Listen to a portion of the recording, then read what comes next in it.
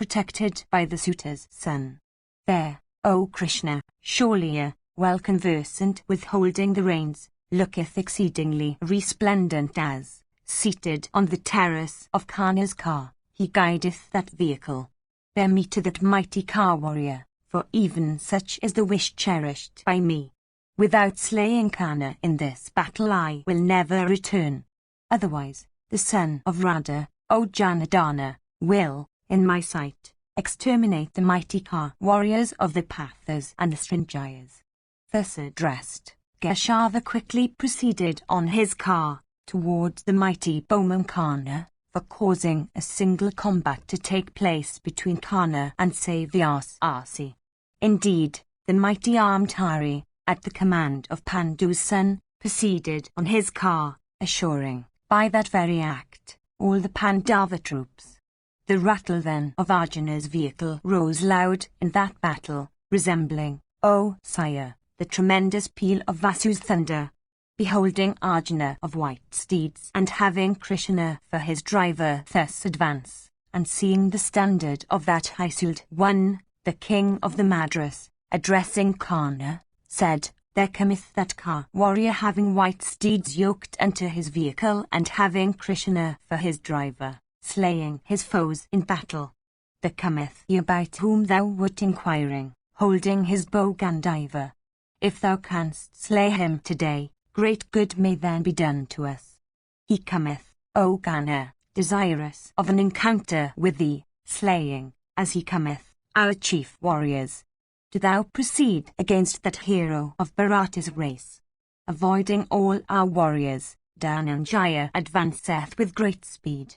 For, as I think, an encounter with thee, judging by his form swelling with rage and energy, blazing with wrath, Partha will not stop from desire of battle with anybody else save thee, especially when Vrikadara is being so much afflicted by thee.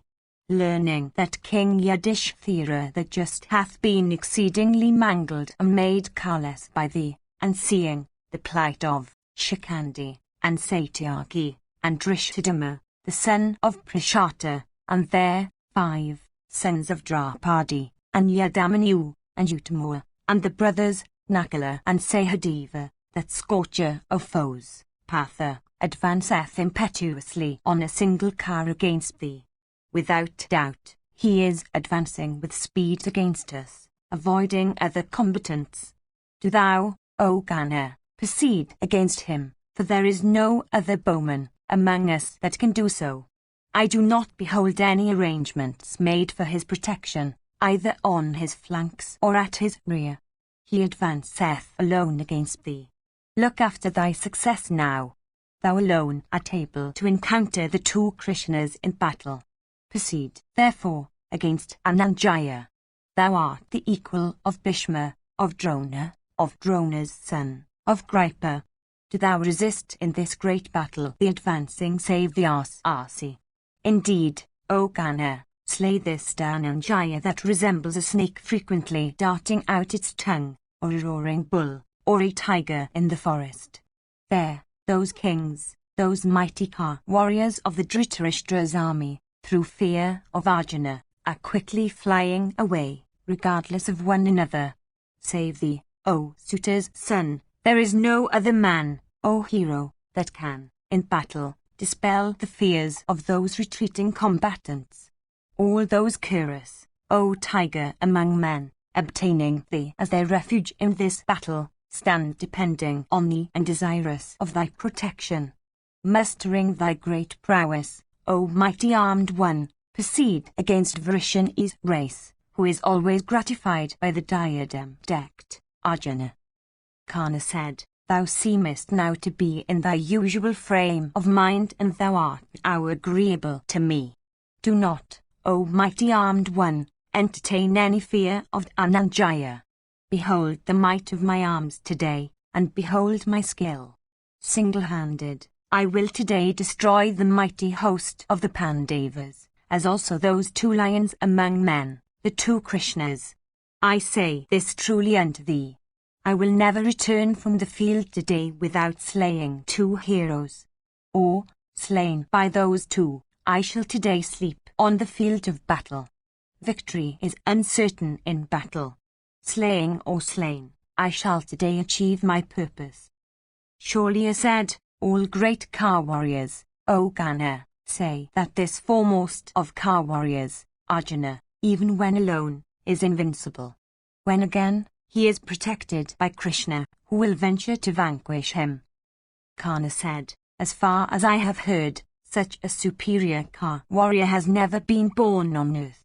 Behold my prowess, since I will contend in battle with even that Partha who is such.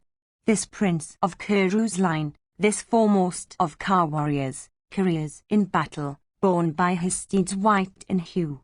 Perhaps he will dispatch me to Yama's abode today. Know, however, that with Karna's death, these all will be exterminated. The two arms of this prince are never covered with sweat. They never tremble. They are massive and covered with cicatrices. Firm in the use of weapons, he is possessed of great skill and endued with great lightness of hands. Indeed, there is no warrior equal to the son of Pandu. He taketh a large number of arrows and shooteth them as if they were one. Quickly fixing them on the bowstring, he propelleth them to the distance of 2 miles. They always fall on the foe. What warrior is there on earth that is equal to him? That Atrita, endues with great activity, with Krishna as his ally, gratified the god Agni at Kandava. There, on that occasion, the high-souled Krishna obtained his discus, and saved the Asi, the son of Pandu, obtained his bow Gandiva. For that mighty armed one, endues with might that knows no decay, also obtained his terrible car unto which are yoked those white steeds, as also his 2 great celestial and inexhaustible quivers, and many celestial weapons, from the god of fire. In the region of Indra he obtained his conch Devadatta and slew innumerable Daityas, and all the Kalakas. Who is there on earth that is superior to him? Possessed of greatness of soul, he gratified Mahadeva himself in fair fight, and obtained from him the terrible and mighty weapon Pasupata that is capable of destroying the 3 worlds. The several regions of the world, united together, gave him their weapons of immeasurable energy, with which that lion among men quickly destroyed in battle those united Asuras, the Kalakunjas. So also, in Virata's city, moving on a single car, he vanquished all of us, and snatched from us that 12th of kine, and took from all the foremost of car warriors portions of their garments, challenging that foremost of Kshatriyas, that hero having him of Vrishani's race for his ally, that warrior who is endued with such energy and such attributes. I regard myself, O Shorlia, to be the foremost of persons in all the world in point of courage. He is, again, protected by that Geshava of great energy, who is Narayana himself and who is without a rival, that high-souled Vasudeva, that ever-victorious Vishnu armed with conch, discus, and mace, whose attributes all the world united together cannot, in narrating, exhaust in 10,000 years. Beholding the 2 Krishnas together on the same car, fear entereth my heart together with courage. Partha is the foremost of all bowmen, while Narayana is unrivalled in encounters with the discus. Even such are Vasudeva, and the son of Pandu. Indeed, the mountains of Himavat may move from the spot where they stand, but not the 2 Krishnas. Both of them are heroes, possessed of great skill, firm in the use of weapons, and mighty car warriors. Both of them have adamantine frames. Who else, O Shorlia, save myself, would proceed against Falguna and Vasudeva that are even such? The desire cherished by me today, viz., that of a battle with the son of Pandu, O ruler of the Madras, will be fulfilled without delay. Soon will that wonderful and matchless and beautiful battle take place. Either I will overthrow those 2 in battle today, or the 2 Krishnas will today overthrow me. Saying these words unto Shorlia, Karna, that slayer of foes, began to utter loud roars in that battle, like those of the clouds. Approaching then thy son, that foremost one among the chorus, and saluted respectfully by him, Kana said unto that prince as also unto those two mighty armed warriors, Kripa and Boa chief Krit of armor, and the ruler of the Gandhras with his son, and the preceptors and his own younger brothers, and all the foot soldiers and horsemen and elephant riders. These words rushed towards Asaluta and Arjuna and closed up their path all around, and caused them to be tired with exertion, so that, ye lords of the earth, I may easily slay those two after ye all will have mangled them deeply. Saying, so be it. Those foremost of heroes, desirous of slaying Arjuna, speedily proceeded against him. Those mighty Ka warriors then, obeying the behest of Kana, began to strike Dhananjaya with innumerable arrows in that battle. Like the great ocean containing a vast quantity of water receiving all rivers with their tributaries, Arjuna received all those warriors in battle. His foes could not notice when he fixed his excellent arrows on the bowstring and when he let them off. All that could be seen was that men and steeds and elephants, pierced with the arrows sped by Dhananjaya, continually fell down, deprived of life.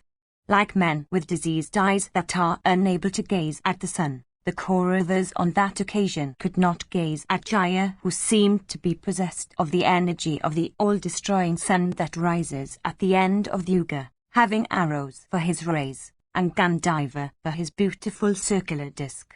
Smiling the while, Partha with his own showers of arrows cut off the excellent arrows sped at him by those mighty Ka warriors. In return, he struck them with innumerable arrows, drawing his bow Gandiva to a complete circle. As the sun of fierce rays between the months of Jyeshta and Ashada easily draweth up the waters of the earth, even so Arjuna, baffling the arrows of his foes, consumed thy troops, O King of Kings. Then Kripa, and the chief of the Bhijas, and thy son himself shooting showers of shafts, rushed towards him.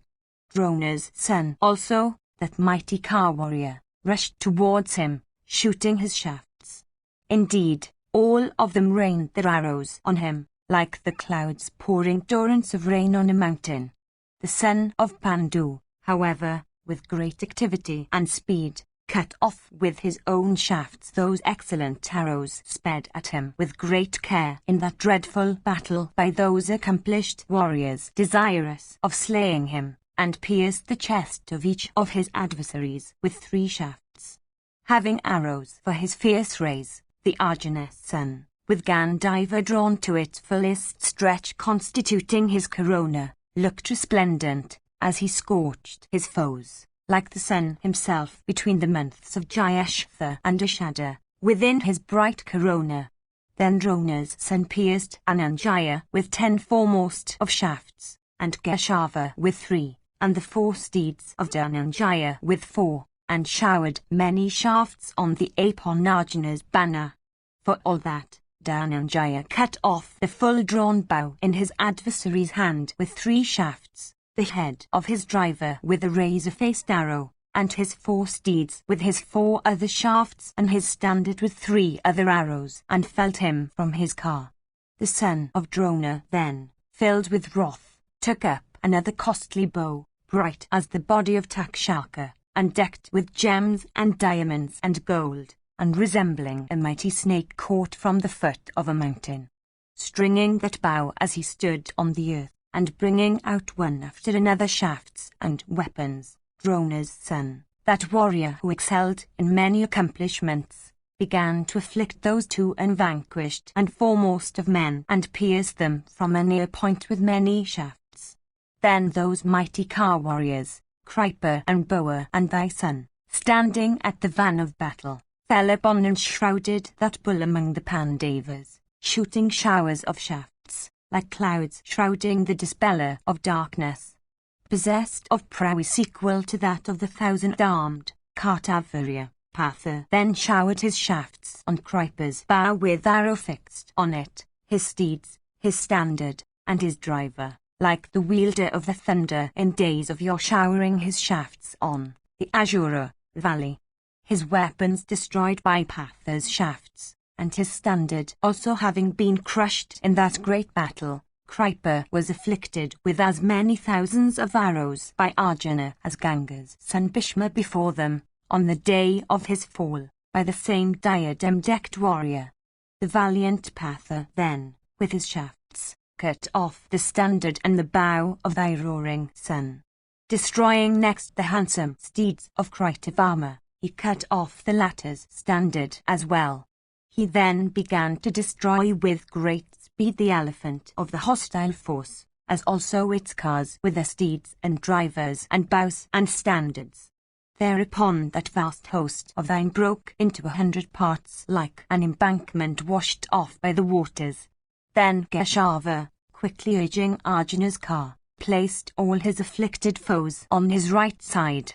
Then other warriors, desirous of an encounter, with their well-equipped cars bearing lofty standards, followed Dhananjaya, who was proceeding with great speed like Indra proceeding for the slaughter of Vritra. Then those mighty car warriors, Shikhandi and Satyaki and the twins, proceeding in the direction of Dhananjaya, checked those foes and, piercing them with keen arrows, uttered terrible roars. Then the Kuru heroes and the Srinjayas, encountering one another with rage, slew one another with straight shafts of great energy, like the Asuras and the Celestials in days of yore in great battle. Elephant warriors and horsemen and car warriors, wall chastisers of foes, inspired with desire of victory or impatient of proceeding to heaven, fell fast on the field. Uttering loud shouts, they pierced one another vigorously with well-shot arrows. In consequence of those high-souled warriors of great courage shooting their arrows at one another in that dreadful battle, and by that means causing the darkness there, the points of the compass, cardinal and subsidiary, became enveloped in gloom, and the very effulgence of the sun became totally shrouded. 80. Sanjaya said, Then, O King, Dhananjaya, desirous of rescuing Kunti's son Bhima, who, assailed by many foremost of warriors of the Kuru army, seemed to sink under that attack, avoided, O Bharata, the troops of the Suta's son, and began, with his shafts, to dispatch those hostile heroes that were opposed to Bhima to the regions of death. Successive showers of Arjuna's shafts were seen overspread on the sky, while others were seen to slay thy army, filling the welkin with his shafts that resembled dense flights of feathery creatures. Dhananjaya, O monarch, at that time, became the very destroyer unto the Kurus. With his broad-headed arrows, and those equipped with heads flat and sharp as razors, and cloth-yard shafts of bright polish, Patha mangled the bodies of his foes and cut off their heads. The field of battle became strewn with falling warriors, some with bodies cut and mangled, some divested of armor, and some deprived of heads. Like the great Vaitarani, separating the regions of life from those of the dead, the field of battle, O King, became uneven and impassable and unsightly and terrible, in consequence of steeds and cars and elephants, which struck with Dhananjaya's shafts, were mangled and crushed and cut off in diverse ways. The earth was also covered with broken shafts and wheels and axles, and with cars that were steedless or that had their steeds, and others that were driverless or that had their drivers. Then 400 well-trained and ever-furious elephants, excited with wrath, and ridden by warriors cased in mail of golden hue and adorned with ornaments of gold, and urged by fear skites with pressure of heels and toes, fell down, struck by the diadem-decked Arjuna with his shafts, like lucent summits, peopled with living creatures of gigantic mountains. Indeed, the earth became covered with other huge elephants struck down by Dhananjaya with his arrows. Like the sun piercing through masses of clouds, Arjuna's car passed through dense bodies of elephants with juicy secretions flowing down their bodies and looking like masses of clouds. Fulgana caused his track to be heaped up with slain elephants and steeds, and with cars broken in diverse ways, and with lifeless heroes deprived of weapons and engines and of armor, as also with arms of diverse kinds loosened from hands that held them. The twang of Gandiva became tremendously loud, like the peal of thunder in the welkin. The Dhritarashtra army then, smitten with the shafts of Dhananjaya, broke, like a large vessel on the bosom of the ocean violently lashed by the tempest. Diverse kinds of fatal shafts sped from Gandiva, and resembling burning brands and meteors and thunderbolts, burnt thy army. That mighty host, thus afflicted with Dhananjaya's shafts, looked beautiful like a blazing forest of bamboos on a mountain in the night. Crushed and burnt and thrown into confusion, and mangled and massacred by the diadem-decked Arjuna with his arrows, that host of thine then fled away on all sides. Indeed, the Kauravas, burnt by save the Arsasi, dispersed on all sides, like animals in the great forest frightened at a forest conflagration. The Kuru host then, that had assailed Bhimasena, abandoning that mighty armed hero, turned their faces from battle, filled with anxiety. After the Kurus had been routed, the unvanquished Vatsu, approaching Bhimasena, stayed there for a moment. Having met Bhima and held a consultation with him, Fulgana informed his brother that the arrows had been extracted from Yudhishthira's body and that the latter was perfectly well. With Bhimasena's leave, Dhananjaya then proceeded once more against his foes, causing the earth and the welkin, O Bharata, to resound with the rattle of his car. He was then surrounded by 10 heroic and foremost of warriors, viz., thy sons, all of whom were Dashasna's juniors in age, afflicting Arjuna with their shafts like hunters afflicting an elephant with burning brands. Those heroes, with outstretched bow, seemed to dance, O Bharata, on their cars. The slayer of Madhu then, guiding his car, placed all of them to his right. Indeed, he expected that Arjuna would very soon send all of them to Yama's presence. Beholding Arjuna's car proceeding in a different direction, those heroes rushed towards him. Soon, however, Partha, with a number of cloth-yard shafts and crescent-shaped arrows, cut off their standards and steeds and bows and arrows, causing them to fall down on the earth. Then, with some broad-headed arrows, he cut off and felled their heads decked with lips bit and eyes blood-red in rage. Those faces looked beautiful like an assemblage of lotuses. Having slain those 10 Kauravas cased in golden mail, with 10 broad-headed shafts endued with great impetuosity and equipped with wings of gold, that slayer of foes, Arjuna, continued to proceed. 81. Sanjaya said, meanwhile 90 Kauravaka warriors rushed for battle against the 8-bannered Arjuna who was advancing, borne by his steeds of exceeding fleetness. Those tigers among men, having sworn a terrible oath about the other world, encompassed that tiger among men, Arjuna. Krishna, however, without minding those warriors, urged the white steeds of Arjuna, endued with great speed and adorned with ornaments of gold and covered with networks of pearls, towards Kanna's car. Those 90 Samsaptaka cars pursued Dhananjaya, that slayer of foes, pouring upon him showers of shafts, as he proceeded towards Kanna's car. Then Arjuna, with his keen shafts, cut off those 90 assailants endued with great activity, along with their drivers and bows and standards. Slain by the diadem-decked Arjuna with diverse kinds of shafts, they fell down like cedars falling down, with their cars, from heaven upon the exhaustion of their merits. After this, many Kauravas, with cars and elephants and steeds, fearlessly advanced against that foremost one of Kuru's race, that chief of the Bharatas, Fulgana. That large force of thy sons, teeming with struggling men and steeds, and swelling with foremost of elephants, then encompassed Dhananjaya, checking his further progress. The mighty Kaurava bowmen shrouded that descendant of Kuru's race with darts and swords and lances and spears and maces and scimitars and arrows.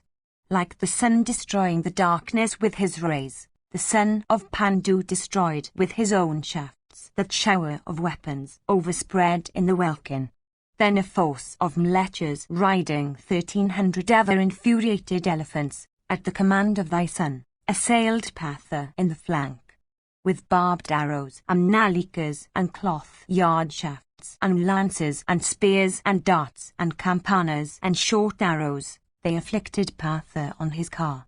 That matchless shower of weapons, some of which were hurled by the elephants with their tusks, Fulgana cut off with his broad-headed shafts and crescent-shaped arrows of great keenness. With excellent arrows of diverse kinds, he struck all those elephants and their standards and banners and riders, like Indra striking mountains with thunderbolts. Afflicted with gold-winged shafts, those huge elephants decked with necklaces of gold fell down deprived of life, like mountains ablaze with volcanic fires.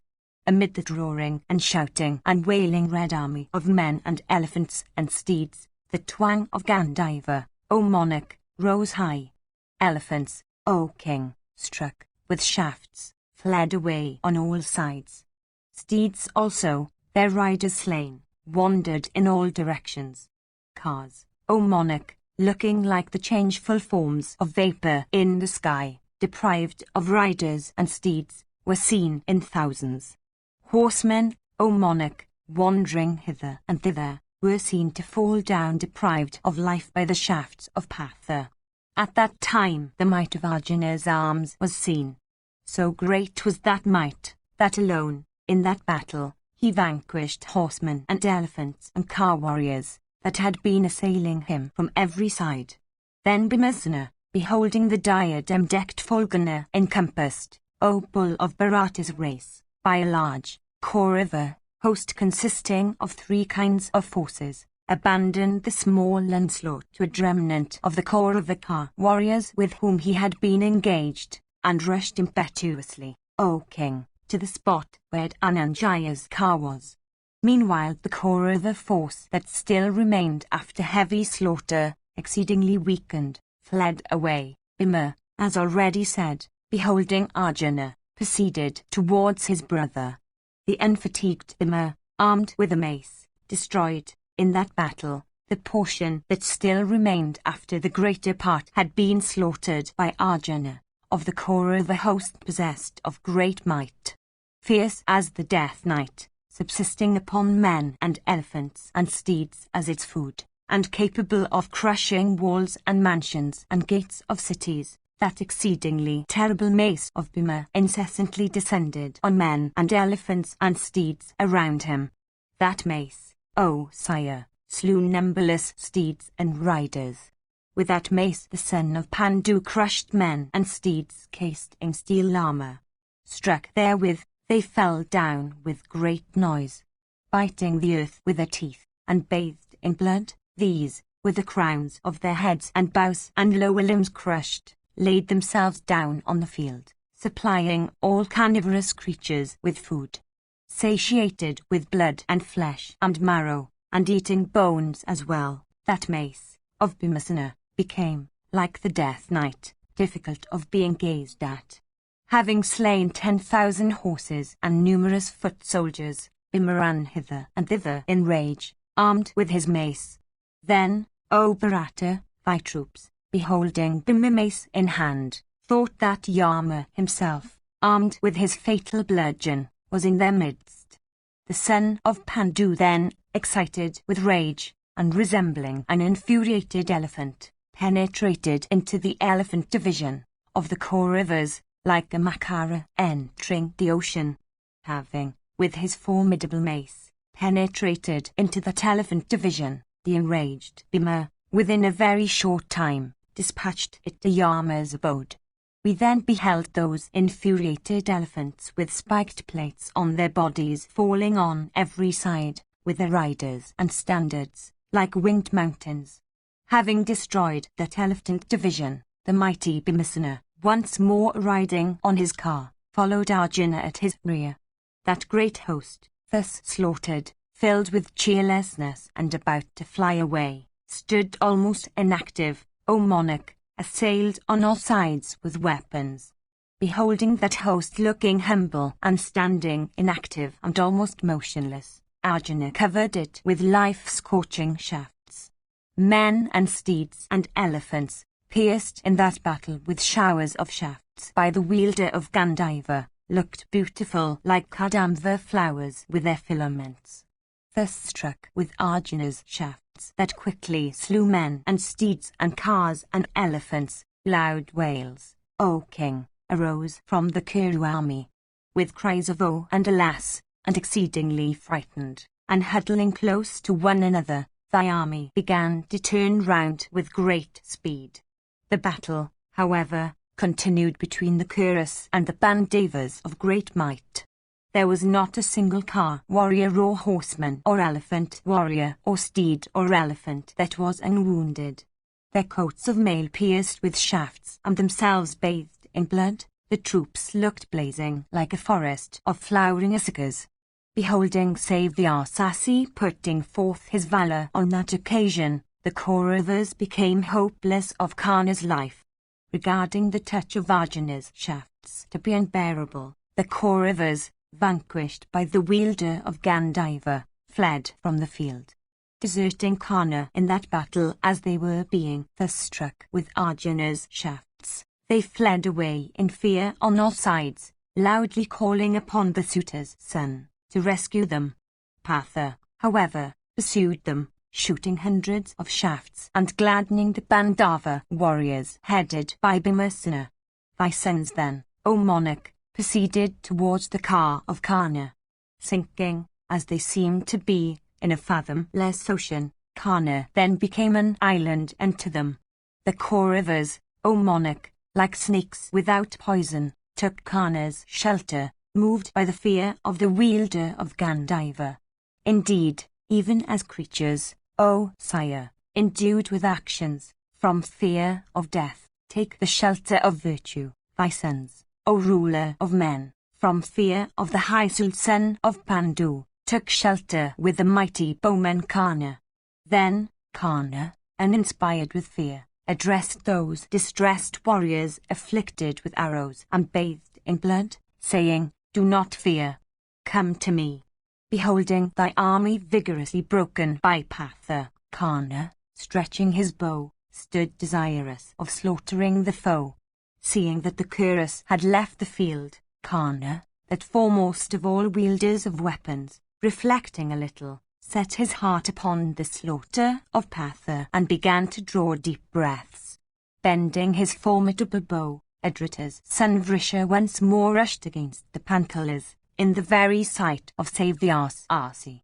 Soon, however, many lords of the earth, with eyes red as blood, poured their arrowy downpours on him like clouds pouring rain upon a mountain. Then thousands of arrows, O foremost of living creatures, shot by Karna, O sire, deprived many Panchalas of their lives. Loud sounds of wailing were uttered by the Panchalas, O thou with great intelligence, while they were being thus smitten by the suitor's son, that rescuer of friends, for the sake of his friends. 82. Sanjaya said, after the Kurus, O king, had been put to flight by the mighty Car warrior Arjuna of white steeds, the suitor's son Karna began to destroy the sons of the Panchalas with his mighty shafts, like the tempest destroying congregated masses of clouds.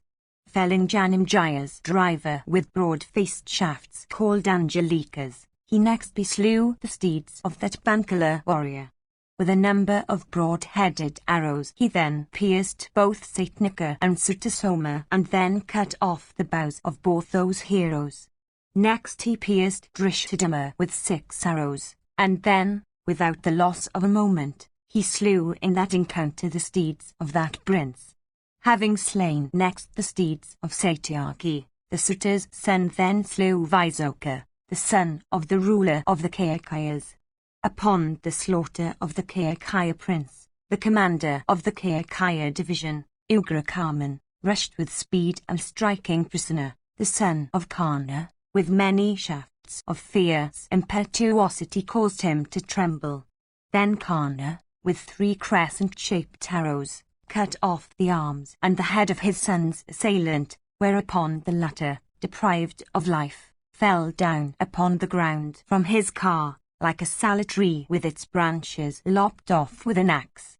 Then prisoner, with many keen arrows of straight course, covered the steedless grandson of Sunny, and seemed to dance upon his car. Soon, however, the son of Kana, struck by the grandson of Sunny, fell down.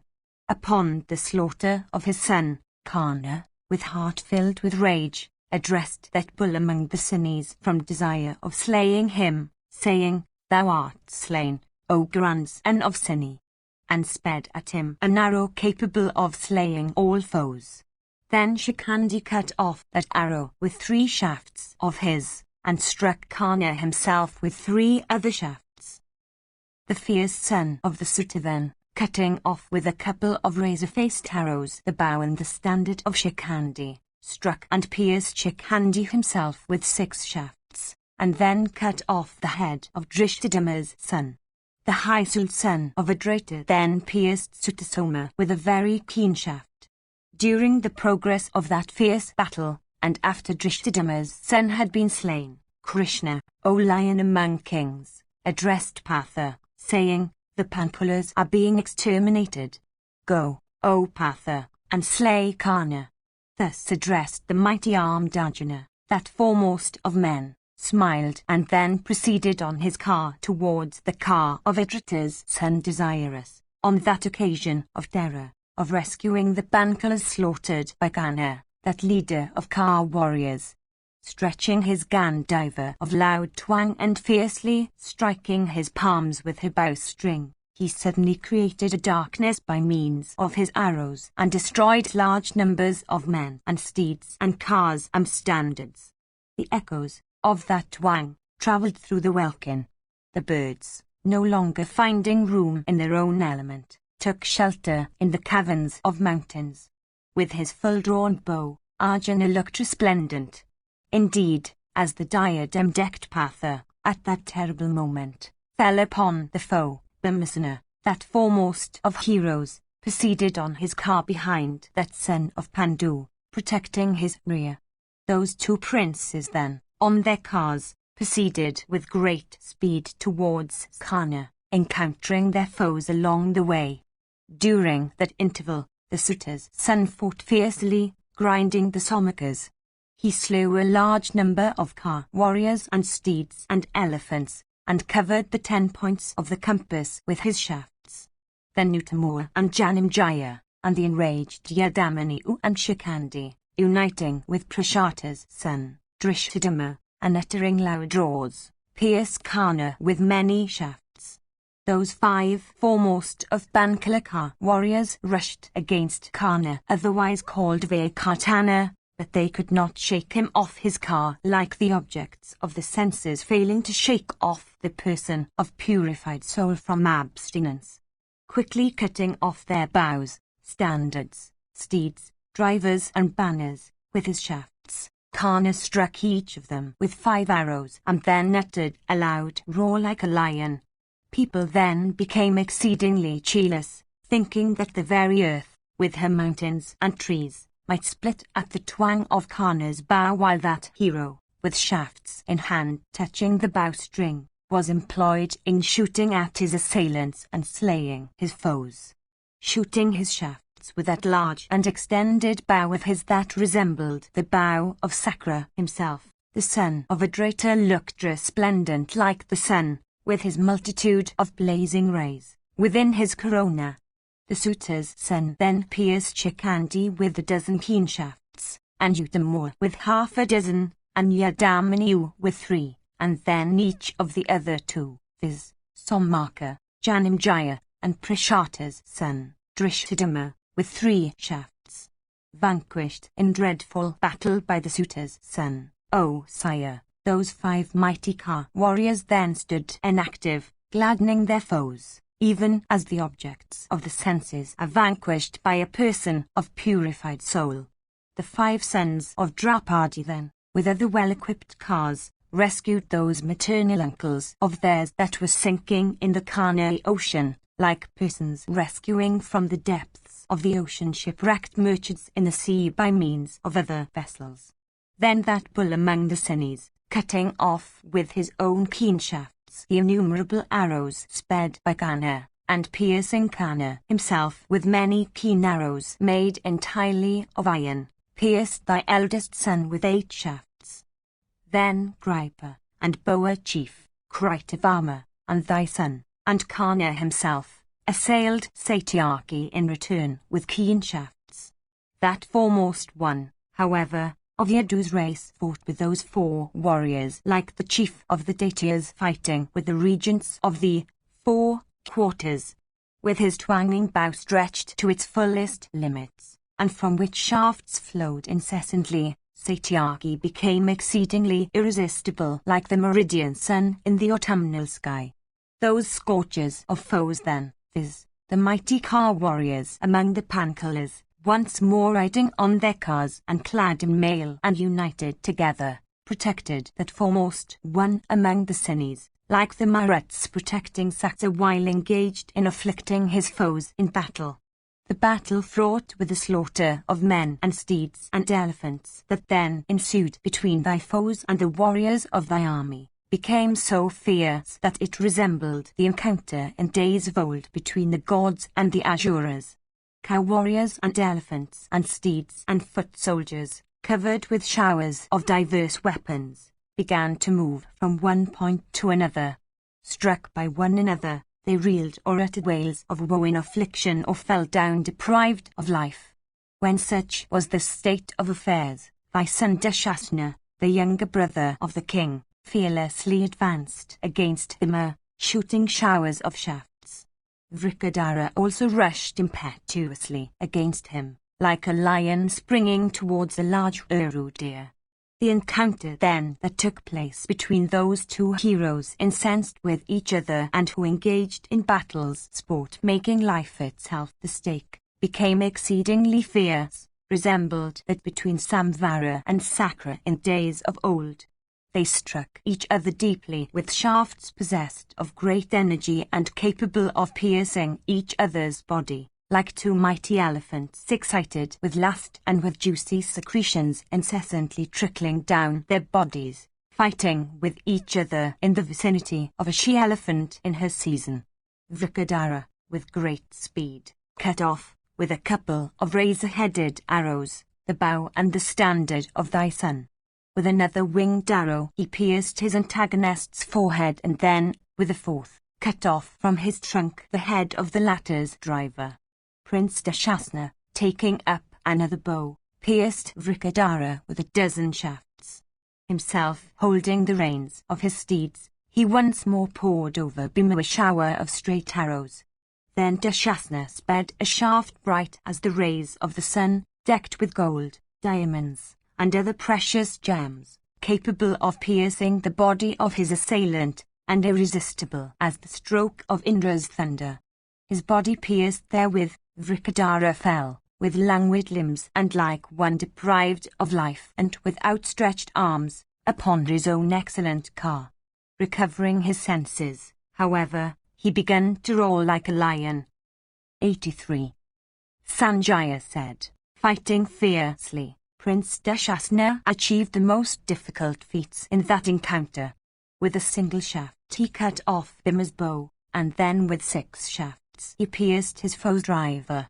Having achieved those feats, the prince, endued with great activity, pierced Bhima himself with 9 shafts. Indeed, the high-souled warrior, without losing a moment, then pierced Bhimasena with many shafts of great energy. Filled with rage at this, Bhimasena, endued with great activity, sped at thy son a fierce dart.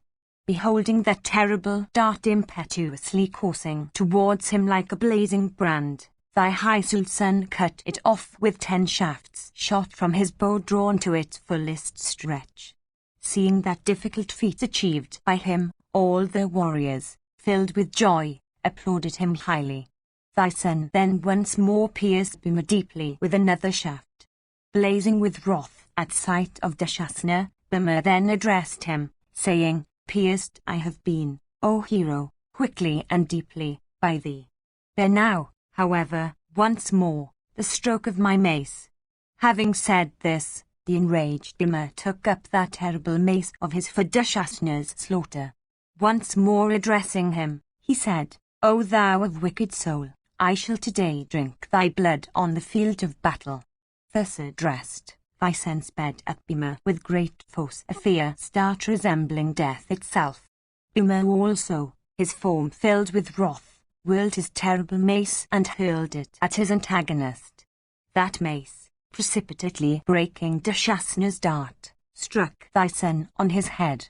Indeed, perspiring like an elephant, with juicy secretions trickling down his body, Bhima, in that dreadful battle, hurled his mace at the prince.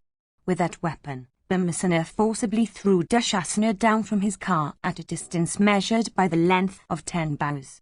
Struck with the impetuous mace, Dushasana, thrown down on the ground, began to tremble. All his steeds also, O king, were slain, and his car too was reduced to atoms by that falling weapon. As regards Dushasana himself, his armor and ornaments and attire and garlands were all displaced, and he began to writhe, afflicted with agony. Endued with great activity, Bhimasena then recollected, in the midst of that terrible battle and standing as he did amid many foremost warriors of the Kuru army, all the acts of hostility done towards the Pandavas by thy sons. The mighty armed Bhima of inconceivable feats, O king, beholding Dushasana in that plight, and recollecting the seizure of Draupadi's dresses and her disrobing while she was ill-comely indeed, the innocent Bhima, reflecting also upon the diverse other wrongs inflicted on that princess while her husbands sat with faces turned away from the scene, blazed up in wrath like fire fed with libations of clarified butter. Addressing Karna and Suayodhana and Kripa and Drona's son and Kritavama, he said, Today I shall slay the wretched Dushasana. Let all the warriors protect him, if they can. Having said this, Bhima of exceeding strength and great activity suddenly rushed, from desire of slaying Dushasana, like a lion of fierce impetuosity rushing towards a mighty elephant. Vrikadara, that foremost of heroes, rushed towards Dushasana in that battle and attacked him in the very sight of Suayodhana and Karna. Jumping down from his car, he alighted on the ground, and fixed his eyes steadfastly on his fallen foe.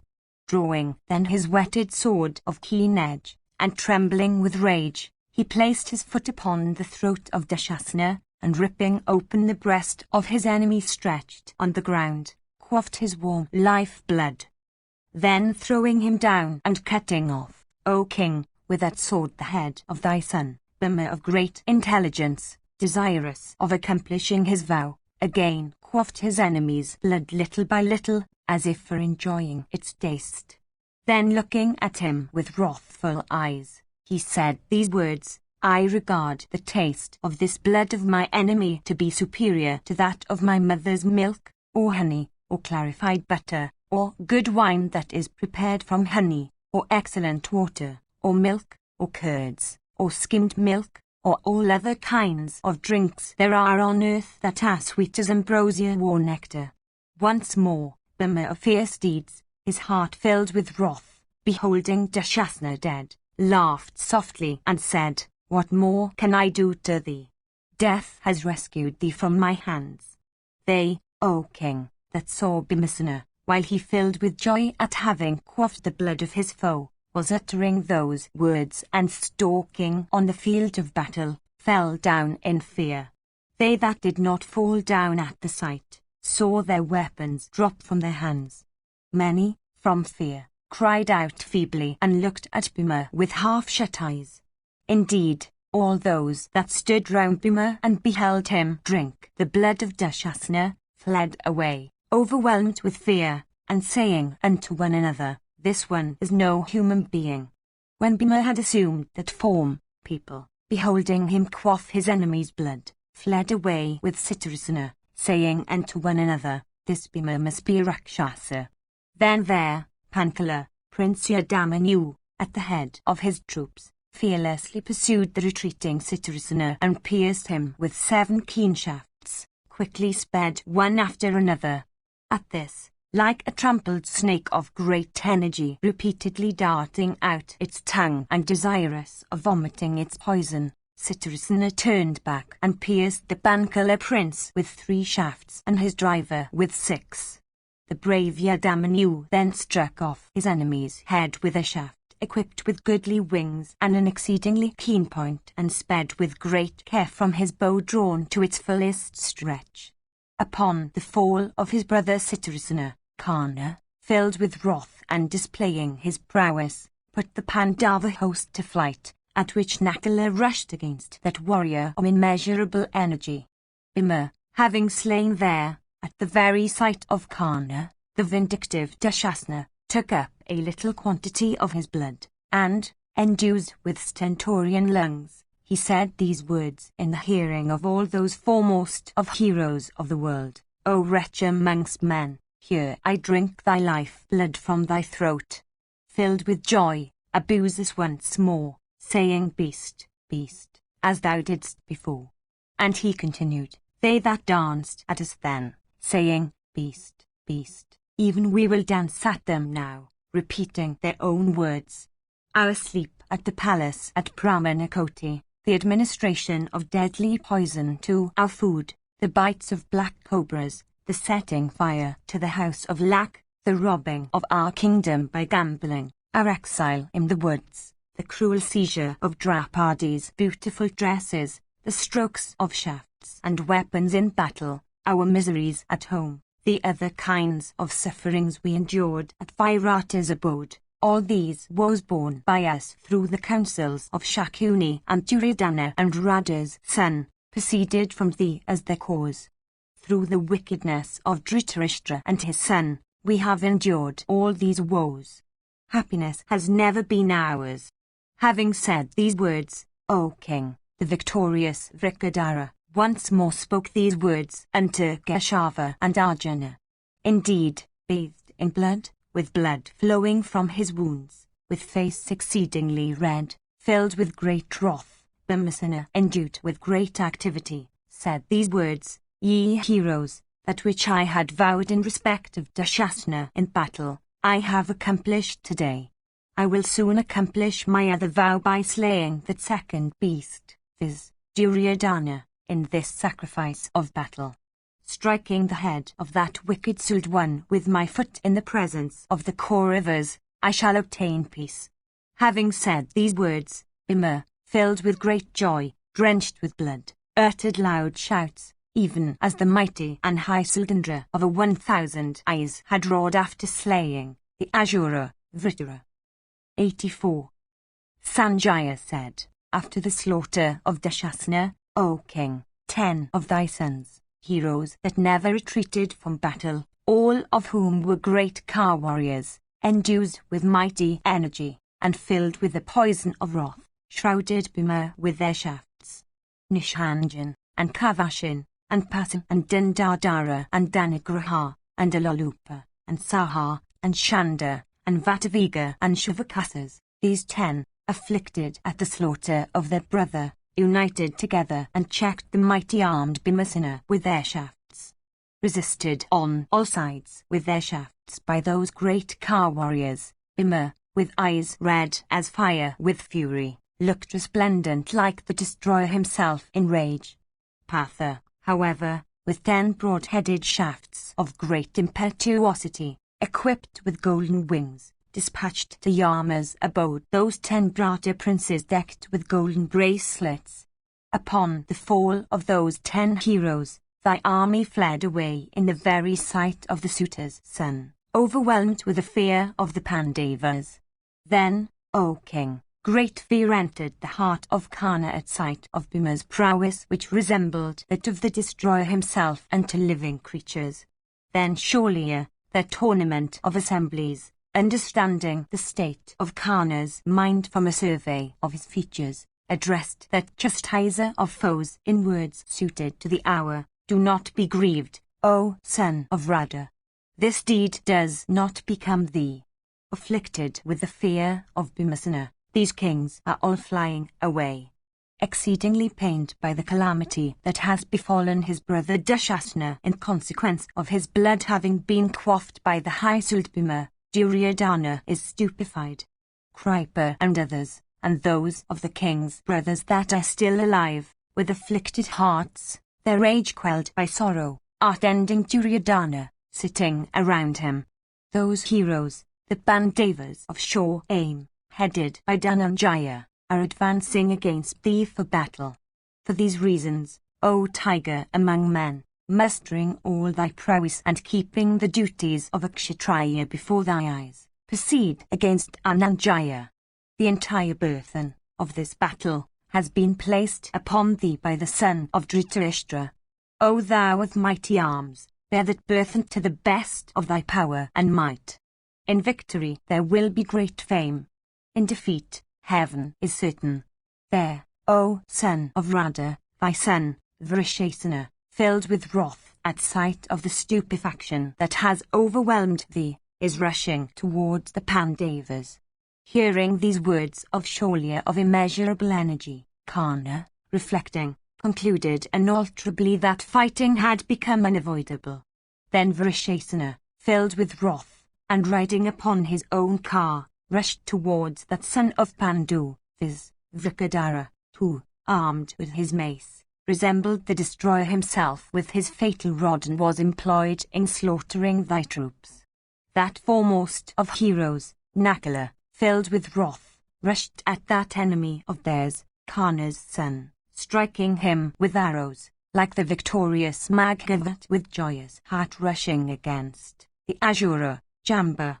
Then the brave Nakula, with a razor-headed shaft, cut off his enemy's standard decked with gems. With a board-headed arrow, he next cut off the bow also of Karna's son, with a golden belt attached to it.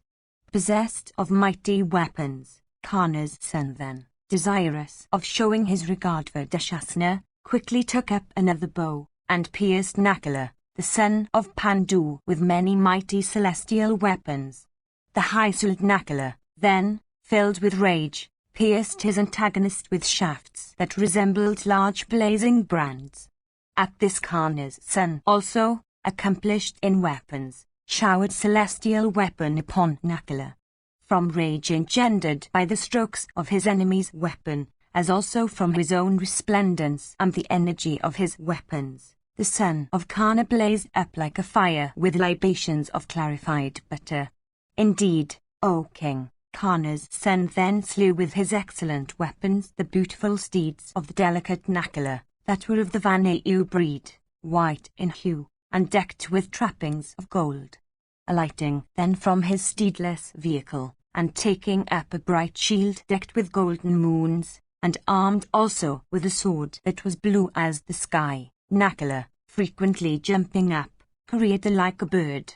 Performing diverse beautiful evolutions in the air, the son of Pandu cut off many foremost of men and steeds and elephants. Cut off with that sword, they fell down on the earth like animals cut off in a horse sacrifice by the person appointed to that duty. 2,000 well-trained heroes, delighting in battle, hailing from diverse realms, well paid, of sure aim, and their limbs smeared with excellent sandal paste, were quickly cut off by the single-handed Nakula, inspired with desire of victory. Then Karna's son, suddenly advancing with great speed against the rushing Nakula in that battle, pierced him from every side with many keen arrows from desire of slaying him. Thus struck with shafts by Vrishasana, Nakula struck his brave antagonist in return. Pierced by the son of Pandu, Vrishasana became filled with wrath. Protected, however, in that dreadful battle, by his brother Bhima, the high-souled Nakula achieved such terrible feats on that occasion. Filled with rage, the son of Karna then pierced with 18 shafts the heroic Nakula, who seemed to sport in that battle, while employed, unaided, in destroying the foremost of men and steeds and elephants. Deeply pierced by Vrishasana in that battle, O king, Pandu's son Nakula, that foremost of men, endued with great activity, became filled with rage and rushed in that encounter against the son of Karna from desire of slaying him. Then Vrishesana poured showers of keen shafts upon Nakula of great energy as the latter precipitately advanced against him in that battle like a hawk with outstretched wings from desire of meat. Baffling, however, his antagonist's showers of shafts, Nakula careered in diverse beautiful motions. Then Karna's son, O king, in that dreadful battle, cut off, with his mighty shafts, the shield, decked with the 1,000 stars, of Nakula, while he was careering with great activity in those beautiful motions. Without losing a moment, that resistor of foes, Vrishesana, with half a dozen sharp razor-headed shafts, then cut off that naked sword of Nakula, polished and keen-edged, made of steel, capable of bearing a great strain and of destroying the bodies of all foes, and terrible and fierce as the poison of the snake, while he was whirling it rapidly.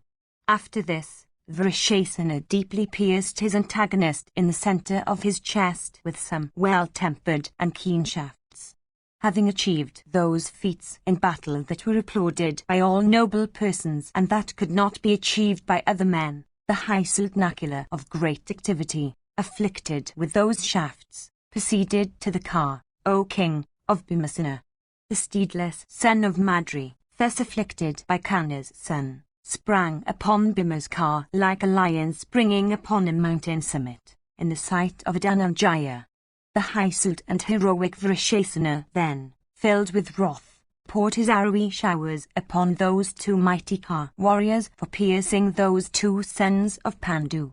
After the destruction of that car belonging to the son of Pandu, Nakula, and after his sword also had been speedily cut off with Vrishesana's shafts, many other foremost of Kuru heroes, uniting together, approached the Pandava brothers and began to strike them with showers of shafts.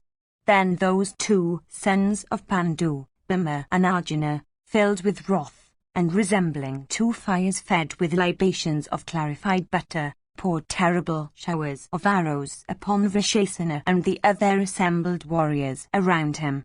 The son of the wind god then, addressing Falguna, said, Behold, Nakula here is being afflicted. The son of Karna is resisting us. Proceed, therefore, against Karna's son. Hearing these words, the diadem-decked Arjuna approached the car of his brother Vrikadara.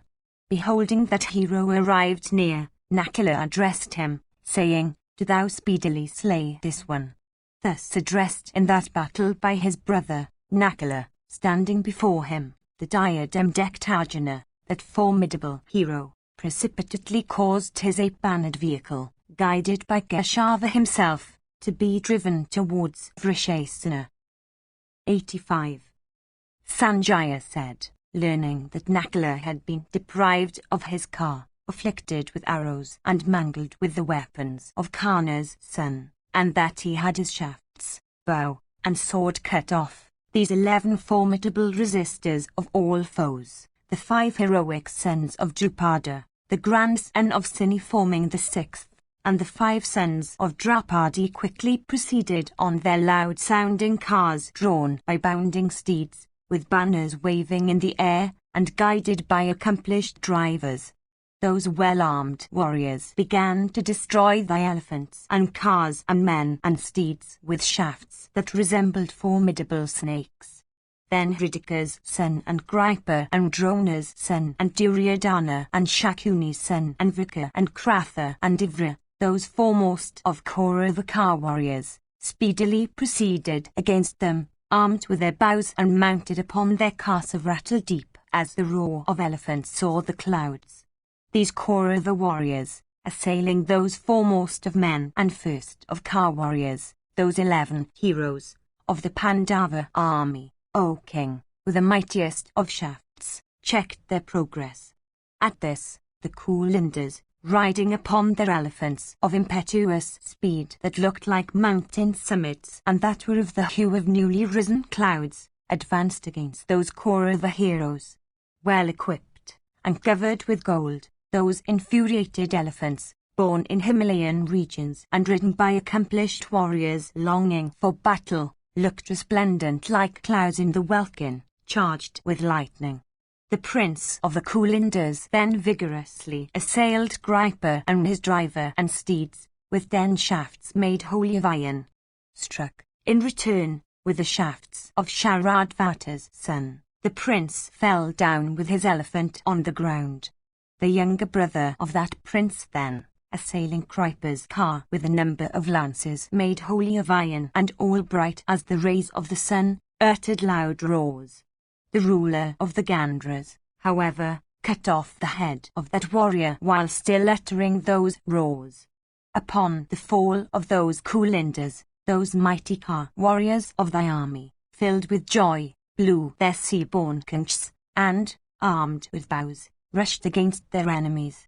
The battle then that once more took place between the Kuras on the one side and the Bandavas and the Saranjayas on the other, with arrows and scimitars and darts and swords and maces and battle-axes, became fierce and awful and exceedingly destructive of men and steeds and elephants. Cow warriors and steeds and elephants and foot soldiers, striking one another, fell down on the ground, making the field of battle look like the welkin when congregated masses of clouds charged with lightning and producing incessant peals of thunder are assailed by fierce winds from all sides. Then the chief of the Bidjas struck the huge elephants, the Ka warriors, the innumerable foot soldiers, and the horse under Satanika. Struck with great of armor's shafts, these soon fell down on the ground. About this time, struck with Ashvatthama's shafts, 3 huge elephants equipped with all kinds of weapons, ridden by accomplished warriors, and adorned with lofty standards, fell down lifeless on the ground like gigantic cliffs riven by thunder.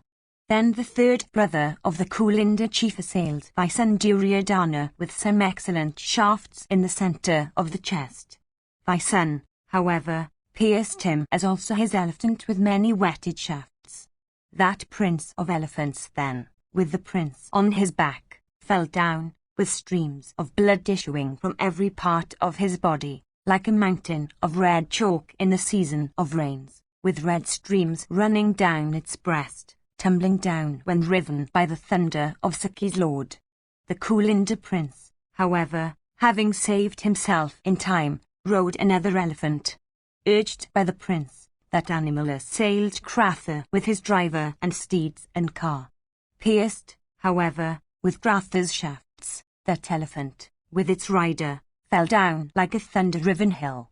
The ruler of the Krathas, that invincible Ka warrior, however, struck with shafts by the prince born on the mountains from the back of another elephant, fell down with his steeds, driver, bow, and standard, like a mighty tree uprooted by the tempest. Then Vrika deeply pierced with a dozen shafts that prince having his abode on the hem of it as he stood on his elephant. The huge beast quickly crushed with his 4 legs, the Kaurava warrior, Vrika with his steeds and car. That prince of elephants then, with its rider, deeply pierced by the son of Babru, advanced impetuously against the latter. Babru's son, however, that prince of the Magadhas, afflicted with arrows by Sahadeva's son, fell down. The prince of the Kulindas then, with that elephant of his which was capable of slaying the foremost of warriors with its tusks and body, rushed impetuously towards Shakuni for slaying him. The mountaineer succeeded in afflicting Shakuni greatly. Soon, however, the chief of the Gandhras cut off his head. About this time huge elephants and steeds and Ka warriors and large bands of foot, struck by Satanika, fell down on the earth, paralyzed and crushed like snakes beaten by the tempest caused by Garuda's wings. Then a Kulinda warrior, on the Kaurava side, smiling the while, pierced Satanika, the son of Nakula, with many whetted arrows. Nakula's son, however, with a razor-headed arrow, cut off from his antagonist strunk his head resembling a lotus. Then Karna's son pierced Satanika with 3 arrows, made wholly of iron, and Arjuna also with as many. and he pierced Bhima with 3 arrows and Nakula with 7 and Janardana with 12. Beholding that feat of Vrishesana, that achiever of superhuman feats, the Kauravas became filled with joy and applauded him greatly. They, however, that were conversant with Dhananjaya's prowess, regarded Vrishesana as a libation already poured on the fire. The diadem-decked Arjuna then, that slayer of hostile heroes, seeing Madri's son Nakula, that foremost of men, deprived of his steeds in the midst of all, and beholding Janardana mangled with arrows, rushed in that battle against Vrishesana, who was then staying in front of the suitor's son, Karna. Like Namusi rushing against Indra, Karna's son, that great Ka warrior, also rushed, in that battle, against that fierce and foremost of men, Arjuna, that warrior possessing thousands of arrows, as the latter advanced towards him. Unsupported by any one, the high-souled son of Karna, quickly piercing Partha with a shaft in that battle, uttered a loud shout, like Namusi in days of old after having pierced Indra. Once more Vrishesana pierced Partha in the left armpit with many formidable shafts. Piercing Krishna next with 9 arrows, he struck Partha again with 10 shafts. The white-steeded Arjuna, having before been pierced by Vrishesana with those formidable arrows, became slightly enraged and set his heart on the slaughter of Karna's son. The high-souled and diadem-decked Arjuna then, his brow furrowed from wrath with 3 lines, quickly sped from the van of battle a number of shafts for the destruction of Vrishesana in that encounter. With eyes red in wrath, that hero capable of slaying Yama himself if the latter fought with him, then laughed terribly and said unto Karna and all the other Kaurava heroes headed by Duryodhana and Drona's son, these words, "Today, O Gana, in thy very sight in this battle, I will dispatch the fierce Vrishesana unto Yama's abode with my keen arrows. People say that all of you, united together, slew my son, endued with great activity, in my absence, and while he was alone and unsupported on his car. I, however, will slay thy son in the very sight of you all. Let all the Kauravaka warriors protect him. I will slay the fierce Vrishesana. After that, I will slay thee, O fool, even I, Arjuna, in the midst of battle. Today I will, in battle, slay thee that art the root of this quarrel and that hast become so proud in consequence of Duryodhana's patronage. Putting forth my strength, I will certainly slay thee in this battle, and Bhimasena will slay this Duryodhana, this wretch among men, through whose evil policy this quarrel born of dice hath arisen." Having said these words, Arjuna rubbed the string of his bow and took aim at Vrishesana in that battle, and sped, O king, a number of shafts for the slaughter of Karna's son. The diadem-decked Arjuna then, fearlessly and with great force, pierced Vrishesana with 10 shafts in all his vital limbs. With 4 fierce razor-headed arrows he cut off Vrishesana's bow and 2 arms and head. Struck with Partha's shafts, the son of Karna, deprived of arms and head, fell down on the earth from his car, like a gigantic shala adorned with flowers falling down from a mountain summit. Beholding his son, thus struck with arrows, fall down from his vehicle, the suitor's son Karna, endued with great activity and scorched with grief on account of the death of his son, quickly proceeded on his car, inspired with wrath, against the car of the diadem-decked Partha. Indeed, beholding his son slain in his sight by the white-steeded Arjuna in battle, the high-souled Karna, filled with great wrath, rushed against Krishna and Arjuna. 86. Sanjaya said, beholding the gigantic and roaring Karna, incapable of being resisted by the very gods, advancing like the surging sea, that bull amongst men, viz., he of Dasha's race, addressed Arjuna, saying, that Ka warrior having white steeds and owning Sholya for his driver cometh hither with whom thou art to contend in battle. Therefore, O Dhananjaya, summon all thy coolness. Behold then, O son of Pandu, the well-equipped car of Karna. White steeds are yoked unto it, and Radha's son himself is their warrior that stands upon it. Teeming with banners and decked with rows of bells, it looks like a celestial car borne along the welkin by steeds white in hue. Behold also the standard of the high-souled Karna, bearing the device of the elephant's rope, and looking like the bow of Indra himself that divides the firmament by a clear line. Behold Karna as he advanceth from desire of doing what is agreeable to Dhritarashtra's son, shooting showers of shafts like a cloud's pouring torrents of rain. The royal chief of the Madras, stationed on the forepart of the car, guideth the steeds of Radha's son of immeasurable energy. Hear the peal of their drums and the fierce blare of their conchs. Hear, O son of Pandu, the diverse leonine roars coming from every side. Hear the terrible twang, silencing all other loud sounds, of the bow, Vijaya, stretched by Karna of immeasurable energy. The mighty car warriors among the Panchalas, with their followers, are breaking like a herd of deer in the great forest at the sight of an angry lion. It behoveth thee, O son of Kunti, to slay their suitor's son with every care. No other person save thee can venture to bear the shafts of Karna. It is well known to me that thou art competent to vanquish in battle the three worlds with all their mobile and immobile creatures, including the very gods and the Gandharvas.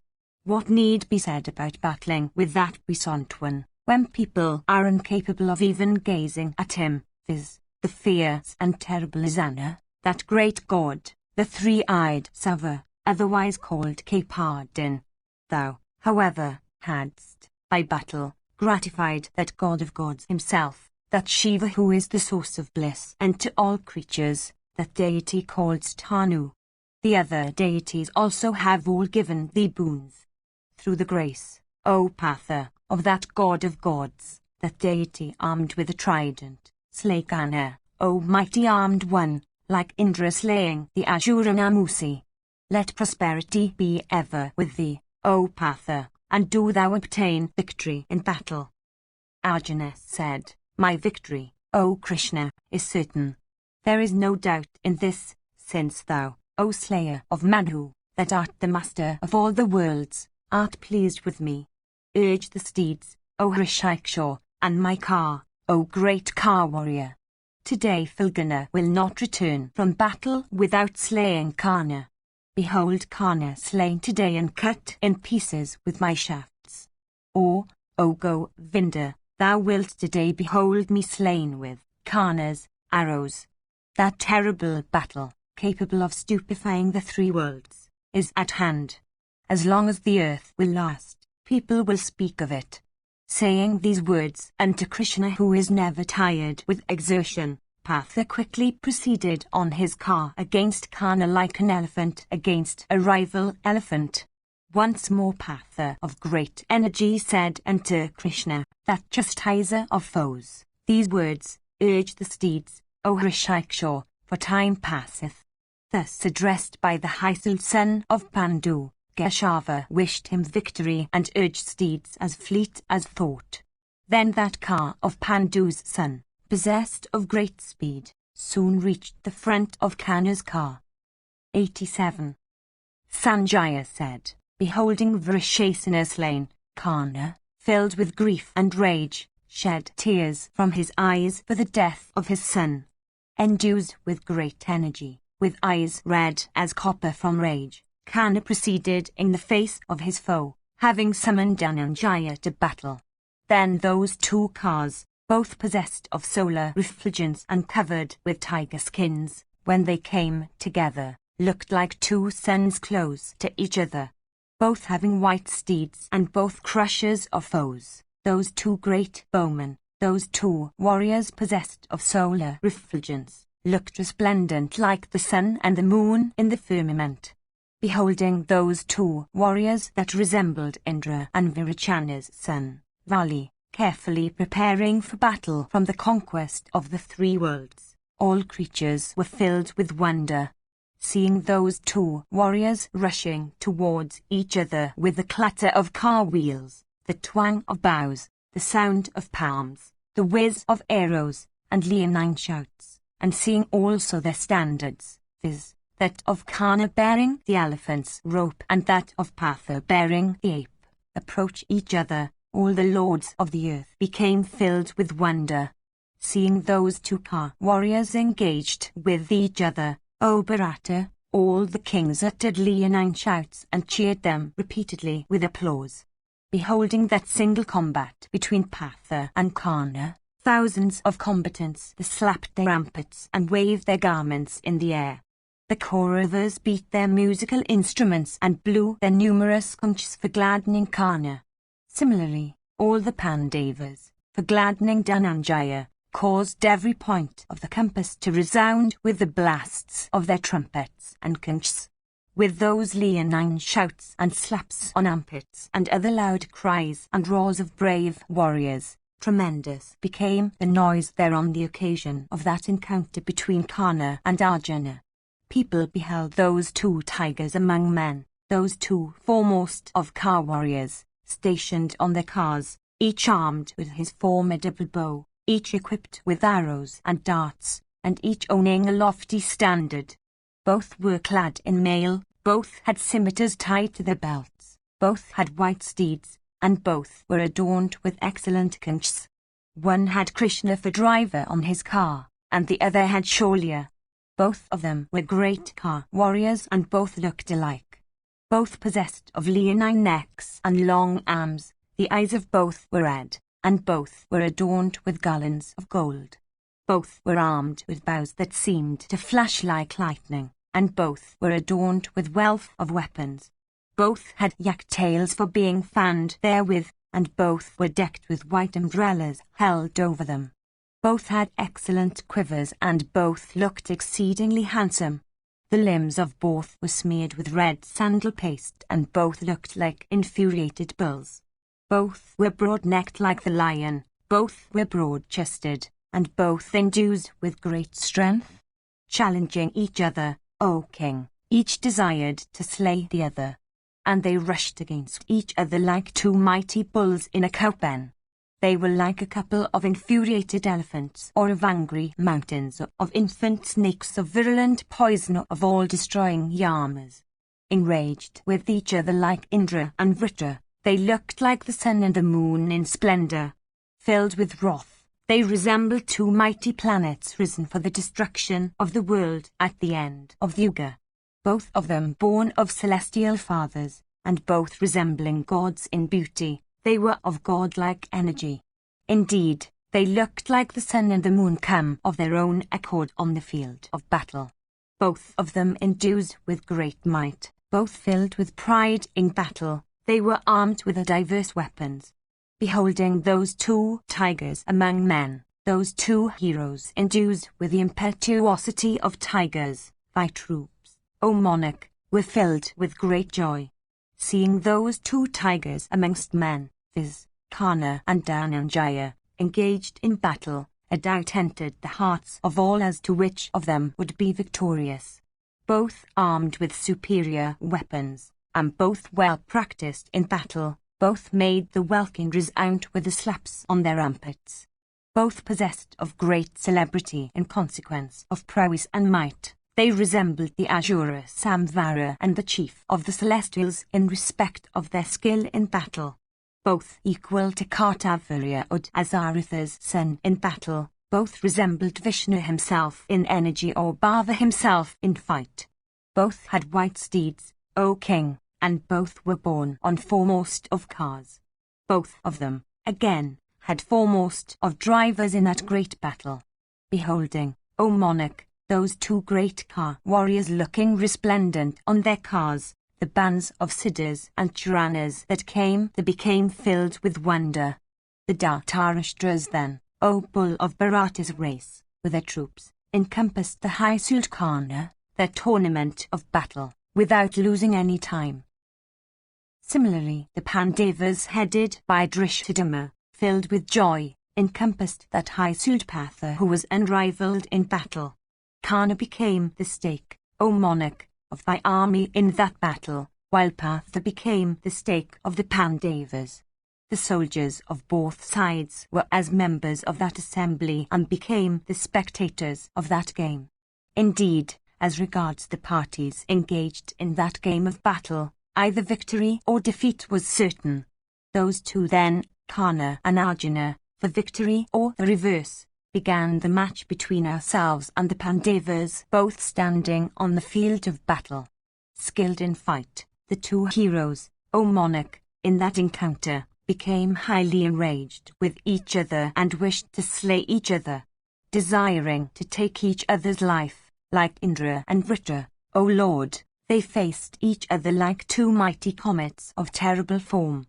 Then in the sky, differences and disputes, accompanied with revilings, arose among the creatures there, O bull of Bharata's race, on the subject of Karna and Arjuna. All the inhabitants of the world, O sire, were heard to differ amongst themselves. The gods, the Danavas, the Gandhavas, the Bishaka, the snakes, the Rakshasas, adopted opposite sides in that encounter between Karna and Arjuna. The welkin, O monarch, with all the stars, became anxious on Karna's account, while the wide earth became so on Partha's account, like the mother for her son. The rivers, the seas, the mountains, O best of men, the trees, the deciduous plants and herbs, took the side of the diadem-decked Arjuna. The Asuras, Yatudanas, the Gaikas, O scorcher of foes, and ravens and other rangers of the sky, sided with Karna. All the gems and precious jewels, the four Vedas with the histories as the fifth, the Upanishads, the Upanishads, with all their mysteries, and the compilations, and Vasuki, and Citrasana, and Takshaka, and Upatakshaka, and all the mountains, and all the offspring of Kadru with their children, all the great snakes endued with poison, and the Nagas, took the side of Arjuna. Airavata and his children, the offspring of Zorabi, the offspring of Vasili, and Bojans sided with Arjuna. The smaller snakes all sided with Karna. Wolves and wild stags and all kinds of auspicious animals and birds were, O king, for victory to Partha.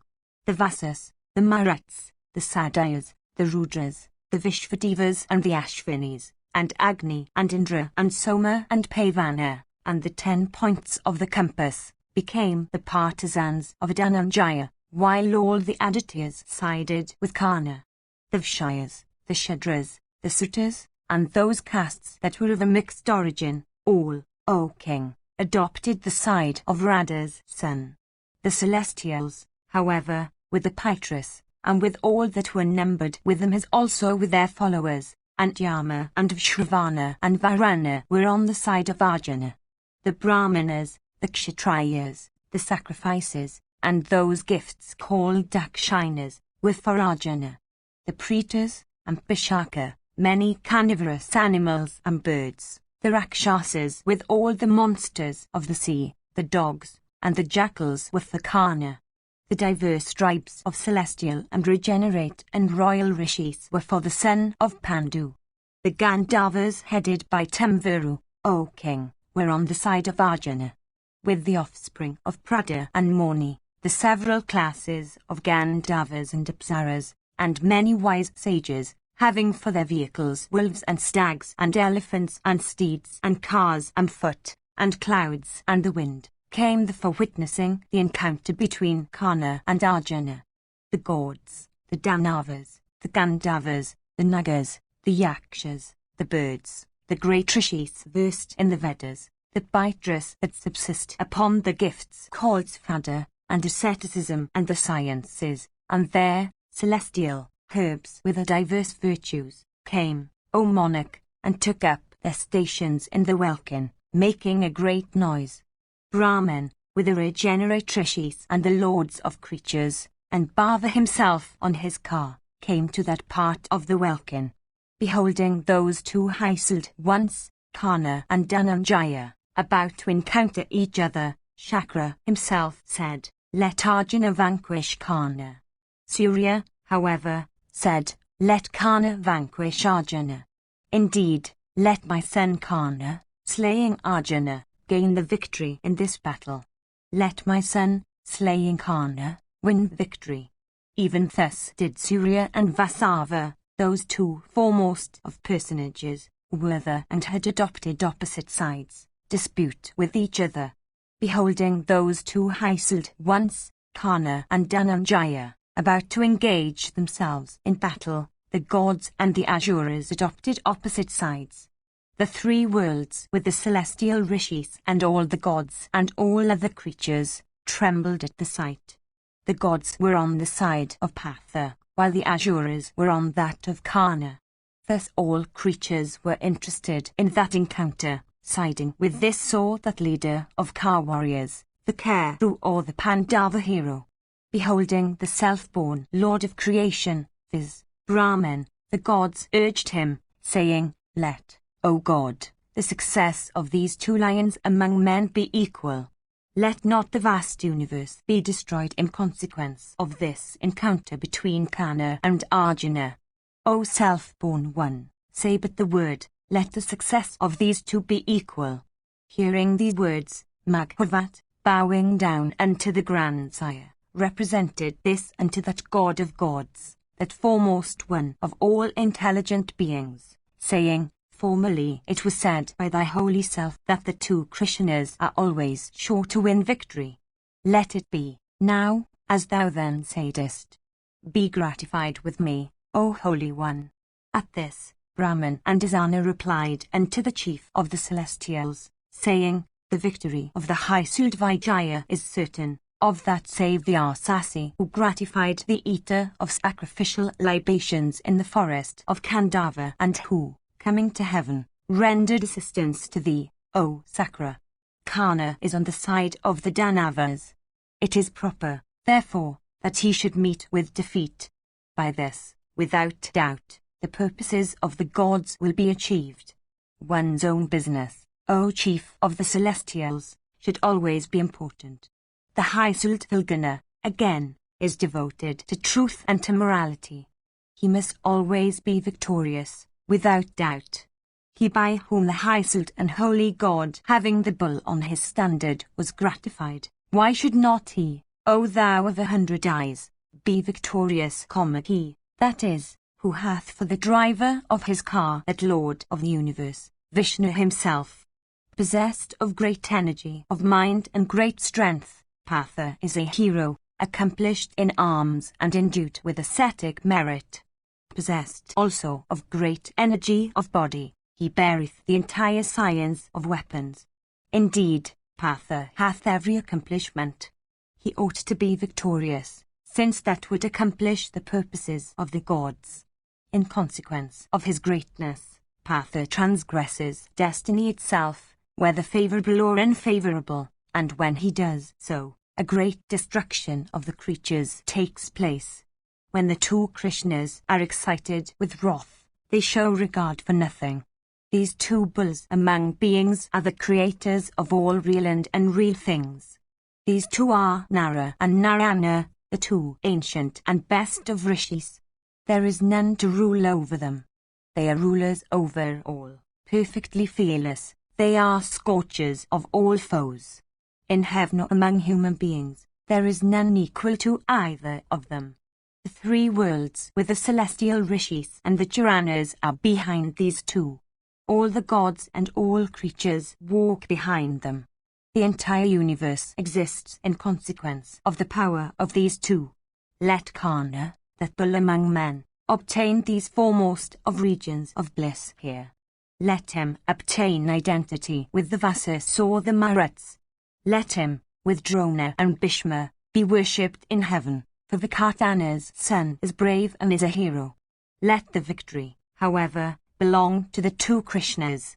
After those two foremost ones among the gods, Brahman and Asana, said so, the deity of 1,000 eyes, worshipping those words of Brahman and Asana and saluting all creatures himself, said, Ye have heard what has been said by the two gods for the benefit of the universe. It will be even so and not otherwise. Stay ye then, with cheerful hearts. Hearing these words of Indra, all creatures, O sire, became filled with wonder and applauded, O king, that deity. The celestials then showered diverse kinds of fragrant flowers and blew their trumpets.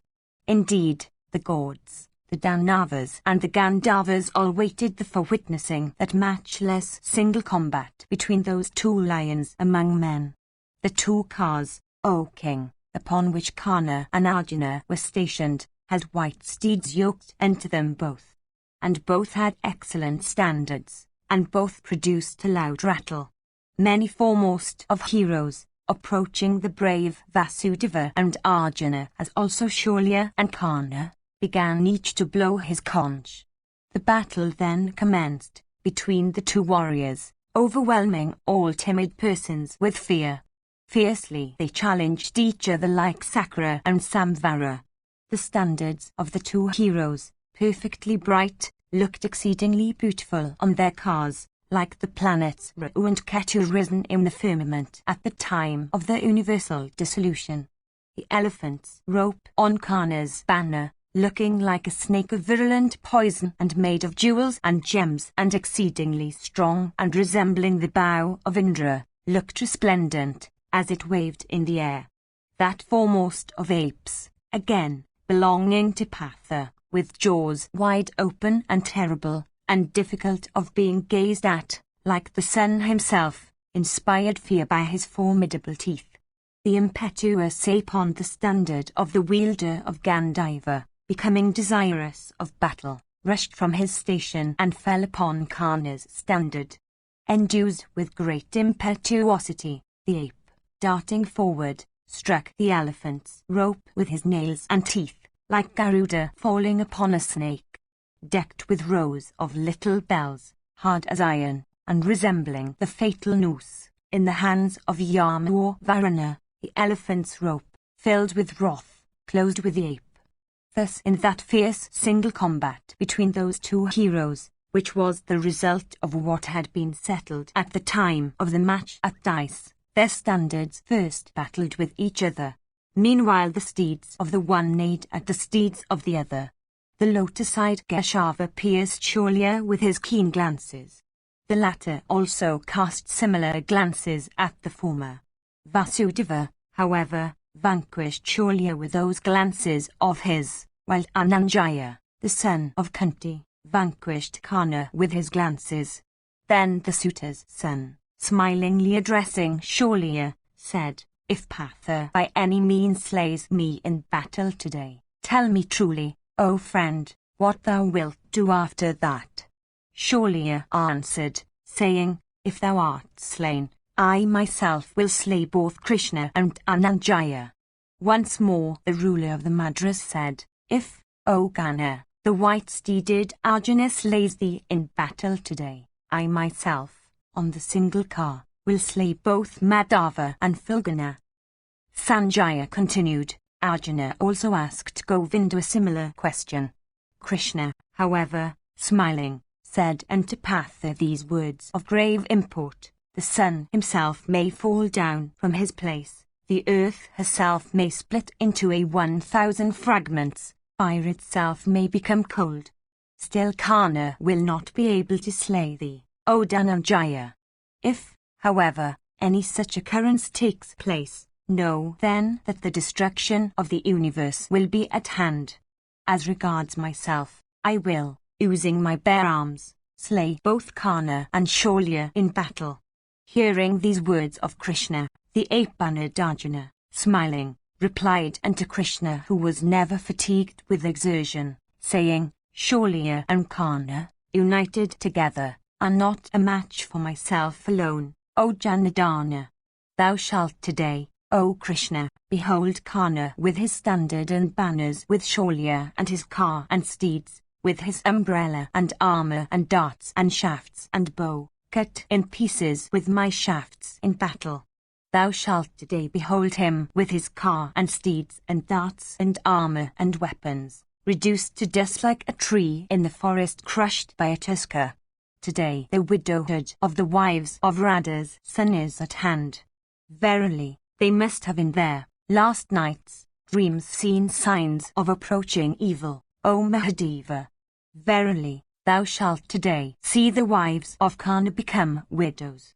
I cannot restrain my wrath at what was done before now by this fool of little foresight when he beheld Krishna dragged to the assembly, and when laughing at us he abused us repeatedly in vile words. Today, O Govinda, thou shalt behold Karna crushed by me like a tree with its load of flowers crushed by an infuriated elephant. Today, O slayer of Madhu, thou shalt, after Karna's fall, hear those sweet words. By good luck, O thou of Vrisha's race, victory hath been thine. Thou shalt today comfort the mother of Abhimanyu with a lighter heart for having paid thy debt to the foe. Today thou shalt, filled with joy, comfort thy paternal aunt Kunti. Today thou shalt, O Madhava, comfort Krishna of tearful face and King Yudhishthira the just with words sweet as nectar. 88. Sanjaya said, meanwhile the welkin, filled with gods and nagas and asuras and siddhas and yakshas and with large bands of Gandharvas and Rakshasas, and asuras and regenerate rishis and royal sages and birds of excellent feathers, assumed a wonderful aspect. All human beings assembled that beheld those beings of wonderful aspect staying in the sky, and the sky itself resounded with the voice of musical instruments and song and adulatory hymns and laughter and dance, and divers other kinds of charming sounds. Then both the Kaurava and the Pandava warriors, filled with joy, and causing the earth and the 10 points of the compass to resound with the voice of musical instruments, the blare of conchs, and leonine roars and the din of battle, began to slaughter their foes. Teeming with men and steeds and elephants and cars and weapons, unbearable to combatants in consequence of the falling of maces and swords and darts and rapiers, abounding in heroes, and crowded with lifeless bodies, the field of battle, crimsoned with gore, looked exceedingly resplendent. Indeed, the battle between the Kurus and the Pandavas then resembled the dim days of yore between the gods and the Asuras. After that fierce and awful battle had commenced between Ananjaya and Adrita's son, each of those two heroes, clad in excellent mail, shrouded the 10 points of the compass and the host opposed to him with keen and straight arrows. A darkness having been caused there with the arrows shot on that occasion, neither thy warriors nor the enemy could any longer see anything. From fear all the warriors sought the protection of either Karna or Arjuna like rays of light spread out in the welkin converging towards either the sun or the moon. The two heroes then, each baffling the other's weapons with his own, like the east and the west twins encountering each other, looked exceedingly resplendent like the sun and the moon risen after dispelling the darkness caused by the clouds and covering the welkin. Each having encouraged his troops, saying, "Do not fly away." The enemy and thy warriors stood their ground, encircling those two mighty car warriors like the gods and the Asuras standing around Vasava and Samvara. The two armies then greeted those two best of men with the sounds of drums and other instruments and with leonine roars, at which those two bulls among men looked beautiful like the sun and the moon greeted by roaring clouds gathered around. Each armed with a formidable bow drawn to a complete circle and looking like a solar or lunar corona, those two heroes of great splendor, shooting, in that battle thousands of arrows that constituted the rays, resembled two unbearable suns risen at the end of the yuga for burning the entire universe with its mobile and immobile creatures. Both invincible, both capable of exterminating foes, each desirous of slaying the other, and each displaying his skill upon the other, those two warriors, Karna and the son of Pandu, closed fearlessly with each other in that dreadful battle, like Indra and the Asura Jamba. Invoking the mightiest of weapons then, those two formidable bowmen began, with their terrible shafts, to slay innumerable men and steeds and elephants as also to strike each other, O king. Afflicted once more by those two foremost of men, the troops of both the Kurus and the Pandavas, consisting of elephants and foot soldiers and horsemen and car warriors, fled away on all sides like other animals in the forest when assailed by the lion. Then Duryodhana, and the chief of the Bajars, and Sabala's son, and Kripa, and the son of Sharadvata's daughter, these 5 great car warriors, assailed Dhananjaya and Keshava with shafts capable of producing great pain. Dhananjaya, however, with his shafts, cut off at the same time the bows, the quivers, the steeds, the elephants, and the cars with their drivers, of those warriors, and mangling every one of them with excellent shafts, pierced the suitor's son with 12 arrows. Then 100 cars, 100 elephants, and a number of Saka and Takara and Yavana horsemen, accompanied by some of the foremost combatants among the Kambodjas, quickly rushed against Arjuna from desire of slaying him, speedily cutting off with the shafts and razor-headed arrows in his hands the excellent weapons of his foes, as also their heads, and steeds, and elephants, and cars. Dhananjaya felt his contending enemies on the field. Then in the welkin blasts of celestial trumpets were blown by the excellent gods. These were mingled with the praises of Arjuna. Blown by gentle breezes, excellent floral showers, fragrant and auspicious, fell upon Arjuna's head. Beholding that incident, which was witnessed by gods and men, all creatures, O king, were filled with wonder. Only thy son and the suitor's son, who were both of the same opinion, felt neither pain nor wonder. Then Drona's son, catching hold of Duryodhana's hand, and adopting a soothing tone, addressed thy son, saying, Be gratified, O Duryodhana. Make peace with the Pandavas. There is no need for quarrel. Fie on war. The preceptor, conversant with the mightiest of weapons and like unto Brahma itself, hath been slain. Other bulls among men, headed by Bhishma, have also been slain. As regards myself, I am unslayable, as also my maternal uncle.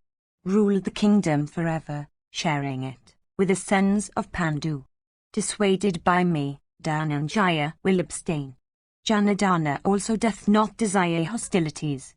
Yudhishthira is always engaged in the good of all creatures. Vrikadara is obedient to him. So also are the twins. Peace being made between thee and the Pathas, all creatures will be benefited, through, as it would seem, thy desire. Let the kings that are still alive go back to their homes.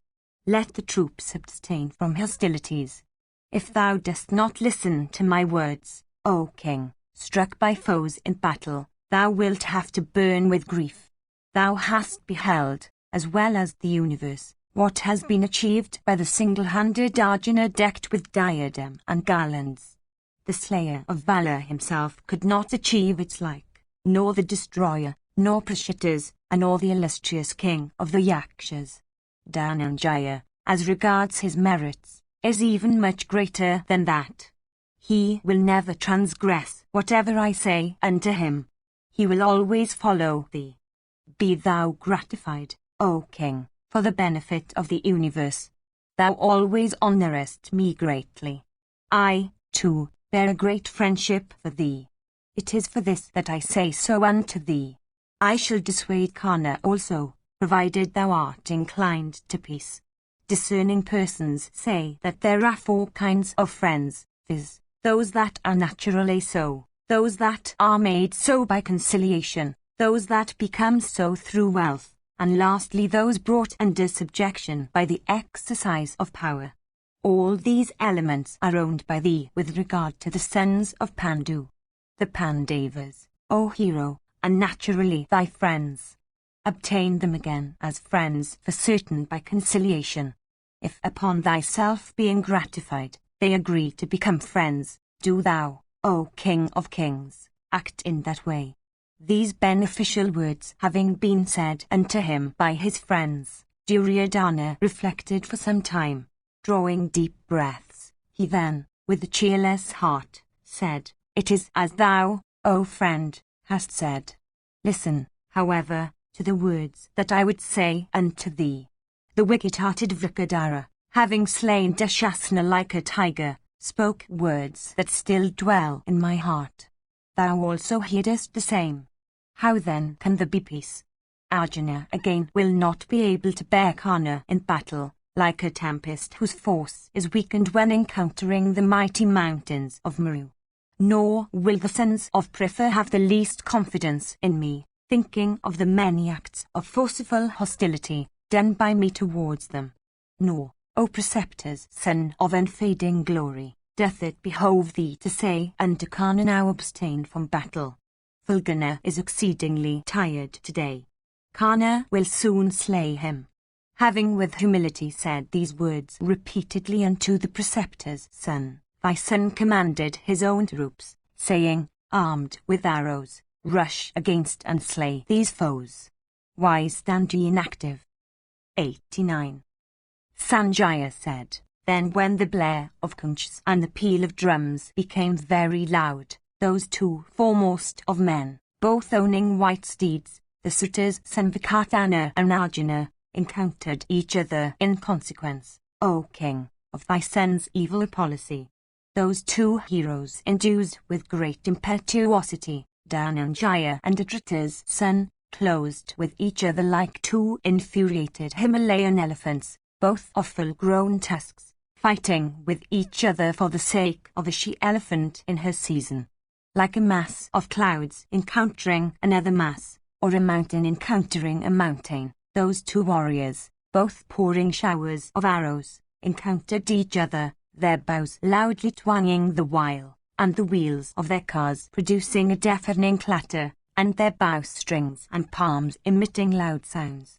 Like two mountains, both endued with tall cliffs and abounding in trees and creepers and herbs, and both teeming with the diverse other denizens that are natural to them, moving towards each other for an encounter, those two mighty warriors encountered each other, each striking the other with mighty weapons.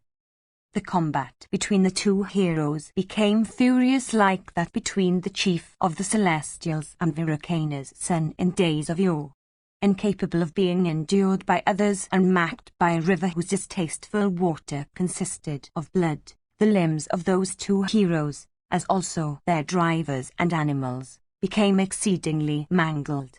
Like two large lakes, both teeming with lotuses of diverse kinds and fish and tortoises, and echoing with the voices of diverse kinds of fowl, and softly stirred by the wind, approaching each other, those two cars graced with standards approached each other, both endued with prowess equal to that of the great Indra, both resembling the great Indra himself. Those two mighty car warriors struck each other with shafts that resembled the great Indra's thunder, like the great Indra himself and the Asura, Vrittara.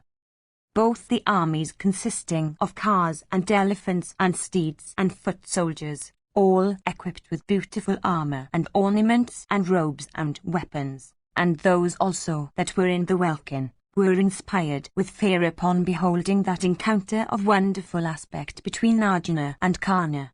Others among the spectators, filled with joy and uttering leonine shouts, raised their arms, waving their fingers or the pieces of cloth they held, when Arjuna rushed against the son of Adrita, from desire of slaughter, like one infuriated elephant rushing against another. The Somakas then loudly shouted to Partha, saying, "Be quick, O Arjuna, go and pierce Karna. Cut off his head without delay, and, with it, the desire of Dhritarashtra's son for kingdom." Similarly many warriors of ours that were there, said unto Karna, Proceed, O Karna, and slay Arjuna with keen shafts. Let the sons of Pritha once more go to the woods forever. Then Karna first pierced Partha in that encounter, with 10 mighty shafts. Arjuna pierced him in return with 10 keen-pointed shafts, shot with great vigor, in the center of the chest. Indeed, the suitor's son and Arjuna then mangled each other with many shafts equipped with goodly wings.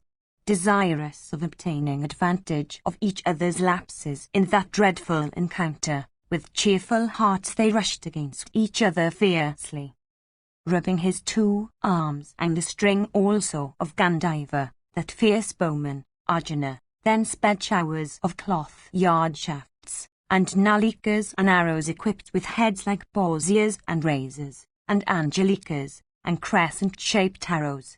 Those arrows of Patha, O king, spread over the welkin, penetrated into Karna's car like flights of birds, with heads bent down, penetrating in the evening into a tree roosting there in the night. All those arrows, however, O king, that Arjuna, that victor over all foes, with furrowed brow and angry glances, sped at Karna, all those successive showers of shafts shot by the son of Pandu, were cut off by the Suta's son with his own arrows. The son of Indra then sped at Karna a fiery weapon capable of slaying all foes, covering the earth and the welkin and the 10 points of the compass and the very course of the sun with its effulgence. It caused his own body also to blaze up with light. The robes of all the warriors took fire, at which they fled away. Loud sounds also arose there, like what is heard when a forest of bamboos in a wilderness is on fire. Beholding that fiery weapon acting on all sides, the Suta's son Karna of great valor shot in that encounter the Varunastra for quenching it. That conflagration then, in consequence of Karna's weapon, became quenched. A large mass of clouds quickly caused all the points of the compass to be enveloped with darkness. Those clouds whose extremities presented the aspect of mountains, surrounding every side, flooded the earth with water. That fierce conflagration, though it was such, was still quenched by those clouds in a derise. The entire welkin and all the directions, cardinal and subsidiary, were shrouded by clouds. Thus shrouded by clouds, all the points of the compass became dark and nothing could be seen. Then Arjuna dispelled those clouds caused by Karna, by means of the Vayavyastra.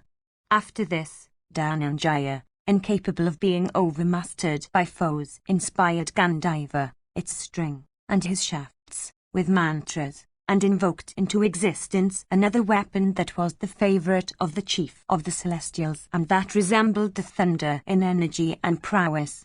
Then razor-headed arrows, and angelikas, and crescent-shaped shafts, and nalikas, and cloth yard shafts, and those equipped with heads like the boar's ear, all keen and sharp, issued from Gandiva in thousands, endued with the force and impetuosity of the thunder. Possessed of great might and great energy, those impetuous and keen shafts equipped with vulturine feathers piercing all the limbs, the steeds, the bow, the yoke, the wheels, and the standard of Karna, quickly penetrated into them like snakes frightened by Garuda penetrating into the earth.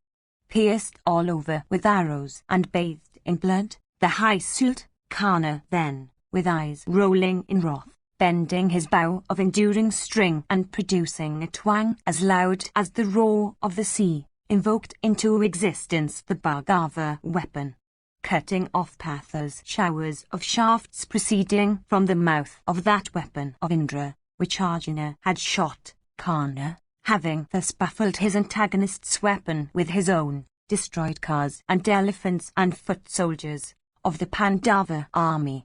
Unable to endure the feats of Arjuna in that fierce battle, the mighty warrior Karna did this, through the energy of the Bhargava weapon.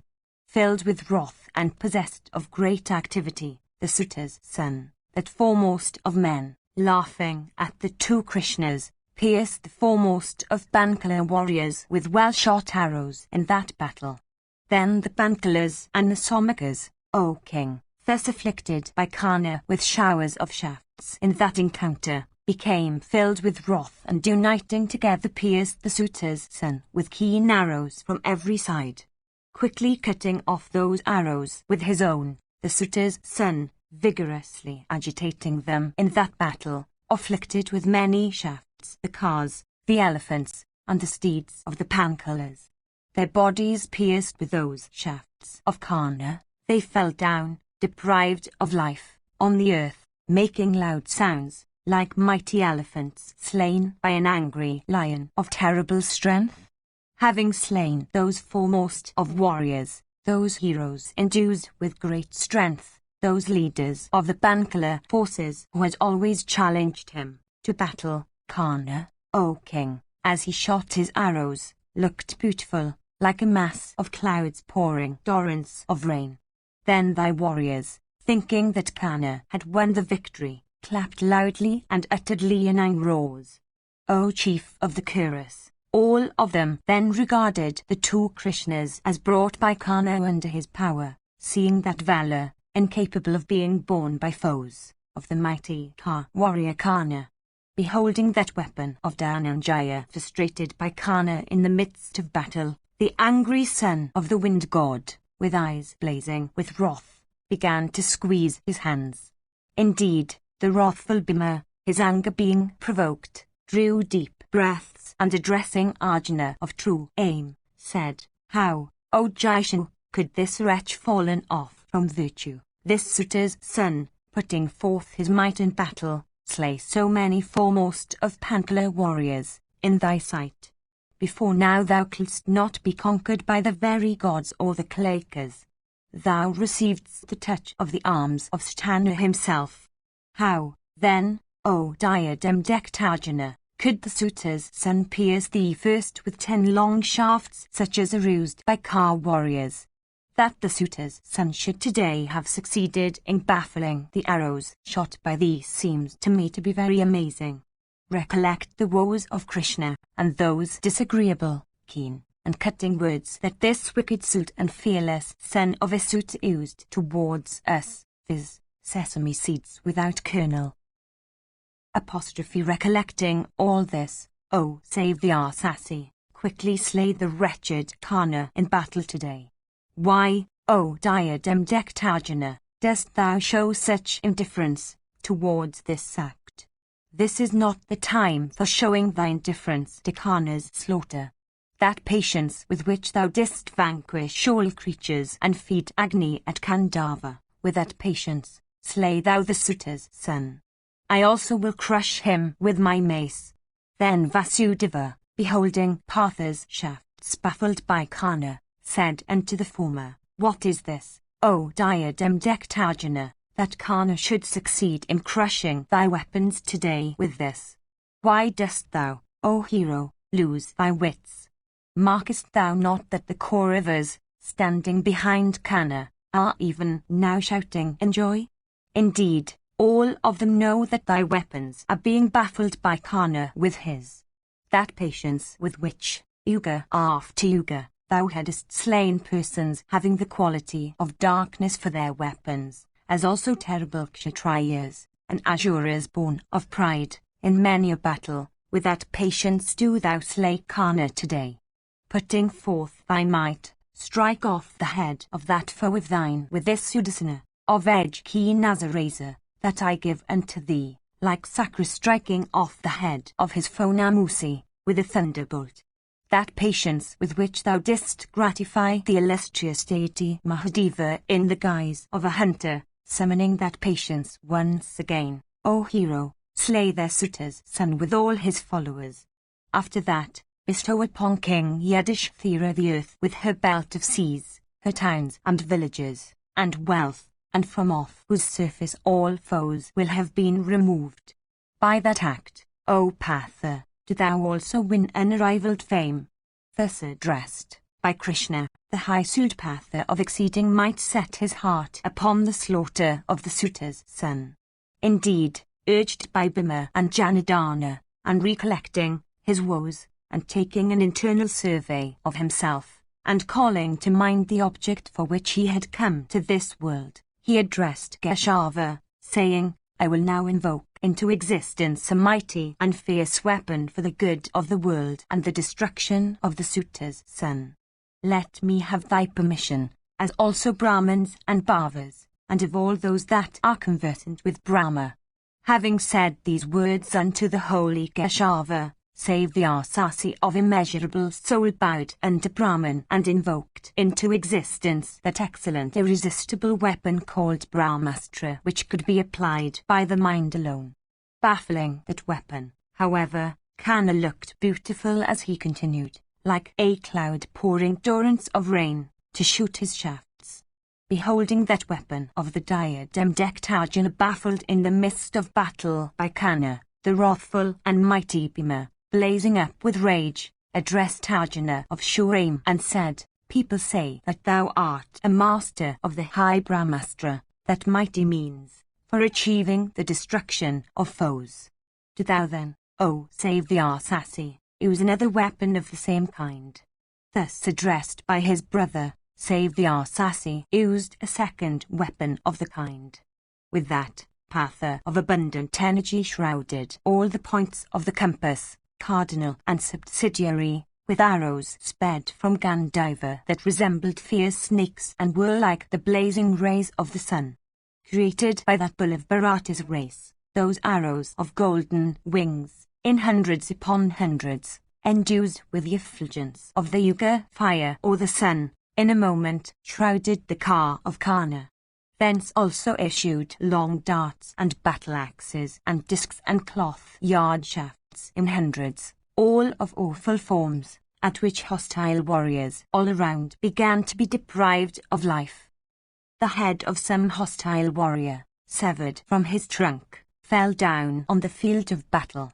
Another, beholding his fallen comrade, fell down dead on the earth, through fear. The right arm of a third, large and massive as the trunk of an elephant, cut off by Partha, fell down with a sword in grasp. The left arm of a fourth, cut off with a razor-headed arrow, fell down with a shield in it. Even thus, Partha, decked with diadem and garlands, wounded and slew all the foremost warriors of Duryodhana's army with his terrible and death-dealing shafts. Vyakatana also, in the midst of that battle, shot thousands of arrows. These, with a loud whiz, fell upon the son of Bandhu like torrents of rain poured from the clouds. Then piercing Bhimasena and Janardana and the diadem-decked Arjuna of superhuman feats, each with 3 arrows. Kana of terrible might uttered a loud awful roar. Struck with Kana's shafts, the diadem-decked Arjuna, beholding Bhima and Janardana, became unable to endure the feats of his antagonist. Once more, therefore, Partha shot 8 and 10 arrows.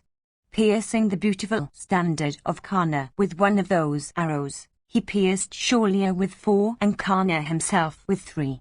With 10 of the well-shot shafts he then struck the core of the warrior Sabapati, clad in golden mail. Thereupon that prince, deprived of head and arms and steeds and driver and bow and standard, fell down, wounded and dead, from his foremost of cars, like a salad tree cut down with an axe. Once more piercing Kana with 3, 8, 12, 4, and 10 arrows, Partha slew 400 elephants equipped with many weapons, and 8,000 car warriors, and 1,000 steeds with riders, and 8,000 brave foot soldiers. And soon Partha made Kana with his driver and car and steeds and standard invisible with straightly coursing shafts. Then the Kauravas, thus slaughtered by Dhananjaya, loudly addressed Aditratha's son, saying, "Shoot thy arrows and slay the son of Pandu. Already, he has begun to exterminate the Kuras with his shafts." Thus urged, Kana, with his best endeavours, incessantly shot many arrows, capable of cutting the very vitals. Those blood-drinking shafts, well sped by Kana, slew large numbers of the Pandavas and the Panchalas. Thus those 2 foremost of all bowmen, those 2 warriors of great strength that were capable of bearing all foes, those 2 heroes acquainted with weapons, struck the warriors opposed to them, as also each other, with mighty weapons. Then Yudhishthira, clad in golden mail, his arrows having been extracted and himself made sound with mantras and drugs by foremost of surgeons well disposed towards him, quickly came to that spot for witnessing the encounter between Arjuna and Kana. Beholding King Yudhishthira that just arrived there like the resplendent full moon freed from the jaws of Rahu and risen in the firmament, all creatures became filled with delight, beholding those two foremost of warriors, those two first of heroes and slayers of foes, viz., Karna and Partha, engaged in fight. The spectators, both celestial and terrestrial, restraining the animals they rode or that were yoked into their vehicles, stood motionless. As the two heroes, O king, struck each other with many foremost of arrows, O king, the sounds caused by the bows, bowstrings, and palms, of both Dhananjaya and Adrita's son, became tremendous, and their well-sped arrows also caused a deafening whiz. Then the bowstring of the son of Pandu, stretched with force, broke with a loud noise. During the interval thus offered, the Suta's son pierced Partha with 100 small arrows, keen and steeped in oil, winged with the feathers of birds, and resembling snakes freed from their sloughs.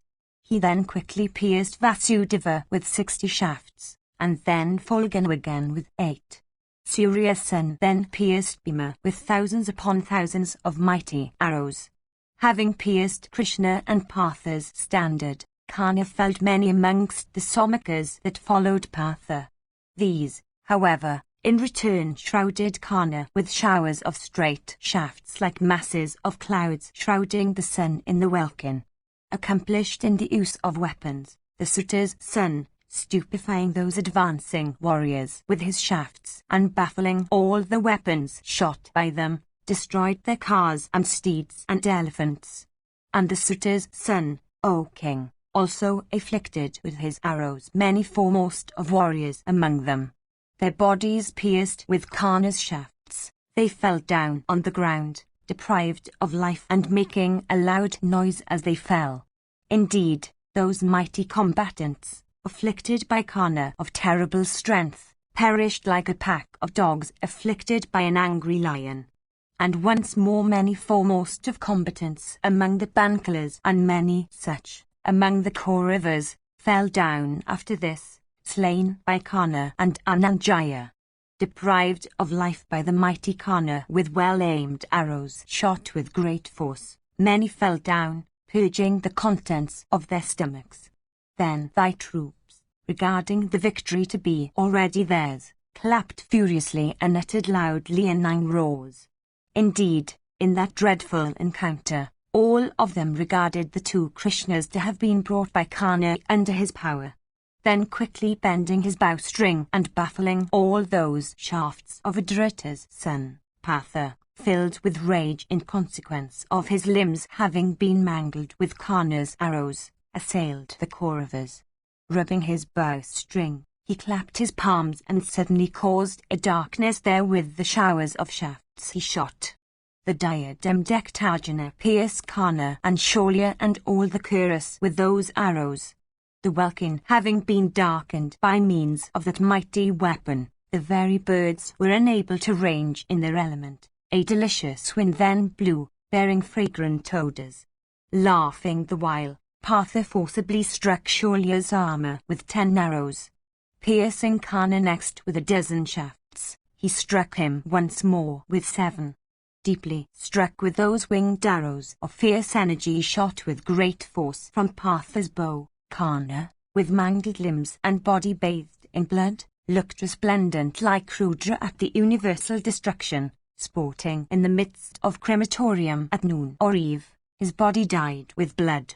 The son of Adrita then pierced Dhananjaya, who resembled the chief of the Celestials himself, in energy and might, with 3 arrows, and he caused 5 other blazing arrows resembling 5 snakes to penetrate the body of Krishna. Shot with great force, those arrows, decked with gold, pierced through the armour of that foremost of beings and passing out of his body fell upon the earth. Endued with great energy, they entered the earth with great force and having bathed in the waters of the Bhagavati in the nether region, coursed back towards Karna. Those shafts were 5 mighty snakes that had adopted the side of Takshaka's son, Aswasana, whose mother Partha had slain at Kandava. With 10 broad-headed arrows shot with great force, Arjuna cut off each of those 5 snakes into 3 fragments, whereupon they fell down on the earth. Beholding Krishna's limbs thus mangled with those snakes transformed into arrows sped from Karna's arms, Arjuna, decked with diadem and garlands, blazed up with wrath like a fire engaged in burning a heap of dry grass. He then pierced Karna in all his vital limbs with many blazing and fatal shafts shot from the bowstring stretched to the very ear. Deeply pierced, Karna trembled in pain.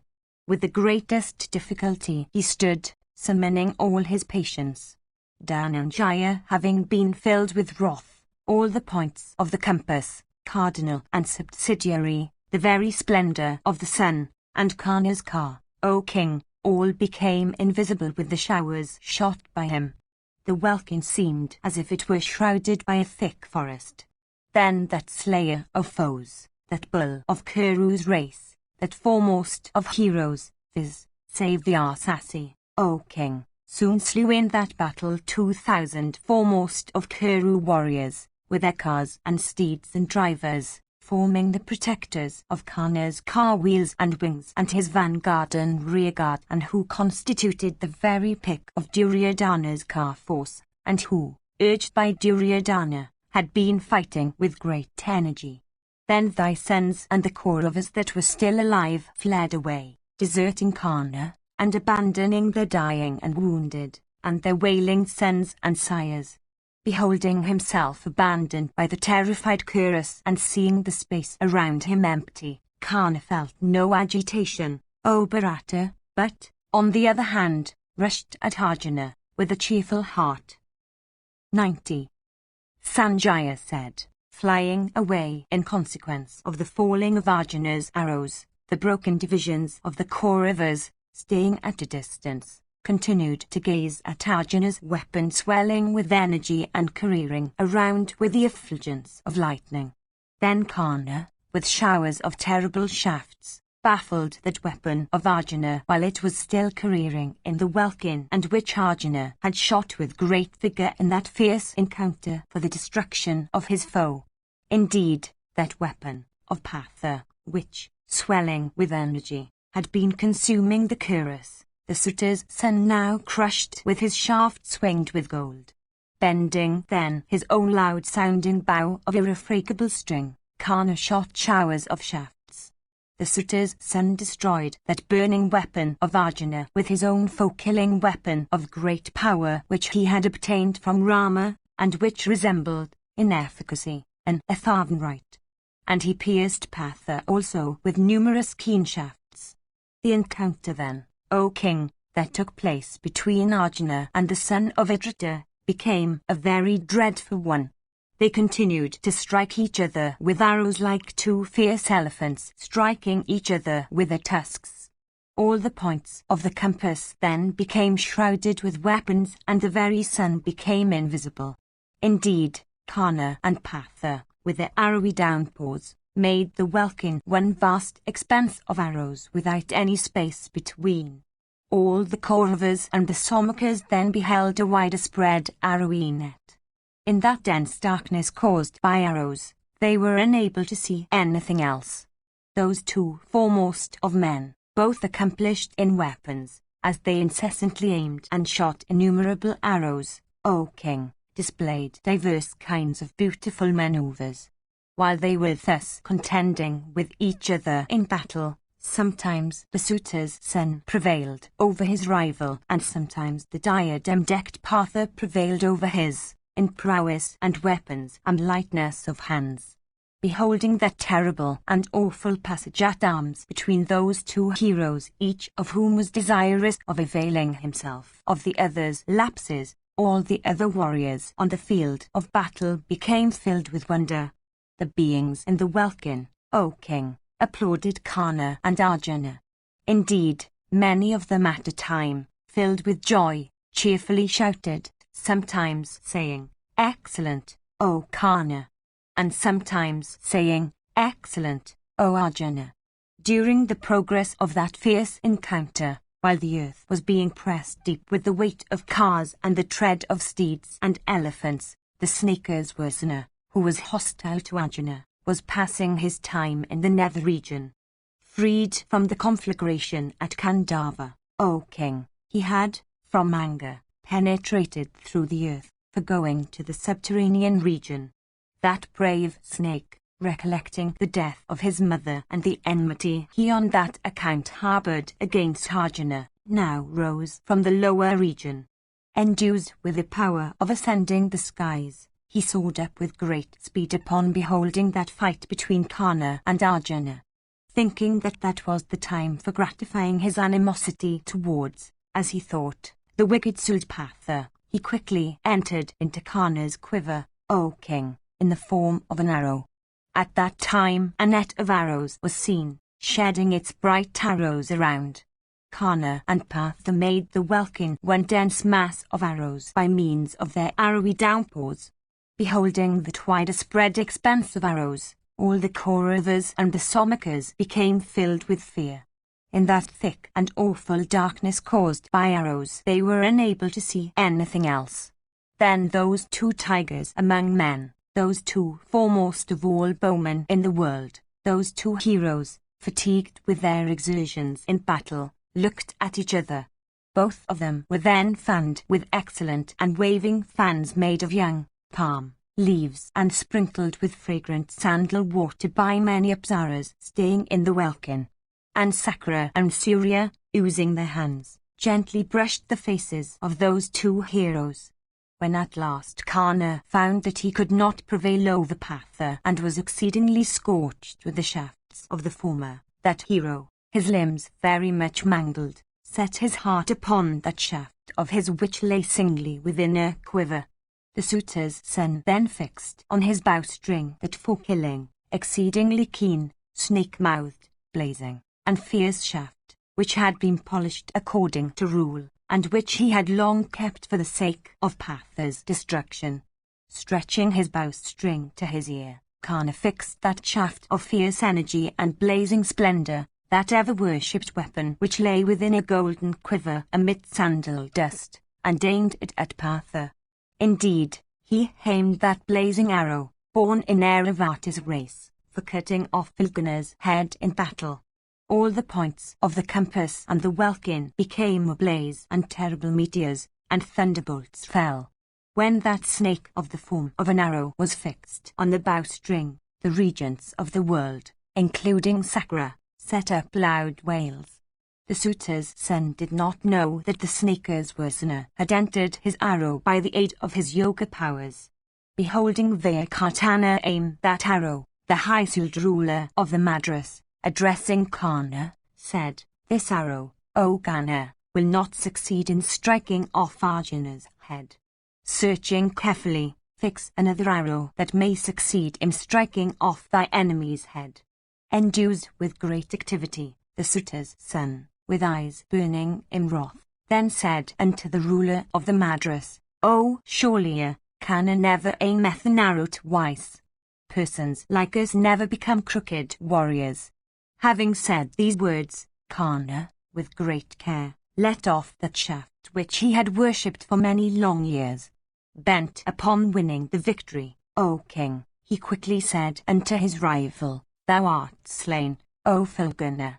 Sped from Karna's arms, that shaft of awful whiz, resembling fire or the sun in splendor, as it left the bowstring, blazed up in the welkin and seemed to divide it by a line such as is visible on the crown of a woman dividing her tresses.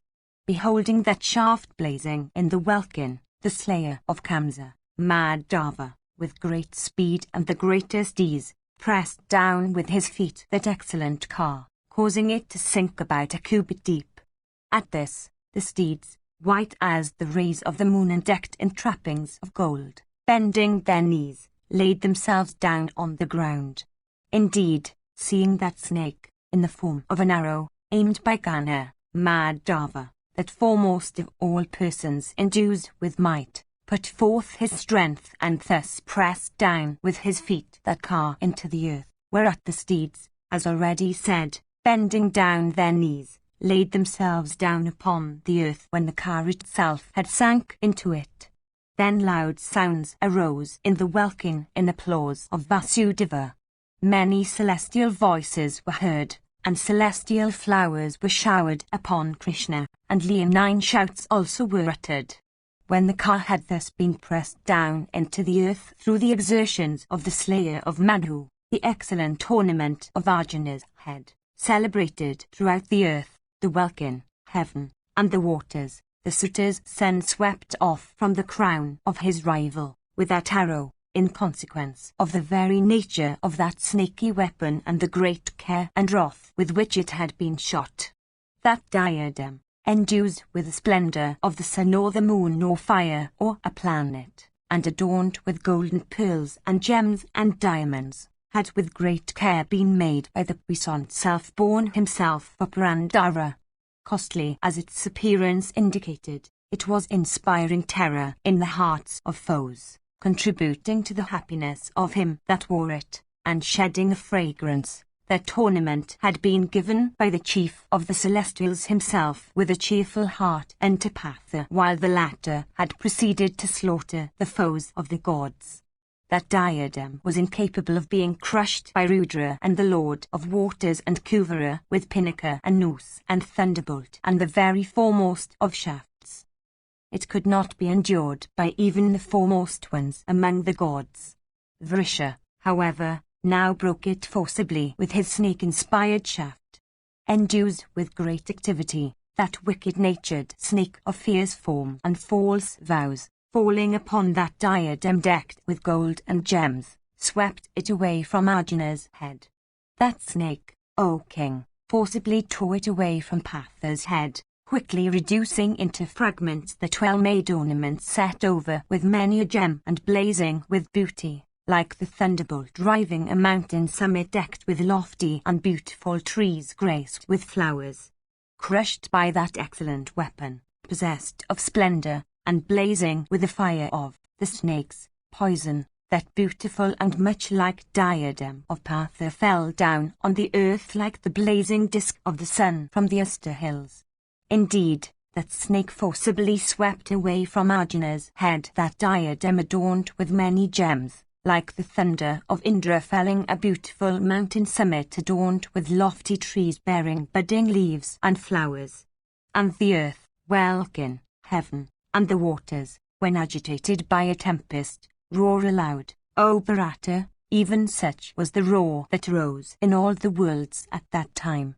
Hearing that tremendous noise, people, notwithstanding their efforts to be calm, became extremely agitated and reeled as they stood. Reft of diadem, the dark-complexioned and youthful Partha looked beautiful like a blue mountain of lofty summit. Binding then his locks with a white cloth, Arjuna stood perfectly unmoved. With that white gear on his head, he looked like the Udaya hill illumined with the rays of the sun. Thus that she-snake, whom Arjuna had killed at Khandava, of excellent mouth, threw her son in the form of an arrow, sped by Surya's son, beholding Arjuna of exceeding energy and might standing with his head at a level with the reins of the steeds, shook away his diadem only, that well-made ornament, formerly owned by Aditi's son and endued with the effulgence of Surya himself. But Arjuna also, as will appear in the sequel, did not return from that battle without causing the snake to succumb to the power of Yama.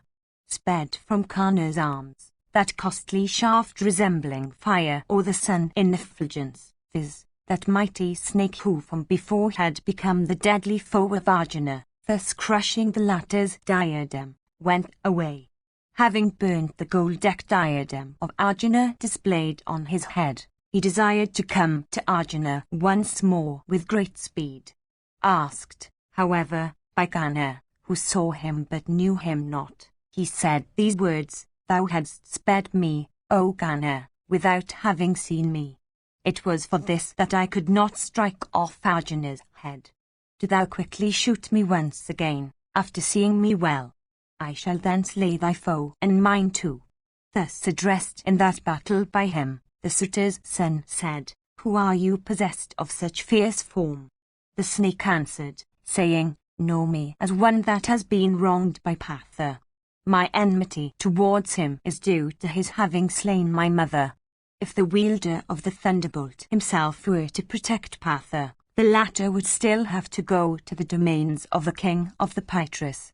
Do not disregard me. Do my bidding. I will slay thy foe. Shoot me without delay." Hearing those words, Karna said, "Karna, O snake, never desires to have victory in battle today by relying on another's might. Even if I have to slay 100 Arjunas, I will not, O snake, still shoot the same shaft twice." Once more addressing him in the midst of battle, that best of men, viz., Surya's son, Karna, said, "Aided by the nature of my other snaky weapons, and by resolute effort and wrath, I shall slay Partha. Be thou happy and go elsewhere." Thus addressed, in battle, by Karna, that prince of snakes, unable from rage to bear the words, himself proceeded, "O king, for the slaughter of Partha, having assumed the form of an arrow. Of fierce form, the desire he ardently cherished was the destruction of his enemy." Then Krishna, addressing Partha in that encounter, said unto him, "Slay that great snake inimical to thee." Thus addressed by the slayer of Madhu, the wielder of Gandhiva, that bowman who was always fierce unto foes, inquired of him, saying, "Who is that snake that advanceth of his own accord against me?" As if, indeed, he advanceth right against the mouth of Garuda. Krishna replied, "Whilst thou, armed with bow, wert engaged at Khandava in gratifying the god Agni, this snake was then in the sky, his body ensconced within his mother's. Thinking that it was only a single snake that was so staying in the sky, thou killedst the mother. Remembering that act of hostility done by thee, he cometh towards thee today for thy destruction. O resister of foes, behold him coming like a blazing meteor, falling from the firmament."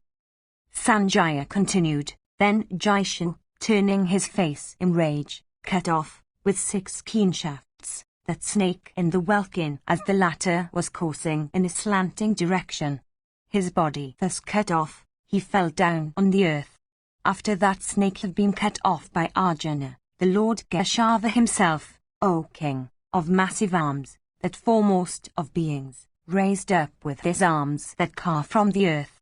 At that time, Karna, glancing obliquely at Dhananjaya, pierced that foremost of persons, viz., Krishna, with 10 shafts whetted on stone and equipped with peacock feathers.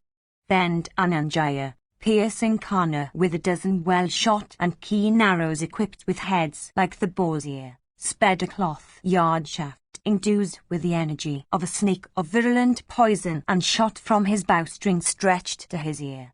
That foremost of shafts, well shot by Arjuna, penetrated through Karna's armor, and as if suspending his life breaths, drank his blood and entered the earth, its wings also having been drenched with gore. Endued with great activity, Vrisha, enraged at the stroke of the shaft, like a snake beaten with stick, shot many mighty shafts, like snakes of virulent poison vomiting venom. And he pierced Janardana with 12 shafts, and Arjuna with 99. And once more piercing the son of Pandu with a terrible shaft, Karna laughed and uttered a loud roar. The son of Pandu, however, could not endure his enemy's joy. Acquainted with all the vital parts of the human body, Partha, possessed of prowess like that of Indra, pierced those vital limbs with hundreds of arrows even as Indra had struck Vala with great energy. Then Arjuna sped 90 arrows, each resembling the rod of death at Karna. Deeply pierced with those shafts, Karna trembled like a mountain riven with thunder. The headgear of Karna, adorned with costly gems and precious diamonds and pure gold, as also his earrings, cut off by Dhananjaya with his winged arrows, fell down on the earth. The costly and bright armor also of the suitor's son that had been forged with great care by many foremost of artists working for a long time, the son of Pandu cut off within a moment in many fragments. After thus divesting him of his armor, Partha then, in rage, pierced Kana with 4 whetted shafts of great energy. Struck forcibly by his foe, Kana suffered great pain like a diseased person afflicted by bile, phlegm, wind, and fever. Once more Arjuna, with great speed, mangled Kana, piercing his very vitals, with numerous excellent shafts, of great keenness, and sped from his circling bow with much force and speed and care. Deeply struck by Partha with those diverse arrows of keen points and fierce energy, Kana, covered with blood, looked resplendent like a mountain of red chalk with streams of red water running down its breast. Once more Arjuna pierced Kana in the center of the chest with many straight coursing and strong shafts made entirely of iron and equipped with wings of gold, and each resembling the fiery rod of the destroyer, like the son of Agni piercing the Krauncha mountains. Then the suitor's son, casting aside his bow that resembled the very bow of Sakura, as also his quiver, felt great pain, and stood inactive, stupefied, and reeling, his grasp loosened and himself in great anguish.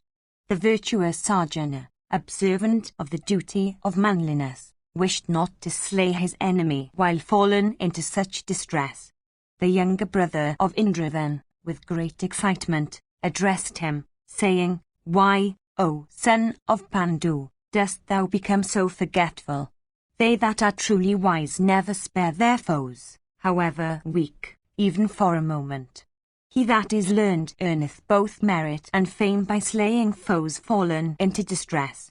Lose no time in precipitately crushing Kana, who is always inimical to thee and who is the first of heroes. The suitor's son, when able, will once more advance against thee as before. Slay him, therefore, like Indra slaying the Asura Namusi, saying, 'So be it, O Krishna,' and worshipping Janardana, Arjuna, that foremost of all persons in Kuru's race, once more quickly pierced Kana with many excellent arrows like the ruler of heaven, piercing the Asura, Samvara. The diadem-decked Partha, O Bharata, covered Kana and his car and steeds with many carved arrows, and putting forth all his vigor he shrouded all the points of the compass with shafts equipped with wings of gold.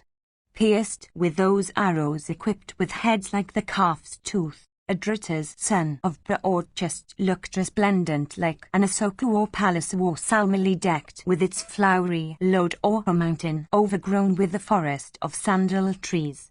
Indeed, with those numerous arrows sticking to his body, Kana, O monarch, in that battle, looked resplendent like the prince of mountains with its top and glens overgrown with trees or decked with flowering kankaras.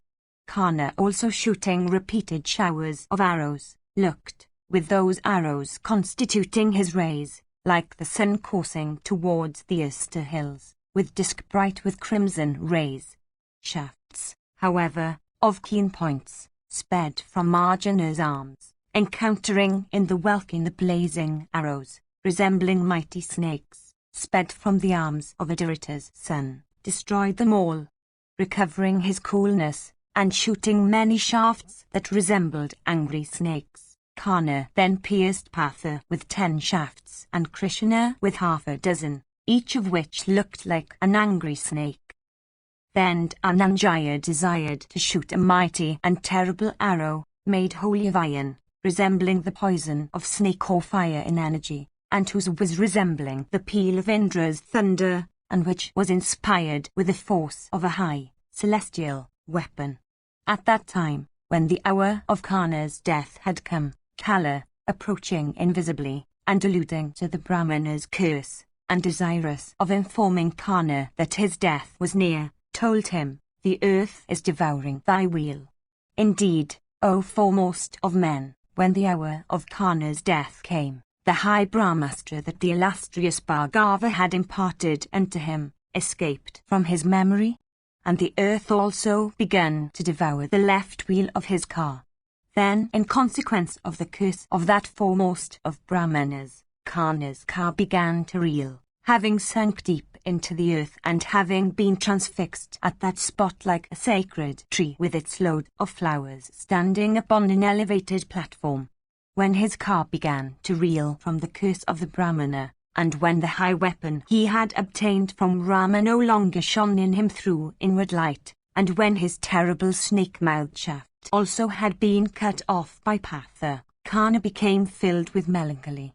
Unable to endure all those calamities, he waved his arms and began to rail at righteousness, saying, "They that are conversant with righteousness always say that righteousness protects those that are righteous. As regards ourselves, we always endeavor, to the best of our ability and knowledge, to practice righteousness. That righteousness, however, is destroying us now instead of protecting us that are devoted to it. I, therefore, think that righteousness does not always protect its worshippers." While saying these words, he became exceedingly agitated by the strokes of Arjuna's arrows. His steeds and his driver also were displaced from their usual position. His very vitals having been struck, he became indifferent as to what he did, and repeatedly railed at righteousness in that battle. He then pierced Krishna in the arm with 3 terrible arrows, and Partha, 2, with 7. Then Arjuna sped 7 and 10 terrible arrows, perfectly straight and of fierce impetuosity, resembling fire in splendor and like unto Indra's thunder in force. Endued with awful impetuosity, those arrows pierced Karna, and passing out of his body fell upon the surface of the earth. Trembling at the shock, Karna then displayed his activity to the utmost of his power. Steadying himself by a powerful effort, he invoked the Brahmastra.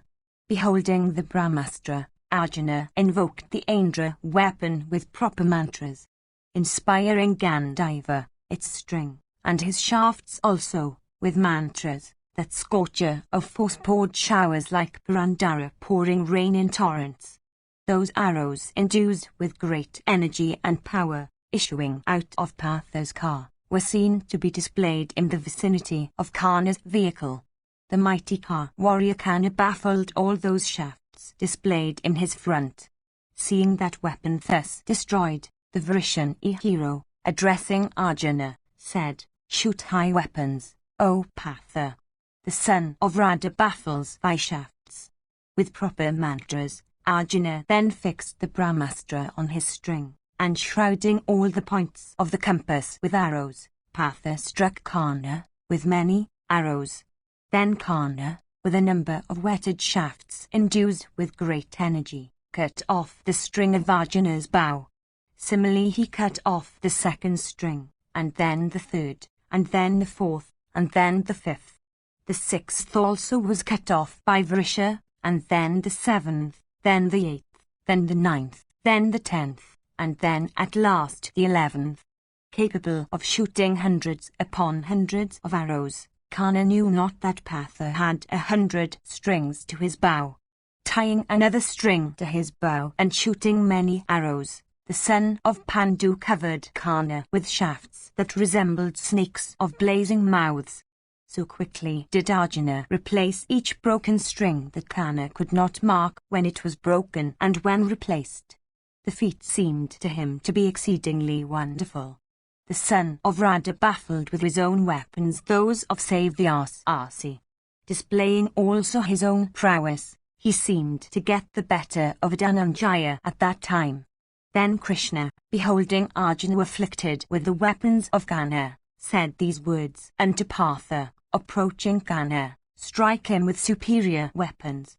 Then Dhananjaya, filled with rage, inspiring with mantras another celestial weapon that looked like fire and that resembled the poison of the snake and that was as hard as the essence of adamant, and uniting the Rudra weapon with it, became desirous of shooting it at his foe.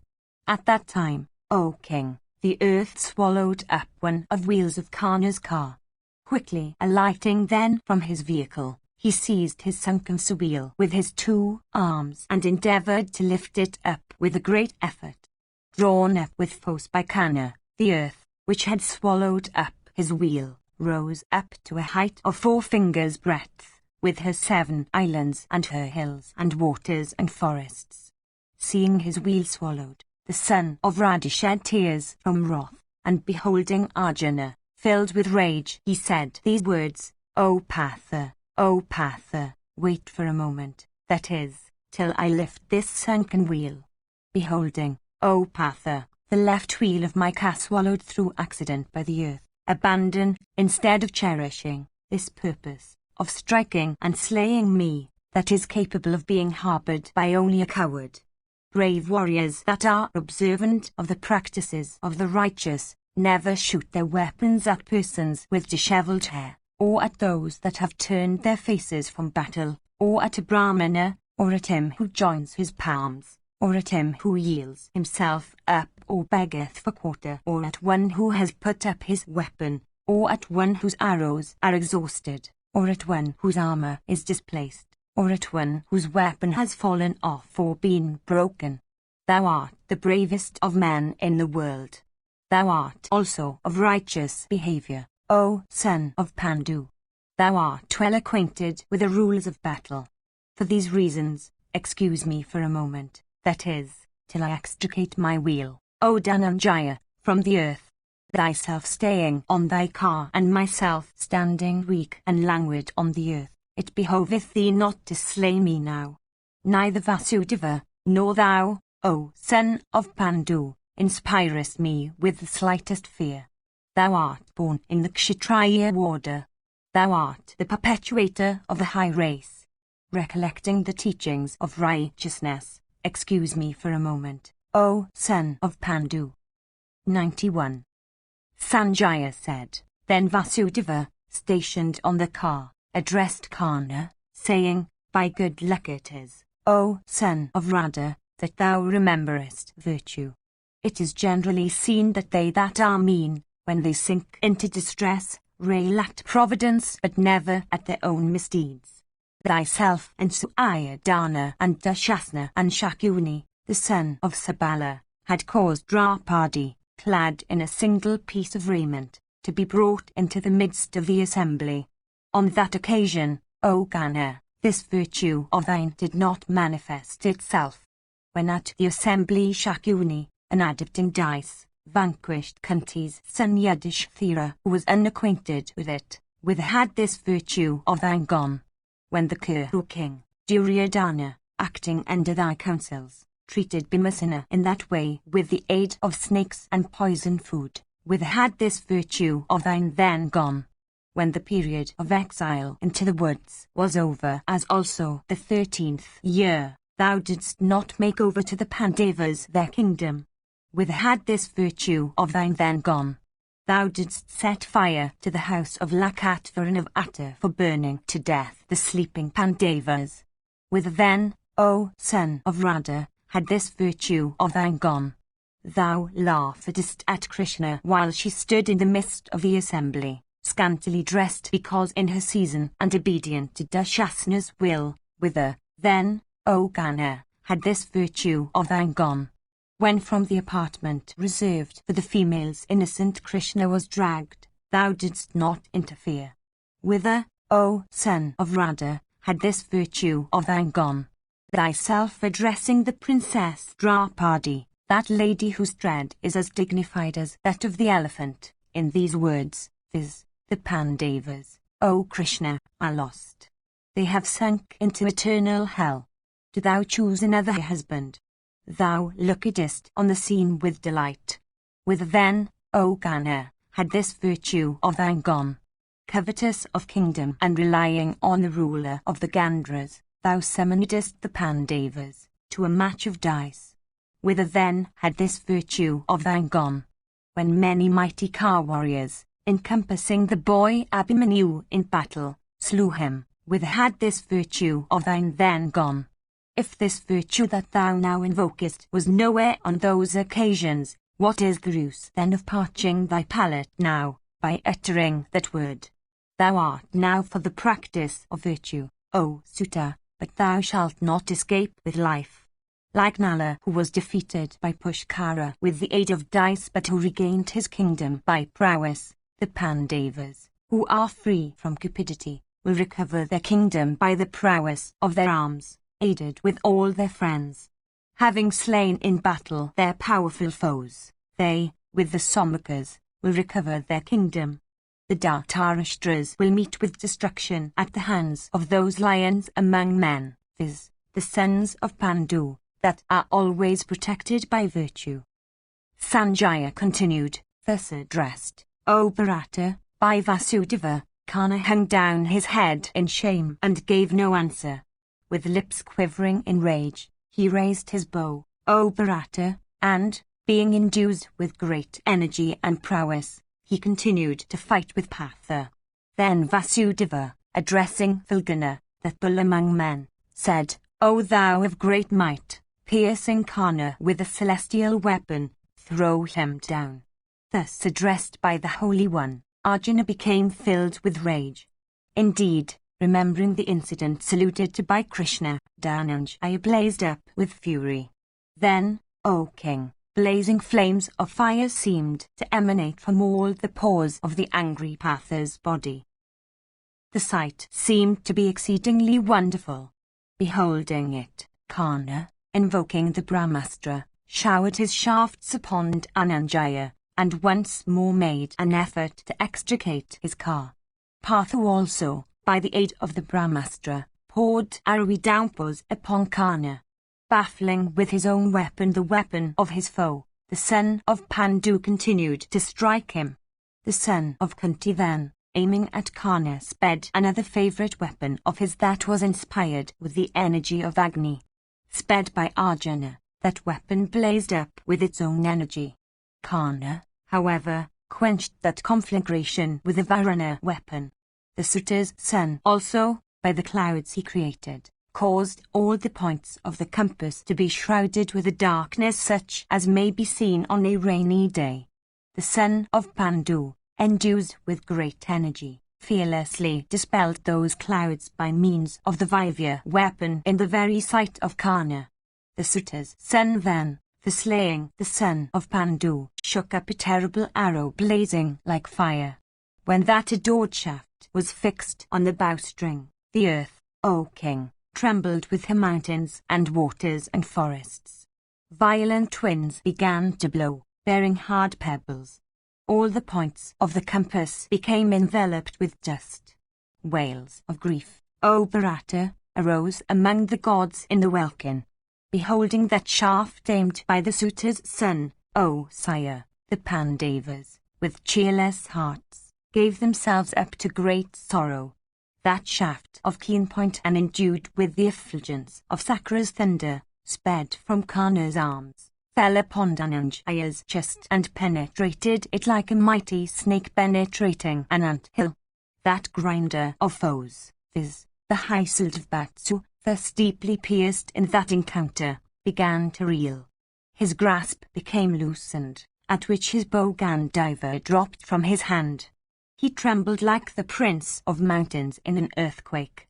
Availing himself of that opportunity, the mighty car warrior Vrisha, desirous of extricating his car wheel that had been swallowed up by the earth, jumped down from his vehicle. Seizing the wheel with his 2 arms, he endeavoured to drag it up, but though possessed of great strength, he failed in his efforts, as destiny would have it. Meanwhile the diadem-decked and high-souled Arjuna, recovering his senses, took up a shaft, fatal as the rod of death, and called Anjulika.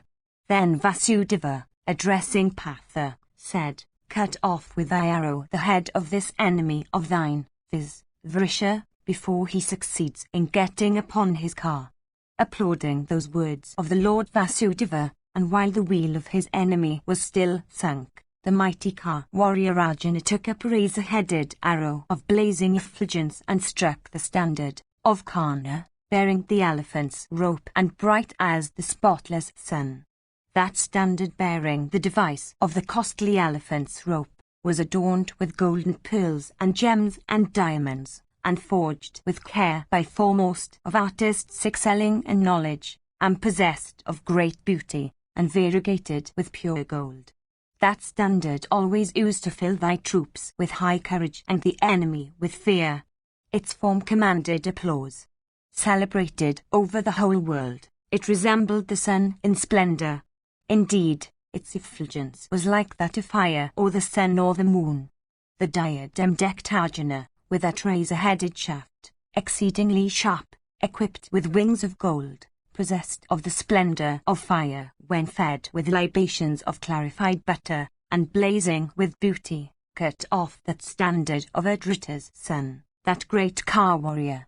With that standard, as it fell, the fame, pride, hope of victory, and everything dear, as also the hearts of the Kurus, fell, and loud wails of woe, and alas, arose from the Kuru army.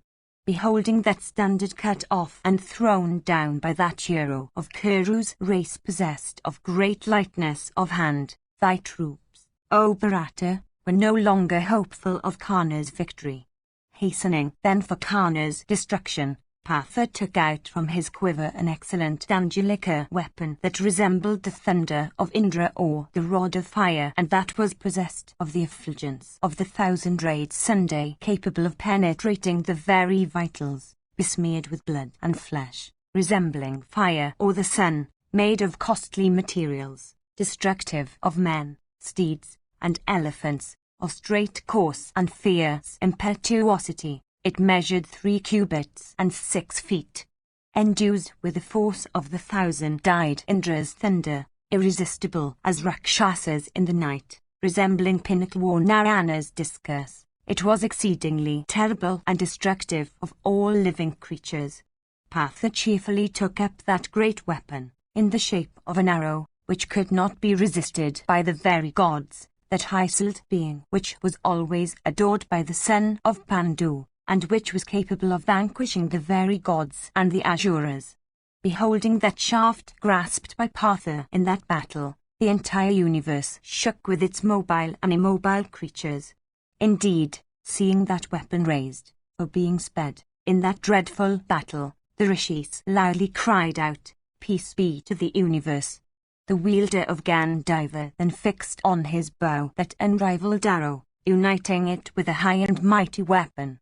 Drawing his bow Gandiva, he quickly said, "Let this shaft of mine be like a mighty weapon capable of quickly destroying the body and heart of my enemy. If I have ever practiced ascetic austerities, gratified my superiors, and listened to the counsels of well-wishers, let this shaft, worshipped by me and possessed of great sharpness, slay my enemy Karna by that truth." Having said these words, Dhananjaya let off that terrible shaft for the destruction of Karna, that arrow fierce and efficacious as a rite prescribed in the Atharvanavangiras, blazing with effulgence, and incapable of being endured by death himself in battle. And the diadem-decked Partha, desirous of slaying Karna, with great cheerfulness, said, "Let this shaft conduce to my victory.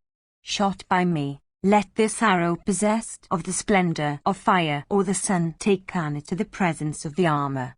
Saying these words, Arjuna, decked with diadem and garlands, cherishing feelings of hostility towards Karna and desirous of slaying him, cheerfully struck his foe with that foremost of shafts which was possessed of the splendor of the sun or the moon and capable of bestowing victory.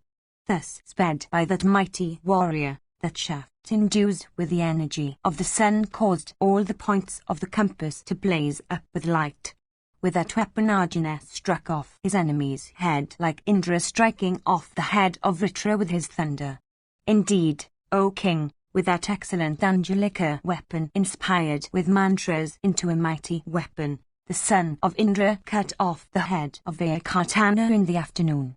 Thus cut off with that Angelica, the trunk of Karna fell down on the earth.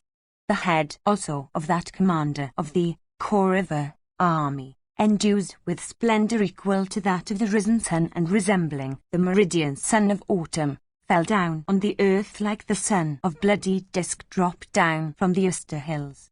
Indeed, that head abandoned with great unwillingness the body, exceedingly beautiful and always nursed in luxury, of Karna of noble deeds, like an owner abandoning with great unwillingness his commodious mansion filled with great wealth.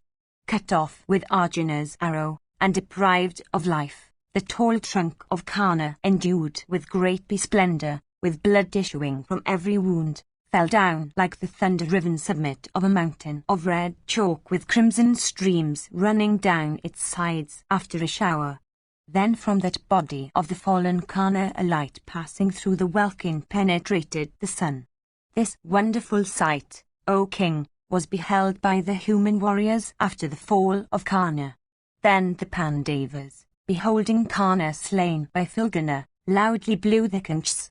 Similarly, Krishna and Dhananjaya also, filled with delight, and losing no time, blew their conchs. The Somakas, beholding Karna slain and lying on the field, were filled with joy and uttered loud shouts with the other troops of the Pandava army. In great delight they blew their trumpets and waved their arms and garments. All the warriors, O king, approaching Partha, began to applaud him joyfully. Others, possessed of might, danced, embracing each other, and uttering loud shouts, said, "By good luck, Karna hath been stretched on the earth and mangled with arrows." Indeed, the severed head of Karna looked beautiful like a mountain summit loosened by a tempest, or a quenched fire after the sacrifice is over, or the image of the sun after it has reached the Uster hills. The Karna sun, with arrows for its rays, after having scorched the hostile army, was at last caused to be set by the mighty Arjuna time. As the sun, while proceeding towards the Uster hills, retires taking away with him all his rays, even so that shaft of Arjuna passed out, taking with it Karna's life breaths. The death hour of the suitor's son, O sire, was the afternoon of that day. Cut off with the Angelika weapon in that battle, the head of Karna fell down along with his body. Indeed, that arrow of Arjuna, in the very sight of the Kaurava troops, quickly took away the head and the body of Karna. Beholding the heroic Karna thrown down stretched on the earth, pierced with arrows and bathed in blood, the king of the Madras went away on that car deprived of its standard. After the fall of Karna, the Kauravas, deeply pierced with shafts in that battle, and afflicted with fear, fled away from the field, frequently casting their eyes on that lofty standard of Arjuna that blazed with splendor. The beautiful head, graced with a face that resembled a lotus of 1,000 petals, of Karna, whose feats were like those of the 1,000-eyed Indra, fell down on the earth like the 1,000-rayed sun as he looks at the close of day. 92. Sanjaya said, beholding the troops crushed with arrows in that encounter between Karna and Arjuna, Shaulya proceeded, filled with wrath, on that car divested of equipment. Beholding his army deprived of the suitor's son and its cars and steeds and elephants destroyed, Duryodhana, with eyes bathed in tears, repeatedly sighed the very picture of woe. Desirous of beholding the heroic Karna, pierced with arrows and bathed in blood, and stretched on the earth like the sun dropped from the skies at will, their warriors came there and stood surrounding the fallen hero. Amongst those belonging to the enemy and the army that thus stood there, some showed signs of joy, some of fear, some of sorrow, some of wonder, and some gave themselves up to great grief, according to their respective natures. Others amongst the Kauravas, hearing that Karna of mighty energy had been slain by Dhananjaya, his armor, ornaments, robes, and weapons having all been displaced, fled in fear like a herd of kine afflicted with exceeding fear at losing its bull. Bhima then, uttering loud roars and causing the welkin to tremble with those awful and tremendous shouts, began to slap his armpits, jump, and dance, frightening the Dhritarashtra's by those movements. The Somakas and the Srinjayas also loudly blew their conchs.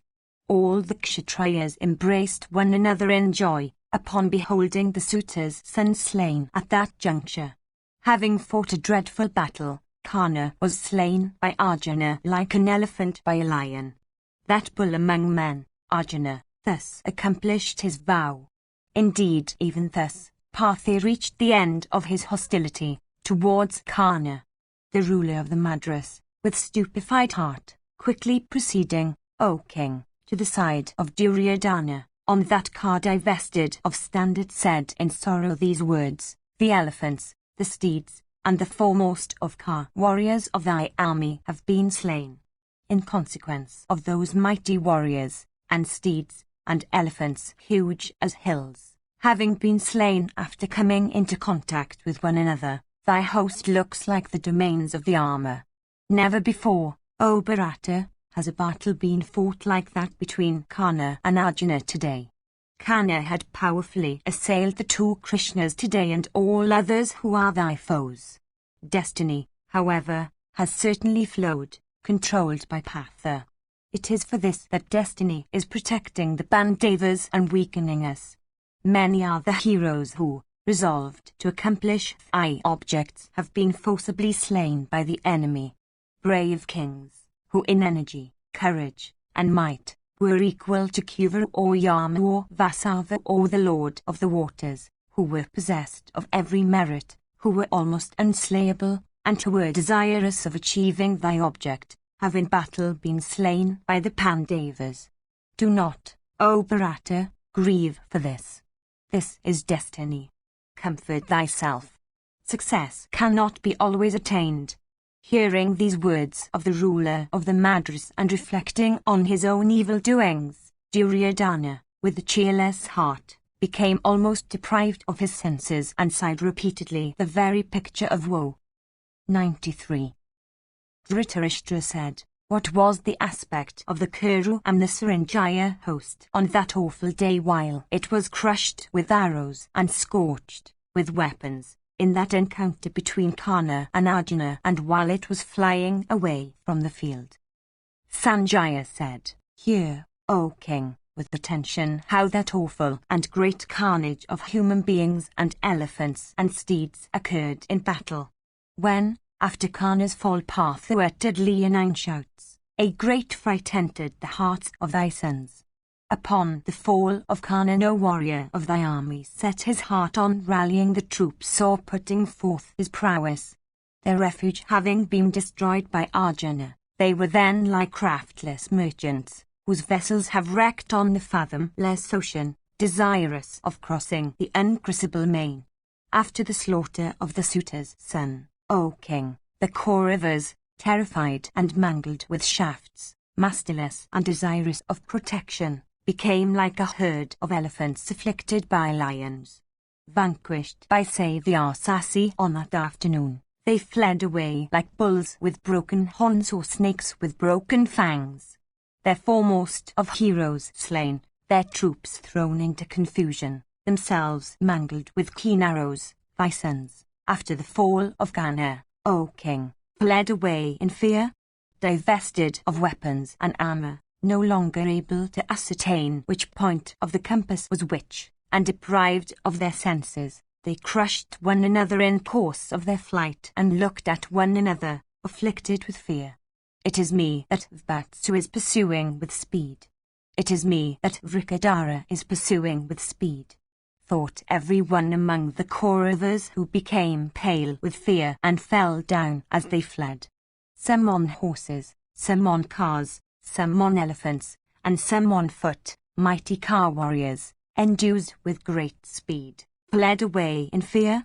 Cars were broken by elephants, horsemen were crushed by great car warriors, and bands of foot soldiers were trodden down by bodies of horsemen, as these fled in fear. After the fall of the suitor's son, thy warriors became like people without protectors in a forest teeming with beasts of prey and robbers. They were then like elephants without riders and men without arms. Afflicted with fear, they looked upon the world as if it were full of Partha. Beholding them fly away afflicted with the fear of Bhimasena, indeed, and seeing his troops thus leave the field in thousands, Duryodhana, uttering cries of woe and alas, addressed his driver, saying, Partha will never be able to transgress me standing bow in hand. Urge my steed slowly behind all the troops. Without doubt, if I fight standing in the rear of the army, the son of Kunti, will never be able to transgress me, even as the vast deep is unable to transgress its continents. Slaying Arjuna and Govinda and the proud Vrikadara and the rest of my foes, I will free myself from the debt I owe to Karna." Hearing these words of the Kuru king that were so worthy of a hero and honourable man, the charioteer slowly urged his steeds adorned with trappings of gold. Then 25,000 warriors on foot, belonging to thy army, without cars and cavalry and elephants among them, prepared for battle. Bhimasena, filled with wrath, and Drishthadhyumna the son of Prishata, encompassed them with 4 kinds of forces and began to strike them with their shafts.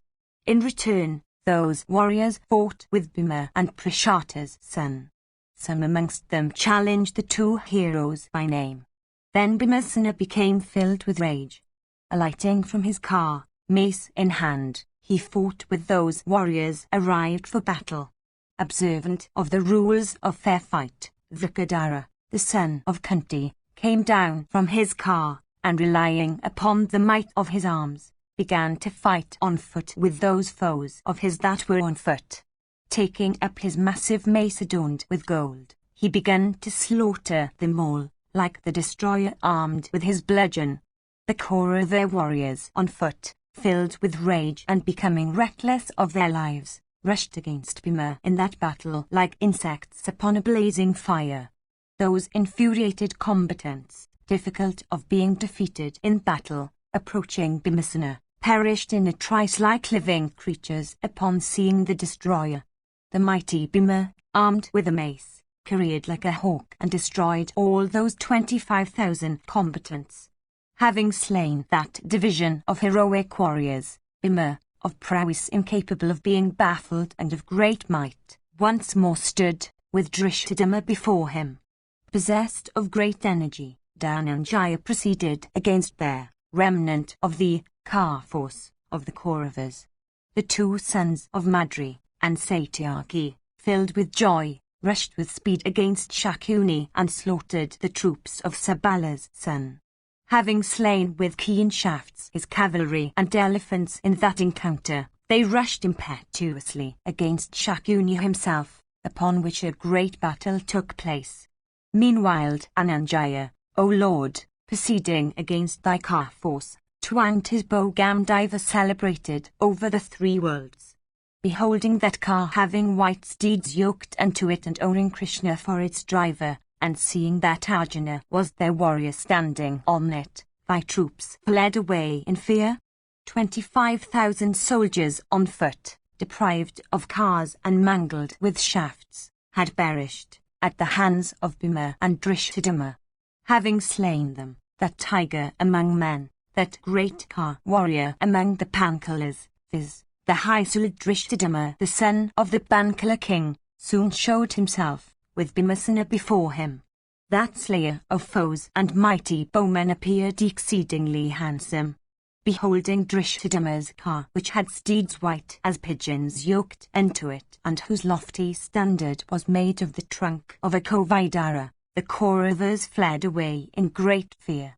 The twins, Nakula and Sahadeva, of great fame, and Satyaki, having pursued with great speed the king of the Gandhras, who was possessed of lightness of hands in the use of weapons, reappeared amid the Pandava ranks. Chekatana and Shikandi and their 5 sons of Draupadi, O sire, having slaughtered thy vast army, blew the conchs. All those heroes, although they saw thy troops flying away with faces turned from the field, still pursued them, like bulls pursuing angry bulls after vanquishing them. Pandu's son saved the Arsasi of great might, O king, beholding a remnant of thy army still standing for battle, became filled with wrath. Possessed of great energy, Dhananjaya rushed against that car force, drawing his bow Gamdiva celebrated over the 3 worlds. Suddenly he shrouded them with showers of arrows. The dust that was raised darkened the scene, and nothing could any longer be distinguished.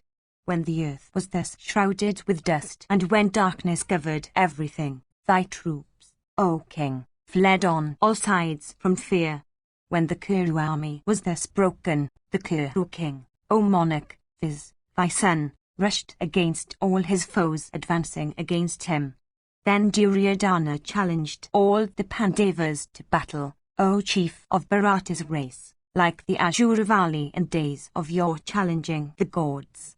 At this, all the Pandava heroes, uniting together, rushed against the advancing Duryodhana, shooting and hurling at him diverse weapons and upbraiding him repeatedly. Duryodhana, however, filled with rage, fearlessly slaughtered those enemies of his in hundreds and thousands, with keen shafts. The prowess that we then beheld of thy son was exceedingly wonderful, for alone and unsupported, he fought with all the Pandavas united together. Duryodhana then beheld his own troops who, mangled with arrows, had set their hearts on flight, gone not far from the field. Rallying them then, O monarch, thy son was resolved to maintain his honor, gladdening those warriors of his, said these words unto them, I do not see that spot in the earth or on the mountains, whither if ye fly, the Pandavas will not slay you. What use then in flying away? Small is the force that the Pandavas now have. The two Krishnas also are exceedingly mangled. If all of us stay for battle, victory will certainly be ours. If we fly in disunion, the sinful Pandavas, pursuing us, will certainly slay all of us. For this, it is better that we should die in battle. Death in battle is fraught with happiness. Fight, observant of the Kshatriya's duty. He that is dead knows no misery. On the other hand, such a one enjoys eternal bliss hereafter. Listen, ye Kshatriyas, all of you, that are assembled here. When the destroyer Yama spareth neither the hero nor the coward, who is the so foolish of understanding, although observant of a Kshatriya's vow like us, that would not fight. But ye place yourselves under the power of the angry foe Bhimasena. It behoveth you not to abandon the duty observed by your sires and grandsires. There is no greater sin for a Kshatriya than flight from battle. There is no more blessed path for heaven, ye Kauravas, than the duty of battle. Slain in battle, ye warriors, enjoy heaven without delay. Sanjaya continued, while even these words were being uttered by thy son, the Kaurava warriors, exceedingly mangled, fled away on all sides, regardless of that speech. 94. Sanjaya said, the ruler of the Madras then, beholding thy son employed in rallying the troops, with fear depicted on his countenance and with heart stupefied with grief, said these words unto Duryodhana. Surely said, behold this awful field of battle, O hero, covered with heaps of slain men and steeds and elephants. Some tracts are covered with fallen elephants, huge as mountains, exceedingly mangled, their vital limbs pierced with shafts, lying helplessly, deprived of life, their armor displaced, and the weapons, the shields and the swords with which they were equipped lying scattered about. These fallen animals resemble huge mountains riven with thunder, with their rocks and lofty trees and herbs loosened from them and lying all around. The bells and iron hooks and lances and standards with which those huge creatures had been equipped are lying on the ground, adorned with housings of gold. Their bodies are now bathed in blood. Some tracts, again, were covered with fallen steeds, mangled with shafts, breathing hard in pain and vomiting blood. Some of them are sending forth soft wails of pain, some are biting the earth with rolling eyes, and some are uttering piteous neighs. Portions of the field are covered with horsemen and elephant warriors fallen off from their animals, and with bands of car warriors forcibly thrown down from their cars. Some of them are already dead, and some are at the point of death. Covered also with the corpses of men and steeds and elephants, as also with crushed cars and other huge elephants with their trunks and limbs cut off, the earth has become awful to look at, like the great Vaitarani, skirting the domains of the armor. Indeed, the earth looketh even such, being strewn with other elephants, stretched on the ground with trembling bodies and broken tusks, vomiting blood, uttering soft cries in pain, deprived of the warriors on their backs, divested of the armor that covered their limbs, and reft of the foot soldiers that protected their flank and rear, and with their quivers and banners and standards displaced, their bodies adorned with housings of gold struck deep with the weapons of the foe.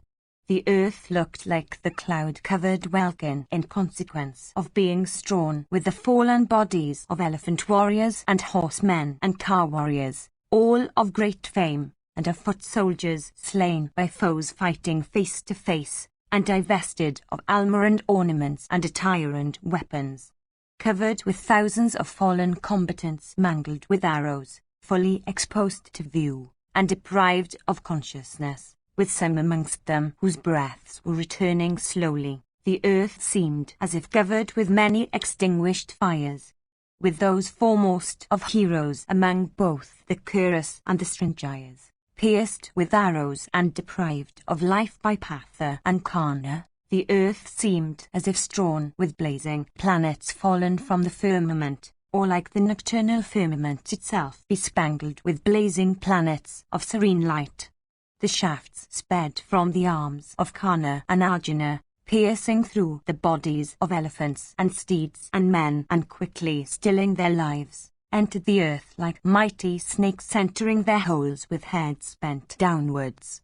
The earth has become impassable with heaps of slain men and steeds and elephants, and with cars broken with the shafts of Dhananjaya and Adrita's son, and with the numberless shafts themselves shot by them, strewn with well-equipped cars crushed by means of mighty shafts along with the warriors and the weapons and standards upon them, cars, that is, with their traces broken, their joints separated, their axles and yokes and trevenues reduced to fragments, their wheels loosened, their upaskaras destroyed, their inukasanas cut in pieces, the fastenings of their quivers cut off, and their niches, for the accommodation of drivers, broken, strewn with those vehicles adorned with gems and gold. The earth looks like the firmament overspread with autumnal clouds, in consequence of well-equipped royal cars deprived of riders and dragged by fleet steeds, as also of men and elephants and cars and horses that fled very quickly.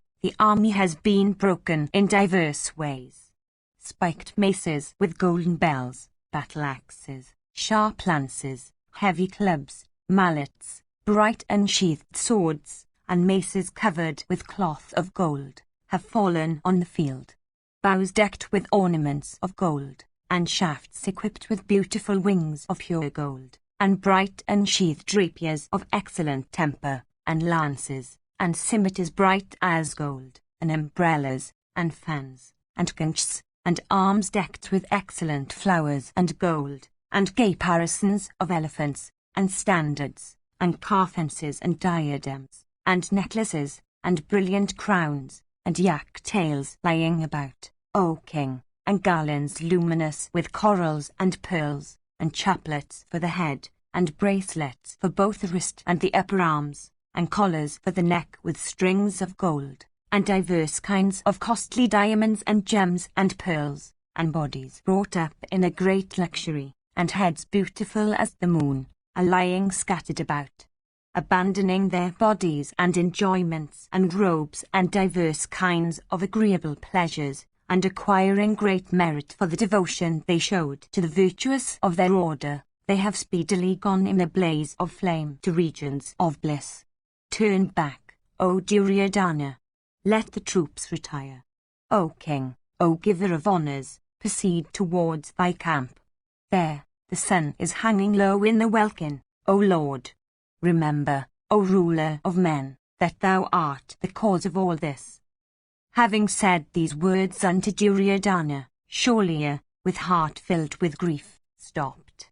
Duryodhana, however, at that time, deeply afflicted and deprived of his senses, and with eyes bathed in tears, wept for the Suta's son, saying, Karna, O Karna. Then all the kings headed by Drona's son, repeatedly comforting Duryodhana, proceeded towards the camp, frequently looking back at the lofty standard of Arjuna that seemed to be ablaze with his fame. At that terrible hour when everything around looked so resplendent, the Kauravas, all of whom had resolved to repair to the other world, their features incapable of recognition owing to the blood that covered them, beholding the earth that was drenched with the blood flowing from the bodies of men and steeds and elephants, looking like a courtesan attired in crimson robes and floral garlands and ornaments of gold, were unable, O king, to stand there. Filled with grief at the slaughter of Karna, they indulged in loud lamentations, saying, Alas, Karna! Alas, Karna! Beholding the sun assume a crimson hue, all of them speedily proceeded towards their camp. As regards Karna, though slain and pierced with gold-winged shafts whetted on stone and equipped with feathers and dyed in blood and sped from Gandiva, yet that hero, lying on the ground, looked resplendent like the sun himself of bright rays.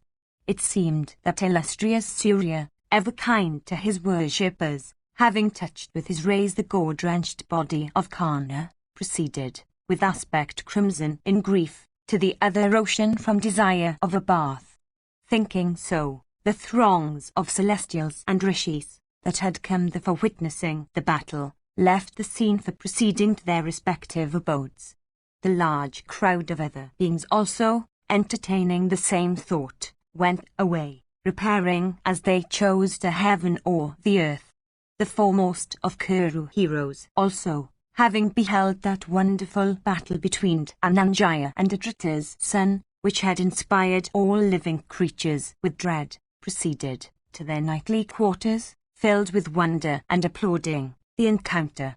Though his armor had been cut off with arrows, and though he had been slain in course of that dreadful fight, still that beauty of features which the son of Radha possessed did not abandon him when dead.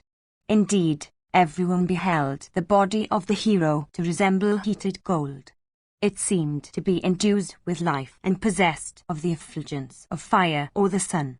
All the warriors, O king, were inspired with fright at sight of the suitor's son lying dead on the field, like other animals at sight of the lion. Indeed, though dead, that tiger among men seemed ready to utter his commands. Nothing, in that illustrious dead, seemed changed. Clad in beautiful attire, and possessed of a neck that was very beautiful, the suitor's son owned a face which resembled the full moon in splendor. Adorned with diverse ornaments and decked with angadas made of bright gold, Vaikatana, though slain, lay stretched like a gigantic tree adorned with branches and twigs. Indeed, that tiger among men lay like a heap of pure gold, or like a blazing fire extinguished with the water of Patha's shafts. Even as a blazing conflagration is extinguished when it comes in contact with water, the Karna conflagration was extinguished by the Patha cloud in the battle. Having shot showers of arrows and scorched the 10 points of the compass, the tiger among men, viz. Karna, along with his sons, was quieted by Patha's energy. He left the world, taking away with him that blazing glory of his own which he had earned on earth by fair fight. Having scorched the Pandavas and the Bankalas with the energy of his weapons, having poured showers of arrows and burnt the hostile divisions, having, indeed, heated the universe like the thousand-rayed Surya of great beauty, Karna, otherwise called Vaikatana, left the world, with his sons and followers. Thus fell that hero who was a kalpatri into those swarms of birds represented by suitors. Solicited by suitors, he always said, I give but never the words I have not. The righteous always regarded him as a righteous person. Even such was Vrisha who fell in single combat. All the wealth of that high-souled person had been dedicated to the Brahmanas. There was nothing, not even his life, that he could not give away unto the Brahmanas. He was ever the favourite of ladies, exceedingly liberal, and a mighty car-warrior. Burnt by the weapons of Patha, he attained it to the highest end. He, relying upon whom thy son had provoked hostilities, thus went to heaven, taking away with him the hope of victory, the happiness, and the armor of the Kauravas. When Karna fell, the rivers stood still. The sun set with a pale hue. The planet Mercury, the son of Soma, assuming the hue of fire or the sun, appeared to course through the firmament in a slanting direction. The firmament seemed to be rent in twain, the earth uttered loud roars, violent and awful winds began to blow. All the points of the horizon, covered with smoke, seemed to be ablaze. The great oceans were agitated and uttered awful sounds. The mountains with their forests began to tremble, and all creatures, O sire, felt pain. The planet Jupiter, afflicting the constellation Rowena, assumed the hue of the moon or the sun. Upon the fall of Gaia, the subsidiary points also of the compass became ablaze. The sky became enveloped in darkness. The earth trembled. Meteors of blazing splendor fell. Rakshasas and other wanderers of the night became filled with joy. When Arjuna, with that razor-faced shaft, struck off Karna's head adorned with a face beautiful as the moon, then, O king, loud cries of "Oh!" and "Alas!" were heard of creatures in heaven, in the welkin, and on the earth.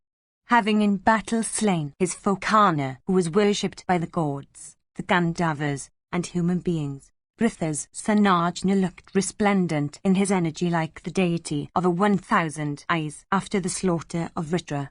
Then riding on that car of theirs whose rattle resembled the roar of the clouds and whose splendor was like that of the meridian sun of the autumnal sky, which was adorned with banners and equipped with a standard incessantly producing an awful noise, whose effulgence resembled that of the snow or the moon or the conch or the crystal, and whose steeds were like those of Indra himself, those two foremost of men, viz., the son of Panda and the crusher of Keshi, whose energy resembled that of the great Indra, and who were adorned with golden pearls and gems and diamonds and corals, and who were like fire or the sun in splendor, fearlessly careered over the field of battle with great speed, like Vishnu and Vasava mounted on the same chariot, forcibly divesting the enemy of his splendor by means of the twang of Gandhava and the slaps of their palms, and slaying the Kuras with showers of shafts, the ape-bannered Arjuna, the Garuda-bannered Krishna, both of whom were possessed of immeasurable prowess, those two foremost of men, filled with joy, shook up with their hands their loud-sounding conchs adorned with gold and white as snow, and placing them against their lips, blew simultaneously with those beautiful mouths of theirs, piercing the hearts of their foes with the sound. The blare of Pankajanya and that of Devadatta filled the earth, the sky, and heaven. At the sound of the heroic Madhava's conches, also at that of Arjuna's, all the Kauravas, O best of kings, became filled with fright. Those foremost of men, causing the forests, the mountains, the rivers and the points of the compass to resound with the blare of their conchs, and filling the army of thy son with fright, gladdened Yudhishthira therewith. As soon as the Kauravas heard the blare of those conchs that were thus being blown, all of them left the field with great speed, deserting the ruler of the Madras and the chief of the Bharatas, O Bharata, viz., Duryodhana. Then diverse creatures, uniting together, congratulated Dhananjaya, that hero shining resplendent on the field of battle, as also Janardana, those two foremost of men who then looked like a couple of risen suns. Pierced with Karna's arrows, those two chastisers of foes, Achyuta and Arjuna, looked resplendent like the bright and many-rayed moon and the sun risen after dispelling a gloom. Casting off those arrows, those two mighty warriors, both endued with unrivaled prowess, surrounded by well-wishers and friends, happily entered their own encampment, like the lords Vasava and Vishnu duly invoked by sacrificial priests. Upon the slaughter of Karna in that dreadful battle, the gods, Gandharvas, human beings, Puranas, great Rishis, Yakshas, and great Nagas, worshipped Krishna and Arjuna with great respect and wished them victory in all things. Having received all their friends then, each according to his age, and applauded by those friends in return for their incomparable feats, the two heroes rejoiced with their friends, like the chief of the celestials and Vishnu after the overthrow of Vali. 95. Sanjaya said, upon the fall of Karna, otherwise called Vaikatana, the Kauravas, afflicted with fear, fled away on all sides, casting their eyes on empty space. Indeed, hearing that the heroic Karna had been slain by the foe, all thy troops, stupefied with fear, broke and fled in all directions.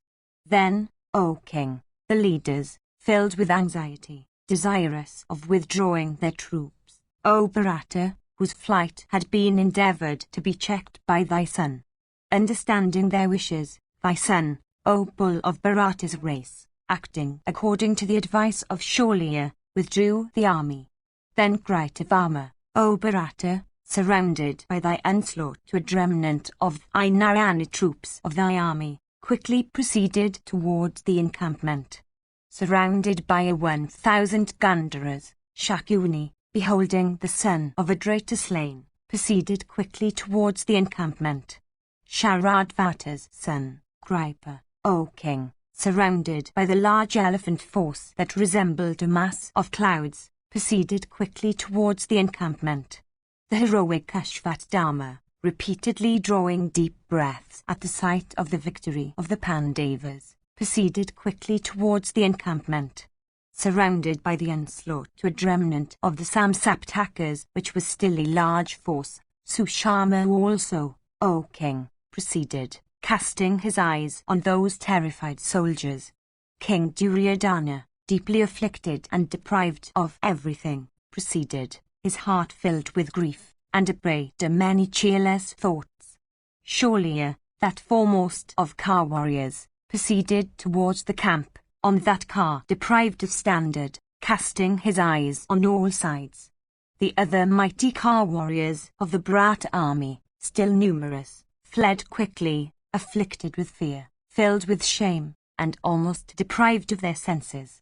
Indeed, seeing Karna overthrown, all the Kauravas fled away quickly, afflicted and anxious with fear, trembling, and with voices choked with tears. The mighty car warriors of thy army fled away in fear, O chief of Kuru's race, some applauding Arjuna, some applauding Karna. Amongst those thousands of warriors of thy army in that great battle, there was not a single person who had still any wish for fight. Upon the fall of Karna, O monarch, the Kauravas became hopeless of life, kingdom, wives, and wealth. Guiding them with care, O Lord, thy son, filled with grief and sorrow, set his heart upon resting them for the night. Those great car warriors also, O monarch, accepting his orders with bent heads, retired from the field with cheerless hearts and pale faces. 96. Sanjaya said, after Karna had thus been slain and the Kaurava troops had fled away, he of Dasha's race, embracing Partha from joy, said unto him these words, Vrittara was slain by thee. Men will talk, in the same breath, of the slaughter of Vrittara and Karna in awful battle. Vrittara was slain in battle by the deity of great energy with his thunder. Karna hath been slain by thee with bow and sharp arrows. Go, O son of Kunti, and represent, O Bharata, unto King Yudhishthira the just, this prowess of thine that is capable of procuring thee great fame and that hath become well known in the world. Having represented unto King Yudhishthira the just, this slaughter of Karna in battle for compassing which thou hadst been endeavouring for a long course of years, thou wilt be freed from the debt thou owest to the king. During the progress of the battle between thyself and Karna, the son of Dharma once came for beholding the field. Having, however, been deeply and exceedingly pierced with arrows, he could not stay in battle. The king, that bull among men, then went back to his tent. Partha answered Geshava, that bull of Yadu's race, saying, "So be it." The latter then cheerfully caused the car of that foremost of car warriors to turn back. Having said these words unto Arjuna, Krishna addressed the soldiers, saying, "Blessed be ye, stand all of you carefully, facing the foe." And to Drishthadama and Yadamanu and the twin sons of Madri and Vrikadara and Ayudhana, Govinda said, "Ye kings, until we come back having informed the king of Karna's slaughter by Arjuna, stand ye here with care." Having received the permission of these heroes, he then set out for the quarters of the king. With Partha in his company, Govinda beheld Yudhishthira, that tiger among kings, lying on an excellent bed of gold. Both of them then, with great joy, touched the feet of the king. Beholding their joy and the extraordinary wounds on their bodies, Yudhishthira regarded the son of Radha to be dead and rose quickly from his bed. That chastiser of foes, the mighty armed monarch, having risen from his bed, repeatedly embraced Vasudeva and Arjuna with affection. That descendant of Kuru's race then asked Vasudeva the particulars of Karna's death. Then the sweet-speeched Vasudeva, the descendant of the Yadu race, spoke to him of Karna's death exactly as it had happened. Smiling then, Krishna, otherwise called Dasaluta, joined his palms and addressed King Yudhishthira, whose foes had been killed, saying, "By good luck, the wielder of Gandhaiva, and Vrikadara, the son of Pandu, and thyself, and the two sons of Madri, are all safe, having been freed from this battle that has been so destructive of heroes and that made the very hair of the body to stand on end. Do thou those acts, O son of Pandu, which should next be done." The suitor's son Karna, possessed of great might and otherwise called Vaikartana, hath been slain. By good luck, victory hath become thine, O King of Kings. By good luck, thou growest, O son of Pandu. The earth drinketh today the blood of that suitor's son, that wretch among men, who had laughed at the dice won Krishna. That foe of thine, O bull of Kuru's race, lieth today on the bare ground, pierced all over with arrows. Behold that tiger among men, pierced and mangled with shafts. O thou of mighty arms, rule now, with care, this earth that is divested of all thy foes, and enjoy with us all kinds of enjoyable articles. Sanjaya continued, having heard these words of the high-souled Geshava, Yudhishthira, with great joy, worshipped in return that hero of Dashahu's race. Good luck, were the words, O monarch, that he said. And he added, It is not wonderful, O mighty armed one, in thee, O son of Devaki, that Partha, having obtained thee for his charioteer, should achieve feats that are even superhuman. Then that chief of Kuru's race, that righteous son of Pritha, taking hold of Geshava's right arm adorned with angadas, and addressing both Geshava and Arjuna, said, Narada told me that ye two are the gods Nara and Narayana, those ancient and best of rishis, that are ever employed in the preservation of righteousness. Gifted with great intelligence, the master Krishnadvapayana, the highly blessed Vyasa, also hath repeatedly told me this celestial history. Through thy influence, O Krishna, this Dhananjaya the son of Pandu, facing his foes, hath vanquished them, without ever turning back from any of them. Victory, and not defeat, we are certain to have, since thou hast accepted the drivership of Partha in battle.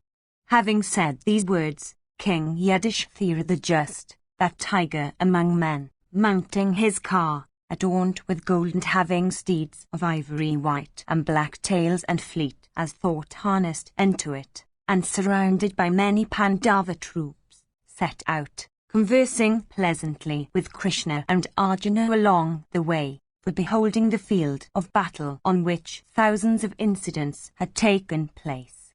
Conversing with those two heroes, viz., Madhava and Falguna, the king beheld Gana, that bull among men, lying on the field of battle. Indeed, King Yudhishthira beheld Karna pierced all over with arrows like a kadamva flower with straight filaments all around its body. Yudhishthira beheld Karna illuminated by thousands of golden lamps filled with perfumed oil. Having beheld Karna with his son slain and mangled with shafts sped from Gandiva, King Yudhishthira repeatedly looked at him before he could believe his eyes. He then applauded those tigers among men, Madhava and Fulgana, saying, "O Govinda, today I have become king of the earth, with my brothers, in consequence of thyself of great wisdom having become my protector and lord." Hearing of the slaughter of that tiger among men, the proud son of Radha, the wicked son of Dhritarashtra will be filled with despair, as regards both life and kingdom. Through thy grace, O bull among men, we have acquired our objects.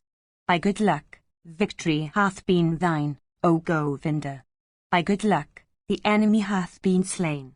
By good luck, the wielder of Gandiva, the son of Pandu, hath been crowned with victory. 13 years we have passed in wakefulness and great sorrow. O thou of mighty arms, through thy grace, we will sleep happily this night. In this way, O ruler of men, King Yudhishthira the just, praised Janardana greatly as also Arjuna, O monarch. Sanjaya continued, beholding Karna with his son slain with Partha's shafts, that perpetuator of Kuru's race, Yudhishthira regarded himself as reborn. The kings, in the Pandava army, great car warriors, all filled with joy, approached Kunti's son Yudhishthira and gladdened him greatly. Nakula, and Sahadeva, and Vrikadara, the son of Pandu, and Satyaki, O king, that foremost of car warriors among the Vrishnis, and Drishthadama, and Shikandi, and others among the Pandas, the Panchalas, and the Saranjayas, worshipped the son of Kunti at the slaughter of the suitor's son.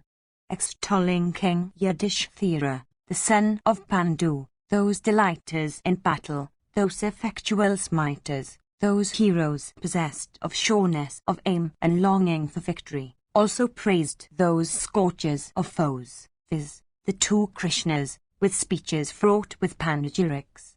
Then those great car warriors, filled with delight, proceeded towards their own camp. Thus occurred that great carnage, making the hair stand on end, in consequence, O king, of thy evil policy. Why dost thou grieve for it now? Shampayana continued, hearing those evil tidings, the Kuru king Dhritarashtra suddenly fell down on the ground from his excellent seat. Similarly, the royal lady Gandhari of great foresight fell down. She indulged in diverse lamentations for the slaughter of Karna in battle. Then Vidura and Sanjaya both raised the fallen monarch and began to console him. Similarly, the Kuru ladies raised Gandhari. Thinking destiny and necessity to be all-powerful, that royal ascetic, under that great grief, seemed to lose his senses. His heart filled with anxiety and sorrow. The king, however, did not again swoon away. Comforted by them, he remained silent, indulging in melancholy musing. He that reads of this great battle, which is like unto a sacrifice, between the high Suldananjaya and Adrita's son, so also he that hears the account of this battle read, both obtain, O Bharata, the fruit of a great sacrifice duly performed. The learned say that the holy and the eternal Vishnu is sacrifice, and each of those are the gods, viz., Agni, wind, Soma, and Surya, is so. Therefore, he that will, without malice, hear or recite this pavan, will be happy and capable of attaining to every region of bliss. Filled with devotion, men always read this sacred and first of samatas. They that do, rejoice, obtaining wealth, and grain, and fame. A man must, therefore, ever hear it without malice. He that does so will obtain all kinds of happiness. With that foremost of persons, Vishnu, and the illustrious self-born, and Bhava also, become pleased. A Brahmana, by reading it, would obtain the fruit of having studied the Vedas, a Kshatriya obtains strength and victory in battle, Vaishyas would obtain immense wealth, and Shudras would obtain health and freedom from disease. Then again the illustrious Vishnu is eternal. And since it is that God who hath been glorified in this pavan, it is for this that the man reading or hearing it becometh happy and acquireth all the objects of his heart. These words of the great Rishi, Vyasa, can never be untrue. The merit that may be attained by listening to the recitation of the Karna Pavan is equal to his who giveth away unceasingly for a whole year good cows with calves. The end of Karna Pava. The Mahabharata. Of Krishna Dwapayane Vyasa. Book 9. Sholyapava. Translated into English prose from the original Sanskrit text. By Kesari Mohan Ganguly. 1883 to 1896. Scanned and proofed by Mantrakaitanya. Additional proofing and formatting at sacredtexts.com. By J.B. Hare, October 2003. 1. Having bowed down unto Narayana and Nara, the most exalted of male beings, and the goddess Sarasvati, must the word Jaya be uttered. Janamejaya said, after Karna had thus been slain in battle by Savyasi, what did the small, unslaughtered, remnant of the Kauravas do, O regenerate one? Beholding the army of the Pandavas swelling with might and energy, what behavior did the Kuru Prince Ayodhya adopt towards the Pandavas, thinking it suitable to the hour? I desire to hear all this. Tell me, O foremost of regenerate ones, I am never satiated with listening to the grand feats of my ancestors. Vshampayana said, after the fall of Gana, O king, Dhritarashtra's son Ayodhya was plunged deep into an ocean of grief and saw despair on every side, indulging in incessant lamentations, saying, Alas, O Karna! Alas, O Karna! He proceeded with great difficulty to his camp, accompanied by the unslaughtered remnant of the kings on his side. Thinking of the slaughter of the Suta's son, he could not obtain peace of mind, though comforted by those kings with excellent reasons inculcated by the scriptures. Regarding destiny and necessity to be all-powerful, the Kuru king firmly resolved on battle. Having duly made Sholya the generalissimo of his forces, that bull among kings, O monarch, proceeded for battle, accompanied by that unslaughtered remnant of his forces. Then, O chief of Bharata's race, a terrible battle took place between the troops of the Kurus and those of the Pandavas, resembling that between the gods and the Asuras. Then Sholya, O monarch, having made a great carnage in battle, at last lost a large number of his troops and was slain by Yudhishthira at midday. Then King Duryodhana, having lost all his friends and kinsmen, fled away from the field of battle and penetrated into the depths of a terrible lake from fear of his enemies. On the afternoon of that day, Bhimasena, causing the lake to be encompassed by many mighty car warriors, summoned Duryodhana and having obliged him to come out, slew him speedily, putting forth his strength. After Duryodhana's slaughter, the 3 car warriors, of the Kuru side, that were still unslain, Ashvatthama and Gripa and Gritavama, filled with rage, O monarch, slaughtered the Bankala troops in the night. On the next morning Sanjaya, having set out from the camp, entered the city, the Kuru capital, cheerless and filled with grief and sorrow. Having entered the city, the Suta Sanjaya, raising his arms in grief, and with limbs trembling, entered the palace of the king. Filled with grief, O tiger among men, he wept aloud, saying, Alas, O king! Alas, all of us are ruined by the slaughter of that high-souled monarch.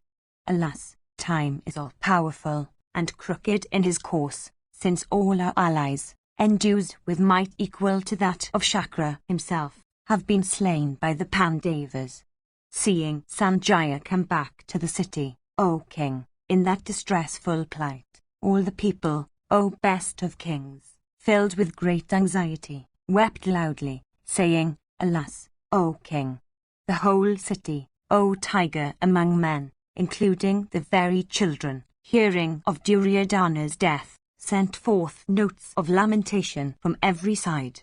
We then beheld all the men and women running about, deeply afflicted with grief, their senses gone, and resembling people that are demented.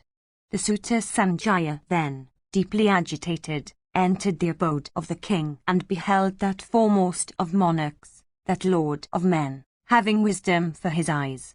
Beholding the sinless monarch, that chief of Bharata's race, seated, surrounded by his daughters-in-law and Gandhari and Vidura and by other friends and kinsmen that were always his well-wishers, and engaged in thinking on that very subject, the death of Karna, the suitor Sanjaya, with heart filled with grief, O Janamejaya, weepingly and in a voice choked with tears, said unto him, I am Sanjaya, O tiger among men. I bow to thee, O bull of Bharata's race. The ruler of the Madras, Shaulya, hath been slain. Similarly, Sabala's son Shakuni, and Aluka, O tiger among men, that valiant son of the gamester, Shakuni, have been slain. All the Samsaptakas, the Kambojas together with the Sakas, the Malechas, the Mountaineers, and the Yavanas, have also been slain. The Easterners have been slain, O monarch, and all the Southerners. The Northerners have all been slain, as also the Westerners, O ruler of men.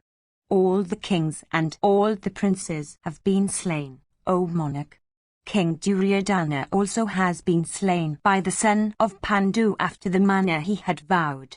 With his thighs broken, O monarch, he lieth now on the dust, covered with blood. Drishthadama also hath been slain, O king, as also the vanquished Chikandi. Yatamur and Yadamanyu, O king, and the Prabhadrakas, and those tigers among men, the Panchalas, and the Siddhas, have been destroyed. Thy sons have all been slain, as also their 5 sons of Draupadi, O Bharata. The heroic and mighty son of Karna, Vrishasana, hath been slain. All the men that had been assembled have been slain. All the elephants have been destroyed. All the car warriors, O tiger among men, and all the steeds, have fallen in battle. Very few are alive on thy side, O Lord. In consequence of the Pandavas and the Kauravas having encountered each other, the world, stupefied by time, now consists of only women. On the side of the Pandavas 7 are alive. They are the 5 Pandava brothers, and Vasudeva, and Satyaki, and amongst the Dhartarashtra's 3 are so, Kripa, Kritavama, and Drona's son, that foremost of victors. These 3 car warriors, O monarch, are all that survive, O best of kings, of all the Akshoinis mustered on thy side, O ruler of men. These are the survivors, O monarch, the rest have perished. Making Duryodhana and his hostility towards the Pandavas, the cause, the world, it seems, hath been destroyed, O bull of Bharata's race, by time. Vshampayana continued, hearing these cruel words, Dhritarashtra, that ruler of men, fell down, O monarch, on the earth, deprived of his senses. As soon as the king fell down, Vidura also, of great fame, O monarch, afflicted with sorrow on account of the king's distress, fell down on the earth. Gandhari also, O best of kings, and all the Kuru ladies, suddenly fell down on the ground, hearing those cruel words. That entire conclave of royal persons remained lying on the ground, deprived of their senses and raving deliriously, like figures painted on a large piece of canvas. Then King Dhritarashtra, that lord of earth, afflicted with a calamity represented by the death of his sons, slowly and with difficulty regained his life breaths. Having recovered his senses, the king, with trembling limbs and sorrowful heart, turned his face on every side, and said these words unto Kshatri, Vidura. O learned Kshatri, O thou of great wisdom, thou, O bull of Bharata's race, art now my refuge. I am lordless and destitute of all my sons. Having said this, he once more fell down, deprived of his senses. Beholding him fallen, all his kinsmen that were present there sprinkled cold water over him and fanned him with fans. Comforted after a long while, that lord of earth, afflicted with sorrow on account of the death of his sons, remained silent, sighing heavily, O monarch, like a snake put into a jar.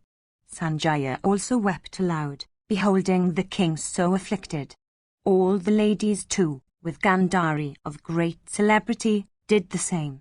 After a long while, O best of men, Dhritarashtra, having repeatedly swooned, addressed Vidura, saying, Let all the ladies retire, as also Gandhari of great fame, and all these friends. My mind hath become greatly unsettled. Thus addressed, Vidura, repeatedly trembling, slowly dismissed the ladies, O bull of Bharata's race. All those ladies retired, O chief of the Bharatas, as also all those friends, beholding the king deeply afflicted. Then Sanjaya cheerlessly looked at the king, O scorcher of foes, who, having recovered his senses, was weeping in great affliction. With joined hands, Vidura then, in a sweet words, comforted that ruler of men who was sighing incessantly. 2. Shampayana said, after the ladies had been dismissed, Dhritarashtra, the son of Ambika, plunged into grief greater than that which had afflicted him before, began, O monarch, to indulge in lamentations, exhaling breaths that resembled smoke, and repeatedly waving his arms, and reflecting a little, O monarch, he said these words.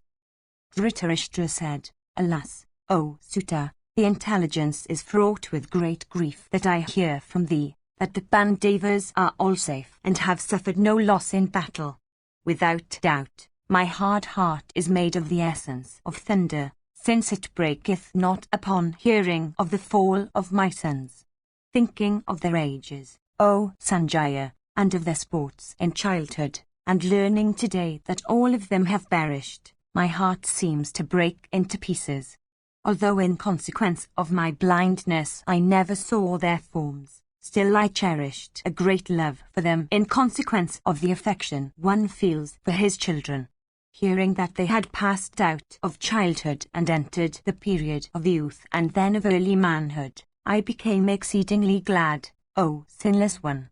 Hearing today that have been slain and divested of prosperity and energy, I fail to obtain peace of mind, being overwhelmed with grief on account of the distress that has overtaken them. Come, come, O King of Kings, Duryodhana, to me that am without a protector now. Deprived of thee, O mighty armed one, what will be my plight? Why, O sire, abandoning all the assembled kings, dost thou lie on the bare ground, deprived of life, like an ordinary and wretched king? Having been, O monarch, the refuge of kinsmen and friends, where dost thou go now, O hero, abandoning me that am blind and old? Where now, O king, is that compassion of thine, that love, and that respectfulness? Invincible as thou wert in battle, how, alas, hast thou been slain by the Pathas? Who will now, after I will have waked from sleep at the proper hour, repeatedly address me in such endearing and respectful words as, O Father, O Father, O great King, O Lord of the world, and affectionately clasping my neck with moistened eyes, will seek my orders, saying, Command me, O thou of Kuru's race. Address me, O son, in that sweet language once more. O dear child, I heard even these words from thy lips. This wide earth is as much ours as it is of Pritha's son.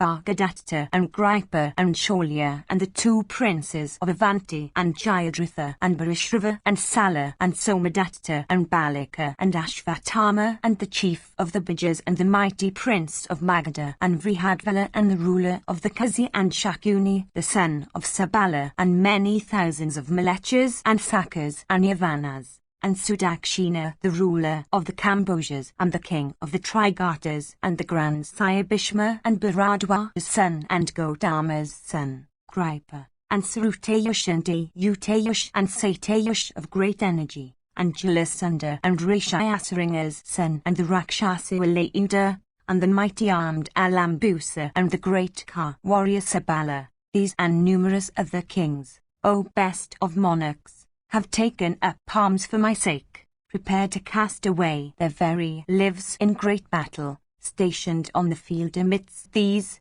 and surrounded by my brothers, I will fight against all the Parthas and the Panpulas and the Siddhas, O tiger among kings, and the sons of Draupadi and Satyaki and Kuntiboa and the Rakshasa Ghatotkaka.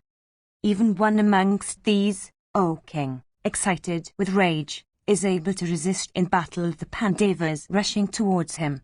What need I say then of all these heroes, every one of whom has wrong to avenge on the Pandavas, when united together? All these, O monarch, will fight with the followers of the Pandavas and will slay them in battle. Karna alone, with myself, will slay the Pandavas. All the heroic kings will then live under my sway. He, who is their leader, the mighty Vasudeva, will not, he has told me, put on mail for them, O king. Even in this way, O Suta, did Duryodhana often use to speak to me. Hearing what he said, I believed that the Pandavas would be slain in battle. When, however, my sons stationed in the midst of those heroes and exerting themselves vigorously in battle have all been slain, what can it be but destiny? When that lord of the world, the valiant Bhishma, having encountered Shikhandi, met with his death like a lion meeting with his at the hands of a jackal, what can it be but destiny? When the Brahmana Drona, that master of all weapons offensive and defensive, has been slain by the Pandavas in battle, what can it be but destiny? When Bhrishriva has been slain in battle, as also Somadatta and King Balika, what can it be but destiny? When Bhagadatta, skilled in fight from the backs of elephants, has been slain, and when Jayadratha hath been slain, what can it be but destiny? When Sudakshina has been slain, and Jalasundar of Puru's race, as also Sarutayush and Dayutayush, what can it be but destiny? When the mighty Pandya, that foremost of all wielders of weapons, has been slain in battle by the Pandavas, what can it be but destiny? When Vrihadvala has been slain and the mighty king of the Magadhas, and the valiant Ugrayuda, that type of all bowmen, when the two princes of Avanti, Vinda and Danuvinda, have been slain, and the ruler also of the Trigatas, as also numerous Samsaptakas, what can it be but destiny? When King Alambusa, and the Rakshasas Alayuda, and Rishyasringa's son, have been slain, what can it be but destiny? When the Narayanas have been slain, as also the Gopalas, those troops that were invincible in battle, and many thousands of Malechas, what can it be but destiny? When Shakuni, the son of Sabala, and the mighty Aluka, called the gamester's son, that hero at the head of his forces, have been slain, what can it be but destiny? When innumerable high-skilled heroes, accomplished in all kinds of weapons offensive and defensive and endued with prowess equal to that of Shakra himself, have been slain, O Suta, when Kshatriyas hailing from diverse realms, O Sanjaya, have all been slain in battle, what can it be but destiny? Endued with great might, my sons and grandsons have been slain, as also my friends and brethren, what can it be but destiny? Without doubt, man takes his birth, subject to destiny. That man who is possessed of good fortune meets with good.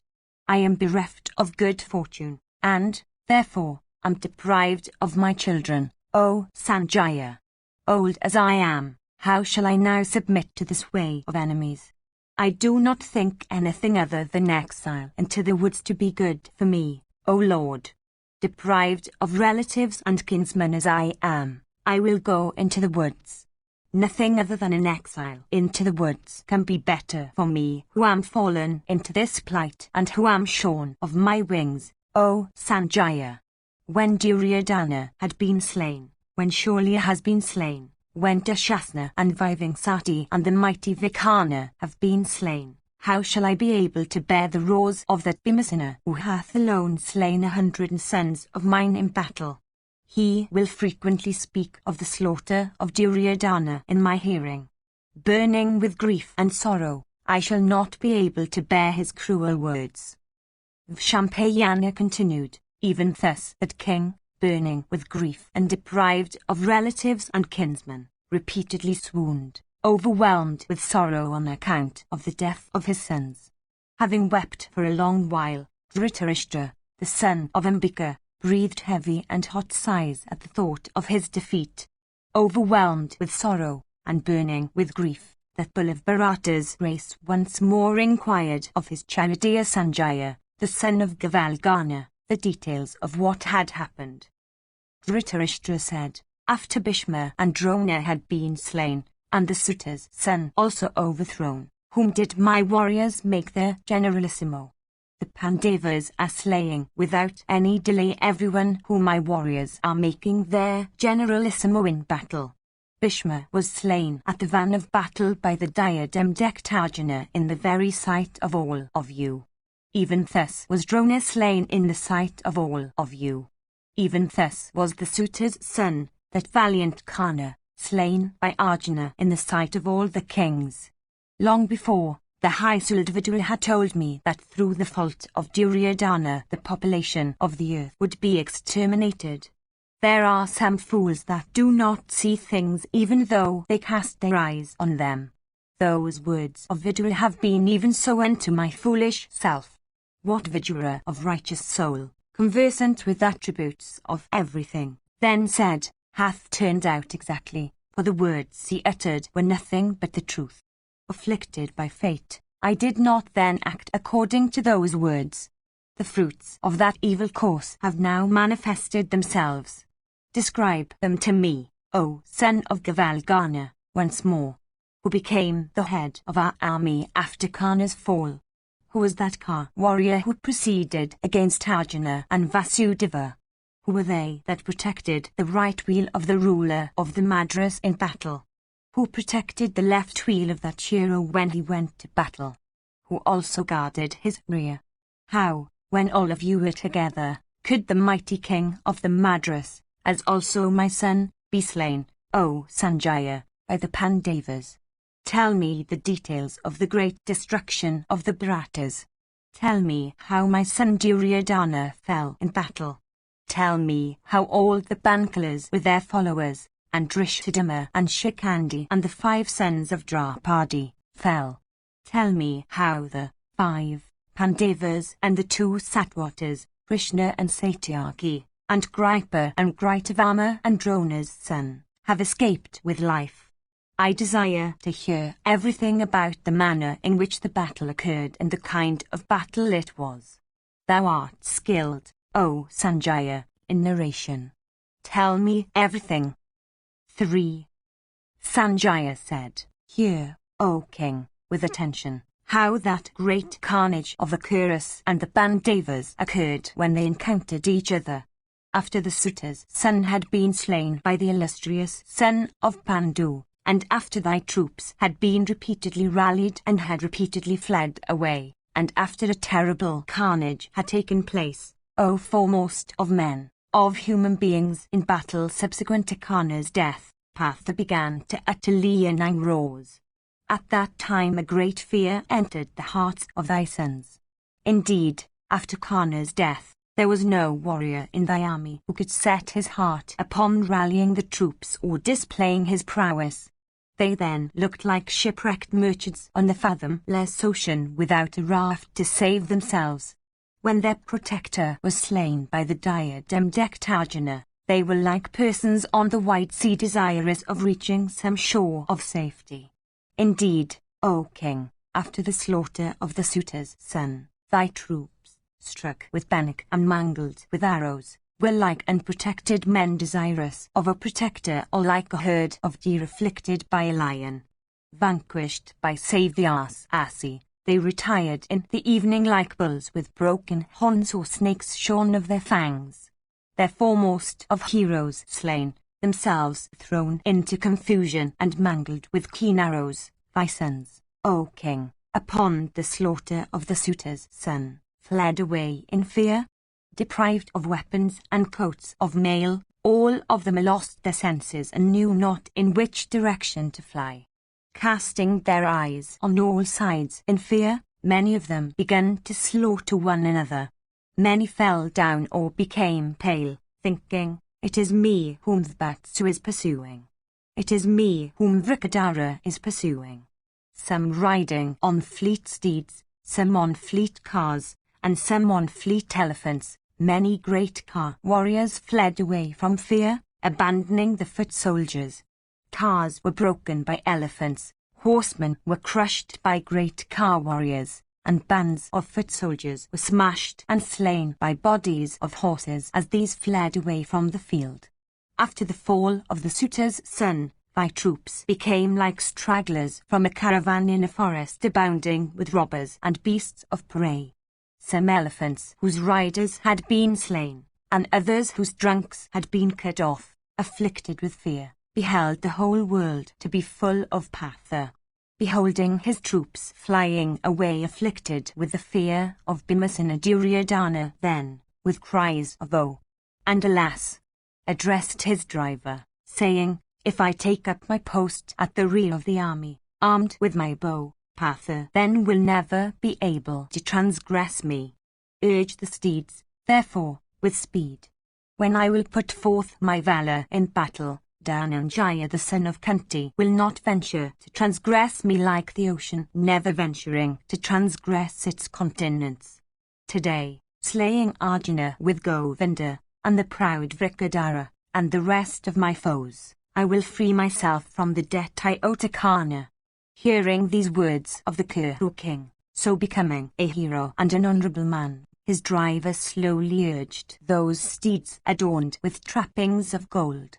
At that time many brave warriors deprived of elephants and steeds and cars, and 25,000 foot soldiers, O sire, proceeded slowly for battle. Then Bhimasena, filled with wrath, and Drishthadumna the son of Prashata, encompassing those troops with the assistance of 4 kinds of forces, destroyed them with shafts.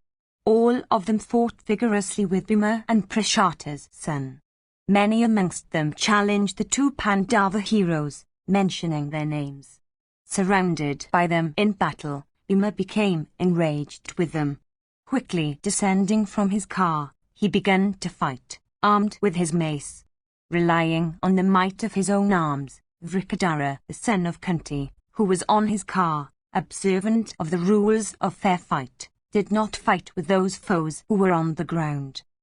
Armed then with that heavy mace of his that was made entirely of iron and adorned with gold and equipped with a sling, and that resembled the destroyer himself as he becomes at the end of Yuga, Bhima slew them all like Yama slaughtering creatures with his club.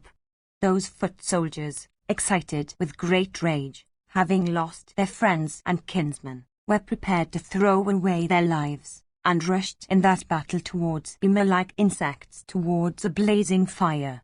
Indeed, those warriors, filled with rage and invincible in battle, approaching Bhimasena, suddenly perished like living creatures at the glance of the destroyer.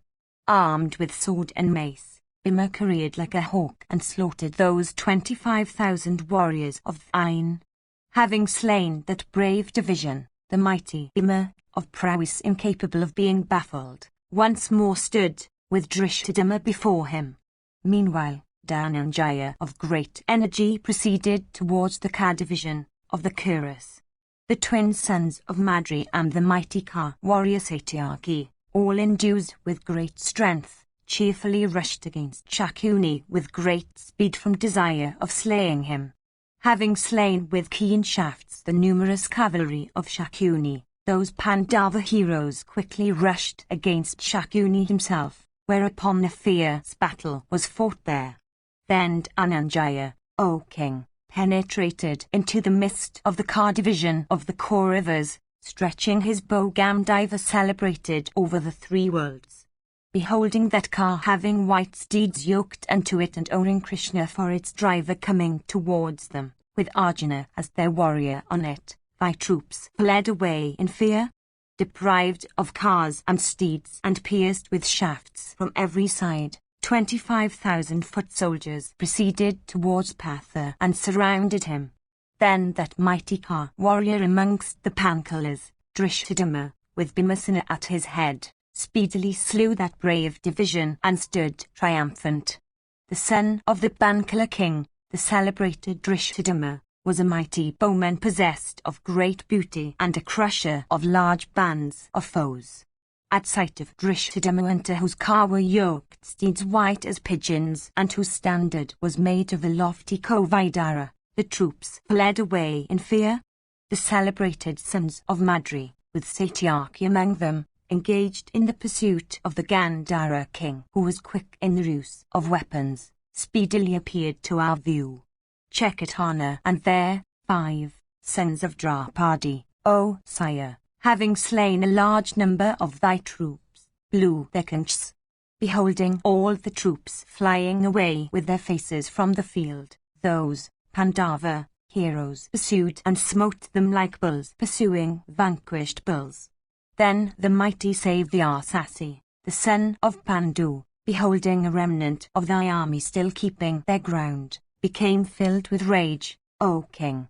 Suddenly, O monarch, he shrouded that remnant of thy forces with arrows.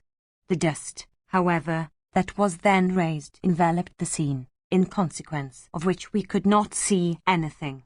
Darkness also spread over the scene, and the field of battle was covered with arrows. Thy troops, O monarch, then fled away in fear on all sides. When his army was thus broken, the Kuru king, O monarch, rushed against both friends and foes. Then Duryodhana challenged all the Pandavas to battle, O chief of Bharata's race, like the Ajuravali in days of yore challenging all the celestials. The Pandavas then, uniting together and filled with rage, upbraiding him repeatedly and shooting diverse weapons, rushed against the roaring Duryodhana. The latter, however, fearlessly smote his foes with shafts. The prowess that we then saw of thy son was exceedingly wonderful, since all the Pandavas together were unable to transgress him. At this time Duryodhana beheld, staying at a little distance from him, his troops, exceedingly mangled with shafts, and prepared to fly away. Rallying them then, O monarch, thy son, resolved on battle and desirous of gladdening them, addressed those warriors, saying, I do not see that spot on plain or mountain whither, if you fly, the Pandavas will not slay you. What is the use then in flight? The Pandava army hath now been reduced to a small remnant. The 2 Krishnas have been exceedingly mangled. If all of us make a stand here, we are certain to have victory. If, however, you fly away, breaking your array, the Pandavas, pursuing your sinful selves, will slay all of you. Death in battle, therefore, is for our good. Death in the field of battle while engaged in fight according to Kshatriya practices is pleasant. Such death produces no kind of grief. By encountering such a death, a person enjoys eternal happiness in the other world. Let all the Kshatriyas assembled here listen to me. It were better that they should even submit to the power of the angry Bhimasena than that they should abandon the duties practiced by them from the days of their ancestors. There is no act more sinful for a Kshatriya than flight from battle. You Kauravas, there is not a better path to heaven than the duty of battle. Their warrior acquires in a day regions of bliss in the other world that take many long years for others to acquire. Fulfilling those words of the king, the great Kshatriya warriors once more rushed against the Pandavas, unable to endure their defeat and firmly resolved to put forth their prowess. Then commenced a battle once more, that was exceedingly fierce, between thy troops and the enemy, and that resembled the one between the gods and the Asuras. Thy son Duryodhana then, O monarch, with all his troops, rushed against the Pandavas headed by Yudhishthira. 4. Sanjaya said, beholding the fallen boxes of cars, as also the cars of high-souled warriors, and the elephants and foot soldiers, O sire, slain in battle, seeing the field of battle assume an aspect as awful as that of the sporting ground of Rudra, observing the inglorious end obtained by hundreds and thousands of kings, witnessing also the prowess of Partha after the retreat of thy son with grief-stricken heart, and when thy troops, filled with anxiety and fallen into great distress, O Bharata, were deliberating as to what they should next do, hearing also the loud wails of the Kaurava warriors that were being crushed, and marking the displayed and disordered tokens of great kings, the Kuru leader Kripa of great energy, possessed of years and good conduct and filled with compassion, and endued with eloquence, approached King Duryodhana, and angrily said these words unto him, O Duryodhana, listen, O Bharata, to these words that I will say unto thee. Having heard them, O monarch, do thou act according to them, O sinless one, if it pleases thee. There is no path, O monarch, that is better than the duty of battle. Having recourse to that path, Kshatriyas, O bull of the Kshatriya order, engage in battle. He who lives in the observance of Kshatriya practices fights with son, sire, brother, sister's son, and maternal uncle, and relatives, and kinsmen. If he is slaughtered in battle, there is great merit in it. Similarly, there is great sin in it if he flies from the field. It is for this that the life of a person desirous of living by the adoption of the Kshatriya duties is exceedingly terrible. And to thee, as regards this, I will say a few beneficial words. After the fall of Bhishma and Drona and the mighty Ka warrior Karna, after the slaughter of Jayadratha and thy brothers, O sinless one, and thy son Lakshmana, what is there now for us to do? They upon whom we had rested all burdens of sovereignty we had been enjoying, have all gone to regions of blessedness attainable by persons conversant with Brahma, casting off their bodies. As regards ourselves, deprived of those great Ka warriors possessed of numerous accomplishments, we shall have to pass our time in grief, having caused numerous kings to perish. When all those heroes were alive, even then Vatsu could not be vanquished. Having Krishna for his eyes, that mighty armed hero is incapable of being defeated by the very gods. The vast Kaurava host, approaching his ape-bearing standard that is lofty as an Indra's pole, set up in the season of spring, and that is effulgent as Indra's bow, hath always trembled in fear. At the leonine roars of Bhimasena and the blare of Panchajanya and the twang of Gandhiva, our heart will die away within us. Moving like flashes of lightning, and blinding our eyes, Arjuna's Gandhiva is seen to resemble a circle of fire. Decked with pure gold, that formidable bow as it is shaken, looks like lightning's flash moving about on every side. Steeds white in hue and possessed of great speed and endued with the splendor of the moon or the Kusa grass, and that run devouring the skies, are yoked unto his car. Urged on by Krishna, like the masses of clouds driven by the wind, and their limbs decked with gold, they bear Arjuna to battle. That foremost of all persons conversant with arms, Arjuna, burned that great force of thine like a swelling conflagration consuming dry grass in the forest in the season of winter. Possessed of the splendor of Indra himself, while penetrating into our ranks, we have seen Dhananjaya to look like an elephant with 4 tusks. While agitating thy army and inspiring the kings with fear, we have seen Dhananjaya to resemble an elephant agitating a lake overgrown with lotuses. While terrifying all the warriors with the twang of his bow, we have again seen the son of Pandu to resemble a lion inspiring smaller animals with dread. Those 2 foremost of bowmen in all the worlds, those 2 bulls among all persons armed with the bow, the 2 Krishnas, clad in mail, are looking exceedingly beautiful. Today is the 17th day of this awful battle, O Bharata, of those that are being slaughtered in the midst of this fight. The diverse divisions of thy army are broken and dispersed like autumnal clouds dispersed by the wind.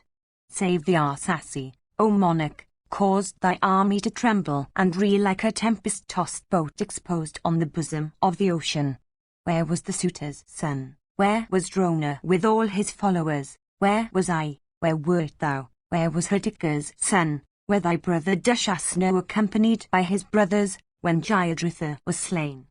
Upon beholding Jayadratha and finding him within the range of his arrows, Arjuna, putting forth his process upon all thy kinsmen and brothers and allies and maternal uncles, and placing his feet upon their heads, slew King Jayadratha in the very sight of all. What then is there for us to do now? Who is there among thy troops now that would vanquish the son of Pandu? That high-souled warrior possesses diverse kinds of celestial weapons. The twang, again, of Gandhiva roth us of our energies. This army of thine that is now without a leader is like a night without the moon, or like a river that is dried up with all the trees on its banks broken by elephants. The mighty armed Arjuna of white steeds will, at his pleasure, career amid this thy masterless host, like a blazing conflagration amid a heap of grass. The impetuosity of those two, Satyaki and Bhimasena, would split all the mountains or dry up all the oceans. The words that Bhima spoke in the midst of the assembly have all been nearly accomplished by him, O monarch. That which remains unaccomplished will again be accomplished by him. While Karna was battling before it, the army of the Pandavas, difficult to be defeated, was vigorously protected by the wielder of Gandhiva. You have done many foul wrongs, without any cause, unto the righteous Pandavas. The fruits of those acts have now come. For the sake of thy own objects thou hadst, with great care, mustered together a large force. That vast force, as also thyself, O bull of Bharata's race, have fallen into great danger. Preserve thy own self now, for self is the refuge of everything. If the refuge has broken, O sire, everything inhering thereto is scattered on every side. He that is being weakened should seek peace by conciliation. He that is growing should make war. This is the policy taught by Brihaspati. We are now inferior to the sons of Pandu as regards the strength of our army.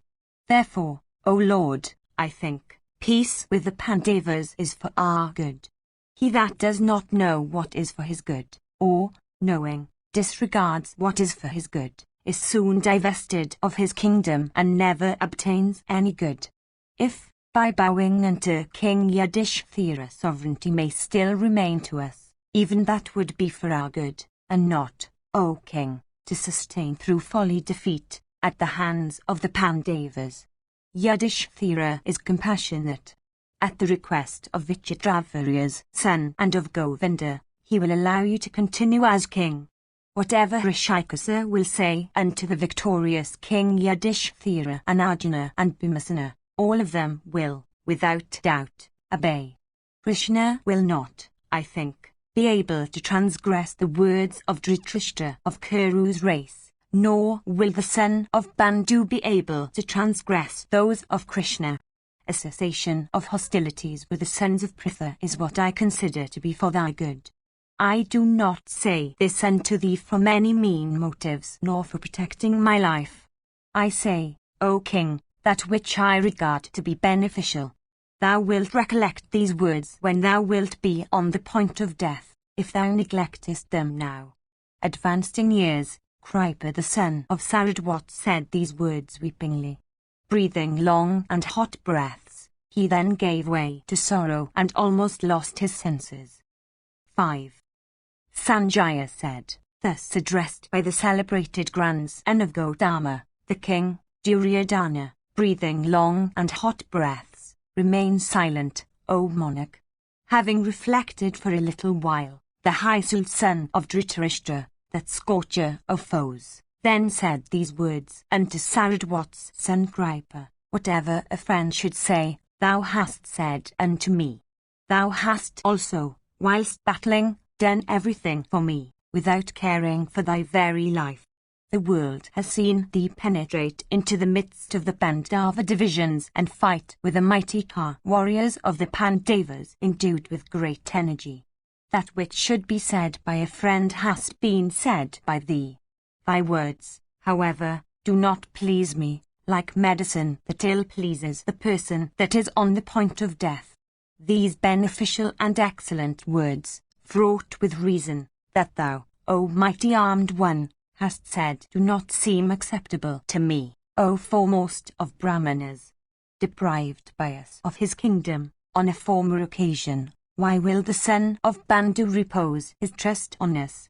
That mighty king was once defeated by us at dice. Why will he again believe my words? So also, Krishna, ever engaged in the good of the Pathas, when he came to us as an envoy, was deceived by us. That act of ours was exceedingly ill-judged. Why then, O regenerate one, will Hrishikesa trust my words? The Princess Krishna, while standing in the midst of the assembly, wept piteously. Krishna will never forget that act of ours, nor that act, the deprivation of Yudhishthira by us of his kingdom. Formerly, it was heard by us that the two Krishnas have the same heart between them and are firmly united with each other. Today, O Lord, we have seen it with our eyes. Having heard of the slaughter of his sister's son, Keshava passeth his nights in sorrow. We have offended him highly. Why will he forgive us then? Arjuna also, in consequence of Abhimanyu's death, hath become very miserable. Even if solicited, why will he strike for my good? The second son of Pandu, the mighty Bhimasena, is exceedingly fierce. He has made a terrible vow. He will break but not bend. The heroic twins, breathing animosity against us, when clad in mail and armed with their swords, resemble a pair of Yamas. Drishthadhyumna and Shikhandi have drawn their swords against me. Why will those two, O best of Brahmanas, strive for my good? While clad in a single raiment and in her season, the Princess Krishna was treated cruelly by Dushasana in the midst of the assembly and before the eyes of all. Those scourgers of foes, the Pandavas, who still remember the naked Draupadi plunged into distress, can never be dissuaded from battle. Then again, Krishna, the daughter of Drupada, is in sorrow, undergoing the austerest of penances for my destruction and the success of the objects cherished by her husbands, and sleepeth every day on the bare ground, intending to do so till the end of the hostilities is attained. Abandoning honor and pride, the uterine sister of Vasudeva, Subhadra, is always serving Draupadi as veritable waiting woman. Everything, therefore, hath flamed up. That fire can never be quenched. Peace with them hath become impossible in consequence of the slaughter of Abhimanyu. Having also enjoyed the sovereignty of this earth bounded by the ocean, how shall I be able to enjoy, under favour of the Pandavas, a kingdom in peace? Having shone like the sun upon the heads of all the kings, how shall I walk behind Yudhishthira like a slave? Having enjoyed all enjoyable articles and shown great compassion, how shall I lead a miserable life now, with miserable men as my companions? I do not hate those mild and beneficial words that thou hast spoken. I, however, do not think that this is the time for peace. To fight righteously is, O scorcher of foes, what I regard to be good policy. This is not the time for acting like a eunuch. On the other hand, that is time for the battle. I have performed many sacrifices. I have given away dakshinas to Brahmanas. I have obtained the attainment of all my wishes. I have listened to Vedic recitations. I have walked upon the heads of my foes. My servants have all been well cherished by me. I have relieved people in distress. I dare not, O foremost of regenerate ones, address such humble words to the Pandavas. I have conquered foreign kingdoms. I have properly governed my own kingdom. I have enjoyed diverse kinds of enjoyable articles. Religion and profit and pleasure I have pursued. I have paid off my debt to the Baitrus and to Kshatriya duty. Certainly, there is no happiness here. What becomes of kingdom, and what of good name? Fame is all that one should acquire here. That fame can be obtained by battle, and by no other means. The death that a Kshatriya meets with at home is censurable. Death on one's bed at home is highly sinful. The man who casts away his body in the woods or in battle after having performed sacrifices, obtains great glory. He is no man who dies miserably weeping in pain, afflicted by disease and decay, in the midst of crying kinsmen. Abandoning diverse objects of enjoyment, I shall now, by righteous battle, proceed to the regions of Chakra, obtaining the companionship of those that have attained to the highest end. Without doubt, the habitation of heroes of righteous behavior, who never retreat from battle, who are gifted with intelligence and devoted to truth, who are performers of sacrifices, and who have been sanctified in the sacrifice of weapons, is in heaven. The diverse tribes of Apsaras, without doubt, joyfully gaze at such heroes when engaged in battle. Without doubt, the Baitrus behold them worshipped in the assembly of the gods and rejoicing in heaven, in the company of Apsaras. We will now ascend the path that is trod by the celestials and by heroes, and returning from battle, that path which has been taken by our venerable grandsire, by the preceptor endued with great intelligence, by Jayadratha, by Kana, and by Dushasana.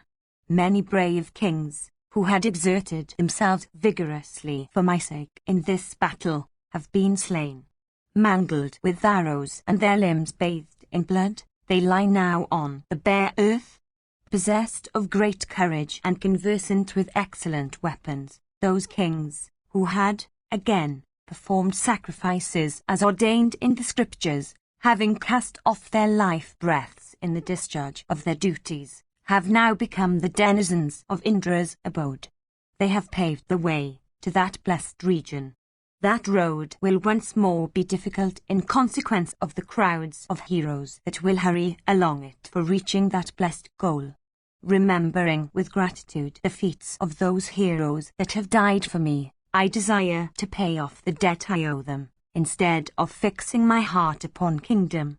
If, having caused my friends and brothers and grandsires to be slain, I save my own life, the world will without doubt censure me.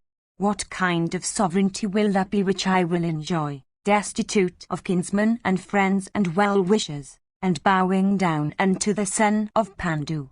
I, who have lorded it over the universe in that way, will now acquire heaven by fair fight. It will not be otherwise.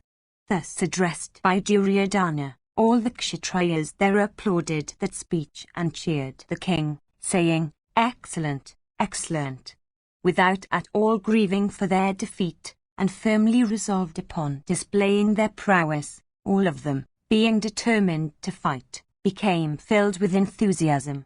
Having groomed their animals, the Kauravas, delighting at the prospect of battle, shook up their quarters for the night, at a spot a little less than 2 yojanas distant from the field.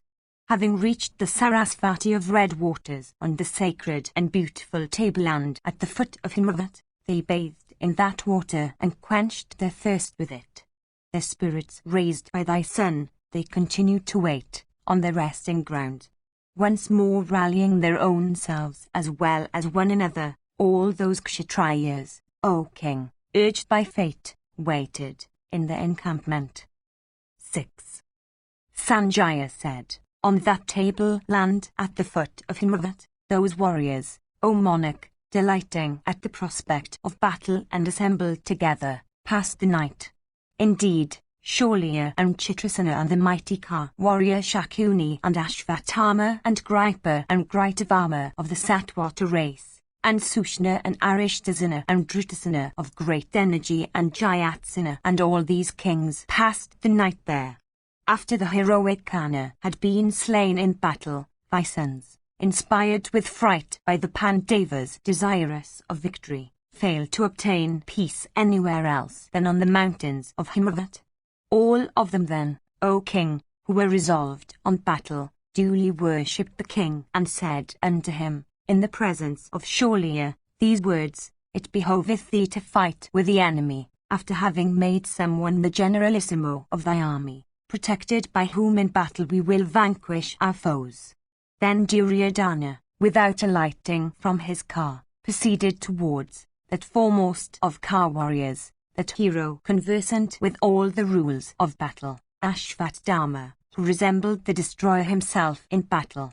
Possessed of beautiful limbs, of head well covered, of a neck adorned with 3 lines like those in a conch shell, of sweet speech, of eyes resembling the petals of a full-blown lotus, and of a face like that of the dignity of Mru, resembling the bull of Mahadeva as regards neck, eyes, tread, and voice, endued with arms that were large, massive, and well-joined, having a chest that was broad and well-formed, equal unto Garuda or the wind in speed and might, gifted with a splendor like that of the rays of the sun, rivaling Usanus himself in intelligence and the moon in beauty and form and charms of face, with a body that seemed to be made of a number of golden lotuses, with well-made joints, of well-formed thighs and waist and hips, of beautiful fingers, and beautiful nails. He seemed to have been made by the Creator with care after collecting one after another all the beautiful and good attributes of creation. Possessed of every auspicious mark, and clever in every act, he was an ocean of learning. Ever vanquishing his foes with great speed, he was incapable of being forcibly vanquished by foes. He knew, in all its details, the science of weapons consisting of 4 padas and 10 angas. He knew also the 4 Vedas with all their branches, and the Akayanas as the 5th. Possessed of great ascetic merit, Drona, himself not born of woman, having worshipped the 3-eyed deity with great attention and austere vows, begat him upon a wife not born of woman. Approaching that personage of unrivalled feats, that one who is unrivalled in beauty on earth, that one who has mastered all branches of learning, that ocean of accomplishments, that faultless Ashvatthama, thy son told him these words, Thou, O preceptor's son, art today our highest refuge. Tell us, therefore, who is to be the generalissimo of my forces now, placing whom at our head, all of us, united together, may vanquish the Pandavas.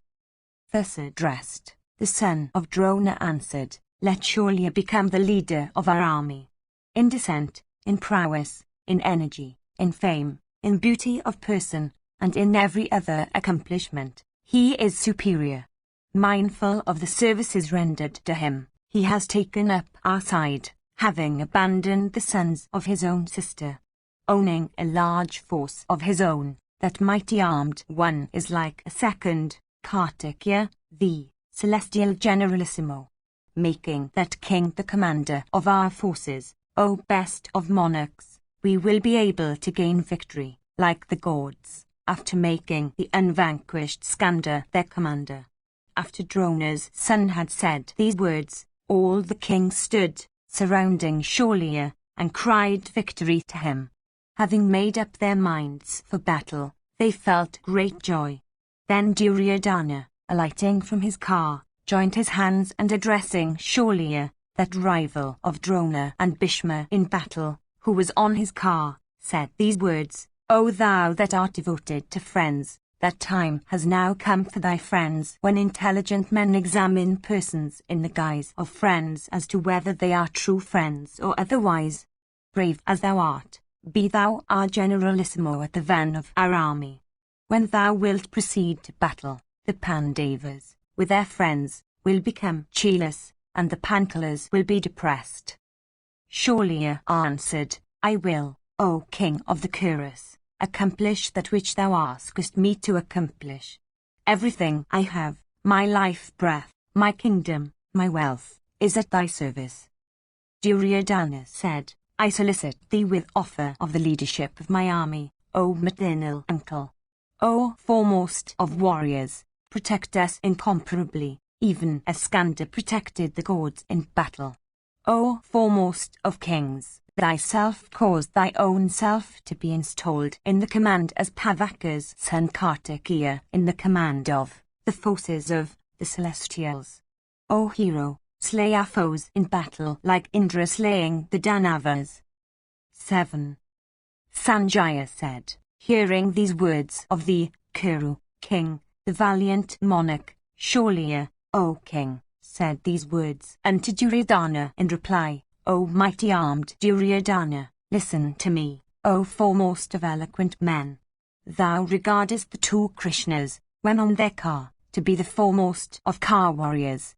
They are not, however, together equal to me in might of arms. What need I say of the Pandavas? When angry, I can fight, at the van of battle, with a whole world consisting of gods, asuras, and men, risen up in arms. I will vanquish the assembled Pathas and the Somakas in battle. Without doubt, I will become the leader of thy troops. I will form such an array that our enemies will not be able to overmaster it. I say this to thee, O Duryodhana. There is no doubt in this.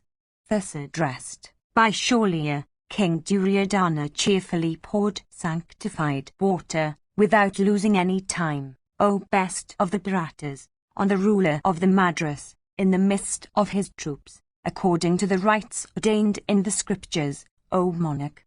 After Shaulya had been invested with the command, loud leonine roars arose among thy troops, and diverse musical instruments also, O Bharata, were beat and blown.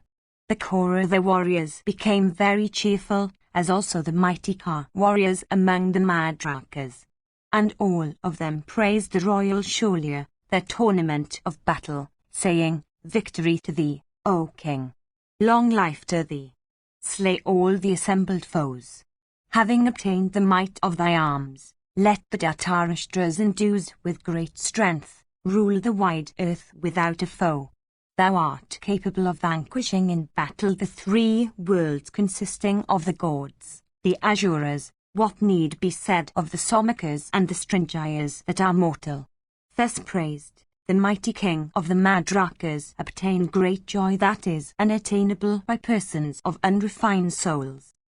Shaulya said, Today, O king, I will either slay all the Bankalas with the Pandavas in battle, or, slain by them, proceed to heaven. Let the world behold me today careering on the field of battle, fearlessly.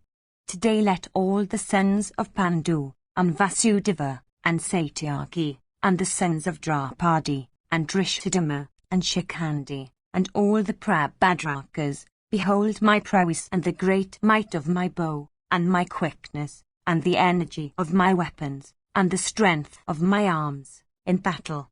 Let the Pathas, and all the Siddhas, with the Charanas behold today the strength that is in my arms and the wealth of weapons I possess. Beholding my prowess today, let the mighty car warriors of the Pandavas, desirous of counteracting it, adopt diverse courses of action. Today I will rout the troops of the Pandavas on all sides. Surpassing Drona and Bhishma and the Suta's son, O Lord, in battle, I will career on the field, O Kauravas, for doing what is agreeable to thee.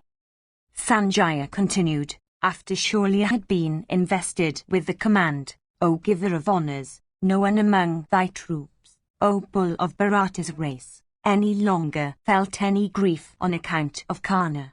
Indeed, the troops became cheerful and glad. They regarded the Pathas as already slain and brought under the power of the ruler of the Madras. Having obtained great joy, thy troops, O bull of Bharata's race, slept that night happily and became very cheerful. Hearing those shouts of thy army, King Yudhishthira, addressing him of Vrishani's race, said these words, in the hearing of all the Kshatriyas, the ruler of the Madras, Shaulya, that great bowman who is highly regarded by all the warriors hath, O Madhava, been made the leader of his forces by Dhritarashtra's son. Knowing this that has happened, do, O Madhava, that which is beneficial. Thou art our leader and protector. Do that which should next be done. Then Vasudeva, O monarch, said unto that king, I know art Ani, O Bharata, truly.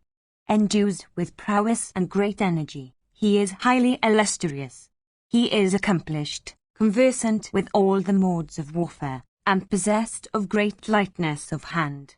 I think that the ruler of the Madras is in battle equal to Bhishma or Drona or Karna, or perhaps superior to them. I do not, O ruler of men, even upon reflection, find the warrior who may be a match for Shaulya while engaged in fight. In battle, he is superior in might to Shikhandi and Arjuna and Bhima and Satyaki and Drishthadama, O Bharata. The king of the Madras, O monarch, endued with the prowess of a lion or an elephant, will career fearlessly in battle like the destroyer himself in wrath amongst creatures at the time of the universal destruction. I do not behold a match for him in battle save thee, O tiger among men, that art possessed of prowess equal to that of a tiger. Save thee there is no other person in either heaven or the whole of this world, who, O son of Kuru's race, would be able to slay the ruler of the Madras while excited with wrath in battle. Day after day engaged in fight, he agitates thy troops. For this, slay Shaulya in battle, like Maghavat slaying Samvara. Treated with honor by Dhritarashtra's son, that hero is invincible in battle. Upon the fall of the ruler of the Madras in battle, thou art certain to have victory. Upon his slaughter, the vast Dhritarashtra host will be slain. Hearing, O monarch, these words of mine now, proceed, O Partha, against that mighty Ka warrior, the ruler of the Madras. Slay that warrior, O thou of mighty arms, like Vasava slaying the Asura Namachi. There is no need of showing any compassion here, thinking that this one is thy maternal uncle. Keeping the duties of a Kshatriya before thee, slay the ruler of the Madras. Having crossed the fathomless oceans represented by Bhishma and Drona and Karna, do not sink, with thy followers, in the print of a cow's hoof represented by Shaulya. Display in battle the whole of thy ascetic power and thy Kshatriya energy. Slay that Ka warrior. Having said these words, Keshava, that slayer of hostile heroes, proceeded to his tent in the evening, worshipped by the Pandavas. After Keshava had gone, King Yudhishthira the Just, dismissing all his brothers and the Somikas, happily slept that night, like an elephant from whose body the darts have been plucked out. All those great bowmen of the Panchalas and Pandavas, delighted in consequence of the fall of Karna, slept that night happily.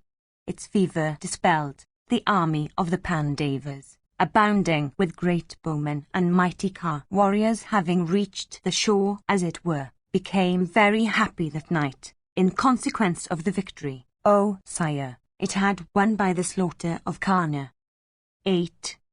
Sanjaya said, after that night had passed away, King Duryodhana then, addressing all thy soldiers, said, Arm, you mighty Ka warriors. Hearing the command of the king, the warriors began to put on their armor. Some began to yoke their steeds to their cars quickly, others ran hither and thither.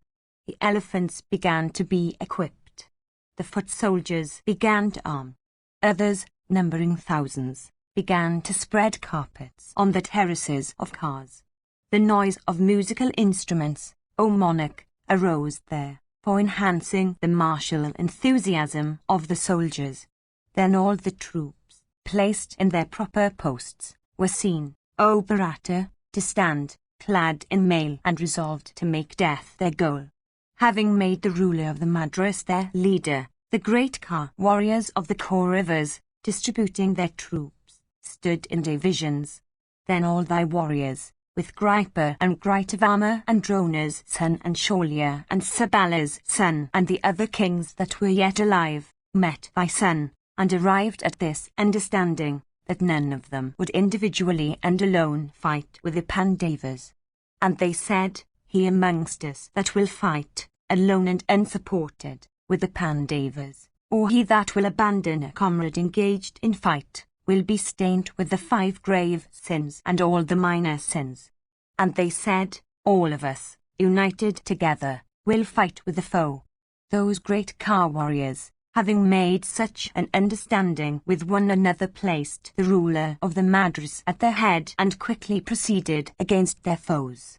Similarly, all the Pandavas, having arrayed their troops in great battle, proceeded against the Kauravas, O king, for fighting with them on every side. Soon, O chief of the Bharatas, that host, whose noise resembled that of the agitated ocean, and which seemed to be wonderful in consequence of its cars and elephants, presented the aspect of the vast deep swelling with its surges. Dhritarashtra said, I have heard of the fall of Drona, of Bhishma and of the son of Radha. Tell me now of the fall of Sholya and of my son. How, indeed, O Sanjaya, was Sholya slain by King Yudhishthira the Just? And how was my son Duryodhana slain by Bhimasena of great might? Sanjaya said, Hear, O king, with patience, of the destruction of human bodies and the loss of elephants and steeds, as I describe to thee the battle. The hope became strong, O king, in the breasts of thy sons that, after Drona and Bhishma and the Suta's son had been overthrown, Sholya, O sire, would slay all the Pathas in battle. Cherishing that hope in his heart, and drawing comfort from it, O Bharata, thy son Duryodhana, relying in battle upon that mighty Ka warrior, the ruler of the Madras, regarded himself as possessed of a protector. When after Karna's fall the Pathas had uttered leonine roars, a great fear, O king, had possessed the hearts of the Dhritarashtras. Assuring him duly, the valiant king of the Madras, having formed, O monarch, a grand array whose arrangements were auspicious in every respect, proceeded against the Pathas in battle. And the valiant king of the Madras proceeded, shaking his beautiful and exceedingly strong bow capable of imparting a great velocity to the shafts sped from it. And that mighty Ka warrior was mounted upon the foremost of vehicles, having horses of the Sindhu breed yoked into it. Riding upon his car, his driver made the vehicle look resplendent. Protected by that car, that hero, that brave crusher of foes, Sholya, stood, O monarch, dispelling the fears of thy sons. The king of the Madras, clad in mail, proceeded at the head of the array, accompanied by the brave Madrakas and the invincible sons of Karna. On the left was Gritavama, surrounded by the Trigartas. On the right was Gautama, Kripa, with the Sakas and the Yavanas. In the rear was Ashvatthama, surrounded by the Kambojas. In the centre was Duryodhana, protected by the foremost of the Kuru warriors.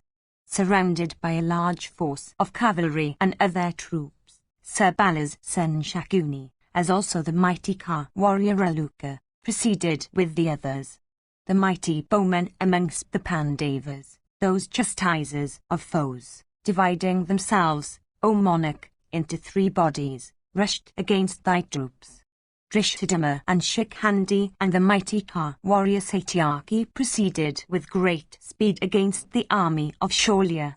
Then King Yudhishthira, accompanied by his troops, rushed against Sholya alone, from desire of slaughtering him, O bull of Bharata's race.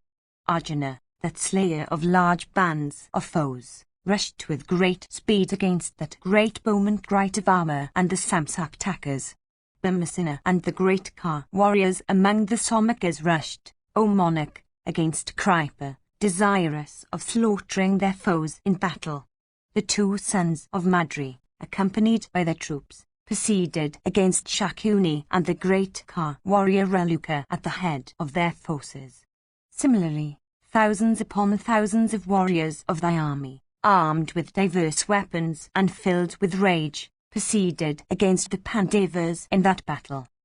Dhritarashtra said, after the fall of the mighty bowman Bhishma and Drona and the great Ka warrior Karna, and after both the Kuros and their Pandavas had been reduced in numbers, and when, indeed, the Pathas, possessed of great prowess, became once more angry in battle, what, O Sanjaya, was the strength of each of the armies? Sanjaya said, "Hear, O king, how we and the enemy both stood for battle on that occasion, and what was then the strength of the two armies. 11,000 cars, O bull of Bharata's race, 10,700 elephants, and full 200,000 horses, and 3 millions of foot, composed the strength of thy army. 6,000 cars, 6,000 elephants, 10,000 horses, and 1 million of foot, O Bharata, were all that composed the remnant of the Pandava force in the battle. These, O bull of Bharata's race, encountered each other for battle. Having distributed their forces in this way, O monarch, ourselves, excited with wrath and inspired with desire of victory, proceeded against the Pandavas, having placed ourselves under the command of the ruler of the Madras.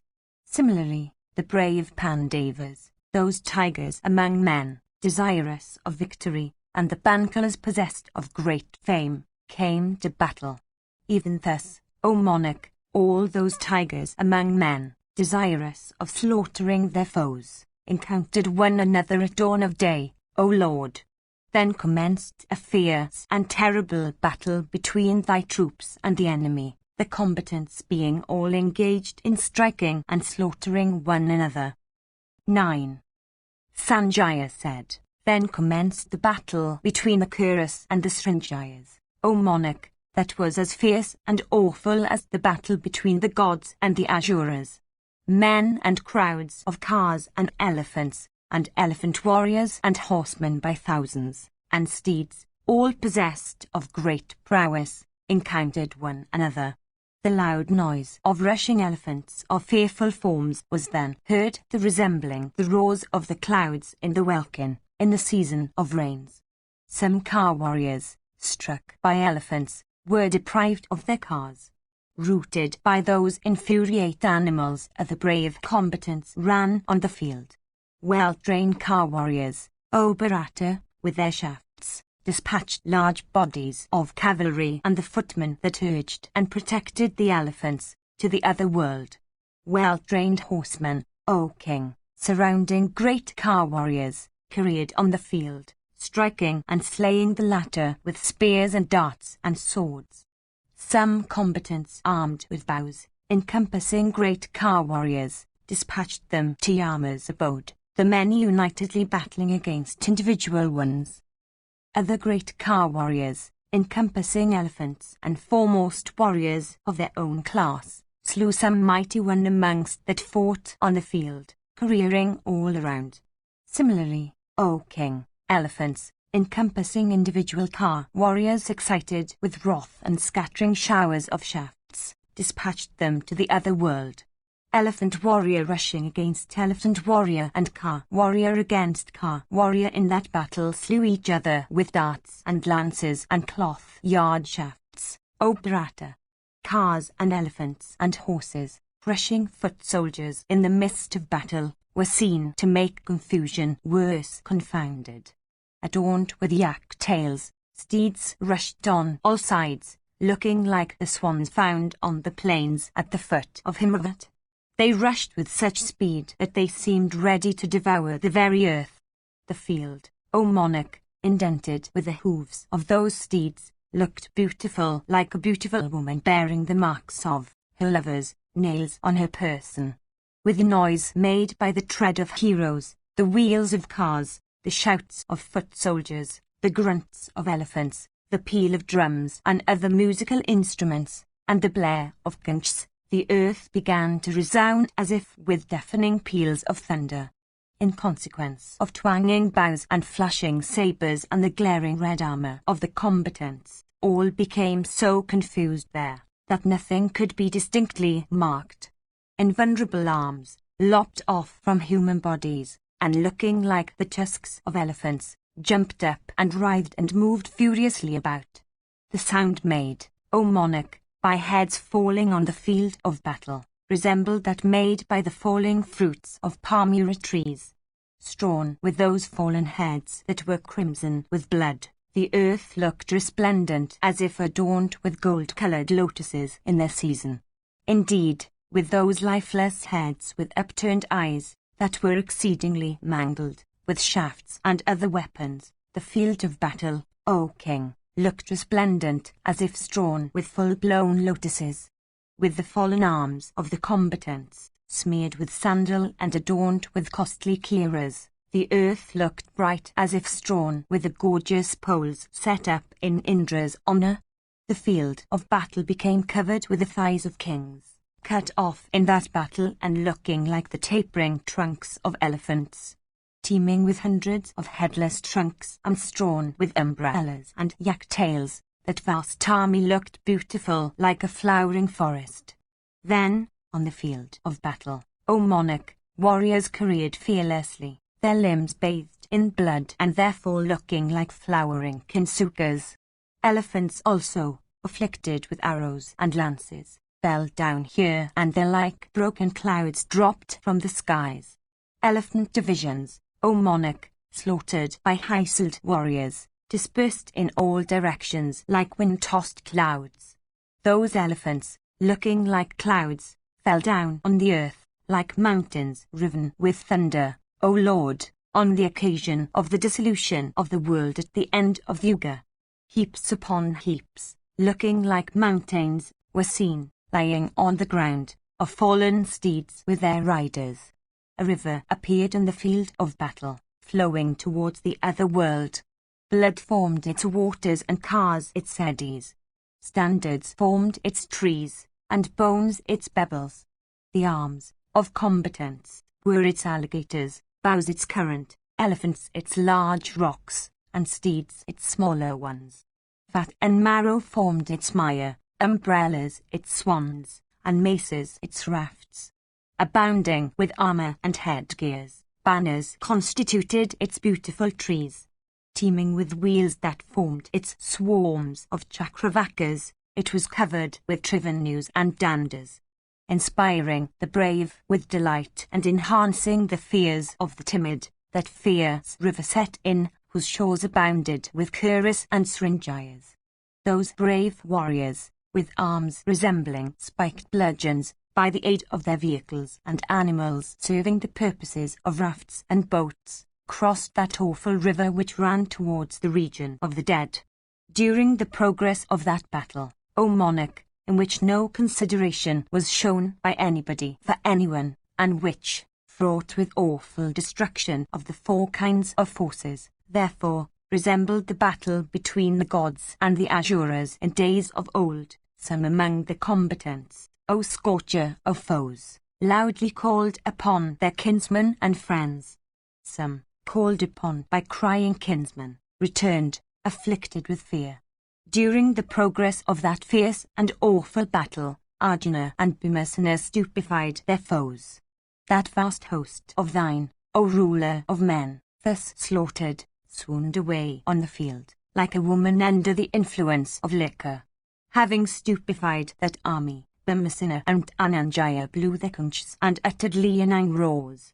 As soon as they heard that loud peal, Drishthadhyumna and Shikandi, placing King Yudhishthira at their head, rushed against the ruler of the Madras.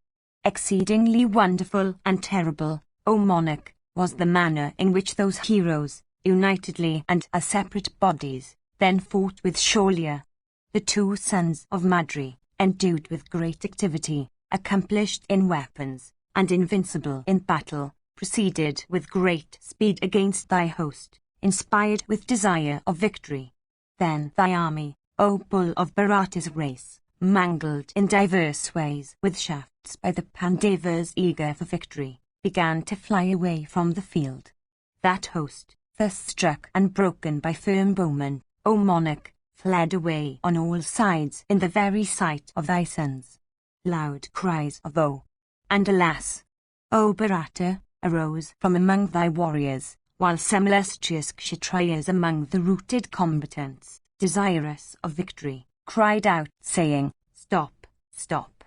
For all that, those troops of thine, broken by the Pandavas, fled away, deserting on the field their dear sons and brothers and maternal, uncles and sisters, sons and relatives by marriage and other kinsmen. Urging their steeds and elephants to greater speed, thousands of warriors fled away, O bull of Bharata's race, bent only upon their own safety. 10. Sanjaya said, beholding the army broken, the valiant king of the Madras addressed his driver, saying, quickly urge these steeds endued with the fleetness of thought. Yonder stays King Yudhishthira, the son of Pandu, looking resplendent with the umbrella held over his head. Take me thither with speed, O driver, and witness my might. The Pathas are unable to stand before me in battle. Thus addressed, the driver of the Madra king proceeded to that spot where stood King Yudhishthira, the just of true aim. Shaulya fell suddenly upon the mighty host of the Pandavas. Alone, he checked it like the continent checking the surging sea. Indeed, the large force of the Pandavas, coming against Shaulya, O sire, stood still in that battle, like the rushing sea upon encountering a mountain. Beholding the ruler of the Madras standing for battle on the field, the Kauravas returned, making death their goal. After they had returned, O king, and separately taken up their positions in well-formed array, an awful battle set in which blood flowed freely like water. The invincible Nakula encountered Chitrasena. These two heroes, both of whom were excellent bowmen, approaching, drenched each other with showers of arrows in that battle, like two pouring clouds risen in the welkin on the south and the north. I could not mark any difference between the son of Pandu and his antagonist. Both of them were accomplished in weapons, both endued with might, and both conversant with the practices of Ka warriors. Each bent upon slaying the other, they carefully looked for each other's lapses. Then Chitrasena, O monarch, with a board-headed shaft, well-tempered and sharp, cut off Nakula's bow at the handle. Fearlessly then the son of Karna struck the bowless Nakula at the forehead with 3 shafts equipped with wings of gold and whetted on stone. With a few other keen arrows he then dispatched Nakula's steeds to Yama's abode. Next, he felled both the standard and the driver of his antagonist, each with 3 arrows. With those 3 arrows sped from the arms of his foe sticking to his forehead, Nakula, O king, looked beautiful like a mountain with 3 crests.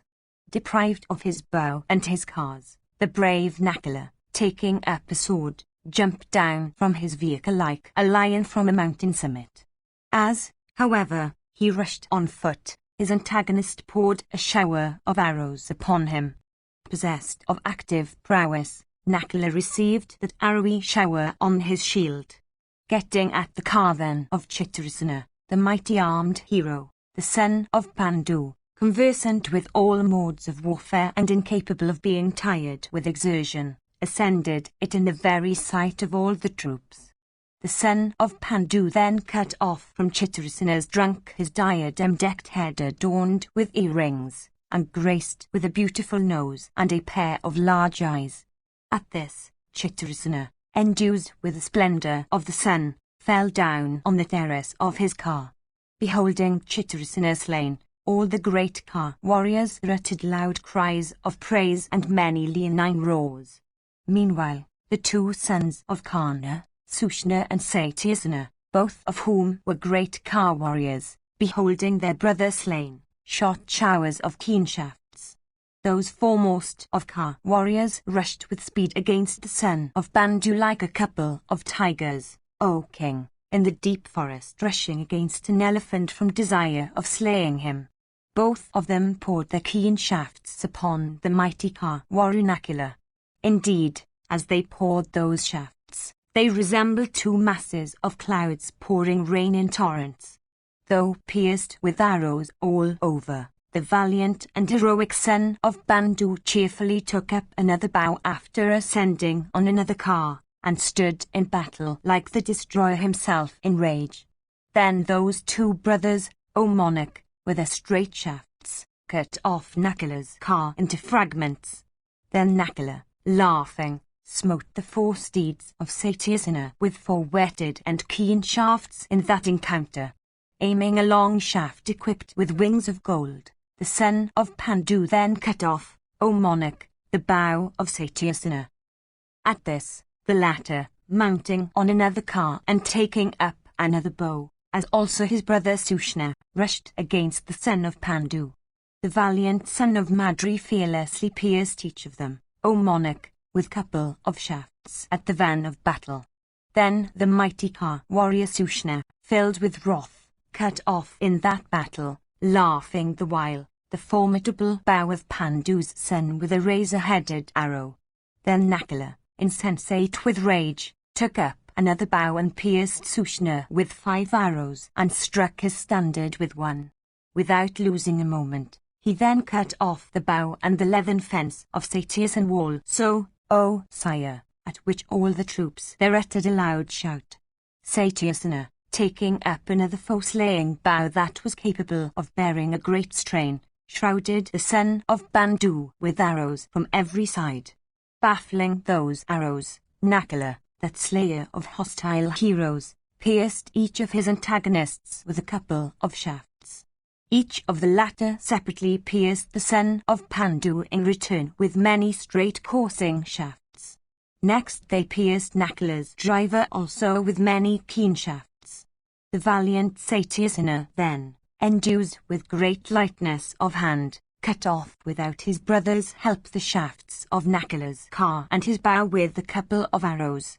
The iterate Nakula, however, staying on his car, shook up a dart equipped with a golden handle and a very keen point, and steeped in oil and exceedingly bright. It resembled, O Lord, a she-snake of virulent poison, frequently darting out her tongue. Raising that weapon he hurled it at Satyasena in that encounter. That dart, O king, pierced the heart of Satyasena in that battle and reduced it into 100 fragments. Deprived of his senses and life, he fell down upon the earth from his car. Beholding his brother slain, Sushna, insensate with rage, suddenly made Nakula carless in that battle. Without losing a moment, he poured his arrows over the son of Pandu fighting on foot. Seeing Nakula carless, the mighty car warrior Sutasoma, the son of Draupadi, rushed to that spot for rescuing his sire in battle. Mounting then upon the car of Sutasoma, Nakula, that hero of Bharata's race, looked beautiful like a lion upon a mountain. Then taking up another bow, he fought with Sushna. Those 2 great car warriors, approaching each other, and shooting showers of arrows, endeavored to encompass each other's destruction. Then Sushna, filled with rage, struck the son of Pandu with 3 shafts and Sutasoma with 20 in the arms and the chest. At this, the impetuous Nakula, O monarch, that slayer of hostile heroes, covered all the points of the compass with arrows.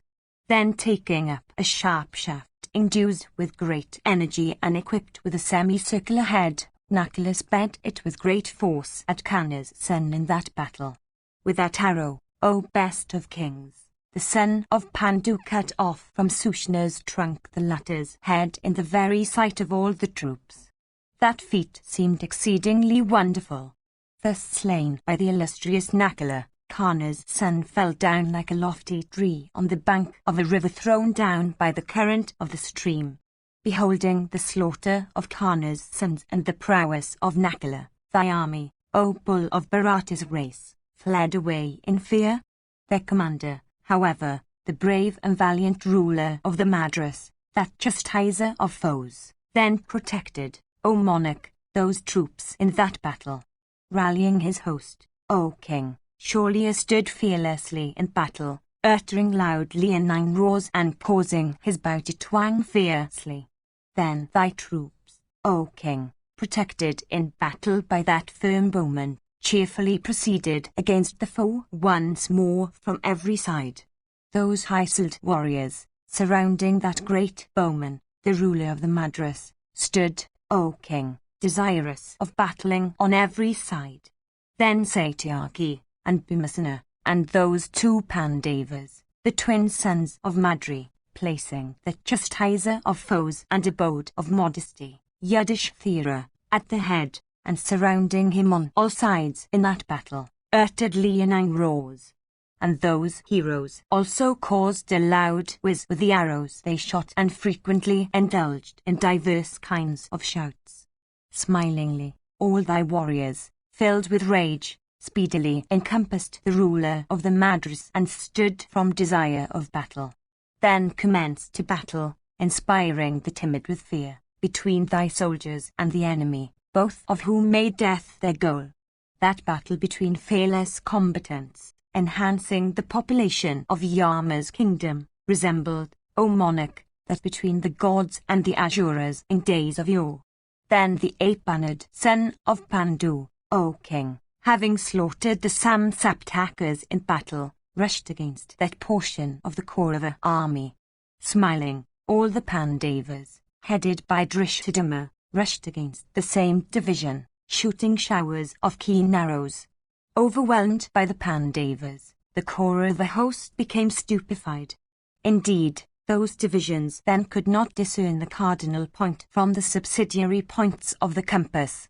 Covered with keen arrows sped by the Pandavas, the Kaurava army, deprived of its foremost warriors, wavered and broke on all sides.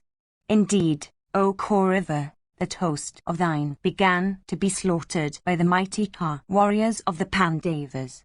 Similarly, the Pandava host, O king, began to be slaughtered in hundreds and thousands in that battle by thy sons on every side with their arrows. While the two armies, exceedingly excited, with thus slaughtering each other, they became much agitated like two streams in the season of rains. During the progress of that dreadful battle, O monarch, a great fear entered the hearts of thy warriors as also those of the Pandavas. 11.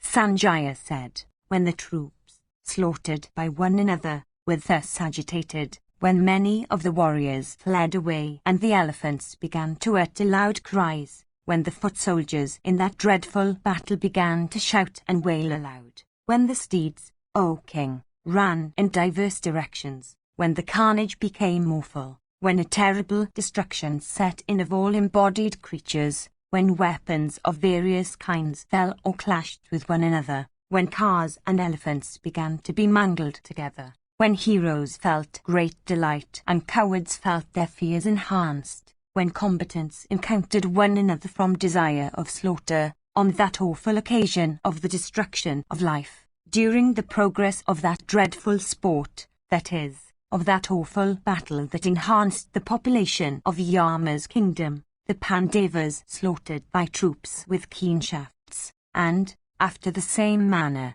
thy troops slew those of the Pandavas.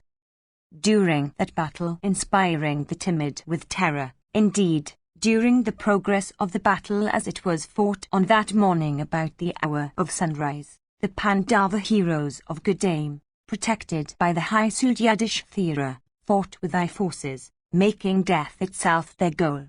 The Kuru army, O thou of the race of Kuru, encountering the proud Pandavas endued with great strength, skilled in smiting, and possessed of sureness of aim, became weakened and agitated like a herd of she-deer frightened at a forest conflagration. Beholding that army weakened and helpless like a cow sunk in mire, Shaulya, desirous of rescuing it, proceeded against the Pandava army.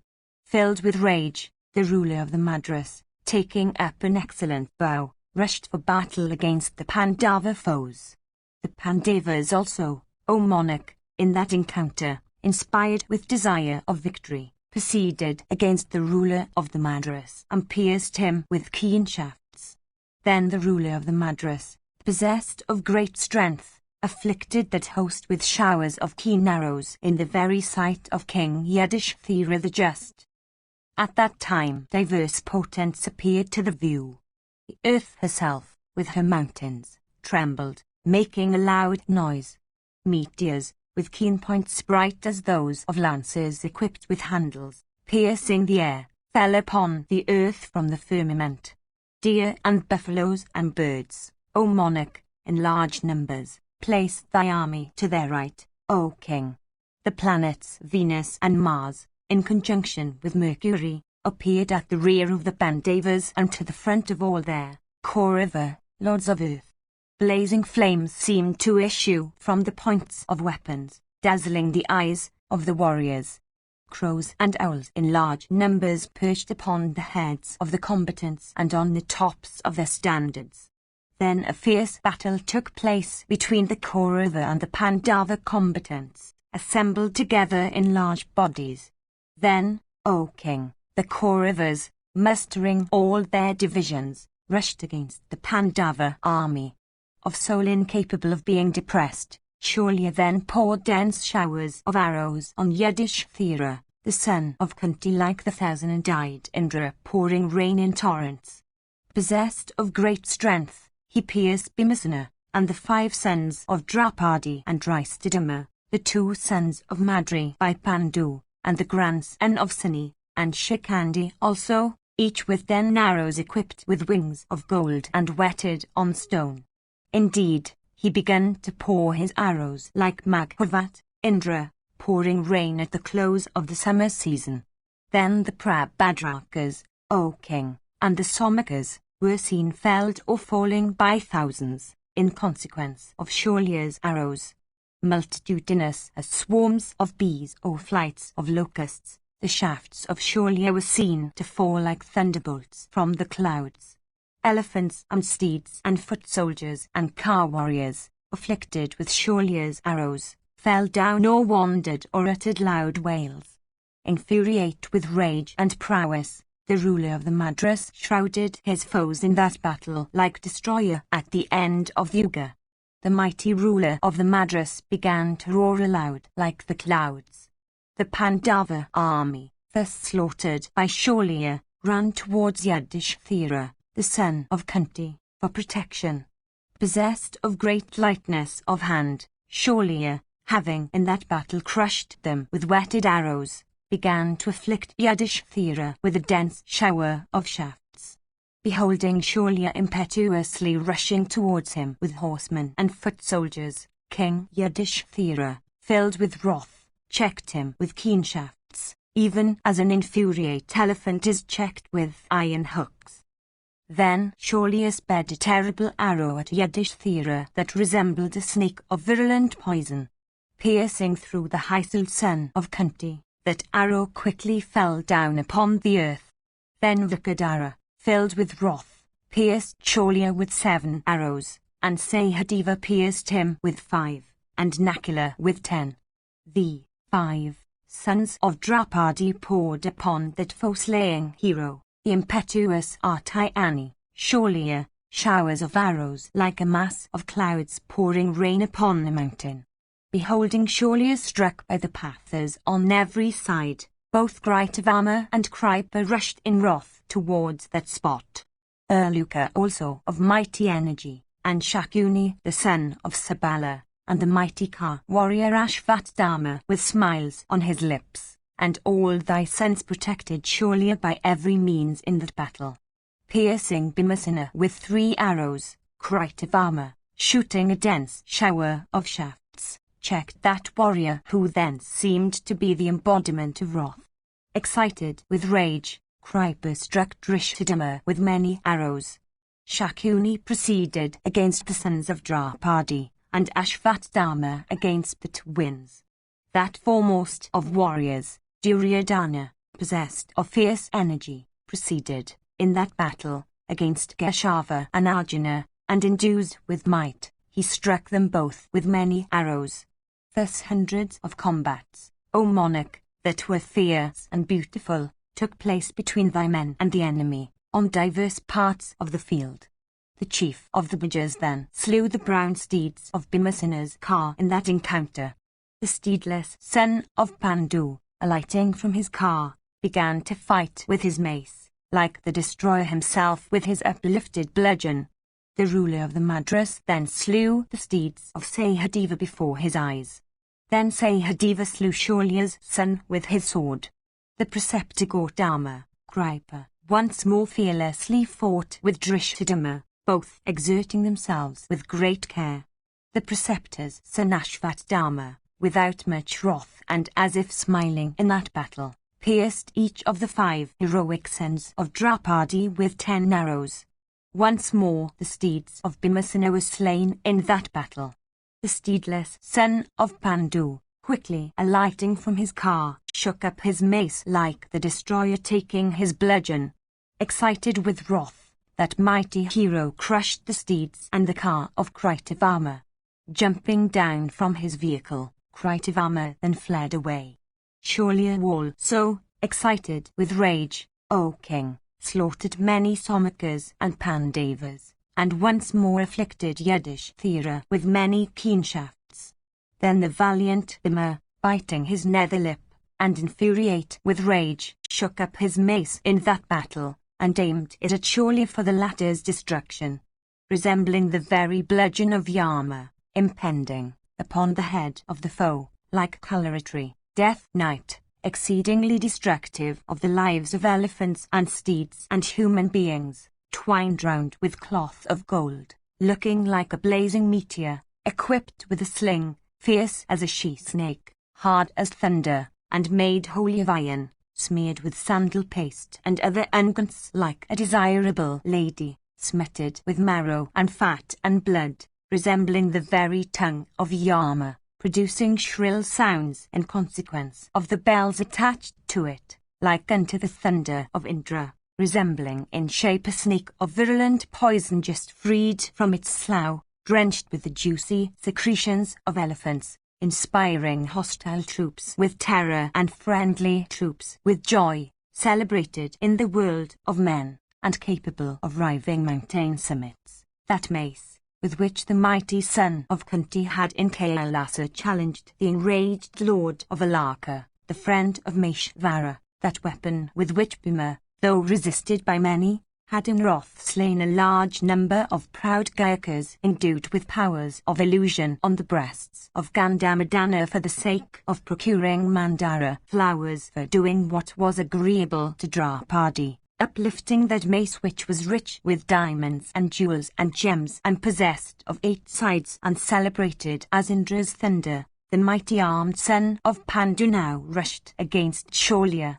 With that mace of awful sound, Bhima, skilled in battle, crushed the 4 steeds of Shaulya that were possessed of great fleetness. Then the heroic Shaulya, excited with wrath in that battle, hurled a lance at the broad chest of Bhima and uttered a loud shout. That lance, piercing through the armor of Pandu's son, presented into his body. Vrikadara, however, fearlessly plucking out the weapon, pierced therewith the driver of Shaulya in the chest. His vitals pierced, the driver, vomiting blood, fell down with agitated heart. At this, the ruler of the Madras came down from his car and cheerlessly gazed at Bhima. Beholding his own feat thus counteracted, Shaulya became filled with wonder. Of tranquil soul, the ruler of the Madras took up his mace and began to cast his glances upon his foe. Beholding the terrible feat of his in battle, the Pathas, with cheerful hearts, worshipped Bhima, who was incapable of being tired with exertion. 12. Sanjaya said, seeing his driver fallen, Shaulya, O king, quickly took up his mace made wholly of iron and stood immovable as a bull.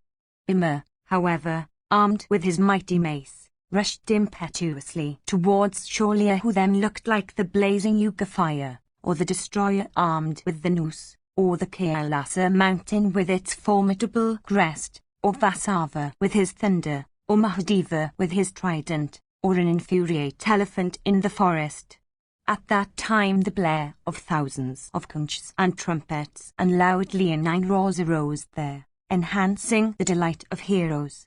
The combatants of both armies, looking at those 2 foremost of warriors from every side, applauded them both, saying, Excellent, excellent. Save the ruler of the Madras, or Rama, that delighter of the Yadas, there is none else that can venture to endure the impetuosity of Bhima in battle. Similarly, save Bhima, There is no other warrior that can venture to endure the force of the mace of the illustrious king of the Madras in battle.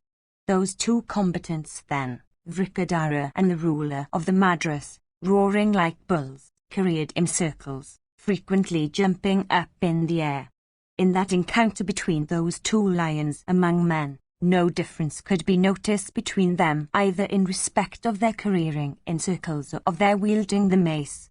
The mace of Shaurya, wrapped round with a resplendent cloth of gold that looked like a sheet of fire, inspired the spectators with dread. Similarly, the mace of the high Bhima, as the latter careered in circles, looked like lightning in the midst of the clouds.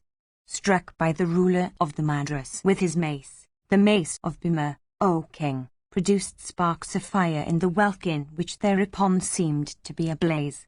Similarly, struck by Bhima with his mace, the mace of Shaurya produced a shower of blazing coals which seemed exceedingly wonderful.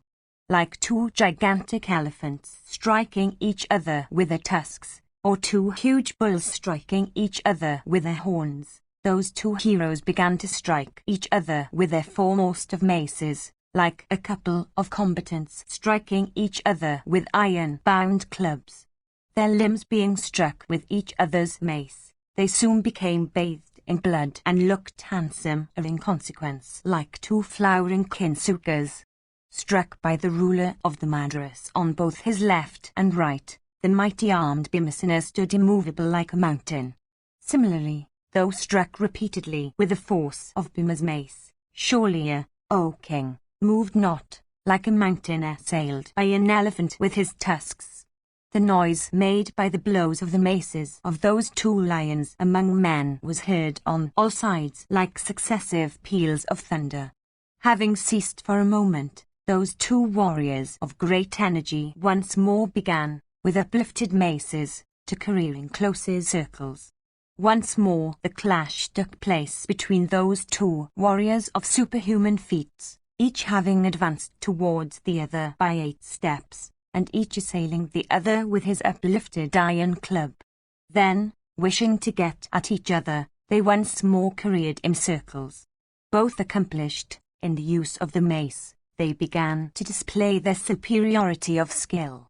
Uplifting their terrible weapons, they then again struck each other like mountains, striking each other with their crests at the time of an earthquake. Exceedingly crushed with each other's mace in consequence of each other's strength, both those heroes fell down at the same time like a couple of poles set up for Indra's worship. The brave combatants then of both armies, at that sight, uttered cries of "Oh!" and "Alas!" Struck with great force in their vital limbs, both of them had become exceedingly agitated. Then the mighty Kripa, taking up Shaurya, that bull among the Madras, on his own car, quickly bore him away from the field of battle. Within, however, the twinkling of an eye, Bhimasena, rising up, and still reeling as if drunk, challenged, with uplifted mace, the ruler of the Madras. Then the heroic warriors of the army, armed with diverse weapons, fought with the Pandavas, causing diverse musical instruments to be blown and beat. With uplifted arms and weapons and making a loud noise, O monarch, thy warriors headed by Duryodhana rushed against the Pandavas. Beholding the core of the host, the sons of Pandu, with leonine roars, rushed against those warriors headed by Duryodhana. Then thy son, O bull of Bharata's race, singling out Chaitanya amongst those rushing heroes, pierced him deeply with a lance in the chest. Thus assailed by thy son, Chaitanya fell down on the terrace of his car, covered with blood, and overcome with a deep swoon. Beholding Chaitanya slain, the great car warriors among the Pandavas incessantly poured their arrowy showers upon the Kauravas. Indeed, the Pandavas, inspired with desire of victory, O monarch, careered beautifully on all sides amongst thy divisions. Kripa and Kritavarma, and the mighty son of Sabala, placing the ruler of the Madras before them, fought with King Yudhishthira the just. Duryodhana, O monarch, fought with Drishthadhyumna, the slayer of Bharadwaja's son, that hero endued with abundant energy and prowess. 3,000 cars, O king, dispatched by thy son and headed by Drona's son, battled with Vijaya, Arjuna. All those combatants, O king, had firmly resolved to win victory and had cast off fear with life itself. Indeed, O king, thy warriors penetrated into the midst of the Pandava army like swans into a large lake. A fierce battle then took place between the Kurus and the Pandavas, the combatants being actuated with a desire of slaughtering one another and deriving great pleasure from giving and receiving blows.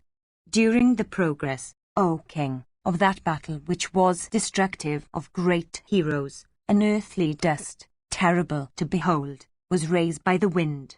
From only the names we heard of the Pandava warriors that were uttered in course of that battle, and from those of the Kuru warriors that were uttered by the Pandavas, we knew the combatants that fought with one another fearlessly. That dust, however, O tiger among men, was soon dispelled by the blood that was shed, and all the points of the compass became once more clear when that dusty darkness was driven away. Indeed, during the progress of that terrible and awful battle, no one among either thy warriors or those of the foe turned his back. Desirous of attaining to the regions of Brahman and longing for victory by fair fight, the combatants displayed their prowess, inspired with the hope of heaven. For paying off the debt they owed to their masters on account of the sustenance granted by the latter, or firmly resolved to accomplish the objects of their friends and allies, the warriors, with hearts fixed on heaven, fought with one another on that occasion, shooting and hurling weapons of diverse kinds. Great car warriors rode at or smote one another. Slay, pierce, seize, strike, cut off. These were the words that were heard in that battle, uttered by the warriors and those of the foe.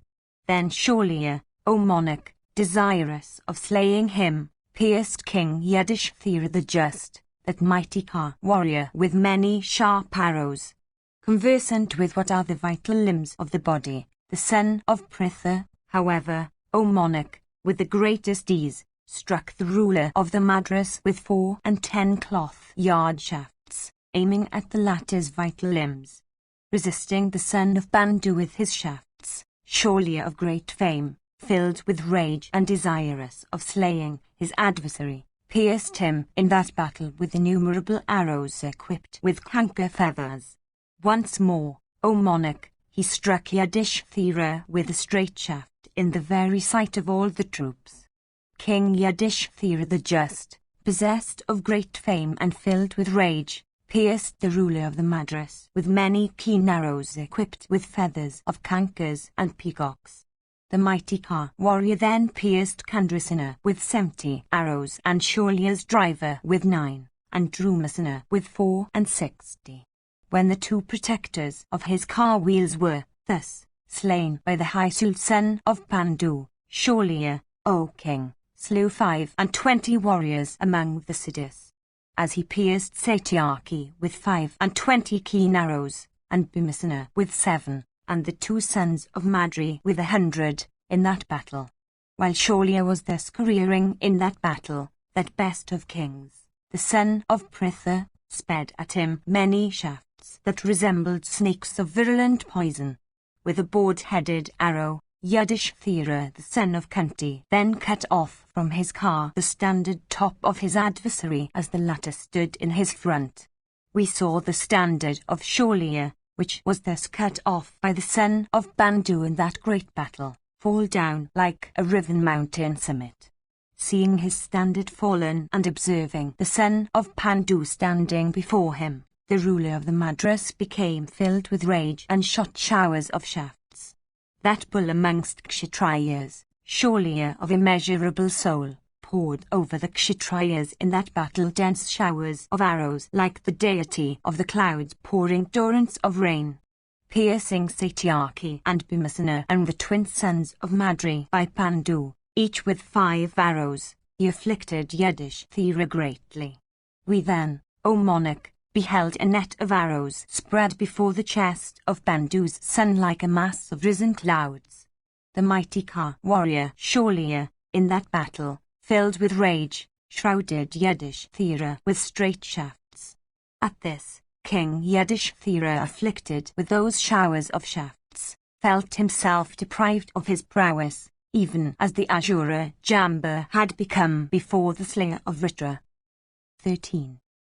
Sanjaya said, when King Yudhishthira the Just was thus afflicted by the ruler of Madras, Satyaki and Bhimasena, and the two sons of Madri by Pandu, encompassing Shaurya with their cars, began to afflict him in that battle.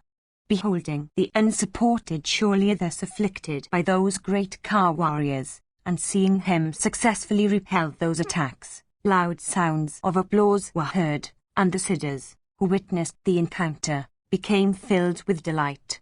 The ascetics, assembled together for witnessing the battle, declared it to be wonderful.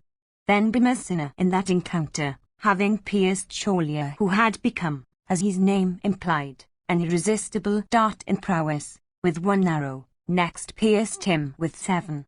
Satyaki, desirous of rescuing the son of Dharma, pierced Shaurya with 100 arrows and uttered a loud leonine roar. Nakula pierced him with 5 arrows, and Sahadeva with 7. The latter then once more pierced him with as many. The heroic ruler of the Madras, struggling carefully in that battle, thus afflicted by those mighty Ka warriors, drew a formidable bow capable of bearing a great strain and of imparting great force to the shafts sped from it, and pierced Satyaki, O sire, with 25 shafts, and Bhima with 73, and Nakula with 7. Then cutting off with a broad-headed arrow the bow, with shaft fixed on the string of Sahadeva, he pierced Sahadeva himself, in that battle, with 73 shafts. Sahadeva then, stringing another bow, pierced his maternal uncle of great splendor with 5 shafts that resembled snakes of virulent poison or blazing fire. Filled with great rage, he then struck his adversary's driver with a straight shaft in that battle, and then Shaurya himself once more with 3. Then Bhimasena pierced the ruler of the Madras with 70 arrows, and Satyaki pierced him with 9, and King Yudhishthira with 60. Thus pierced, O monarch, by those mighty Ka warriors, blood began to flow from Shaurya's body, like crimson streams, running down the breast of a mountain of red chalk. Shaurya, however, quickly pierced in return each of those great bowmen with 5 arrows, O king, which feat seemed exceedingly wonderful. With another broad-headed arrow, that mighty Ka warrior then, O sire, cut off the stringed bow of Dharma's son in that encounter. Taking up another bow, that great Ka warrior, the son of Dharma, covered Shaurya, his steeds, and driver, and standard, and car, with many arrows. Thus shrouded in that battle by the son of Dharma with his shafts, Shaurya struck the former with 10 keen arrows. Then Satyaki, filled with rage upon beholding the son of Dharma thus afflicted with shafts, checked the heroic ruler of the Madras with clouds of arrows. At this, Shaurya cut off with a razor-faced arrow the formidable bow of Satyaki, and pierced each of the other Bandava warriors with 3 arrows. Filled with rage, O monarch, Satyaki of unbaffled prowess then hurled at Shaurya a lance equipped with a golden staff and decked with many jewels and gems. Bhimasena sped at him a cloth-yard shaft that looked like a blazing snake. Nakula hurled at him a dart, Sahadeva an excellent mace, and the son of Dharma a Satagni impelled by the desire of dispatching him. The ruler of the Madras, however, quickly baffled in that battle all those weapons, hurled from the arms of those 5 warriors at him, as these coursed towards his car. With a number of broad-headed arrows Shaurya cut off the lance hurled by Satyaki. Possessed of valor and great lightness of hand, he cut off into 2 fragments the gold-decked shaft sped at him by Bhima. He then resisted with clouds of shafts the terrible dart, equipped with a golden handle, that Nakula had sped at him, and the mace also that Sahadeva had thrown, with a couple of other arrows, O Bharata, he cut off the Satagni sped at him by the king, in the very sight of the sons of Pandu, and uttered a loud leonine roar. The grandson of Sani, however, could not endure the defeat of his weapon in that battle. Insensate with rage, Satyaki took up another bow and pierced the ruler of the Madras with 2 shafts and his driver with 3. At this, Shaulya, O monarch, excited with rage, deeply pierced all of them with 10 arrows, like persons piercing mighty elephants with sharp-pointed lances. Thus checked in that battle by the ruler of the Madras, O Bharata, those slayers of foes became unable to stay in front of Shaulya. King Duryodhana, beholding the prowess of Shaulya, regarded the Pandavas, the Panchalas, and the Saranjayas as already slain. Then, O king, the mighty armed Bhimasena, possessed of great prowess and mentally resolved to cast off his life breaths, encountered the ruler of the Madras. Nakula and Sahadeva and Satyaki of great might, encompassing Shaulya, shot their arrows at him from every side. Though encompassed by those 4 great bowmen and mighty warriors among the Pandavas, the valiant ruler of the Madras still fought with them. Then, O king, the royal son of Dharma, in that dreadful battle, quickly cut off with a razor-headed arrow one of the protectors of Shaulya's car wheels. When that brave and mighty car warrior, that protector of Shaulya's car wheel, was thus slain, Shaulya of great strength covered the Pandava troops with showers of arrows. Beholding his troops shrouded with arrows, O monarch, in that battle, King Yudhishthira the just began to reflect in this strain, verily, how shall those grave words of Madhava become true? I hope the rider of the Madras, excited with rage, will not annihilate my army in battle. Then the Pandavas, O elder brother of Pandu, Dhritarashtra, with cars and elephants and steeds, approached the ruler of the Madras and began to afflict him from every side.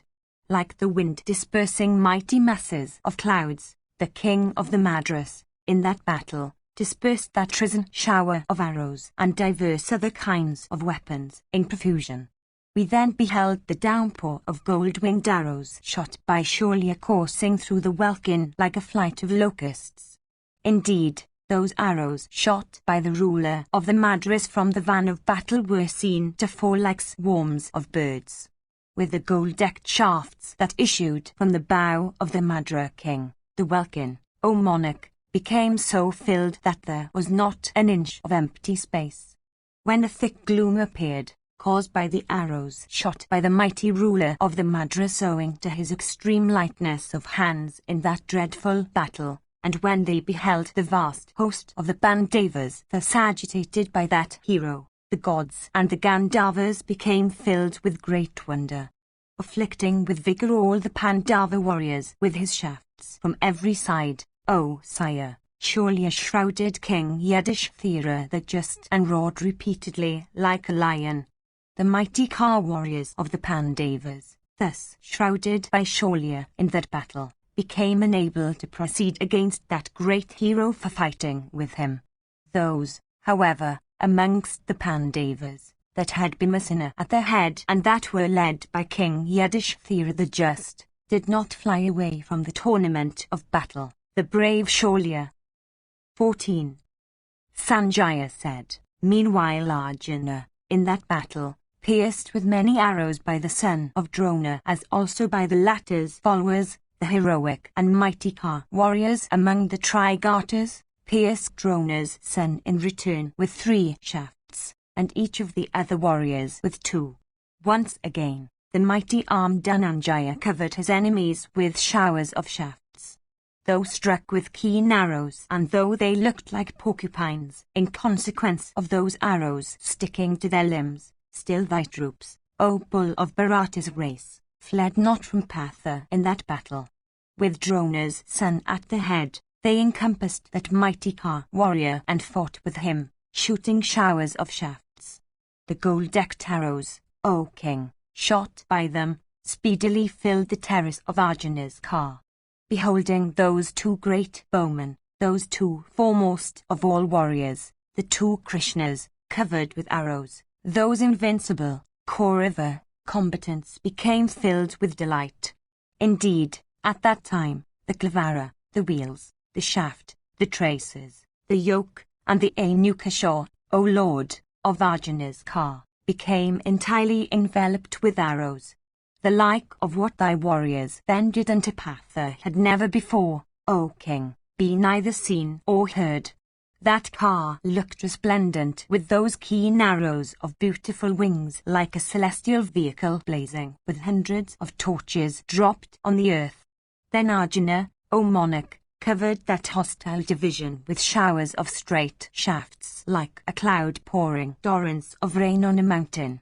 Struck in that battle with arrows inscribed with Partha's name, those warriors, beholding that state of things, regarded the field of battle to be full of Parthas. Then the Partha fire, having for its wonderful flames and the loud twang of Gandhiva for the wind that fanned it, began to consume the fuel constituted by thy troops. Then, O Bharata, heaps of fallen wheels and yokes, of quivers, of banners and standards, with the vehicles themselves that bore them, of shafts and anukashas and trivenues, of axles and traces and goads, of heads of warriors decked with earrings and headgears, of arms, O monarch, and thighs in thousands, of umbrellas along with fans, and of diadems and crowns, were seen along the tracks of Partha's car. Indeed, along the track of the angry Partha's car, O monarch, the ground, miry with blood, became impassable, O chief of the Bharatas, like the sporting ground of Rudra. The scene inspired the timid with fear and the brave with delight. Having destroyed 2,000 cars with their fences, that scorcher of foes, Partha looked like a smokeless fire with blazing flames. Indeed, even as the illustrious Agni when he blazes forth, at the end of the Yuga, for destroying the mobile and the immobile universe, even so looked, O king, the mighty car warrior Partha. Beholding the prowess of Pandu's son in that battle, the son of Drona, on his car equipped with many banners, endeavoured to check him. Those two tigers among men, both having white steeds yoked unto their vehicles, and both regarded as the foremost of car warriors, quickly encountered each other, each desirous of slaying the other. The arrowy showers shot by both became exceedingly terrible and were as dense, O bull of Bharata's race, as the torrents of rain poured by two masses of clouds at the close of summer. Each challenging the other, those two warriors mangled each other with straight shafts in that battle, like a couple of bulls tearing each other with their horns.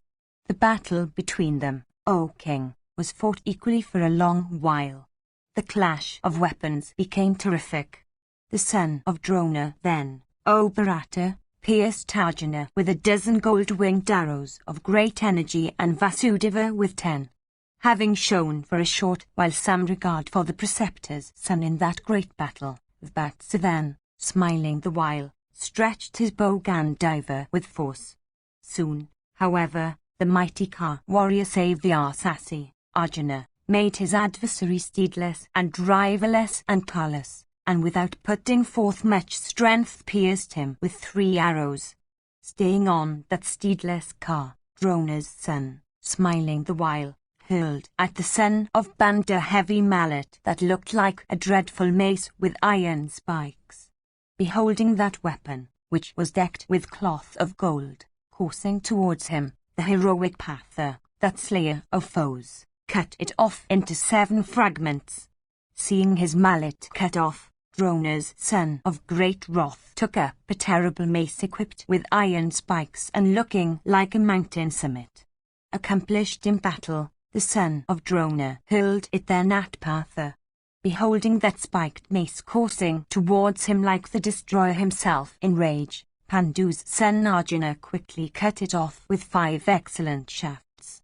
Cut off with Partha's shafts in that great battle, that weapon fell down on the earth, riving the hearts, as it were, O Bharata, of the hostile kings. The son of Pandu then pierced Drona's son with 3 other shafts. Though deeply pierced by the mighty Partha, Drona's son, however, of great might, relying upon his own manliness, showed no sign of fear or agitation. That great Ka warrior, the son of Drona, then, O king, shrouded Zuritha, the Panchala, with showers of shafts before the eyes of all the Kshatriyas. At this, Zuritha, that great Ka warrior among the Panchalas, in that battle, riding upon his car whose rattle was as deep as the roar of the clouds, rushed against the son of Drona. Drawing his foremost of bows, firm and capable of bearing a great strain, the Panchala hero covered Ashvatthama with arrows that resembled flames of fire or snakes of virulent poison. Seeing the great Ka warrior Zuritha rushing towards him in wrath, the son of Drona became filled with rage like a snake struck with a stick. Furrowing his brow into 3 lines, and licking the corners of his mouth with his tongue, he looked at Zuritha in rage and then rubbed his bowstring and sped a keen cloth-yard shaft that resembled the fatal rod of death. Endued with great speed, that shaft pierced the heart of Zuritha and passing out entered the earth, riving her through, like the thunderbolt of Shakra hurled from the sky. Struck with that shaft, Zuritha fell down on the earth like a mountain summer-driven with thunder. After the fall of that hero, the valiant son of Drona, that foremost of Ka warriors speedily mounted upon the vehicle of his slain foe. Then, O monarch, that warrior, invincible in battle, the son of Drona, well equipped with armor and weapons, and supported by the Samsaptakas, fought with Arjuna. That battle, at the hour of noon, between one and the many, enhancing the population of Yama's domains, became exceedingly fierce. Wonderful was the sight that we then beheld, for, noticing the prowess of all those combatants, Arjuna, alone and unsupported, fought with his foes at the same time. The encounter was exceedingly fierce that thus took place between Arjuna and his enemies, resembling that between Indra, in days of yore, and the vast host of the Asuras. 15. Sanjaya said, Duryodhana, O king, and Drishthadhyumna, the son of Prishata, fought a fierce battle, using arrows and darts in profusion. Both of them, O monarch, shot showers of arrows like showers of rain poured by the clouds in the rainy season. The Kuru king, having pierced with 5 arrows the slayer of Drona, Prishata's son of fierce shafts, once more pierced him with 7 arrows. Endued with great might and steady prowess, Drishthadhyumna, in that battle, afflicted Duryodhana with 70 arrows. Beholding the king thus afflicted, O bull of Bharata's race, his uterine brothers, accompanied by a large force, encompassed the son of Prishata. Surrounded by those iterators on every side, the Panchala hero, O king, careered in that battle, displaying his quickness in the use of weapons. Shikandi, supported by the Prabhadrakas, fought with 2 Kuru bowmen, Kritavama and the great Ka warrior Kripa. Then also, O monarch, that battle became fierce and awful since the warriors were all resolved to lay down their lives and since all of them fought, making life the stake. Sholya, shooting showers of shafts on all sides, afflicted the Pandavas with Satyaki and Vrikadara amongst them. With patience and great strength, O monarch, the king of the Madras at the same time fought with the twins, Nakula and Sahadeva, each of whom resembled the destroyer himself in prowess. The great Ka warriors among the Pandavas who were mangled in that great battle with the shafts of Sholya failed to find a protector. Then the heroic Nakula, the son of Madri, seeing King Yudhishthira the just greatly afflicted, rushed with speed against his maternal uncle. Shrouding Sholya in that battle, with many arrows, Nakula, that slayer of hostile heroes, smiling the while, pierced him in the center of the chest with 10 arrows, made entirely of iron, polished by the hands of the smith, equipped with wings of gold, whetted on stone, and propelled from his bow with great force. Afflicted by his illustrious nephew, Shaulia afflicted his nephew in return with many straight arrows. Then King Yudhishthira, and Bhimasena, and Satyaki, and Sahadeva, the son of Madri, all rushed against the ruler of the Madras. The vanquisher of foes, the generalissimo of the Kuru army, received in that battle all those heroes that rushed towards him quickly, filling the cardinal and the subsidiary points of the compass with the rattle of their cars and causing the earth to tremble therewith. Piercing Yudhishthira with 3 arrows and Bhima with 7, Shaulia pierced Satyaki with 100 arrows in that battle and Sahadeva with 3.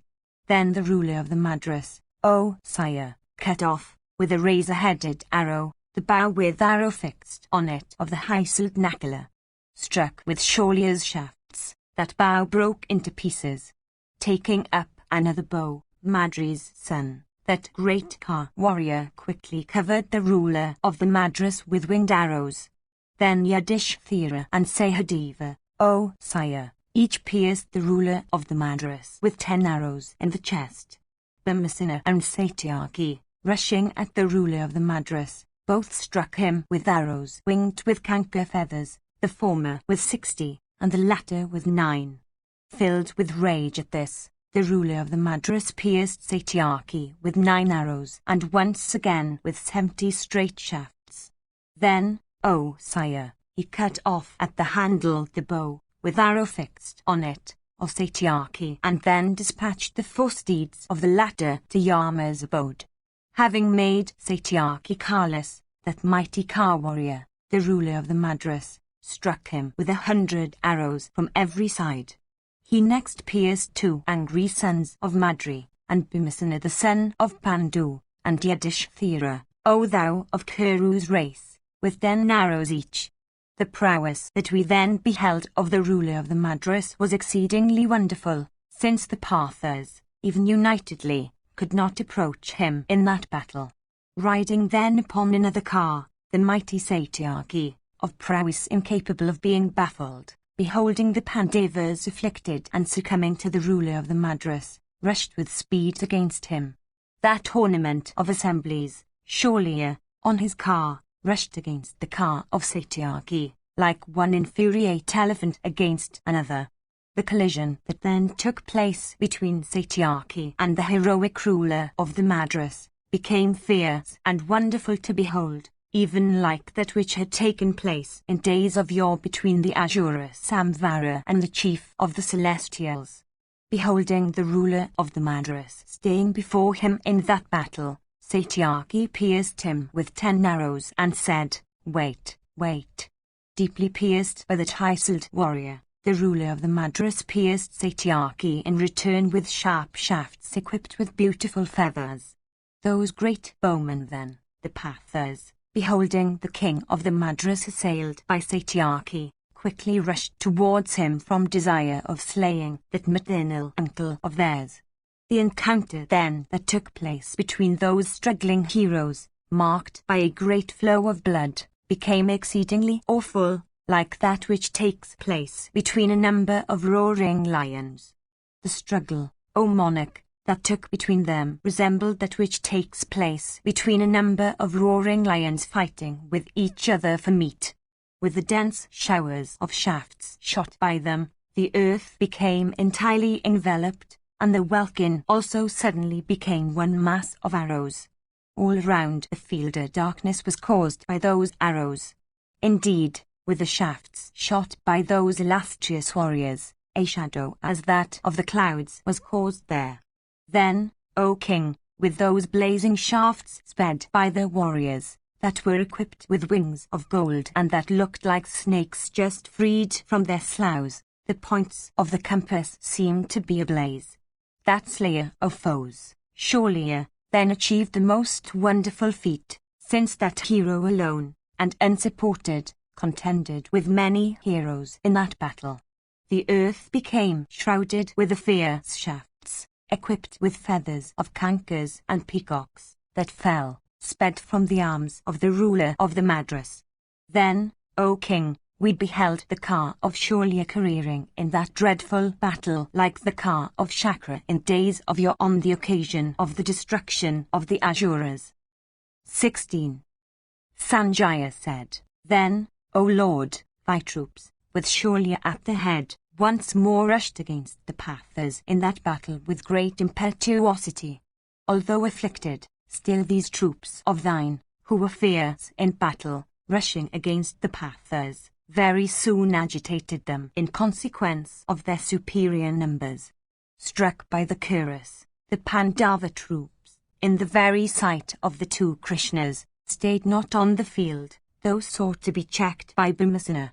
Filled with rage at this, Dhananjaya covered Kripa and his followers, as also Kritavama, with showers of shafts.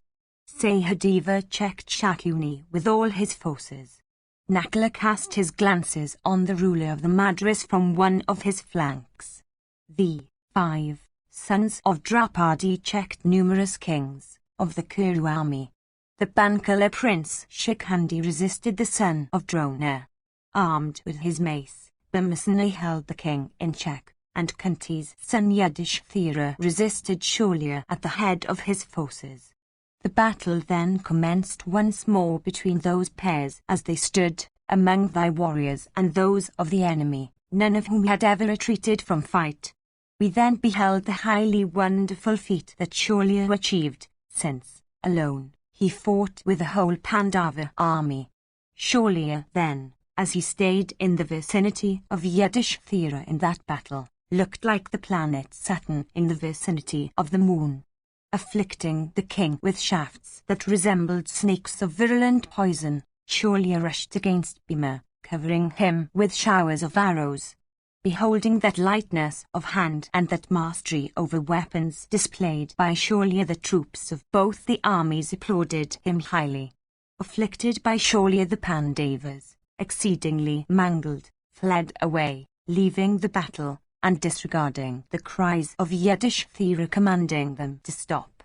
That while his troops were thus being slaughtered by the ruler of the Madras, Pandu's son, King Yudhishthira the Just, became filled with rage.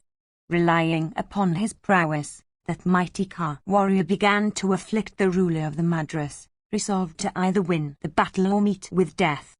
Summoning all his brothers and also Krishna of Madhu's race, he said unto them, Bhishma, and Drona, and Karna, and the other kings, that put forth their prowess for the sake of the Kauravas, have all perished in battle.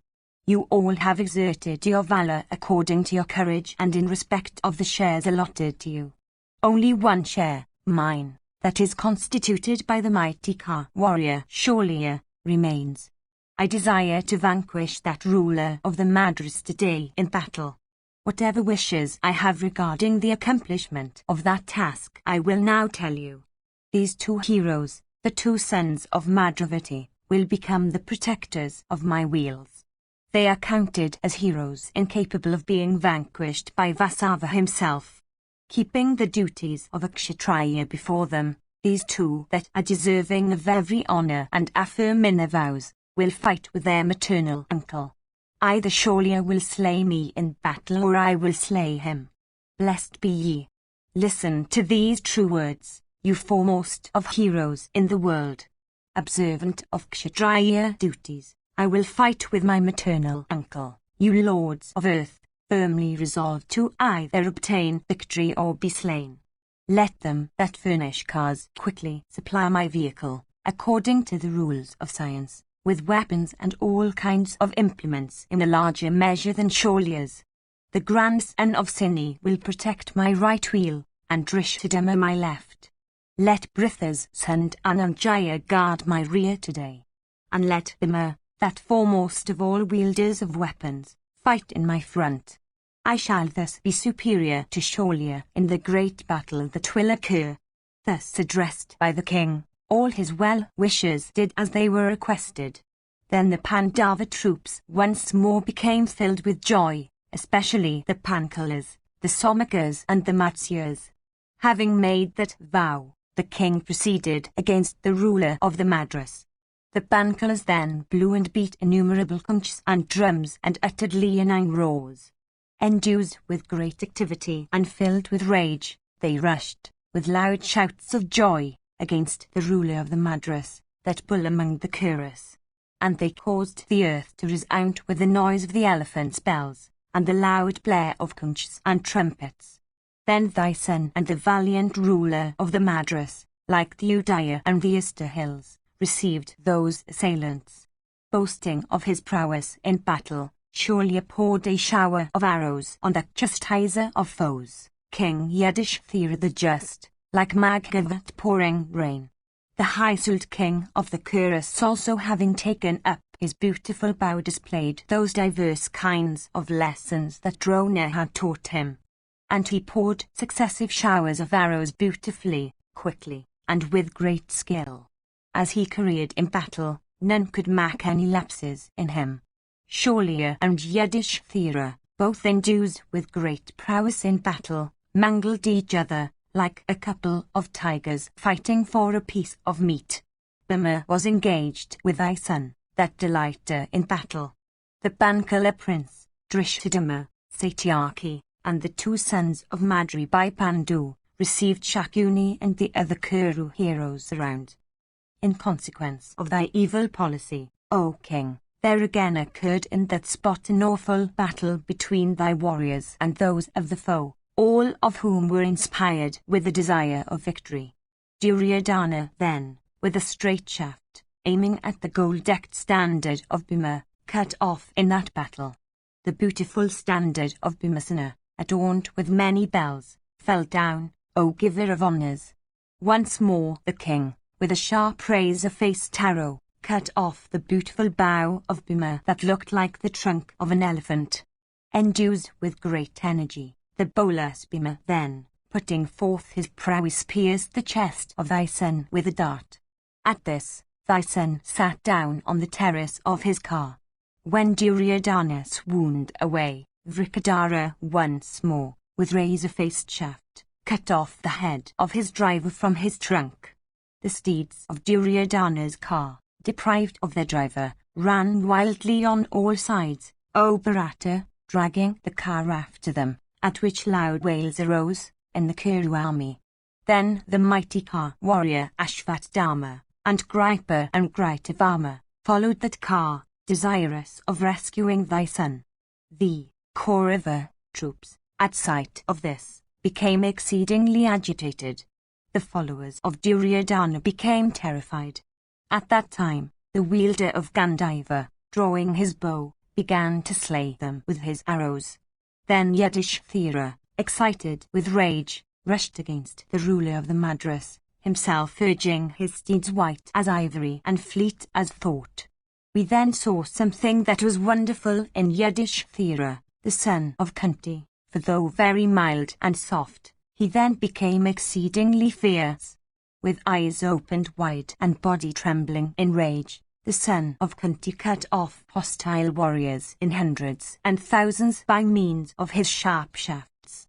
Those amongst the soldiers against whom the eldest Pandava proceeded, were overthrown by him, O king, like mountain summits riven with thunder. Felling cars with steeds and drivers and standards and throwing down car warriors in large numbers, Yudhishthira, without any assistance, began to sport there like a mighty wind destroying masses of clouds. Filled with rage, he destroyed steeds with riders and steeds without riders and foot soldiers by thousands in that battle, like Rudra destroying living creatures at the time of the universal dissolution. Having made the field empty by shooting his shafts on all sides, Yudhishthira rushed against the ruler of the Madras and said, "Wait, wait." Beholding the feats then of that hero of terrible deeds, all thy warriors became inspired with fear. Shaulya, however, proceeded against him. Both of them, filled with rage, blew their conchs. Returning and challenging each other, each then encountered the other. Then Shaulya covered Yudhishthira with showers of arrows. Similarly, the son of Kunti covered the ruler of the Madras with showers of arrows. Then those 2 heroes, The ruler of the Madras and Yudhishthira, mangled in that battle with each other's arrows and bathed in blood, looked like a Salmali and a Kinsukatari decked with flowers. Both possessed of splendor and both invincible in battle, those two illustrious warriors uttered loud roars. Beholding them both, the soldiers could not conclude which of them would be victorious. Whether the son of Pritha would enjoy the earth, having slain Shaulya, or whether Shaulya having slain the son of Pandu would bestow the earth on Duryodhana, could not be ascertained, O Bharata, by the warriors present there. King Yudhishthira, in course of that battle, placed his foes to his right. Then Shaulya shot 100 foremost of arrows at Yudhishthira. With another arrow of great sharpness, he cut off the latter's bow.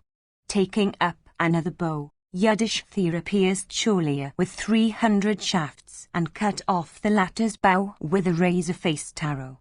The son of Pandu then slew the 4 steeds of his antagonist with some straight arrows. With 2 other very sharp shafts, he then cut off the 2 Parshani drivers of Shaulya.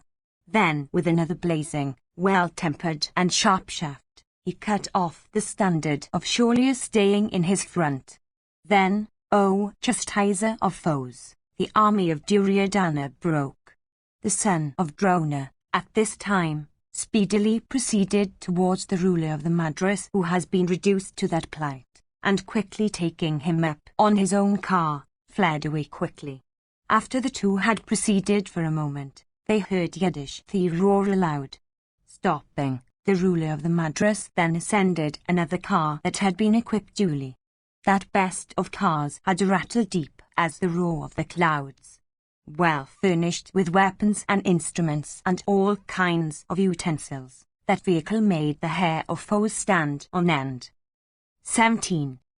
Sanjaya said, taking up another bow that was very strong and much tougher, the ruler of the Madras pierced Yudhishthira and roared like a lion.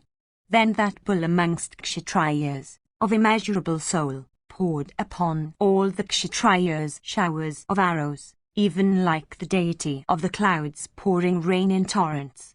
Piercing Satyaki with 10 arrows and Bhima with 3 and Sahadeva with as many, he afflicted Yudhishthira greatly. And he afflicted all the other great bowmen with their steeds and cars and elephants with many shafts like hunters afflicting elephants with blazing brands.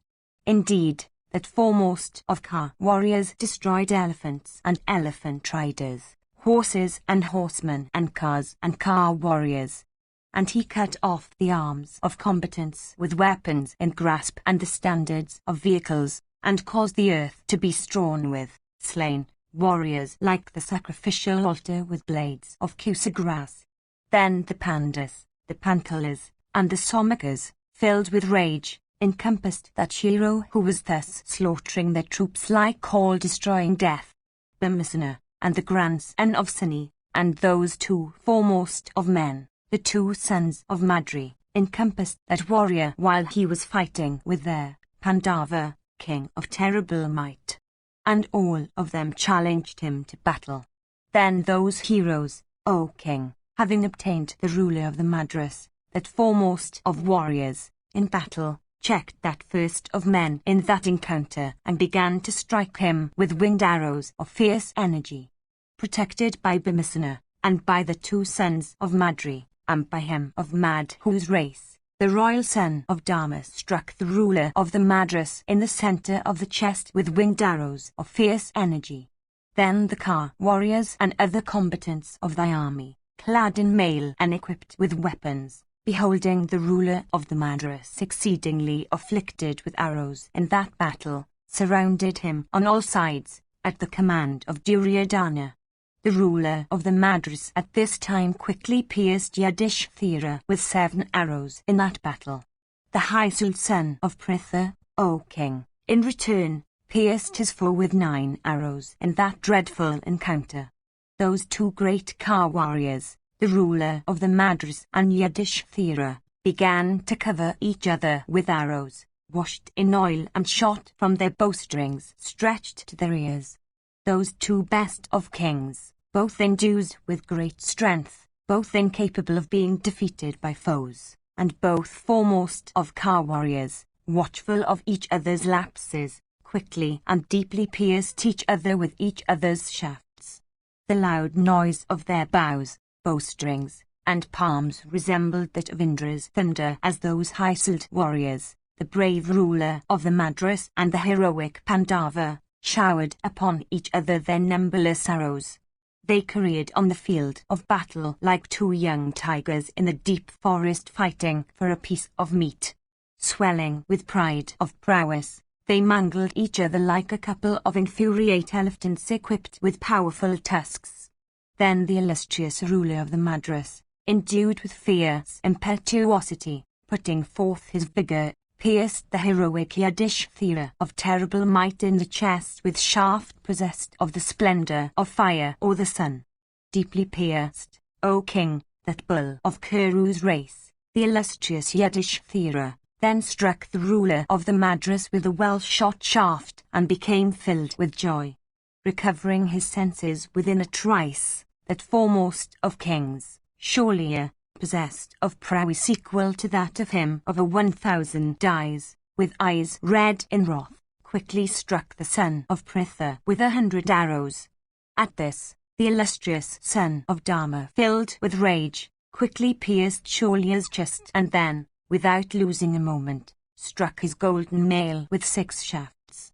Filled with joy, the ruler of the Madras then, drawing his bow and having shot many arrows, at last cut off, with a pair of razor-faced shafts, the bow of his royal foe, that bull of Kuru's race. The illustrious Yudhishthira then, taking a new and more formidable bow in that battle, pierced Shaulya with many arrows of keen points from every side like Indra piercing the Azura Namachi. The illustrious Shaulya then, cutting off the golden coats of mail of both Bhima and King Yudhishthira with 9 arrows, pierced the arms of both of them. With another razor-faced arrow endued with the splendor of fire or the sun, he then cut off the bow of Yudhishthira. At this time Kripa, with 6 arrows, slew the king's driver who thereupon fell down in front of the car. The ruler of the Madras then slew with 4 shafts the 4 steeds of Yudhishthira. Having slain the steeds of the king, the high-souled Shaulya then began to slay the troops of the royal son of Dharma. When their Pandava king had been brought to that plight, the illustrious Bhimasena, quickly cutting off the bow of the Madra king with an arrow of great impetuosity, deeply pierced the king himself with a couple of arrows. With another arrow he severed the head of Shaulya's driver from his trunk, the middle of which was encased in mail. Exceedingly excited with rage, Bhimasena next slew, without a moment's delay, the 4 steeds also of his foe. That foremost of all bowmen, Bhima, then covered with 100 arrows that hero, Shaulya, who, endued with great impetuosity, was careering alone in that battle. Sahadeva, the son of Madri, also did the same. Beholding Shaulya stupefied with those arrows, Bhima cut off his armor with other shafts. His armor having been cut off by Bhimasena, the high-souled ruler of the Madras, taking up a sword and a shield decked with a 1,000 stars, jumped down from his car and rushed towards the son of Kunti. Cutting off the shaft of Nakula's car, Shaulya of terrible strength rushed towards Yudhishthira. Beholding Shaulya rushing impetuously towards the king, even like the destroyer himself rushing in rage, Drystadama and Shikandi and their 5 sons of Draupadi and the grandson of Suni suddenly advanced towards him. Then the illustrious Bhima cut off with 10 arrows the unrivaled shield of the advancing hero. With another board-headed arrow he cut off the sword also of that warrior at the hilt. Filled with joy at this, he roared aloud in the midst of the troops. Beholding that feat of Bhima, all the foremost car warriors among the Pandavas became filled with joy. Laughing aloud, they uttered fierce roars and blew their conchs white as the moon. At that terrible noise the army protected by the heroes became cheerless, covered with sweat, bathed in blood, exceedingly melancholy and almost lifeless. The ruler of the Madras, assailed by those foremost of Pandava warriors headed by Bhimasena, proceeded, regardless of them, towards Yudhishthira, like a lion proceeding for seizing a deer. King Yudhishthira the Just, steedless and driverless, looked like a blazing fire in consequence of the wrath with which he was then excited. Beholding the ruler of the Madras before him, he rushed towards that foe with great impetuosity. Recollecting the words of Govinda, he quickly set his heart on the destruction of Sholya.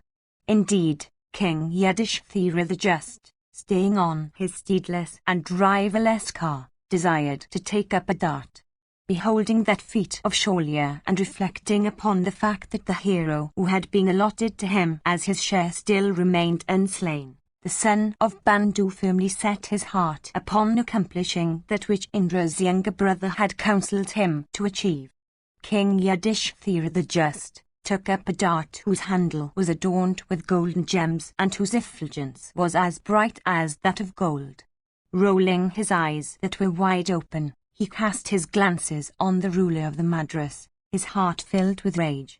Thus looked at, O God among men, by that king of cleansed soul and sins all washed away, the ruler of the Madras was not reduced to ashes. This appeared to us to be exceedingly wonderful, O monarch. The illustrious chief of the Kuras then hurled with great force at the king of the Madras that blazing dart of beautiful and fierce handle and effulgent with gems and corals. All the Kauravas beheld that blazing dart emitting sparks of fire as it coursed through the welkin after having been hurled with great force, even like a large meteor falling from the skies at the end of the Yuga. King Yudhishthira the Just, in that battle, carefully hurled the dart which resembled Kalaratri, the Death Knight, armed with a fatal noose, saw the foster mother of fearful aspect of Yama himself, and which, like the Brahmana's curse, was incapable of being baffled. Carefully, the sons of Bandu had always worshipped that weapon with perfumes and garlands and foremost of seats and the best kinds of viands and drinks. That weapon seemed to blaze like Samvataka fire and was as fierce as rite performed according to the Atharvan of Agni Rasa. Created by Tvashtri, the celestial artificer, for the use of Ishana, it was a consumer of the life breaths and the bodies of all foes. It was capable of destroying by its force the earth and the welkin and all the receptacles of water and creatures of every kind. Adorned with bells and banners and gems and diamonds and decked with stones of lapis lazuli and equipped with a golden handle, Tvashtri himself had forged it with great care after having observed many vows. Unerringly fatal, it was destructive of all haters of Brahma. Having carefully inspired it with many fierce mantras, and endued it with terrible velocity by the exercise of great might and great care, King Yudhishthira hurled it along the best of tracks for the destruction of the ruler of the Madras, saying in a loud voice the words, "Thou art slain, O wretch." The king hurled it, even as Rudra had, in days of yore, shot his shaft for the destruction of the Asura and Daka, stretching forth his strong, right arm graced with a beautiful hand, and apparently dancing in wrath. Sholya, however, roared aloud and endeavoured to catch that excellent dart of irresistible energy hurled by Yudhishthira with all his might, even as a fire leaps forth for catching a jet of clarified butter poured over it. Piercing through his very vitals and his fair and broad chest, that dart entered the earth as easily as it would enter any water without the slightest resistance, and bearing away, with it, the worldwide fame of the king of the Madras. Covered with the blood that issued from his nostrils and eyes and ears and mouth, and that which flowed from his wound, he then looked like the Crouch mountain of gigantic size when it was pierced by Skanda. His armor having been cut off by that descendant of Kuru's race, the illustrious Sholya, strong as Indra's elephant, stretching his arms, fell down on the earth, like a mountain summit driven by thunder. Stretching his arms, the ruler of the Madras fell down on the earth, with face directed towards King Yudhishthira the Just, like a tall banner erected to the honor of Indra falling down on the ground. Like a dear wife advancing to receive her dear lord about to fall on her breast, the earth then seemed, from affection, to rise a little for receiving that bull among men as he fell down with mangled limbs bathed in blood. The puissant Shaurya, having long enjoyed the earth like a dear wife, now seemed to sleep on the earth's breast, embracing her with all his limbs. Slain by Dharma's son of righteous soul in fair fight, Shaurya seemed to assume the aspect of a goodly fire lying extinguished on the sacrificial platform.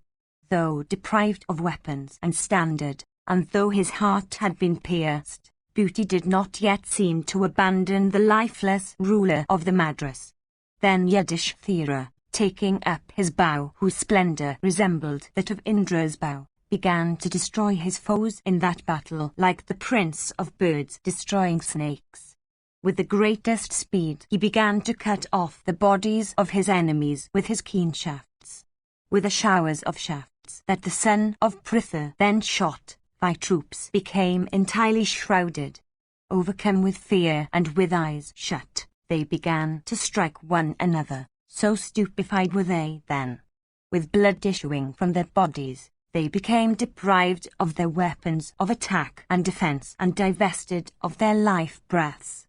Upon the fall of Shaurya, the youthful younger brother of the king of the Madras, who was equal to his deceased brother in every accomplishment, and who was regarded as a mighty warrior, proceeded against Yudhishthira. Invincible in battle, desirous of paying the last dues of his brother, that foremost of men quickly pierced the Pandava with very many shafts. With great speed King Yudhishthira the Just pierced him with 6 arrows. With a couple of razor-faced arrows, he then cut off the bow and the standard of his antagonist. Then with a blazing and keen arrow of great force and broad head, he struck off the head of his foe staying before him. I saw that head adorned with earrings fall down from the car like a denizen of heaven falling down on the exhaustion of his merits. Beholding his headless trunk, bathed all over with blood, fallen down from the car, the core of the troops broke. Indeed, upon the slaughter of the younger brother of the Madras clad in beautiful armor, the Kuras, uttering cries of "Oh!" and "Alas!" fled away with speed. Beholding Shaurya's younger brother slain, thy troops, hopeless of their lives, were inspired with the fear of the Pandavas and fled, covered with dust. The grandson of Sini then, Satyaki, O bull of Bharata's race, shooting his shafts, proceeded against the frightened Kauravas while the latter were flying away. Then Hridika's son, O king, quickly and fearlessly received that invincible warrior, that irresistible and mighty bowman, as he advanced against the beaten army. Those 2 illustrious and invincible heroes of Vrishani's race, Hridika's son and Satyaki, encountered each other like 2 furious lions. Both resembling the sun in effulgence, they covered each other with arrows of blazing splendor that resembled the rays of the sun. The arrows of those 2 lions of Vrishani's race, shot forcibly from their bows, we saw, looked like swiftly coursing insects in the welkin. Piercing Satyaki with 10 arrows and his steeds with 3, the son of Hridika cut off his bow with a straight shaft. Laying aside his best of bows which was thus cut off, that bull of Sini's race, quickly took up another that was tougher than the first. Having taken up that foremost of bows, that first of bowmen pierced the son of Hridika with 10 arrows in the center of the chest. Then cutting off his car and the shaft also of that car with many well-shot arrows, Satyaki quickly slew the steeds of his antagonist as also his 2 Parshani drivers. The valiant Kripa then, the son of Saradwat, O Lord, beholding Hridika's son made careless, quickly bore him away, taking him up on his car.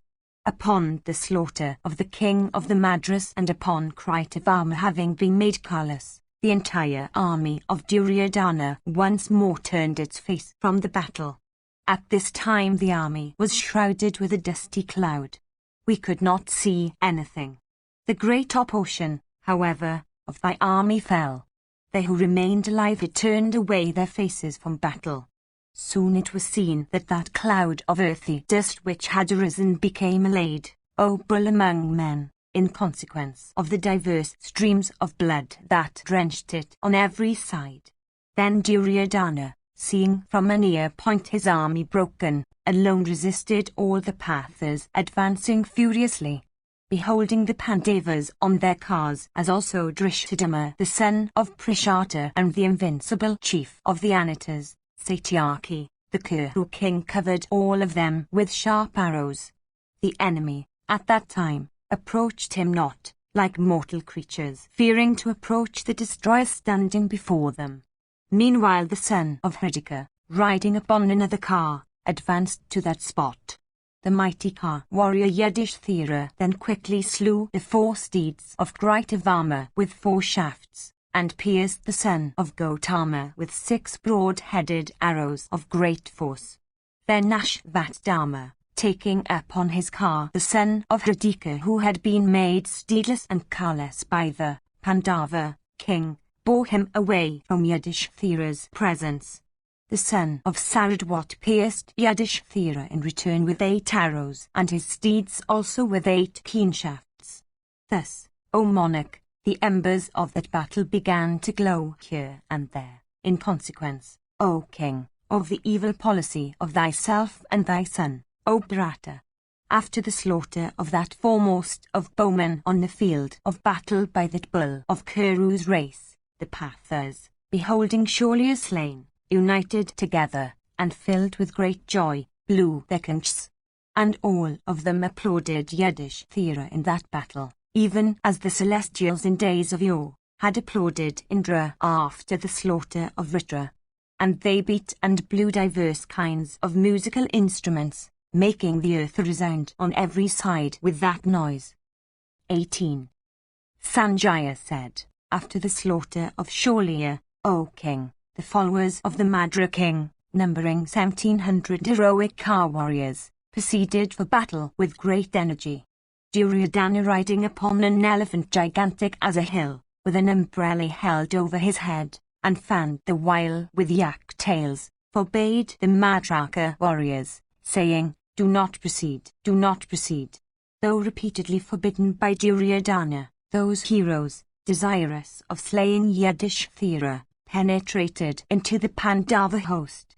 Those brave combatants, O monarch, loyal to Duryodhana, twanging their bows loudly, fought with the Pandavas. Meanwhile, hearing that Shaulya had been slain and that Yudhishthira was afflicted by the mighty car warriors of the Madrakas devoted to the welfare of the Madraka king, the great car warrior Patha came there, stretching his bow Gandiva, and filling the earth with the rattle of his car. Then Arjuna, and Bhima, and the 2 sons of Madri by Pandu, and that tiger among men, Satyaki, and their 5 sons of Draupadi, and Drishtadama, and Shikhandi, and the Bankalas and the Somakas, desirous of rescuing Yudhishthira, surrounded him on all sides. Having taken their places around the king, the Pandavas, those bulls among men, began to agitate the hostile force like macras agitating the ocean. Indeed, they caused thy army to tremble like a mighty tempest shaking the trees. Like the great river Ganges agitated by a hostile wind, the Pandava host, O king, once more became exceedingly agitated. Causing that mighty host to tremble, the illustrious and mighty car warriors, the Madrakas, all shouted loudly, saying, Where is that king Yudhishthira? Why are not his brave brothers, the Pandavas, to be seen here? What has become of the Bankalas of great energy as also of the mighty car warrior Shikhandi? Where are Drishtadama and the grandson of Seni and those great car warriors, the 5 sons of Draupadi? At this, those mighty warriors, the sons of Draupadi, began to slaughter the followers of the Madra king who were uttering those words and battling vigorously. In that battle, some amongst thy troops were seen slain by means of their lofty standards. Beholding, however, the heroic Pandavas, the brave warriors of thy army, O Bharata, though forbidden by thy son, still rushed against them. Duryodhana, speaking softly, sought to prevent those warriors from fighting with the foe. No great car warrior, however, amongst them obeyed his behest. Then Shakuni, the son of the Gandhara king, possessed of eloquence, O monarch, said unto Duryodhana these words, How is this that we are standing here, while the Madraka host is being slaughtered before our eyes? When thou, O Bharata, art here, this does not look well. The understanding made was that all of us should fight unitedly. Why then, O king, dost thou tolerate our foes when they are thus slaying our troops? Duryodhana said, Though forbidden by me before, they did not obey my behest. Unitedly have these men penetrated in the Pandava host. Shakuni said, Brave warriors, when excited with rage in battle, do not obey the command of their leaders. It does not behove thee to be angry with those men. This is not the time to stand indifferently. We shall, therefore, all of us, united together with our cars and horses and elephants, proceed for rescuing those great bowmen, the followers of the Madra king. With great care, O king, we shall protect one another. Thinking after the manner of Shakuni, all the Kauravas then proceeded to the place where the Madras were.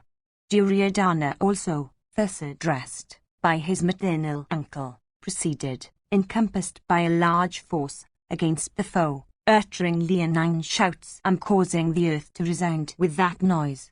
Slay, pierce, seize, strike, cut off. These were the loud sounds that were heard then, O Bharata, among those troops.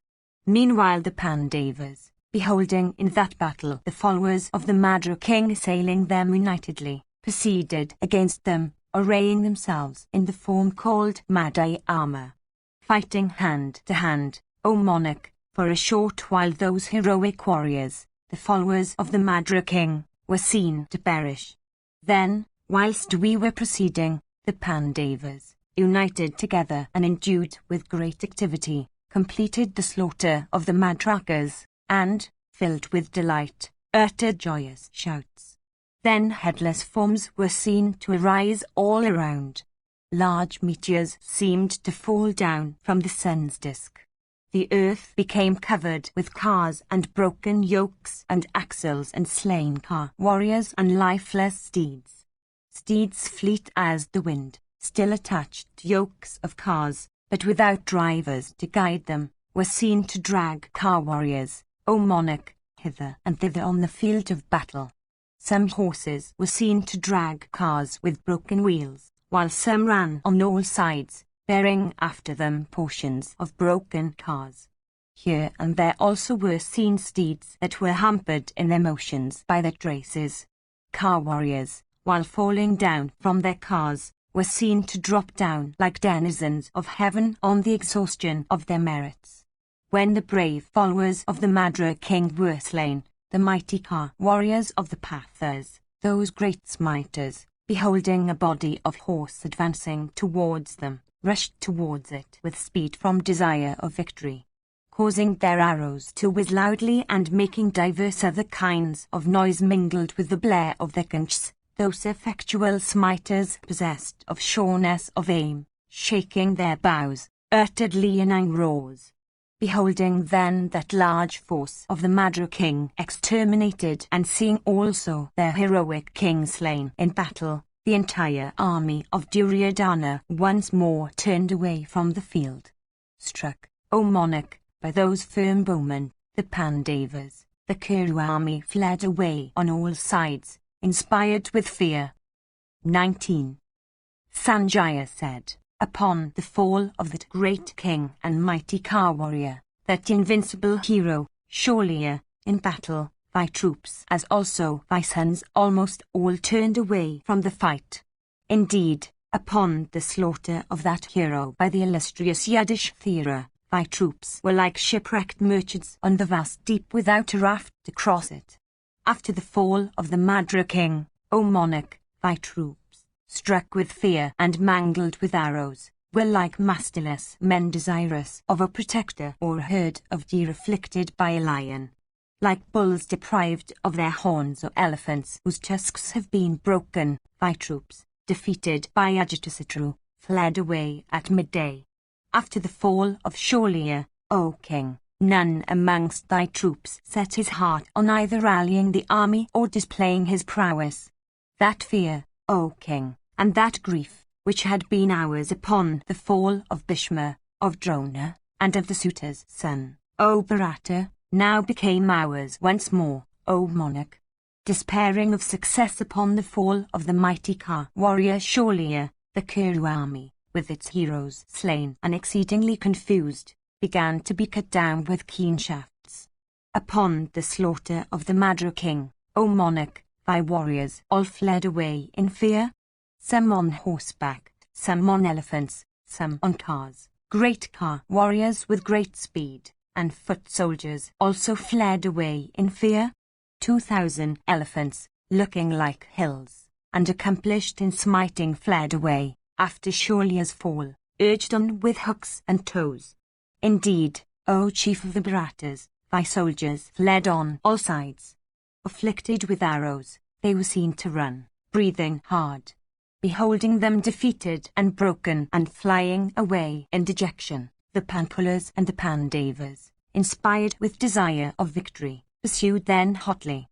The whiz of arrows and other noises, the loud leonine roars, and the blare of conchs of heroic warriors, became tremendous. Beholding the core of the host agitated with fear and flying away, the Panchalas and the Pandavas addressed one another, saying, Today King Yudhishthira, firm in truth, hath vanquished his enemies. Today Duryodhana hath been divested of his splendor and kingly prosperity. Today, hearing of his son's death, let Dhritarashtra, that king of men, stupefied and prostrate on the earth, feel the most poignant anguish. Let him know today that the son of Kunti is possessed of great might among all bowmen. Today that sinful and wicked-hearted king will censure his own self. Let him recollect today the time and beneficial words of Vidura. Let him from this day wait upon the pathas as their slave. Let that king today experience the grief that had been felt by the sons of Pandu. Let that king know today the greatness of Krishna. Let him hear today the terrible twang of Arjuna's bow in battle, as also the strength of all his weapons, and the might of his arms in fight. Today he will know the awful might of the high Sudbhima when Duryodhana will be slain in battle, even as the Ajuravali was slain by Indra. Save Bhima of mighty strength, there is none else in this world that can achieve that which was achieved by Bhima himself at the slaughter of Dashasana. Hearing of the slaughter of the ruler of the Madras who was incapable of defeat by the very gods, that king will know the prowess of the eldest son of Pandu. After the slaughter of the heroic son of Sabala and all the Gandharas, he will know the strength, in battle, of the two sons of Madri by Pandu. Why will not victory be theirs that have Dhananjaya for their warrior, as also Satyaki, and Bhimasena, and Drishthadama the son of Prishata, and the 5 sons of Draupadi, and the 2 sons of Madri, and the mighty bowman Shikandi, and King Yudhishthira? Why will not victory be theirs that have for their protector Krishna, otherwise called Janardana, the protector of the universe? Why will not victory be theirs that have righteousness for their refuge? Who else than Yudhishthira the son of Pritha, who hath Rishikasa, the refuge of righteousness and fame, for his protector, is competent to vanquish in battle Bhishma and Drona and Karna and the ruler of the Madras and the other kings by hundreds and thousands. Saying these words and filled with joy, the Saranjayas pursued thy troops in that battle who had been exceedingly mangled with shafts. Then Dhananjaya of great valour proceeded against the car division of the foe. the two sons of Madri and the mighty Ka warrior Satyaki proceeded against Shakuni. Beholding them all flying with speed in fear of Bhimasena, Duryodhana, as if smiling the while, addressed his driver, saying, Partha, stationed there with his bow, is transgressing me. Take my steeds to the rear of the whole army. Like the ocean that cannot transgress its continents, Kunti's and Ananjaya will never venture to transgress me, if I take up my stand in the rear. Behold, O driver, this vast host that is pursued by the Pandavas. Behold this cloud of dust that has arisen on all sides in consequence of the motion of the troops. Hear those diverse leonine roars that are so awful and loud. Therefore, O driver, proceed slowly and take up thy position in the rear. If I stay in battle and fight the Pandavas, my army, O driver, will rally and come back with vigor to battle. Hearing these words of thy son that were just those of a hero and man of honor, the driver slowly urged those steeds in trappings of gold. 21,000 foot soldiers, deprived of elephants and steeds and car warriors, and who were ready to lay down their lives, still stood for battle. Born in diverse countries and hailing from diverse towns, those warriors maintained their ground, desirous of winning great fame. The clash of those rushing warriors filled with joy became loud and exceedingly terrible. Then Bhimasena, O king, and Drishthadhyumna the son of Prishata resisted them with 4 kinds of forces. Other foot soldiers proceeded against Bhima, uttering loud shouts and slapping their armpits, all actuated by the desire of going to heaven.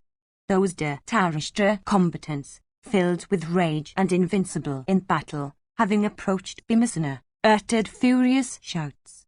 They then spoke not to one another. Encompassing Bhima in that battle, they began to strike him from all sides. Surrounded by that large body of warriors on foot and struck by them in that battle, Bhima did not stir from where he stood fixed like Mainaka mountain. His assailants, meanwhile, filled with rage, O monarch, endeavoured to afflict that mighty Ka warrior of the Pandavas and checked other combatants that tried to rescue him.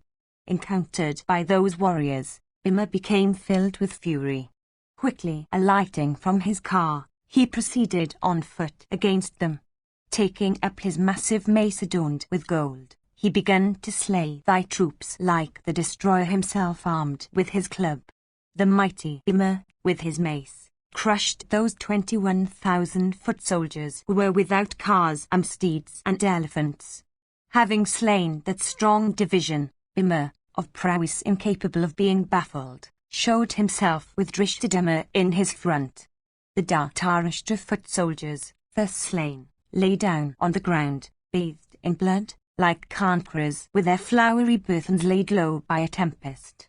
Adorned with garlands made of diverse kinds of flowers, and decked with diverse kinds of earrings, those combatants of diverse races, who had hailed from diverse realms, lay down on the field, deprived of life. Covered with banners and standards, that large host of foot soldiers, thus cut down, looked fierce and terrible and awful as they lay down on the field.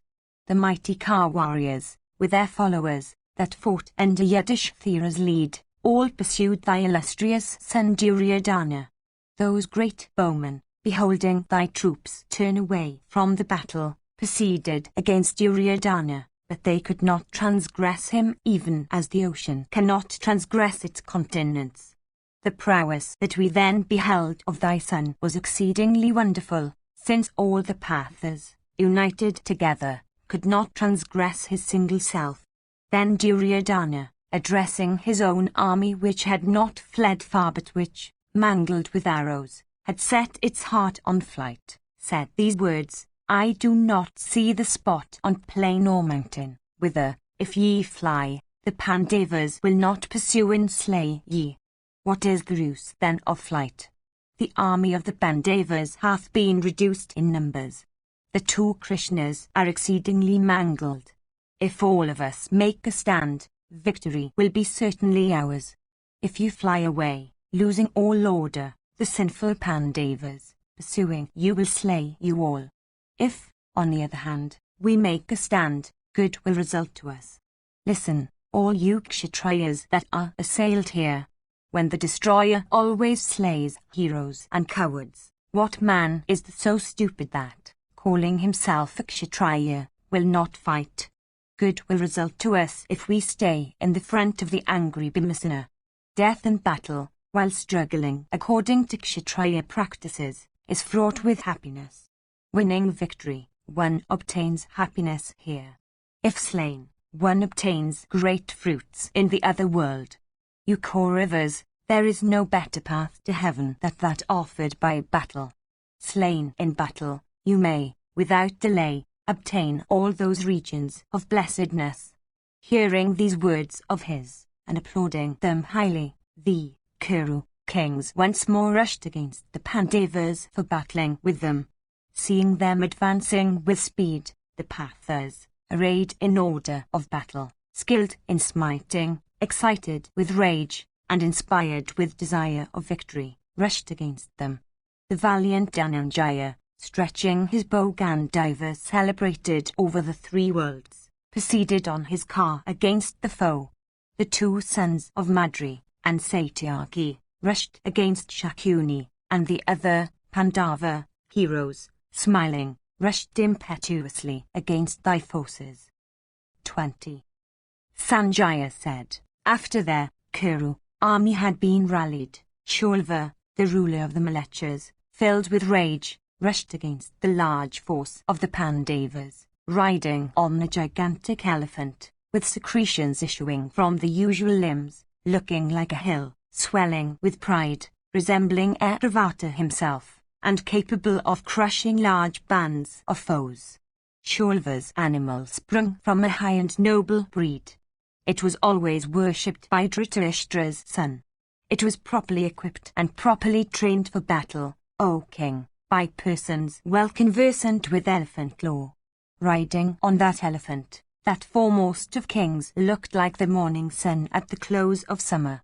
Mounting on that foremost of elephants, O monarch, he proceeded against the Pandavas and began to pierce them on all sides with keen and terrible shafts that resembled Indra's thunder in force. While he shot his arrows in that battle and dispatched hostile warriors to Yama's abode, neither the Kauravas nor the Pandavas could notice any lapses in him, even as the Daityas, O king, could not notice any in Vasava, the wielder of the thunder, in days of yore, while the latter was employed in crushing their divisions. The Pandavas, the Somakas, and the Saranjayas beheld that elephant looking like 1,000 elephants careering around them, even as the foes of the gods had in days of yore beheld the elephant of Indra in battle. Agitated by that animal, the hostile army looked on every side as if deprived of life. Unable to stand in battle, they then fled away in great fear, crushing one another as they ran. Then the vast host of the Pandavas, broken by King Sholya, suddenly fled on all sides, unable to endure the impetuosity of that elephant. Beholding the Pandava host broken and flying away in speed, all the foremost of warriors of thy army worshipped King Salwa and blew their conchs white as the moon. Hearing the shouts of the Kauravas uttered in joy and the blare of their conchs, the commander of the Pandava and the Saranjaya forces, the Bankala prince, Drishtadama, could not, from wrath, endure it. The illustrious Drishtadama then, with great speed, proceeded for vanquishing the elephant, even as the Asura Jamba had proceeded against Airavata, the prince of elephants that Indra rode in the course of his encounter with Indra. Beholding the ruler of the Pandavas impetuously rushing against him, Salwa, that lion among kings, quickly urged his elephants, O king, for the destruction of Drupada's son. The latter, seeing the animal approaching with precipitancy, pierced it with 3 foremost of shafts, polished by the hands of the smith, keen, blazing, endued with fierce energy, and resembling fire itself in splendor and force.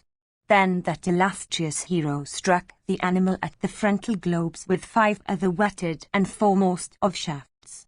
Pierced therewith, that prince of elephants, turning away from the battle, ran with great speed. Salwa, however, suddenly checking that foremost of elephants which had been exceedingly mangled and forced to retreat, caused it to turn back, and with hooks and keen lances urged it forward against the car of the Bankala king, pointing it out to the infuriate animal.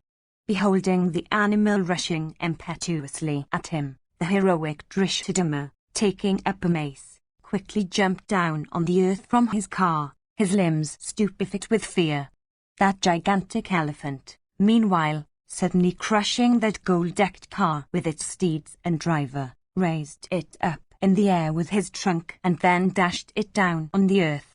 Beholding the driver of the Bankala king thus crushed by that foremost of elephants, Bhima and Shikhandi and the grandson of Sini rushed with great speed against that animal. With their shafts they speedily checked the impetuosity of the advancing beast. Thus received by those car warriors and checked by them in battle, the elephant began to waver. Meanwhile, King Salwa began to shoot his shafts like the sun shedding his rays on all sides. Struck with those shafts, the Pandava cow warriors began to fly away. Beholding that feat of Salwa, the Pankalas, the Srinjayas, and the Matsyas, O king, uttered loud cries of woe. And alas! In that battle, all those foremost of men, however, encompassed the animal on all sides. The brave Bankala king then, taking up his mace which resembled the lofty crest of a mountain, appeared there. Fearlessly, O king, that hero, that smiter of foes, rushed with speed against the elephant.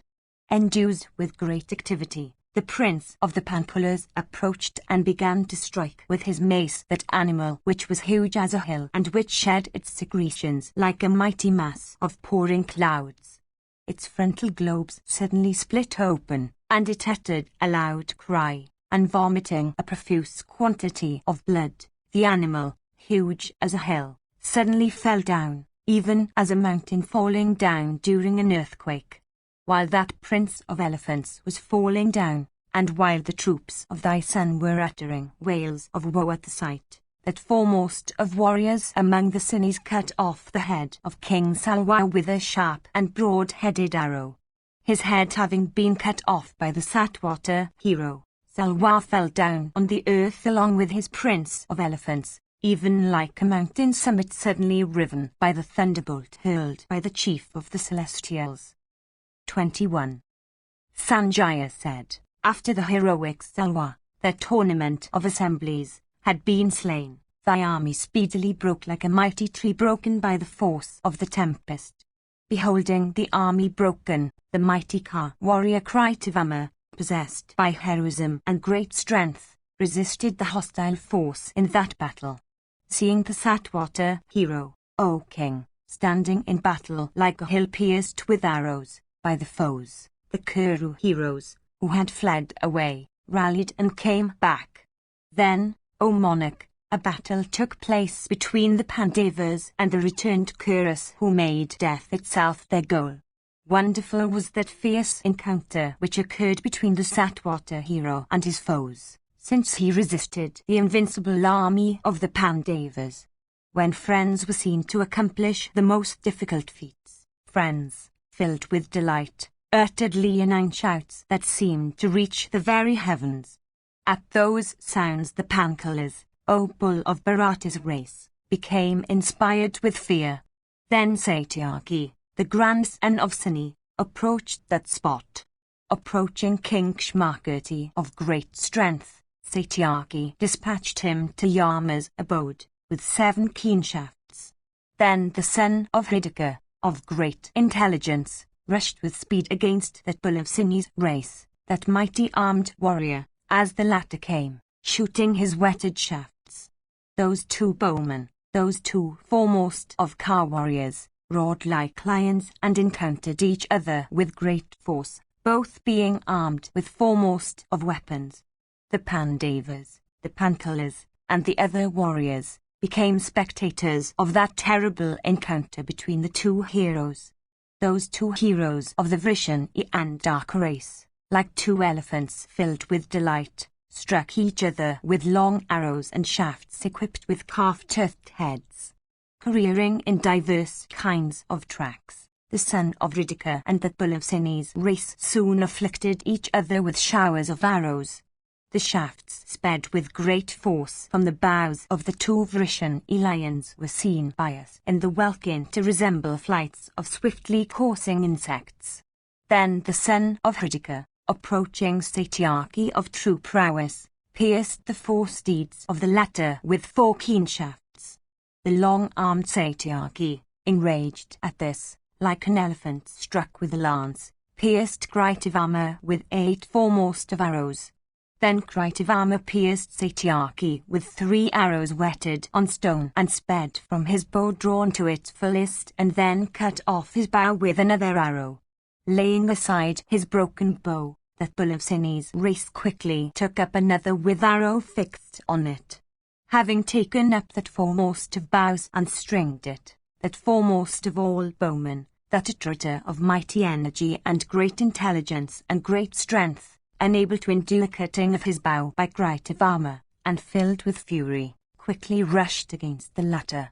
With 10 keen shafts that bull of Sini's race then struck the driver, the steeds, and the standard of Kritivama. At this, O king, the great bowman and mighty car warrior Kritivama, beholding his gold-decked car made driverless and steedless, became filled with rage. Uplifting a pointed lance, O sire, he hurled it with all the force of his arm at that bull of Sini's race, desirous of slaying him.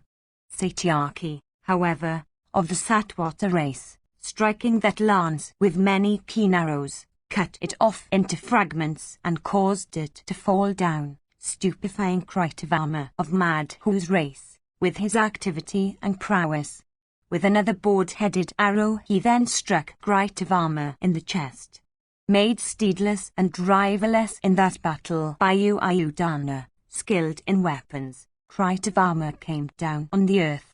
The heroic Kritivama having been deprived of his car by Satyaki in that single combat, all their Kaurava troops became filled with great fear.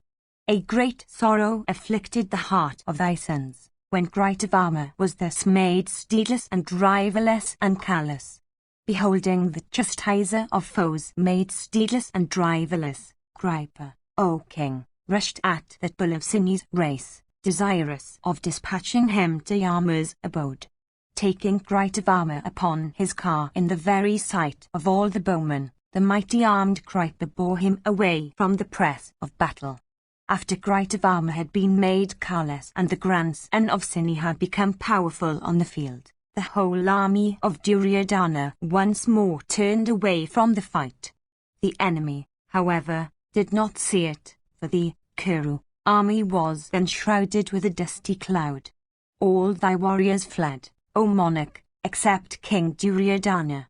The latter, beholding from a near point that his own army was routed, quickly rushing, assailed the victorious enemy, alone resisting them all. Fearlessly that invincible warrior, filled with rage, assailed with keen arrows all the Pandus, and Drishtadama the son of Prishta, and Shikandi, and the sons of Draupadi, and the large bands of the Panchalas, and the Kakiyas, O sire, and the Somakas.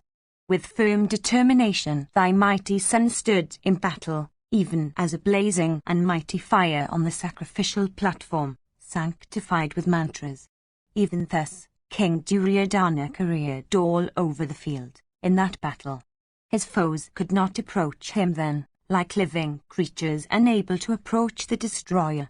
Then the son of Hridika came there, riding on another car. 22. Sanjaya said, that foremost of car warriors, O monarch, thy son, riding on his car and filled with the courage of despair, looked resplendent in that battle like Rudra himself of great valor. With the thousands of shafts shot by him, the earth became completely covered. Indeed, He drenched his enemies with showers of arrows like a clouds pouring rain on mountain breasts. There was then not a man amongst the Pandavas in that great battle, or a steed, or an elephant, or a car, that was not struck with Duryodhana's arrows. Upon whomsoever amongst their warriors I then cast my eyes, O monarch, I beheld that every one, O Bharata, was struck by thy son with his arrows. The Pandava army was then covered with the shafts of that illustrious warrior, even as a host is covered with the dust it raises while marching or rushing to battle. The earth then, O Lord of earth, seemed to me to be made one entire expanse of arrows by thy son Duryodhana, that bowman possessed of great lightness of hands. Amongst those thousands upon thousands of warriors on the field, belonging to thy side or that of the enemy, it seemed to me that Duryodhana was then the only man. The prowess that we then beheld of thy son seemed to be exceedingly wonderful, since the Parthas, even uniting together, could not approach his single self. He pierced Yudhishthira, O bull of Bharata's race, with 100 arrows, and Bhimasena with 70, and Sahadeva with 7. And he pierced Nakula with 64, and Drishthadama with 5, and the sons of Draupadi with 7, and Satyaki with 3 arrows. With a board-headed arrow, he then, O sire, cut off the bow of Sahadeva. Laying aside that broken bow, the valiant son of Madri shook up another formidable bow, and rushing against King Duryodhana, pierced him with 10 shafts in that battle. The great bowman Nakula, possessed of courage, then pierced the king with 9 terrible arrows and uttered a loud roar. Satyaki struck the king with a single straight shaft. The sons of Draupadi struck him with 73, and King Yudhishthira struck him with 5. And Bhimasena afflicted the king with 80 shafts.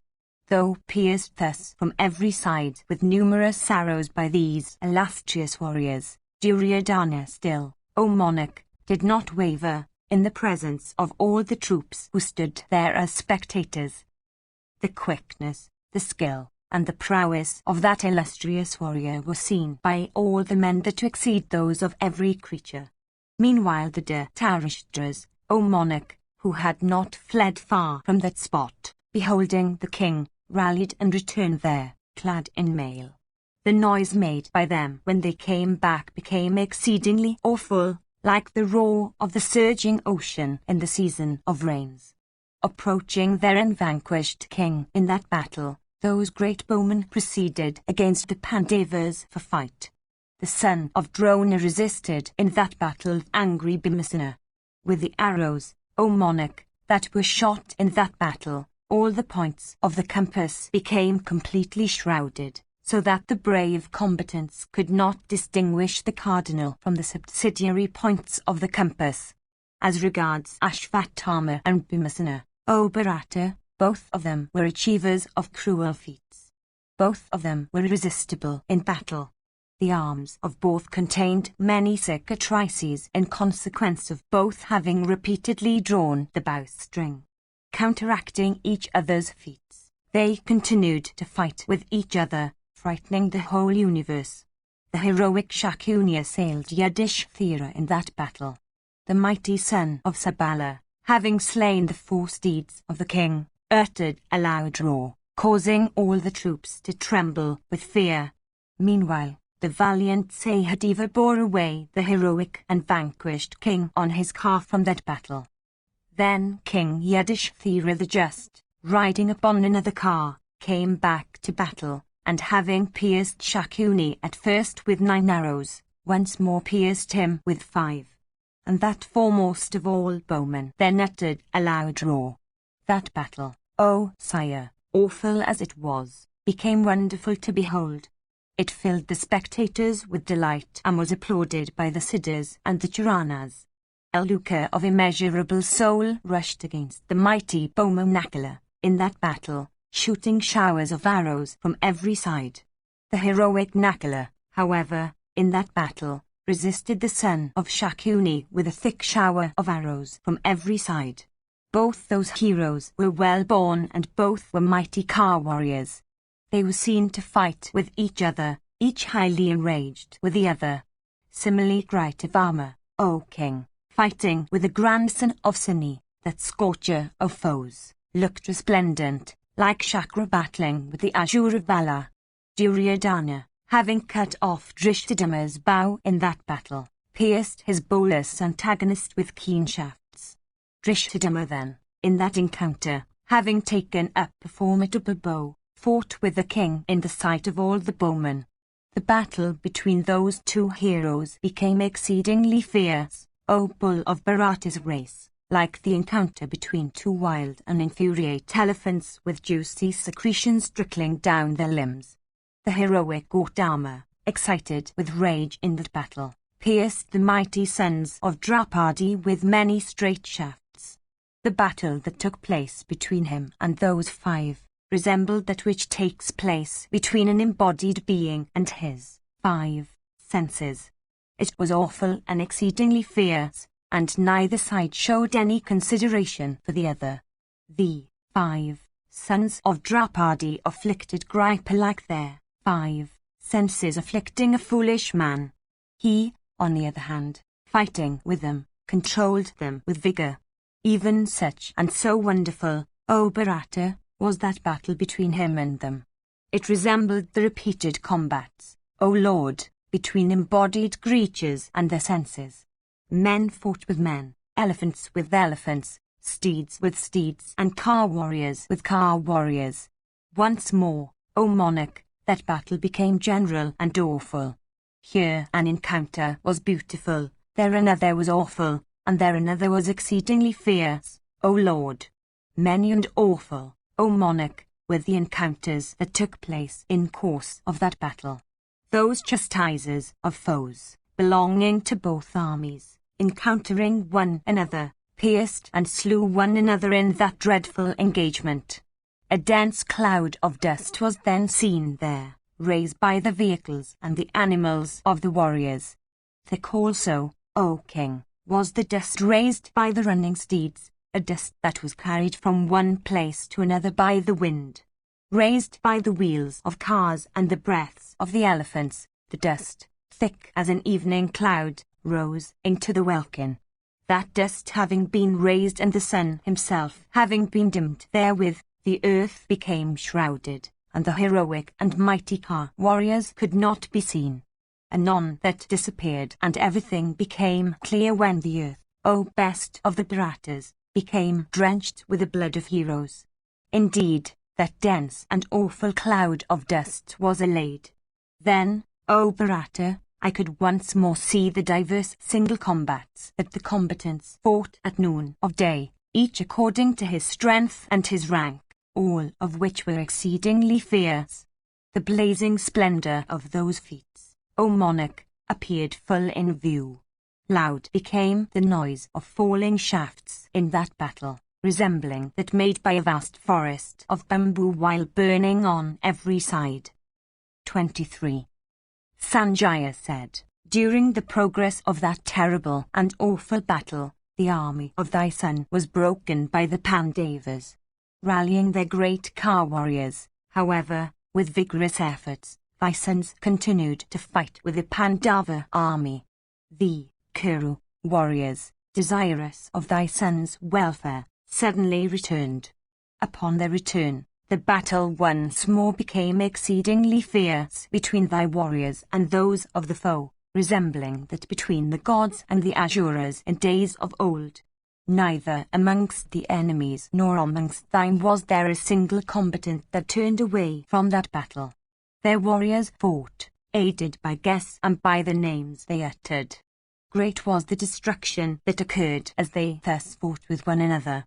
Then King Yudhishthira, filled with great wrath and becoming desirous of vanquishing the Dhritarashtra's and their king in that battle, pierced the son of Saradwat with 3 arrows winged with gold and whetted on stone, and next slew with 4 others the 4 steeds of Kritavama. Then Ashvatthama bore away the celebrated son of Ridika. Saradwat's son pierced Yudhishthira in return with 8 arrows. Then King Duryodhana dispatched 700 cars to the spot where King Yudhishthira was battling. Those cars, ridden by excellent warriors and endued with speed of the wind or thought, rushed in that battle against the car of Kunti's son.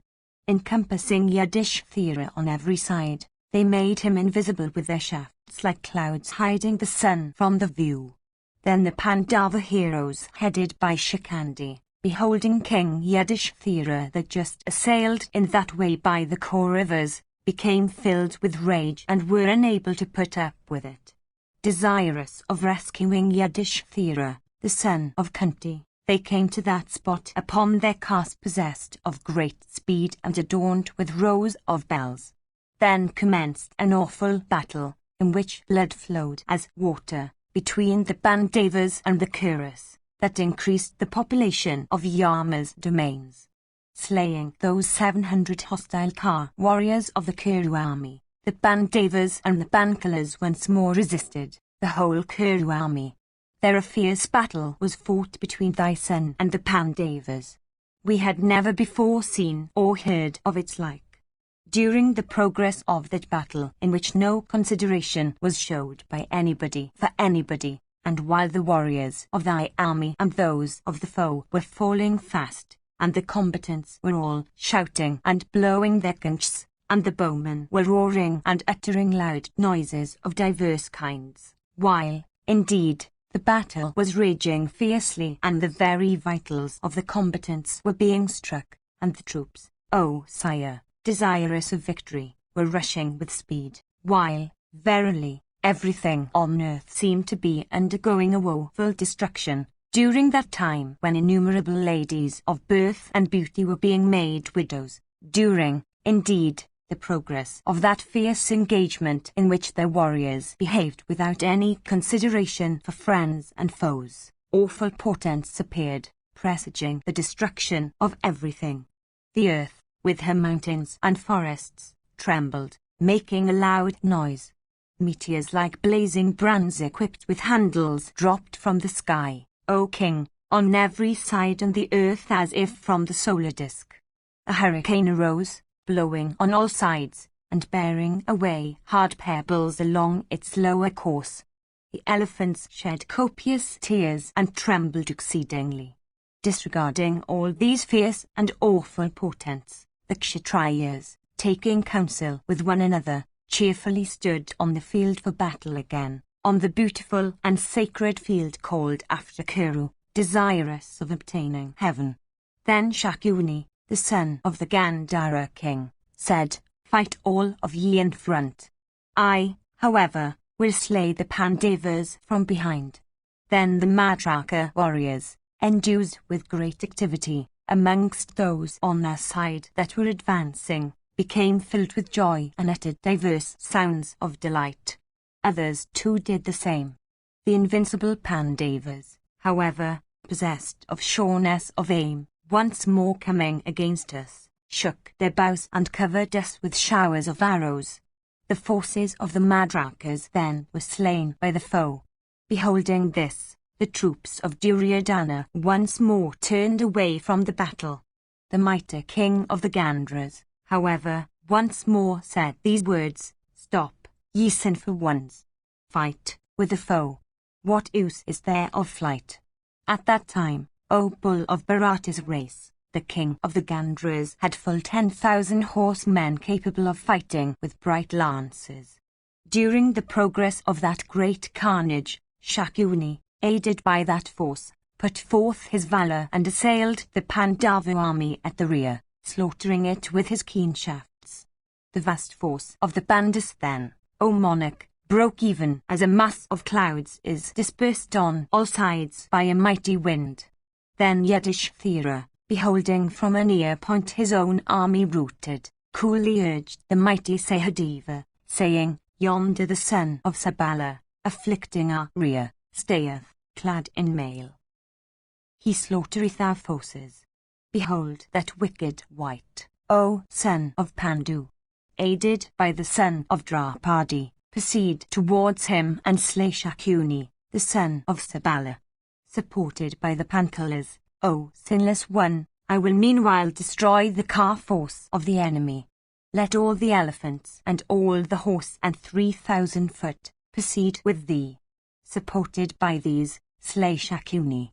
At this, 700 elephants ridden by combatants armed with the bow, and 5,000 horses, and the valiant Sahadeva, and 3,000 foot soldiers, and the sons of Draupadi all rushed against Shakuni, difficult of defeat in battle. Sabala's son, however, of great valour, O king, prevailing over the Pandavas and longing for victory, began to slay their forces from the rear. The horsemen, infuriate with rage, belonging to the Pandavas, endued with great activity, penetrated the division of Sabala's son, prevailing over the latter's cow warriors. Those heroic horsemen, staying in the midst of their own elephants, covered the large host of Sabala's son with showers of shafts. In consequence of thy evil counsels, O king, dreadful was the battle that then ensued, in which maces and lances were used, and in which heroes only took part. The twang of bowstring was no longer heard there, for all the car warriors stood as spectators of that fight. At that time no difference could be seen between the contending parties. Both the Kurus and the Pandavas, O bull of Bharata's race, beheld the darts hurled from heroic arms course like meteors through the welkin. The entire welkin, O monarch, shrouded with falling swords of great brightness, seemed to become exceedingly beautiful. The aspect presented, O chief of the Bharatas, by the lances hurled all around, became like that of swarms of locusts in the welkin. Steeds, with limbs bathed in blood in consequence of wounds inflicted by horsemen themselves wounded with arrows, dropped down on all sides in hundreds and thousands. Encountering one another and huddled together, many of them were seen to be mangled and many to vomit blood from their mouths. A thick darkness came there when the troops were covered with a dusty cloud. When that darkness shrouded everything, O king, we beheld those brave combatants, steeds and men, move away from that spot. Others were seen to fall down on the earth, vomiting blood in profusion. Many combatants, entangled with one another by their locks, could not stir. Many, endued with great strength, dragged one another from the backs of their horses, and encountering one another thus, slew one another like combatants in a wrestling match. Many, deprived of life, were borne away on the backs of the steeds. Many men, proud of their valor and inspired with desire of victory, were seen to fall down on the earth. The earth became strewn over with hundreds and thousands of combatants bathed in blood, deprived of limbs, and divested of hair. In consequence of the surface of the earth being covered with elephant riders and horsemen and slain steeds and combatants with blood-stained armor and others armed with weapons and others who had sought to slay one another with diverse kinds of terrible weapons, all lying closely huddled together in that battle fraught with fearful carnage, no warrior could proceed far on his horse. Having fought for a little while, Shakuni, the son of Sabala, O monarch, went away from that spot with a remnant of his cavalry numbering 6,000. Similarly, the Pandava force, covered with blood, and its animals fatigued, moved away from that spot with its remnant consisting of 6,000 horses. The blood-stained horsemen of the Pandava army then, with hearts intent on battle and prepared to lay down their lives, said, "It is no longer possible to fight here on cars. How much more difficult then to fight here on elephants. Let cars proceed against cars, and elephants against elephants." Having retreated, Shakuni is now within his own division. The royal son of Sabala will not again come to battle. Then the sons of Draupadi and those infuriate elephants proceeded to the place where the Bankala prince Trishadama, that great car warrior, was. Sahadeva also, when that dusty cloud arose, proceeded alone to where King Yudhishthira was. After all those had gone away, Shakuni, the son of Sabala, excited with wrath, once more fell upon Drishtadyumna's division and began to strike it. Once more a dreadful battle took place, in which the combatants were all, regardless of their lives, between thy soldiers and those of the foe, all of whom were desirous of slaying one another. In that encounter of heroes, the combatants first eyed one another steadfastly, and then rushed, O king, and fell upon one another in hundreds and thousands. In that destructive carnage, heads severed with swords fell down with a noise like that of falling palmyra fruits. Loud also became the noise, making the very hair to stand on end, of bodies falling down on the ground, divested of armor and mangled with weapons, and of falling weapons also, O king, and of arms and thighs severed from the trunk. Striking brothers and sons and even sires with keen weapons, the combatants were seen to fight like birds, for pieces of meat. Excited with rage, thousands of warriors, falling upon one another, impatiently struck one another in that battle. Hundreds and thousands of combatants, killed by the weight of slain horsemen while falling down from their steeds, fell down on the field. Loud became the noise of neighing steeds of great fleetness, and of shouting men clad in mail, and of the falling darts and swords, O king, of combatants desirous of piercing the vitals of one another in consequence, O monarch, of thy evil policy. At that time, thy soldiers, overcome with toil, spent with rage, their animals fatigued, themselves parched with thirst, mangled with keen weapons, began to turn away from the battle. Maddened with the scent of blood, many became so insensate that they slew friends and foes alike, in fact, every one they got at. Large numbers of Kshatriyas, inspired with desire of victory, were struck down with arrows, O king, and fell prostrate on the earth. Wolves and vultures and jackals began to howl and scream in glee and make a loud noise. In the very sight of thy son, thy army suffered a great loss. The earth, O monarch, became strewn with the bodies of men and steeds, and covered with streams of blood that inspired the timid with terror. Struck and mangled repeatedly with swords and battle axes and lances, thy warriors, as also the Pandavas, O Bharata, ceased to approach one another, striking one another according to the measure of their strength, and fighting to the last drop of their blood. The combatants fell down vomiting blood from their wounds. Headless forms were seen, seizing the hair of their heads with one hand, and with uplifted swords dyed with blood in the other. When many headless forms, O king, had thus risen up, when the scent of blood had made the combatants nearly senseless, and when the loud noise had somewhat subsided, Sabala's son, once more, approached the large host of the Pandavas, with a small remnant of his horse. At this, the Pandavas, inspired with desires of victory and endued with foot soldiers and elephants and cavalry, all with uplifted weapons, desirous of reaching the end of the hostilities, the Pandavas, forming a wall, encompassed Shakuni on all sides, and began to strike him with diverse kinds of weapons. Beholding those troops of thine sailed from every side, the Kauravas, with horsemen, foot soldiers, elephants, and cars, rushed towards the Pandavas. Some foot soldiers of great courage, destitute of weapons, attacked their foes in that battle, with feet and fists, and brought them down. Cow warriors fell down from cars, and elephant men from elephants, like meritorious persons falling down from their celestial vehicles upon the exhaustion of their merits. Thus the combatants, engaged with one another in that great battle, slew sires and friends and sons. Thus occurred that battle, O best of the Bharatas, in which no consideration was shown by anybody for anyone, and in which lances and swords and arrows fell fast on every side and made the scene exceedingly terrible to behold. 24.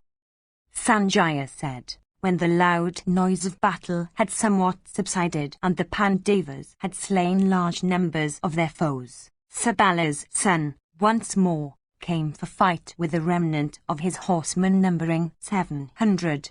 Quickly approaching his own soldiers and urging them to battle, he repeatedly said, "You chastisers of foes, fight cheerfully." And he asked the Kshatriyas present there, saying, "Where is the king, that great car warrior?" Hearing these words of Shakuni, O bull of Bharata's race, they answered saying, "Yonder stayeth that great car warrior, the Kuru king. There where that large umbrella of splendor equal to that of the full moon is visible, there where those car warriors, clad in mail, are staying, there where that loud noise, deep as the roar of clouds, is being heard. Proceed quickly thither, O king, and thou wilt then see the Kuru monarch." Thus addressed by those brave warriors, Sir Bala's son Shakuni, "O king, proceeded to that spot where thy son was staying, surrounded on all sides by unretreating heroes. Beholding Duryodhana stationed in the midst of that car force, Shakuni, gladdening all those car warriors of thine, O king, cheerfully said these words unto Duryodhana. Indeed, he said the following words in a manner which showed that he regarded all his purposes to have been already achieved. "Slay, O king, the car divisions of the Pandavas. All the horses have been vanquished by me. Yudhishthira is incapable of being conquered in battle unless one is prepared to lay down his life. When that car force, protected by the son of Pandu, will have been destroyed, we shall then slay all those elephants and foot soldiers and others." Hearing these words of his, thy warriors, inspired with desire of victory, cheerfully rushed towards the Pandava army. With quivers on their backs and bows in their hands, all of them shook their bows and uttered leonine roars. Once more, O king, the fierce twang of bows and the slapping of palms and the whiz of arrows shot with force was heard. Beholding those Kuru combatants approach the Pandava army with uplifted bows, Kunti's son Ananjaya said unto the son of Devaki these words, "Urge the steeds fearlessly and penetrate this sea of troops. With my keen shafts I shall today reach the end of these hostilities. Today is the 18th day, O Janardana, of this great battle that is raging between the two sides. The army of those high-souled heroes, which was literally numberless, hath been nearly destroyed. Behold the course of destiny. The army of Dhritarashtra's son, O Madhava, which was vast as the ocean, hath, O Akaluta, become, after encountering ourselves, even like the indent caused by a cow's hoof. If peace had been made after Bhishma's fall, O Madhava, everything would have been well. The foolish Duryodhana of weak understanding, however, did not make peace. The words that were uttered by Bhishma, O Madhava, were beneficial and worthy of adoption. Sayadana, however, who had lost his understanding, did not act according to them. After Bhishma had been struck and thrown down on the earth, I do not know the reason why the battle proceeded. I regard the Dhritarashtras to be foolish and of weak understanding in every way, since they continued the battle even after the fall of Santanu's son. After that when Drona, that foremost of all lecturers of Brahma, fell, as also the son of Radha, and Vikana, the carnage did not still cease. Alas, when a small remnant only of the Kaurava army remained after the fall of the tiger among men, Karna, with his sons, the carnage did not still cease. After the fall of even the heroic Sarutayush, of also Jalasandha of Puru's race, and of King Sarutayuda, the carnage did not still cease. After the fall of Bharishriva, of Sholya, O Janardana, and of the Avanti heroes, the carnage did not still cease. After the fall of Jayadratha, of the Rakshasa Walayuda, of Balika, and of Somadatta, the carnage did not still cease. After the fall of heroic Bhagadatta, of the Kamboa chief Sadakshina, and of Dashasana, the carnage did not still cease. Beholding even diverse heroic and mighty kings, each owning extensive territories, slain in battle, the carnage, O Krishna, did not still cease. Beholding even a full Akshayani of troops slain by Bhimasena in battle, the carnage did not still cease, in consequence of either the folly or the covetousness of the Dhritarashtras. What king born in a noble race, a race especially like that of Kuru, save, of course, the foolish Duryodhana, would thus fruitlessly wage such fierce hostilities? Who is there, possessed of reason and wisdom and capable of discriminating good from evil, that would thus wage war, knowing his foes to be superior to him in merit, strength, and courage? How could he listen to the counsels of another, when, indeed, he could not make up his mind to make peace with the Pandavas in obedience to the words uttered by thee? What medicine can be acceptable to that person today who disregarded Bhishma the son of Santanu, and Drona, and Vidura, while they urged him to make peace? How can he accept good counsels, who from folly, O Janardana, insolently disregarded his own aged sire as also his own well-meaning mother while speaking beneficial words unto him? It is evident, O Janardana, that Duryodhana took his birth for exterminating his race. His conduct and his policy, it is seen, point to that line, O Lord.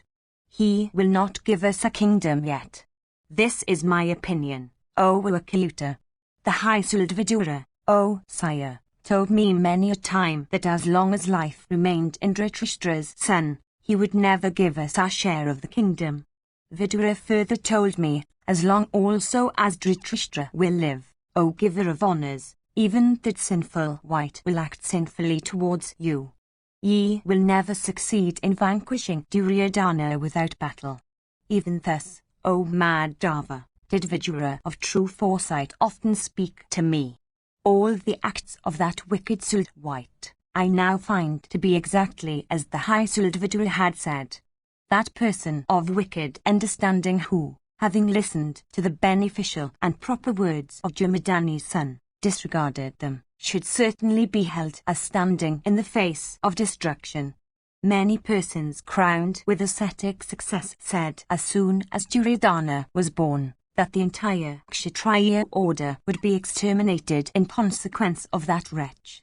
Those words of the sages, O Janardana, are now being realized, since the Kshatriyas are undergoing almost entire extermination in consequence of Duryodhana's acts. I shall, O Madhava, slay all the warriors today. After all the Kshatriyas will have been slain and their Kaurava camp made empty, Duryodhana will then desire battle with us for his own destruction. That will end these hostilities. Exercising my reason, O Madhava, and reflected in my own mind, O thou of Vrishani's race, thinking of Vidura's words, and taking into account the acts of the wicked Duryodhana himself, I have come to this conclusion. Penetrate the Bharata army, O hero, for I shall slay the wicked Duryodhana and his army today with my keen shafts. Slaying this weak army in the very sight of Dhritarashtra's son, I shall today do what is for Yudhishthira's good. Sanjaya continued, thus addressed by Savyasasi. He of Dasahu's race, reins in hand, fearlessly penetrated that vast hostile force for battle. That was a terrible forest of boughs, which the two heroes entered.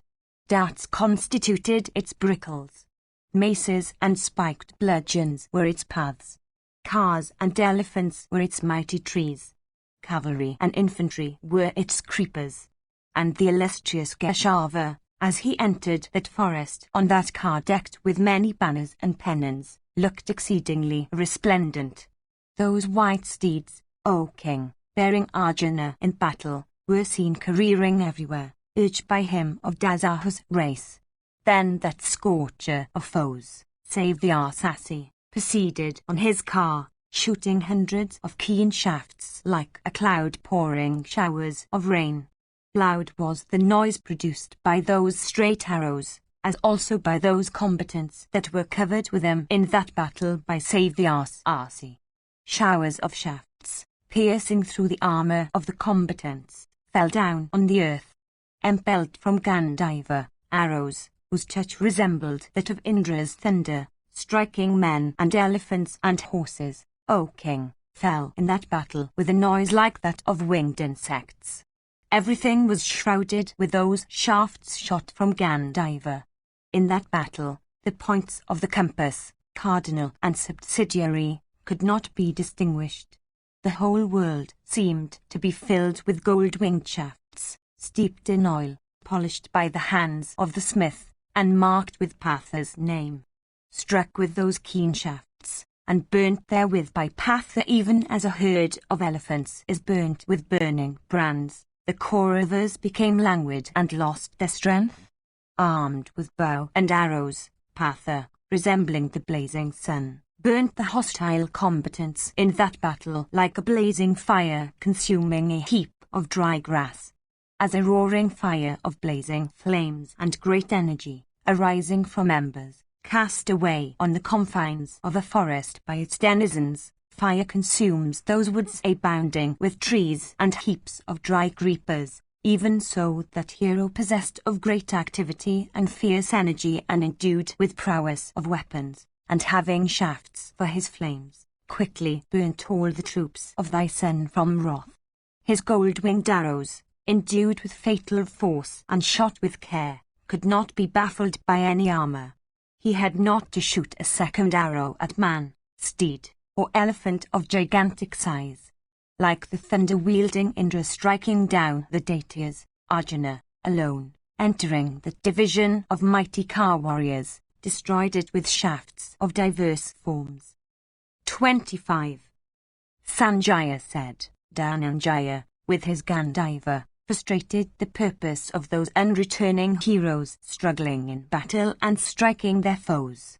The shafts shot by Arjuna, irresistible and endued with great force and whose touch was like that of the thunder, were seen to resemble torrents of rain poured by a cloud. That army, O chief of the Bharatas, thus struck by Iritin, fled away in the very sight of thy son. Some deserted their sires and brothers, others deserted their comrades. Some car warriors were deprived of their animals. Others lost their drivers. Some had their poles or yokes or wheels broken, O king. The arrows of some were exhausted. Some were seen afflicted with arrows. Some, though unwounded, fled in a body, afflicted with fear. Some endeavored to rescue their sons, having lost all their kinsmen and animals. Some loudly called upon their sires, some upon their comrades and followers. Some fled, deserting their kinsmen, O tiger among men, and brothers and other relatives, O monarch. Many mighty car warriors, struck with Patha's shafts and deeply pierced therewith, were seen to breathe hard, deprived of their senses. Others, taking them upon their own cars, and soothing them for a while, and resting them and dispelling their thirst by offering them drink, once more proceeded to battle.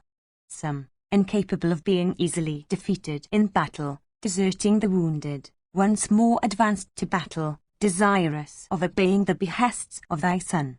Some, having slaked their thirst or groomed their animals, and some, wearing fresh armor, O chief of the Bharatas, and some, having comforted their brothers and sons and sires, and placed them in camp, once more came to battle.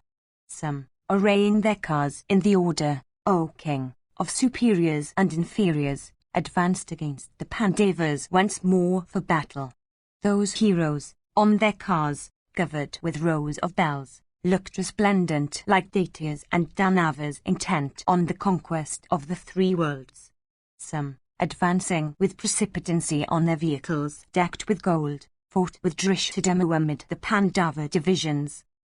The Bankala prince Drishthadhyumna, and the great car warrior Shikandi, and Satnaka, the son of Nakula, fought with the car force of the enemy.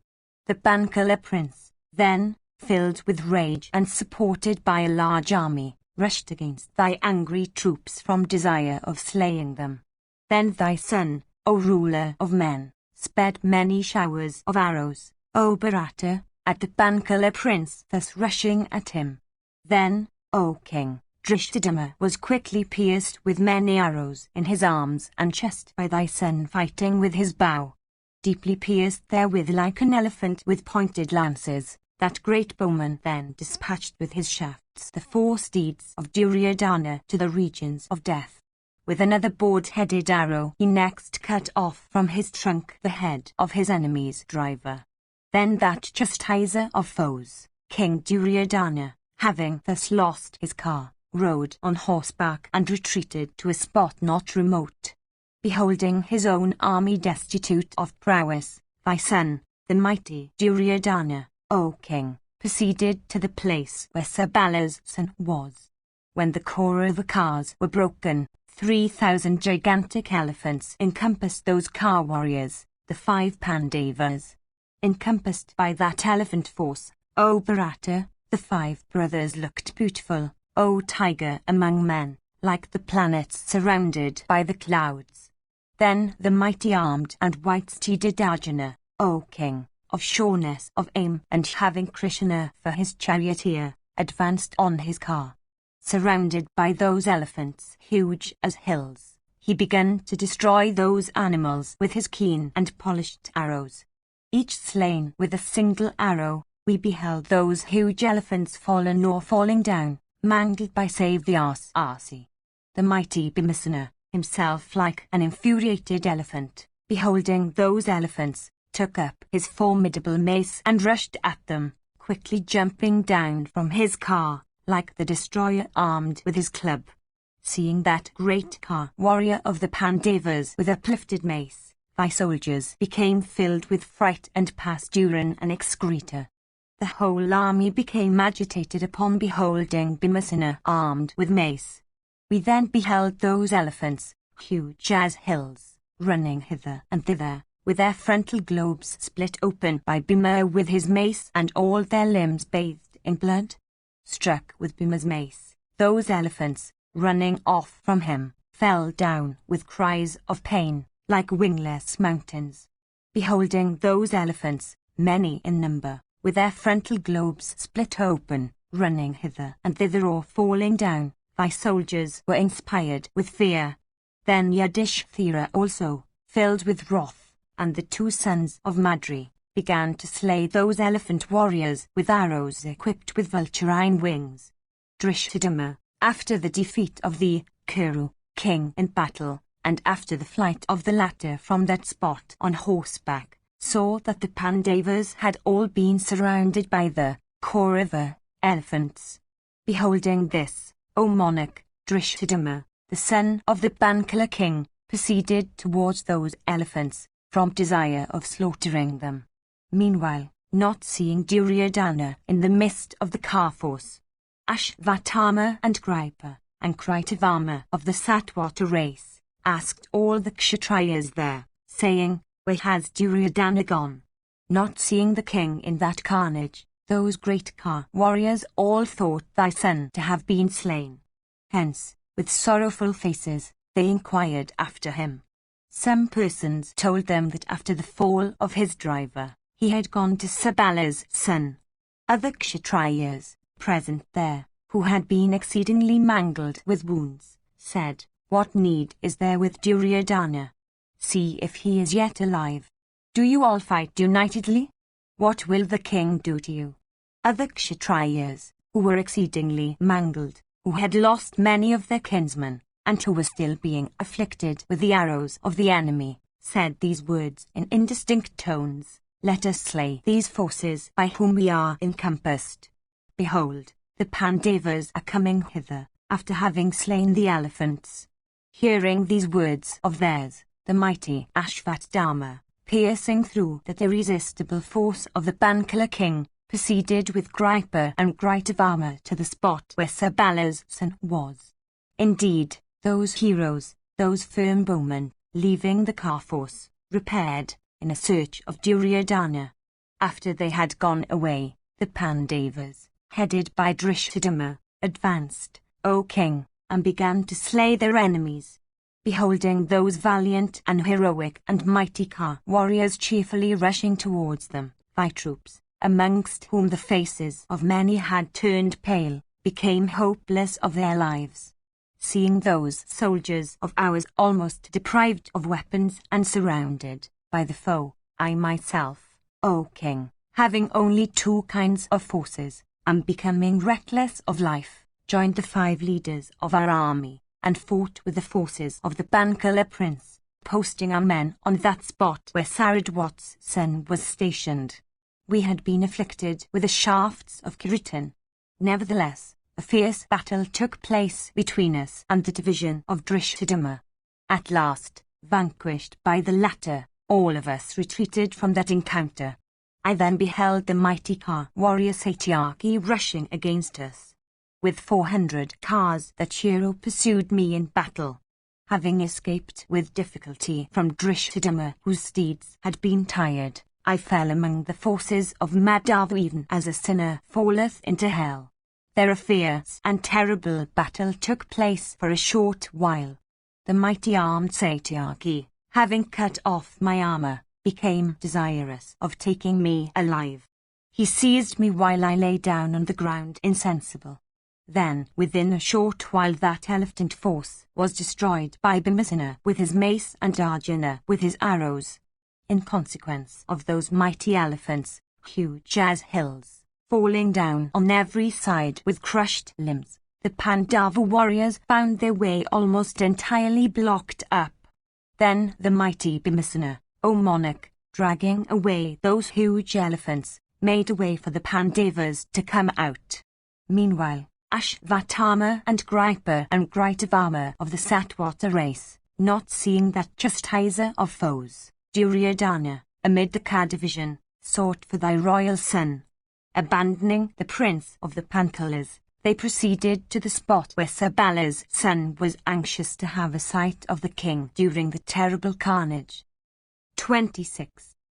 Sanjaya said, after that elephant division had been destroyed, O Bharata, by the son of Pandu, and while thy army was being thus slaughtered by Bhimasena in battle, beholding the latter, that chastiser of foes, careering like the all-killing destroyer himself in rage armed with his club, the remnant of thy onslaught sons, those Uttarain brothers, O king, united together of that time when he of Kuru's race, thy son Duryodhana, could not be seen, and rushed against Bhimasena. They were Dharmashana and Srutanta and Jaitra and Bharivala and Ravi, and Jayatsana and Sujata and that slayer of foes, Dervishaha, and he called Durvimagana, and Dashbradasho and the mighty armed Srutavan. All of them were accomplished in battle. Those sons of thine, uniting together, rushed against Bhimasena and shut him up on all sides. Then Bhima, O monarch, once more mounting on his own car, began to shoot keen shafts at the vital limbs of thy sons. Those sons of thine, covered with arrows by Bhimasena in that dreadful battle, began to drag that warrior like men dragging an elephant from off the crossway. Excited with rage, Bhimasena, quickly cutting off the head of Dharmashana with a razor-headed arrow, felled it on the earth. With another board-headed arrow capable of penetrating every armor, Bhima next slew that mighty Ka warrior, thy son Srutanta. Then, with the greatest ease, piercing Jayatsana with a cloth-yard shaft, that chastiser of foes, the son of Pandu, felled that scion of Kuru's race from his car. The prince, O king, fell down and immediately expired. At this, thy son Srutavan, excited with rage, pierced Bhima with 100 straight arrows winged with vulturine feathers. Then Bhima, enflamed with rage, pierced Jaitra and Ravi and Bharivala, those 3, with 3 shafts resembling poison or fire.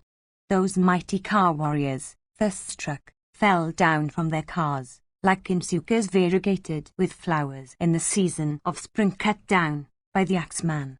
Then that scorcher of foes, with another board-headed arrow of great keenness, struck Durvamakana and dispatched him to Yama's abode. Thus struck, that foremost of Ka warriors fell down on the ground from his car, like a tree growing on the summit of a mountain when broken by the wind. The son of Pandu next struck thy other 2 sons at the head of their forces, Dushbradasho and Sujata, each with a couple of arrows in that battle. Those two foremost of Ka warriors, pierced with those shafts, fell down. Beholding next another son of thine, Divishaha, rushing at him, Bhima pierced him with a broad-headed arrow in that battle. That prince fell down from his car in the very sight of all the bowmen. Beholding so many of his brothers slain by the single-handed Bhima in that battle, Sarutavan, under the influence of rage, rushed at Bhima, stretching his formidable bow decked with gold and shooting a large number of arrows that resembled poison or fire in energy. Cutting off the bow of Bandu's son in that dreadful battle, the Kuru prince pierced the bowless Bhima with 20 arrows. Then Bhimasena, that mighty Ka warrior, taking up another bow, shrouded thy son with arrows and addressing him, said, "Wait, wait." The battle that took place between the two was beautiful and fierce, like that which had occurred in days of yore between Vasava and the Asura Jamba, O Lord. With the keen shafts, resembling the fatal rods of Yama, sped by those two warriors, the earth, the sky, and all the points of the compass, became shrouded. Then Sarutavan, filled with rage, shook up his bow and struck Bhimasena in that battle, O king, with many arrows on his arms and chest. Deeply pierced, O monarch, by thy son armed with the bow, Bhima became exceedingly agitated like the ocean at the full of the new moon. Filled with wrath, Bhima then, O sire, dispatched with his arrows the driver and the 4 steeds of thy son to Yama's abode. Beholding him Kalas, Pandu's son of immeasurable soul, displaying the lightness of his hands, covered him with winged arrows. The Kalas Sarutavan then, O king, shook up his sword and shield. As the prince, however, careered with his sword and bright shield decked with 100 moons, the son of Pandu struck off his head from his trunk with a razor-headed arrow and felled it on the earth. The trunk of that illustrious warrior, rendered headless by means of that razor-headed arrow, fell down from his car, filling the earth with a loud noise. Upon the fall of that hero, thy troops, though terrified, rushed in that battle against Bhimasena from desire of fighting with him. The valiant Bhimasena, clad in mail, received those warriors rushing quickly at him from among the unslain remnant of that ocean of troops. Approaching him, those warriors encompassed that hero on all sides. Thus surrounded by those warriors of thine, Bhima began to afflict them all with keen shafts like him of a 1,000 eyes afflicting the Asuras. Having destroyed 500 great cars with their fences, he once more slew 700 elephants in that battle. Slaying next 10,000 foot soldiers with his mighty shafts, as also 800 steeds, the son of Pandu looked resplendent. Indeed, Bhimasena, the son of Kunti, having slain thy sons in battle, regarded his object achieved, O Lord, and the purpose of his birth accomplished. Thy troops, at that time, O Bharata, ventured to even gaze up at that warrior who was battling in that fashion and slaying thy men in that way. Routing all the Kurus and slaying those followers of theirs, Bhima then slapped his armpits, terrifying the huge elephants with the noise he produced. Then thy army, O monarch, which had lost a very large number of men, and which then consisted of a very few soldiers, became exceedingly cheerless, O king. 27. Sanjaya said, Duryodhana, O king, and thy son Sudasa, the only 2 of thy children yet unslain, were at that time in the midst of the Kaurava cavalry. Beholding Duryodhana staying in the midst of the cavalry, Devaki's son, Krishna, said unto Dhananjaya, the son of Kunti, a large number of our foes, kinsmen that had received our protection, have been slain. There, that bull of Sini's race is returning, having taken Sanjaya captive. Both Nakula and Sahadeva, O Bharata, are fatigued, having fought with the wretched Tarashtas and their followers. Those 3, Kripa and Gritavama and the mighty Ka warrior Ashvatdharma, have left Duryodhana's side and taken up their position elsewhere. Having slain Duryodhana's troops, the Panchala prince stayeth yonder, endued with great beauty, in the midst of the Prabhadrakas. There, O Partha, Duryodhana stayeth in the midst of his cavalry, with the umbrella held over his head and himself flinging his glances all around. Having re-arrayed their remnant of his army, he stayeth in the midst of his forces. Slaying this one with thy keen shafts, thou mayst achieve all thy objects. As long as these troops do not fly away beholding thee in their midst and witnessing also the destruction of their elephant force, do thou, O chastiser of foes, endeavor to slay Duryodhana. Let somebody go to the Panchala prince and ask him to come hither. The Kaurava troops are all tired, O sire. The sinful Duryodhana will never succeed in escaping. Having slain a large number of thy troops in battle, the son of Dhritarashtra wears a proud aspect as if he believes that the Pandavas have been vanquished. Beholding his own troops afflicted and slain by the Pandavas, the Kuru king will certainly come to battle for his own destruction. Thus addressed by Krishna, Fulgana replied unto him, saying, Almost all the sons of Dhritarashtra, O giver of honours, have been slain by Bhima. Only these two are yet alive. They, however, O Krishna, shall also meet with destruction today. Bhishma hath been slain, Drona hath been slain, Karna, otherwise called Vaikatana, hath been slain. Shalya, the king of the Madras, hath been slain, and Jayadratha also, O Krishna, hath been slain. Only 500 horses from the remnant of the troops of Shakuni, the son of Sabala, and of Kars, only 200 still remain, O Janardana. Of elephants there remain only 100 that are formidable, and of the foot only 3,000. There remain also Ashvatthama and Kripa and the ruler of the Trigartas and Aluka and Kritavama of the Satwata race. These, O Madhava, form the remnant of Duryodhana's force. Truly, there is no escape from death for anybody on earth. Although such a tremendous carnage has taken place, behold, Duryodhana is still alive. Today King Yudhishthira, however, will be freed from all his foes. None amongst the enemy will escape me, I ween.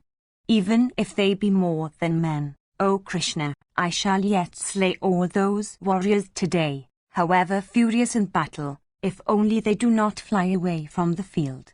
Filled with wrath in today's battle, I shall, by slaying the prince of Gandhara with my keen shafts, dispel that sleeplessness which the king has suffered from for a long time. I shall win back all those valuable possessions which Sabala's son, of wicked conduct, won from us at the gambling match in the assembly.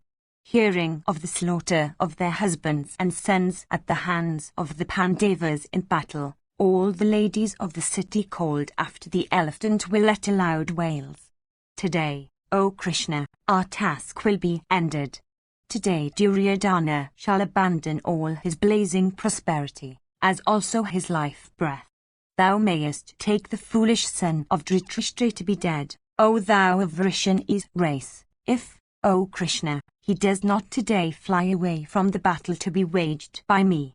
Those steeds are incapable of enduring the twang of my bow and the slaps of my palms. Proceed thither, O Krishna, for I will slay them. Thus addressed by Pandu's son of great force of mind, he of Dasahu's race urged his steeds, O king, towards the division of Duryodhana. Beholding that force, within which Duryodhana was, 3 mighty Ka warriors prepared themselves for assailing it, for Bhimasena and Arjuna and Sahadeva, O sire, together proceeded against it with loud leonine roars from desire of slaying Duryodhana. Beholding those 3 warriors rushing quickly together with uplifted bows, Sabala's son proceeded towards that spot against those Pandava foes. Thy son Sudarsana rushed against Bhimasena. Susaman and Shakuni encountered Kiritan. thy son Duryodhana on horseback proceeded against Sahadeva. Then thy son, O ruler of men, with great speed and care, forcibly struck Sahadeva's head with a lance. Thus assailed by thy son, Sahadeva sat down on the terrace of his car, all his limbs bathed in blood and himself sighing like a snake. Regaining his senses then, O king, Sahadeva, filled with rage, covered Duryodhana with keen arrows. Kunti's son, Dhananjaya, otherwise called Partha, putting forth his prowess, cut off the heads of many brave combatants on horseback. Indeed, Partha, with many arrows, destroyed that cavalry division. Having felled all the steeds, he then proceeded against the cars of the Trigartas. At this, the great car warriors of the Trigartas, uniting together, covered Arjuna and Vasudeva with showers of shafts.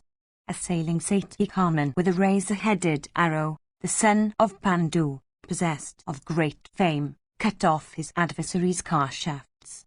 With another razor-headed arrow, O Lord, whetted on stone, that celebrated hero, smiling the while, cut off his antagonist's head adorned with bright gold. He next attacked Satu in the sight of all the warriors, like a hungry lion, O king, in the forest, attacking a deer. Having slain him, Partha pierced Susaman with 3 arrows and then slew all those car warriors adorned with ornaments of gold. He then proceeded against Susaman the ruler of Prashthala with great speed, vomiting the virulent poison of his wrath cherished for many long years. Covering him first, O bull of Bharata's race, with 100 arrows, Arjuna then slew all the steeds of that bowman. Fixing then on his bowstring a mighty arrow that resembled the rod of Yama, Partha, smiling the while, quickly sped it at Susaman, aiming it at him. Sped by that bowman blazing with wrath, that arrow, reaching Susaman, pierced through his heart in that battle. Deprived of life, O monarch, Susaman fell down on the earth, gladdening all the Pandavas and paining all thy warriors. Having slain Susaman in that battle, Partha then, with his shafts, dispatched the 35 sons of that king, all of whom were great car warriors, to Yama's abode.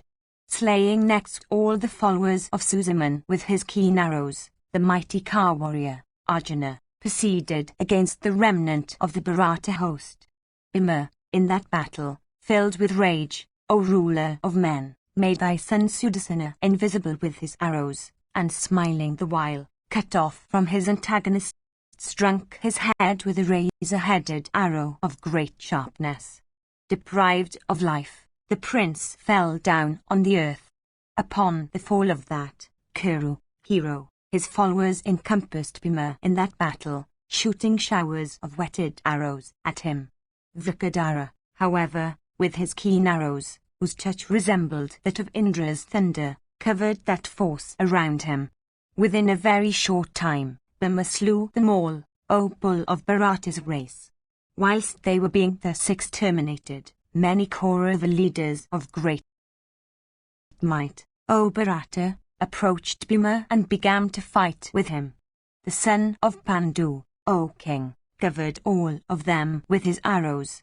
Similarly, thy warriors, O monarch, covered the great car warriors of the Pandavas with dense showers of arrows from every side. All the warriors then, of both sides, thus engaged in battle with one another, became exceedingly agitated.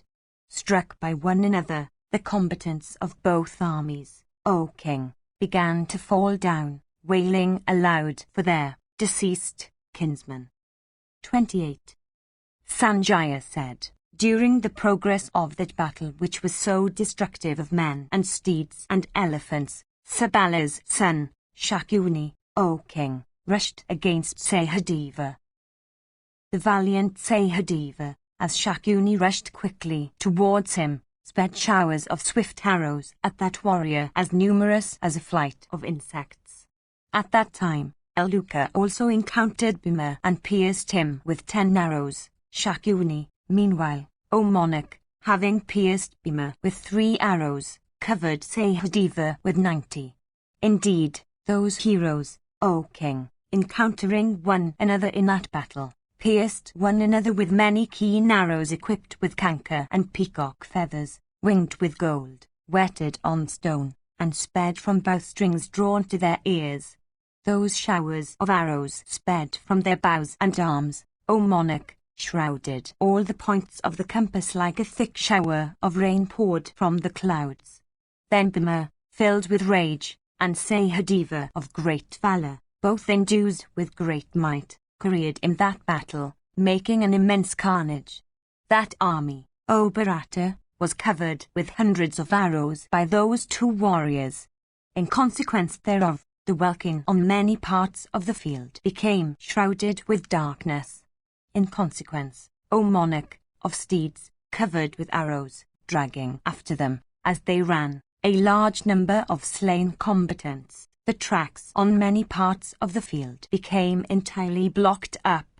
Covered with steeds slain with their riders, with broken shields and lances, O monarch, and with swords and darts and spears all around, the earth looked variegated as if strewn with flowers.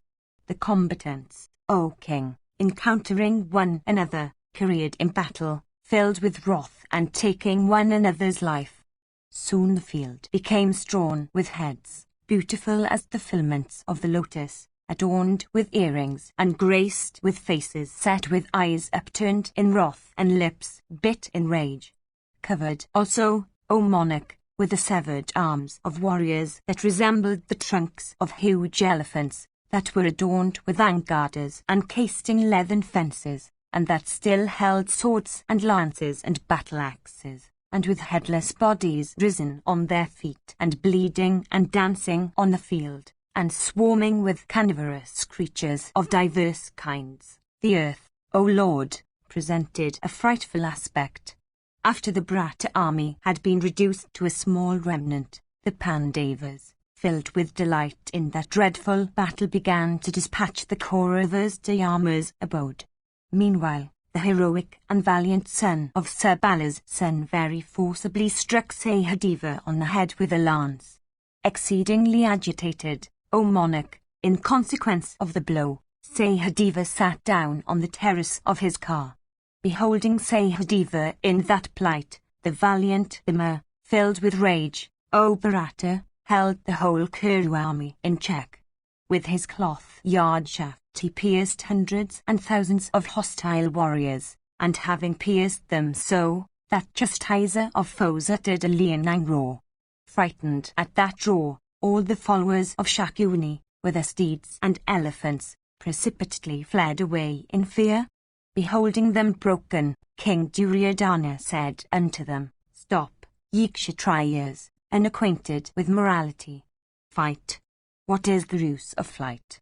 That hero, who, without showing his back, casteth away his life-breath in battle, achieveth fame here and enjoyeth regions of bliss hereafter. Thus exhorted by the king, the followers of Sabala's son once more advanced against the Pandavas, making death their goal. Awful, O monarch, was the noise made by those rushing warriors, resembling that of the agitated ocean. At this, the field of battle became agitated all around. Beholding those followers of Sabala's son thus advancing in battle, the victorious Pandavas, O monarch, proceeded against them. Comforted a little, the invincible Sahadeva, O monarch, pierced Shakuni with 10 arrows and his steeds with 3. With the greatest ease he then cut off the bow of Sabala's son with a number of other arrows. Invincible in battle, Shakuni, however, took up another bow and pierced Nakula with 60 arrows, and then Bhimasena with 7. Urluka also, O king, desirous of rescuing his sire in that engagement, pierced Bhima with 7 arrows and Sahadeva with 70. Bhimasena in that encounter pierced Urluka with many keen arrows and Shakuni with 4 and 60, and each of the other warriors who fought around them, with 3 arrows. Struck by Bhimasena with shafts steeped in oil, the Kauravas, filled with rage in that battle, covered Sahadeva with showers of arrows like lightning-charged clouds pouring rain on the mountain breast. The heroic and valiant Sahadeva then, O monarch, cut off, with a board-headed arrow, the head of Aluka as the latter advanced against him. Slain by Sahadeva, Aluka, gladdening the Pandavas in that battle, fell down on the earth from his car, all his limbs bathed in blood. Beholding his son slain, Shakuni, O Bharata, with voice choked with tears and drawing deep breaths, recollected the words of Vidura. Having reflected for a moment with tearful eyes, Shakuni, breathing heavily, approached Sahadeva and pierced him with 3 arrows.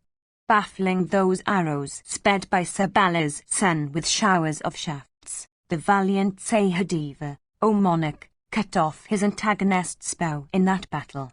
Seeing his bow cut off, O king, Shakuni, the son of Sabala, took up a formidable scimitar and hurled it at Sahadeva. The latter, however, with the greatest ease, O monarch, cut off in twain the terrible scimitar of Sabala's son as it coursed towards him in that encounter. Beholding his sword cut in twain, Shakuni took up a formidable mace and hurled it at Sahadeva. That mace also, unable to achieve its object, fell down on the earth. After this, Sabala's son, filled with rage, hurled at the son of Bandu an awful dart that resembled an impending death knight. With the greatest ease Sahadeva, in that encounter, cut off, with his gold-decked shafts, into 3 fragments, that dart as it coursed swiftly towards him. Cut off into fragments, that dart adorned with gold fell down on the earth like a blazing thunderbolt from the firmament, diverging into many flashes. Beholding that dart baffled and Sabala's son afflicted with fear, all thy troops fled away in fright. Sabala's son himself joined them. The Pandavas then, eager for victory, uttered loud shouts. As regards the Dhritarashtra's, almost all of them turned away from the fight. Seeing them so cheerless, the valiant son of Madri, with many 1,000 shafts, checked them in that battle. Then Sahadeva came upon Sabala's son as the latter, who was still expectant of victory, was flying away, protected by the excellent cavalry of the Gandharas. Recollecting, O king, that Shakuni, who had fallen to his share, was still alive, Sahadeva, on his car adorned with gold, pursued that warrior. Stringing his formidable bow and drawing it with great force, Sahadeva, filled with rage, pursued the son of Sabala and vigorously struck him with many shafts equipped with vulturine feathers and whetted on stone, even like a person striking a mighty elephant with pointed lances. Endued with great energy of mind, Sahadeva, having afflicted his foe thus, addressed him, as if calling back to mind his past misdeeds, in these words, adhering to the duties of a Kshatriya, fight with me, and be a man. Thou hadst, O fool, rejoiced greatly in the midst of the assembly, while gambling with dice. Receive now, O thou of wicked understanding, the fruit of that act. All those wicked souled ones that had ridiculed us then have perished. Only that wretch of his race, Duryodhana, is still alive, and thyself, his maternal uncle. Today I shall slay thee, striking off thy head with a razor-headed arrow like a person plucking a fruit from a tree with a stick. Saying these words, O monarch, Sahadeva of great strength, that tiger among men, filled with rage, rushed impetuously against Shakuni. Approaching his enemy, the invincible Sahadeva, that foremost of warriors, forcibly drawing his bow and as if burning his foe with wrath, pierced Shakuni with 10 arrows and his steeds with 4. Then cutting off his umbrella and standard and bow, he roared like a lion. His standard and bow and umbrella thus cut off by Sahadeva, Sabala's son was pierced with many arrows in all his vital limbs. Once again, O monarch, the valiant Sahadeva sped at Shakuni an irresistible shower of arrows. Filled with rage, the son of Sabala then, single-handed, rushed with speed against Sahadeva in that encounter, desirous of slaying the latter with a lance adorned with gold. The son of Madri, however, with 3 broad-headed arrows, simultaneously cut off, without losing a moment, that uplifted lance as also the 2 well-rounded arms of his enemy at the van of battle, and then uttered a loud roar.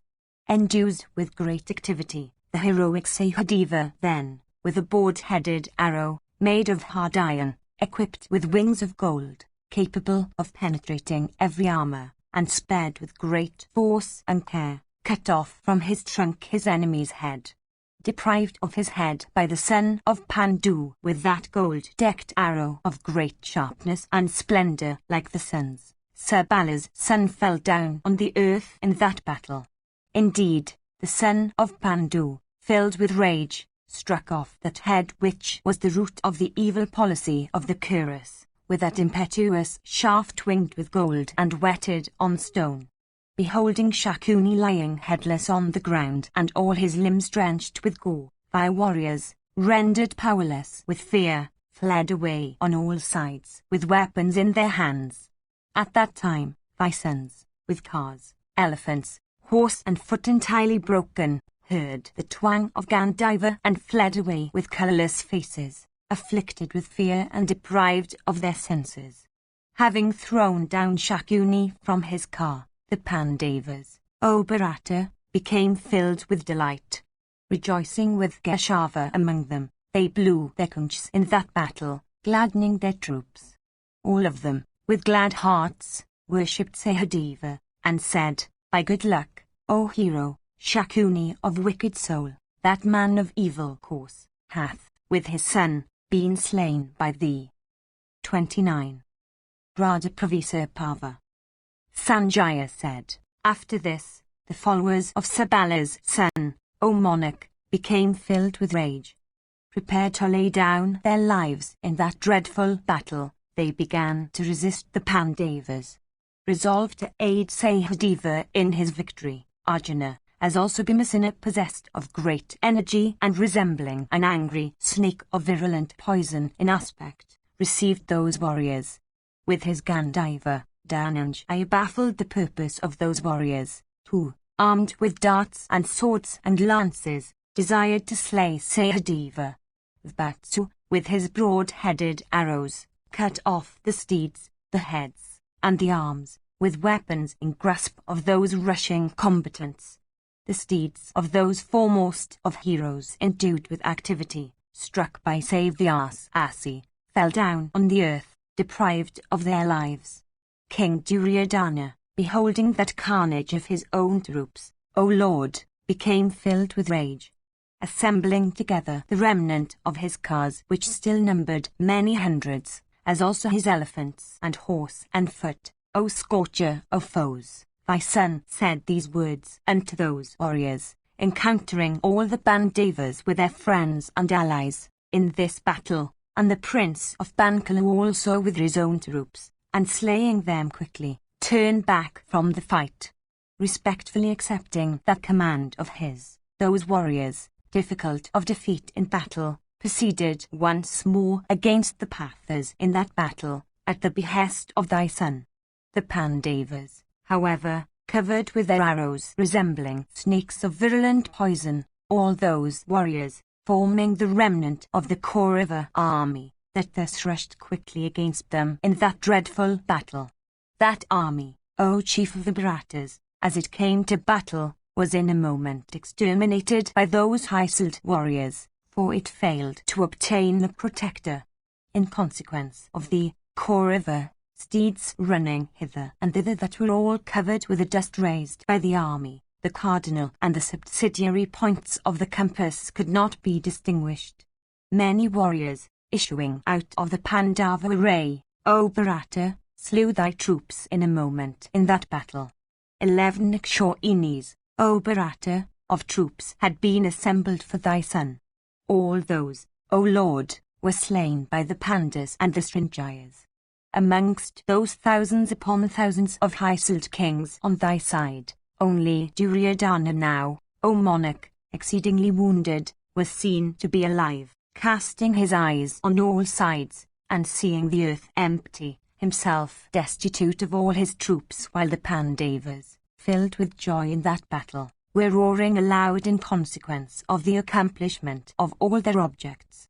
Duryodhana, O monarch, unable to endure the whiz of the shafts shot by those high-souled heroes, became stupefied. Destitute of troops and animals, he set his heart on retreat from the field. Dhritarashtra said, when my troops were slain and our camp made entirely empty, what was the strength, O Suta, of the troops that still remained to the Pandavas? I desire to know this. Therefore, tell me, O Sanjaya, for thou art skilled in narration. Tell me also, O Sanjaya, that which was done by my son, the wicked Duryodhana, that lord of the earth, the sole survivor of so many men, when he saw his army exterminated. Sanjaya continued, 2,000 cars, 700 elephants, 5,000 horse, and 10,000 foot, this was the remnant, O monarch, of the mighty host of the Pandavas. Taking care of this force, Drishthadumna waited in that battle.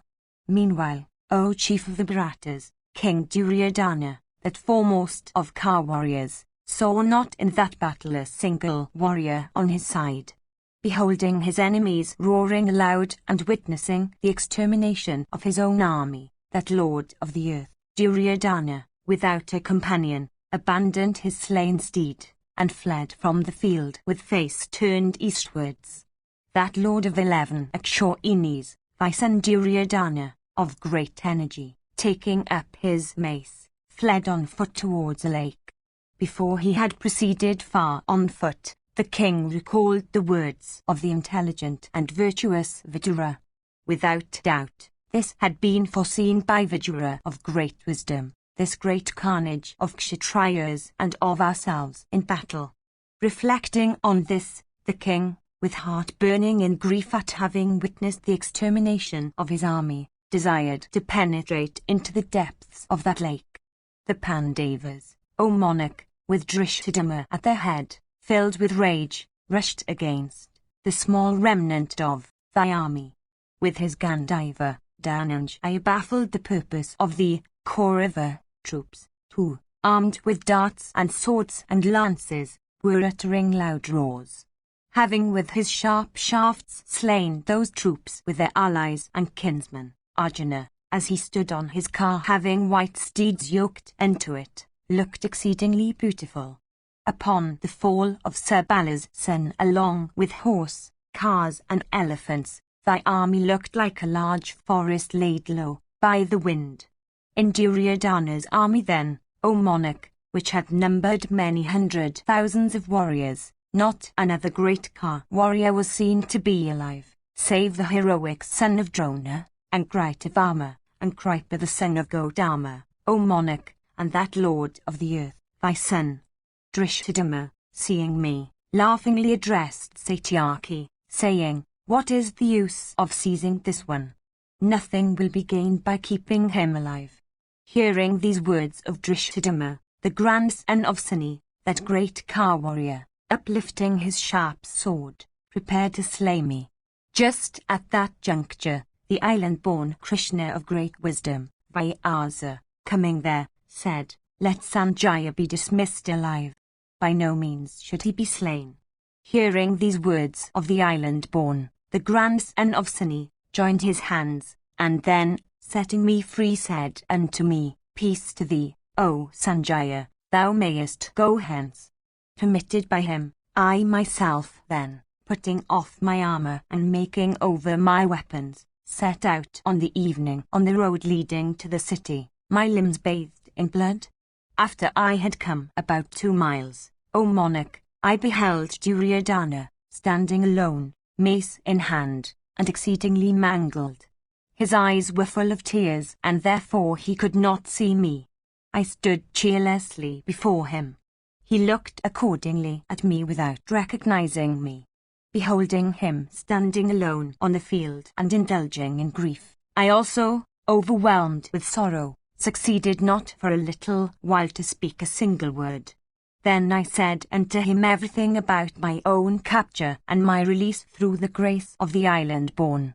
Having reflected for a moment, and regained his senses, he inquired of me about his brothers and his troops. I had seen everything with my eyes, and therefore told him everything, that his brothers had all been slain, and that all his troops had been exterminated.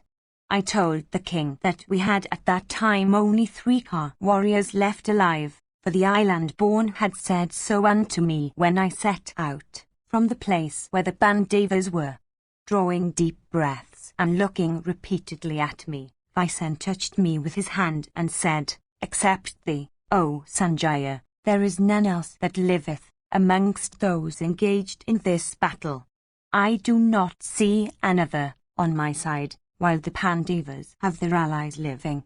Say, O Sanjaya, unto that lord, the blind king Dhritarashtra, that his son Duryodhana hath entered the depths of a lake, destitute of friends such as those I lately had, deprived of sons and brothers, and seeing his kingdom taken by the Pandavas, who is the like me that would desire to live.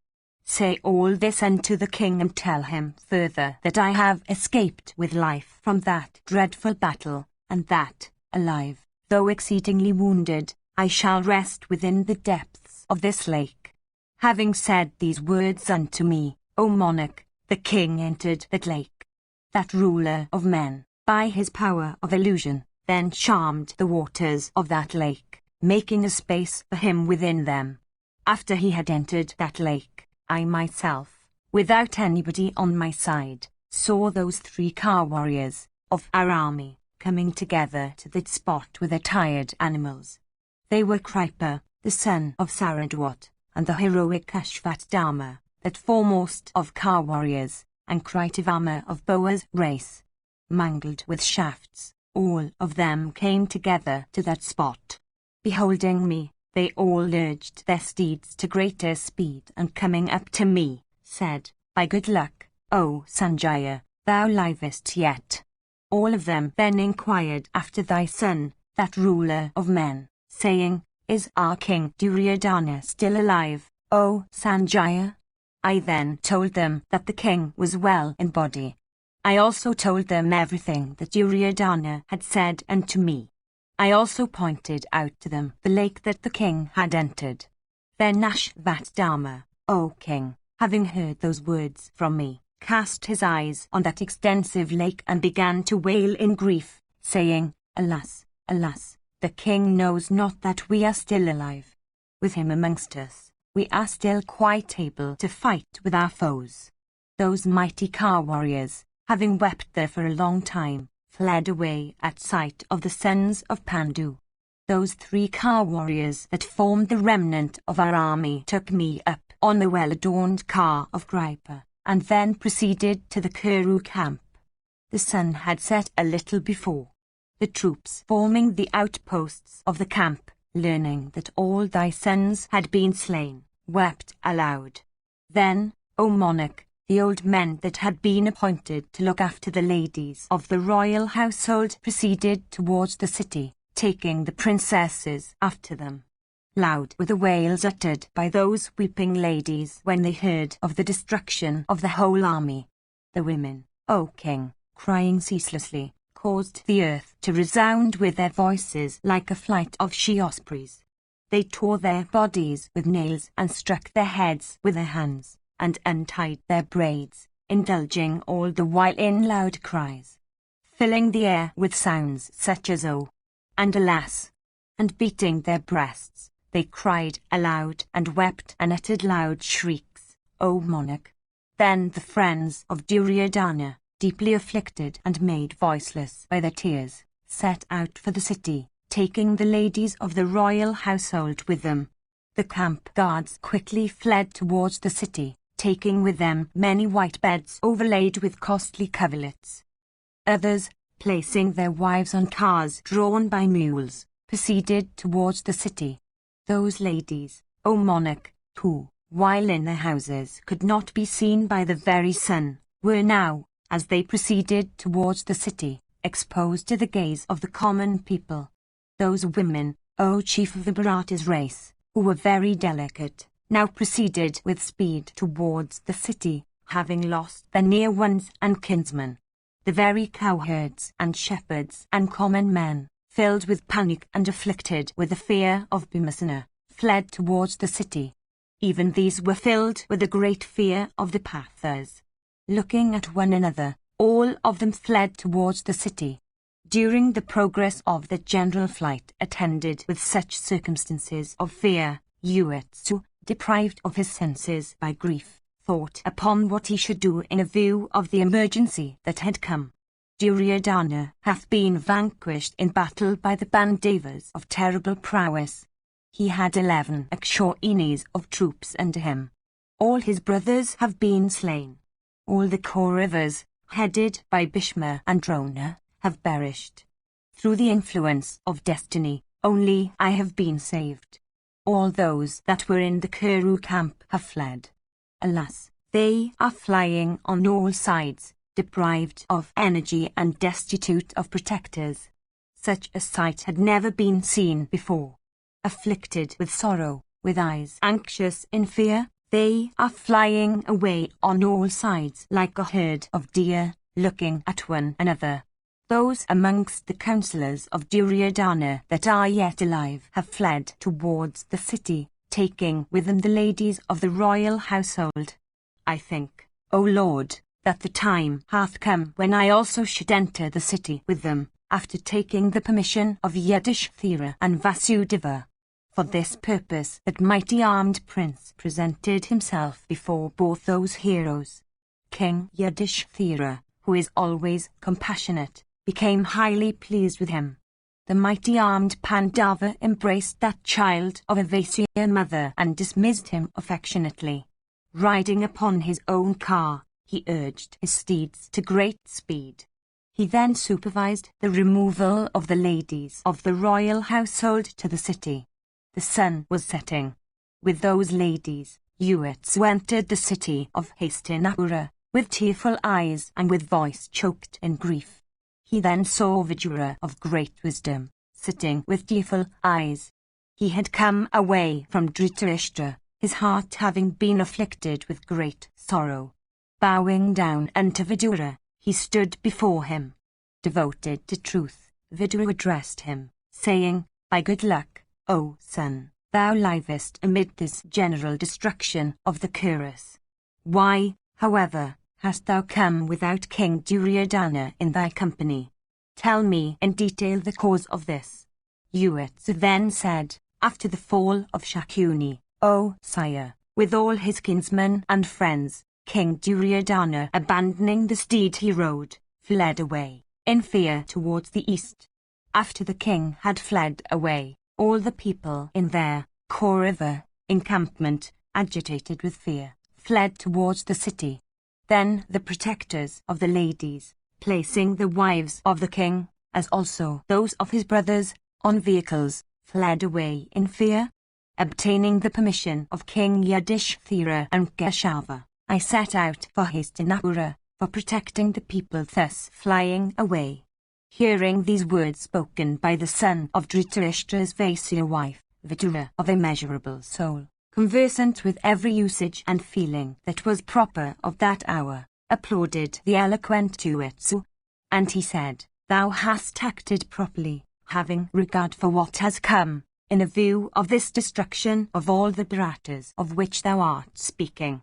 Thou hast also, from compassion, maintained the honour of thy race.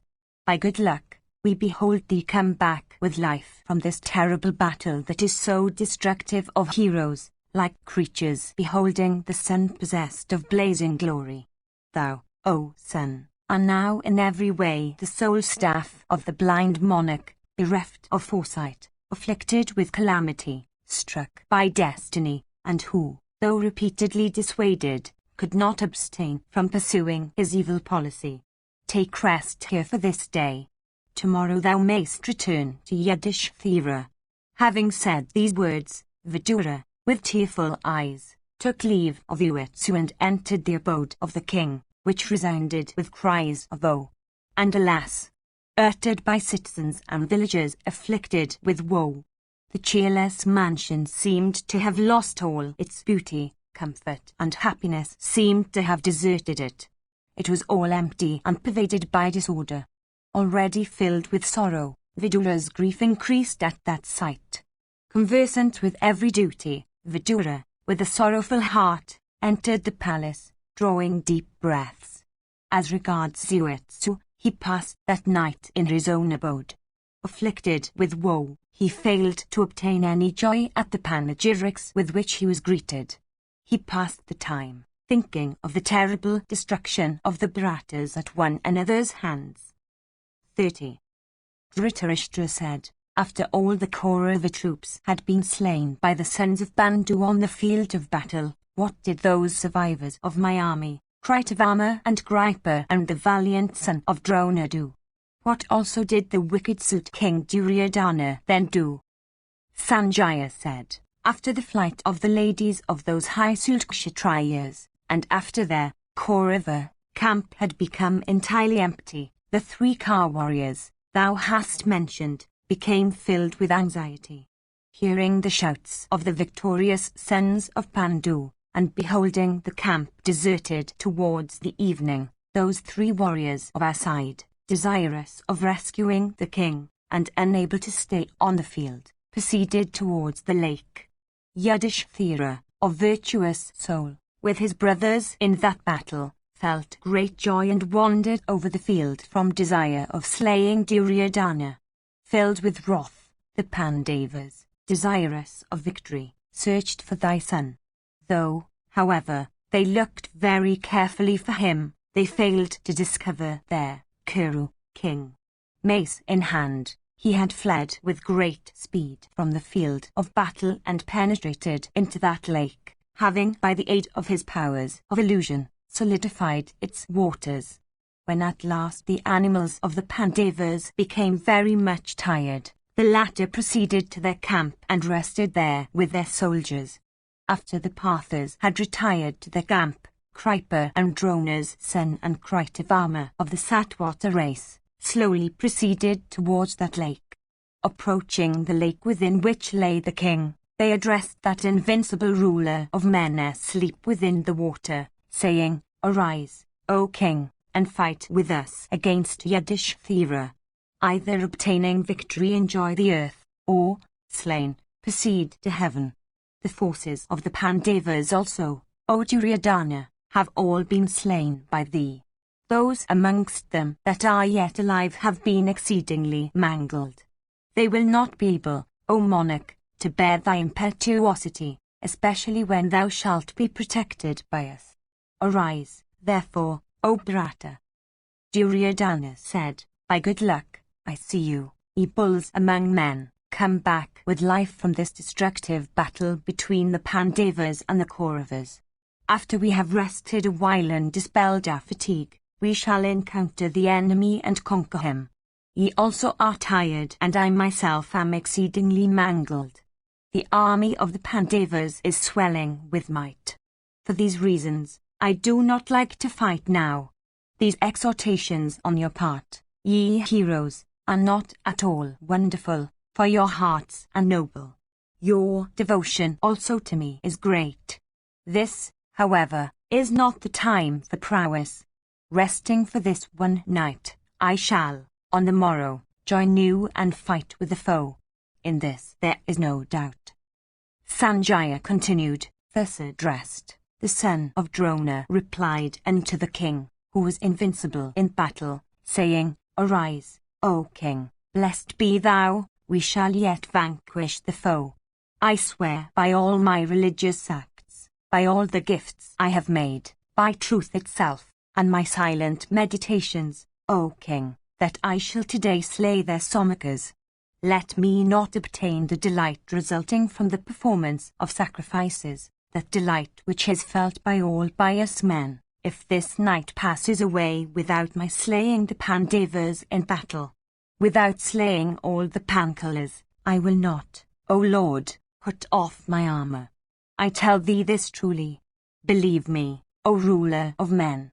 While they were thus conversing, a number of hunters came there. Fatigued with the weight of meat they carried, They came there, not of any set purpose, for slaking their thirst. Those huntsmen, O Lord, used every day to procure, with great regard, a basket full of meat for Bimasena, O king. As they sat concealed on the banks of that lake, those men heard every word of that conversation between Duryodhana and those warriors. Finding the Kuru king unwilling to fight, those great bowmen, themselves desirous of battle, began to urge him greatly to adopt their counsels. Seeing those warriors of the Kaurava army, and understanding that the king, unwilling to fight, was staying within the waters, and hearing that conversation between those heroes and their master staying within the depths of the lake, indeed, O monarch, the huntsman, clearly perceiving that it was Duryodhana who was staying within the lake, formed resolution. A little while before, the son of Pandu, while searching for the king, had met those men and asked them about the whereabouts of Duryodhana.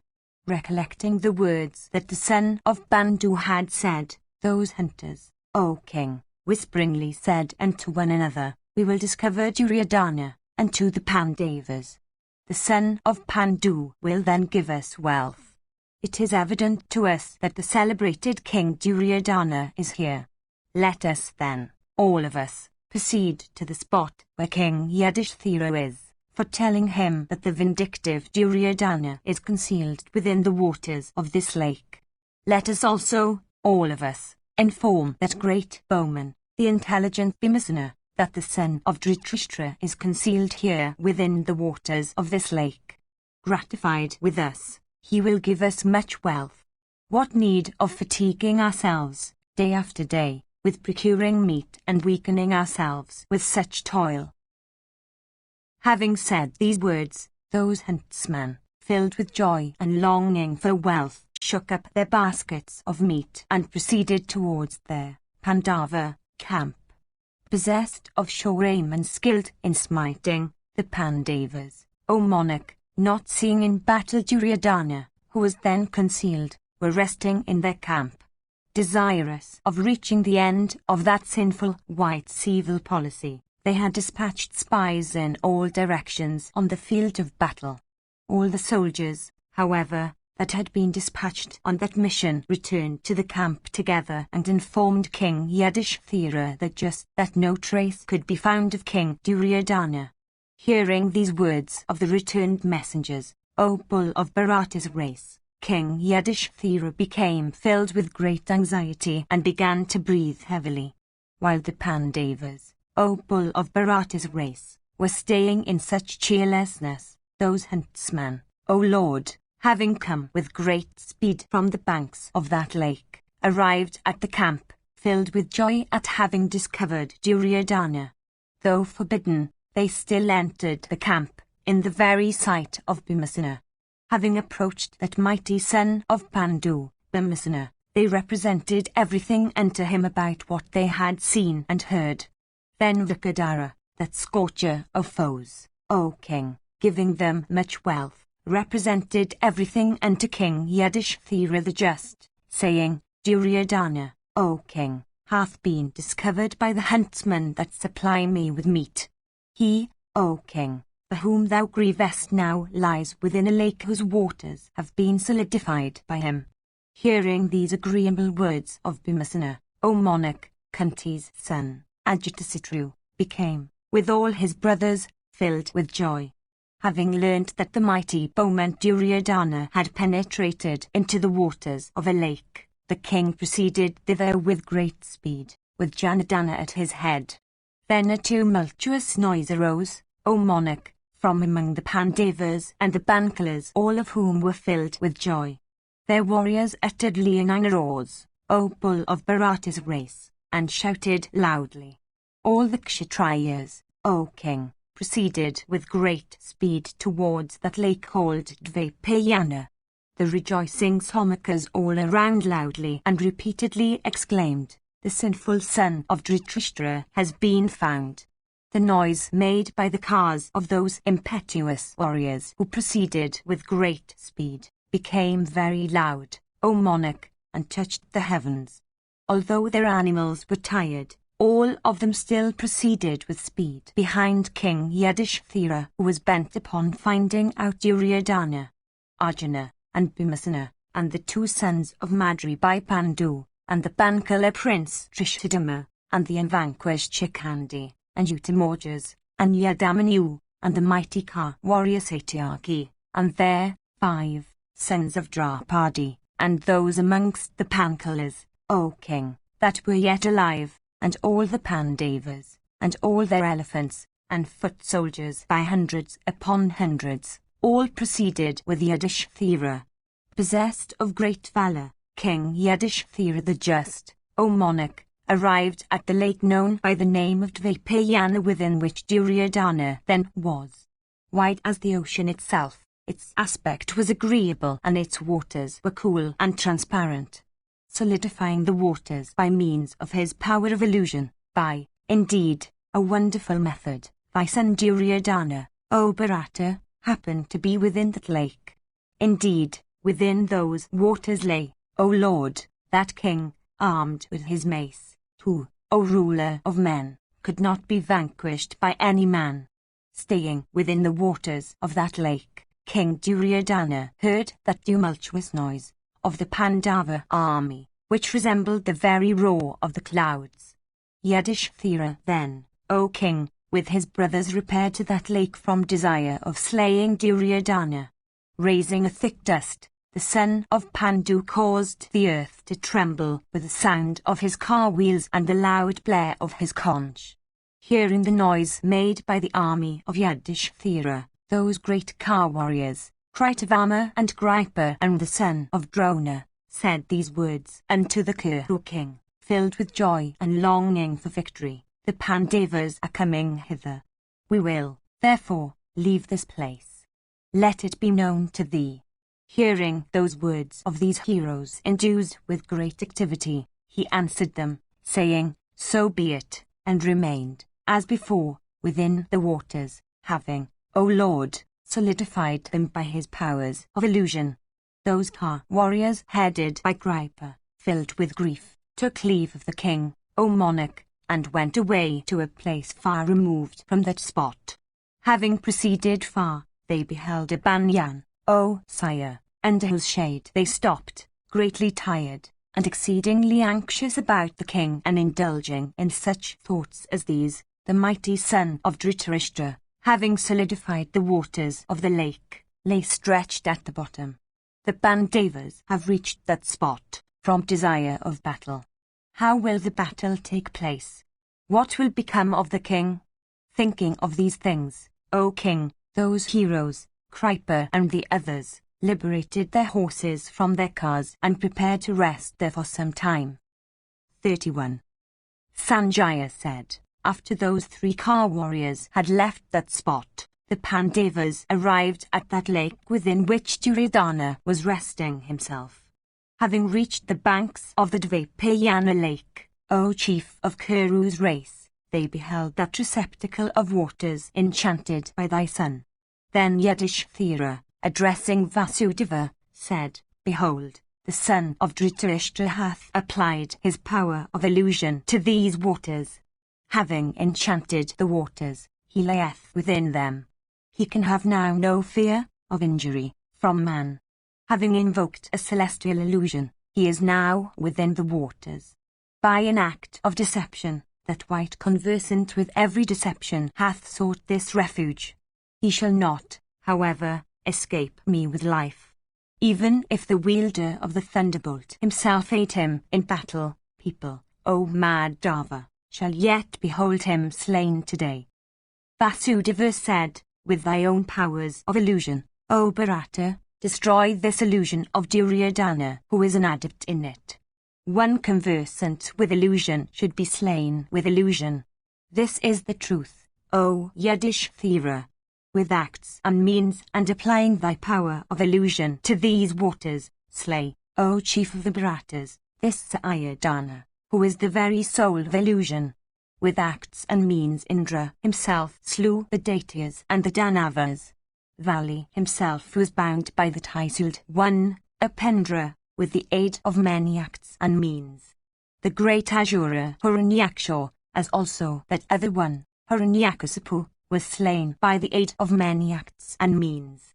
Without doubt, O king, Vritra also was slain by the aid of acts. Similarly was the Rakshas Ravana of Pulastia's race, with his relatives and followers, slain by Rama. Relying upon acts and contrivances, do thou also display thy powers. Those two ancient deities, Taraka and Viprashati of great energy, were in ancient times, O king, slain by the aid of acts and means. Similarly, Batapi and Dilwala, and Trisiras, O lord, and the Asuras Sunda and Upasunda, were all slain by the aid of means. Indra himself enjoys heaven by the aid of acts and means. Acts are very efficacious, O king, and nothing else so, O Yudhishthira. Daityas and Danavas and Rakshasas and kings had been slain by the aid of acts and means. Do thou take therefore the help of act. Sanjaya continued, thus addressed by Vasudeva, Pandu's son of rigid vows, smiling the while, addressed, O monarch, thy son of great might, who, O Bharata, was then within the waters of that lake, saying, Why, O Sayadana, hast thou entered these waters, after having caused all the Kshatriyas to perish and after having, O king, caused thy own race to be annihilated? Why hast thou entered into this lake today, wishing to save thy own life? Arise, O king, and fight us, O Sayadana. Where, O foremost of men, hath that pride and that sense of honour which thou hadst now gone, since, O king, thou hast enchanted these waters and art now lying within them? All men speak of thee in assemblies as a hero. All that, however, is entirely untrue, I think, since thou art now concealed within these waters. Arise, O king, and fight, for thou art a Kshatriya born of a noble race. Thou art Kauravya in particular.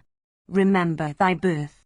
How canst thou boast of thy birth in Kuru's race when thou concealest thyself within the depths of this lake, having fled away from battle in fear?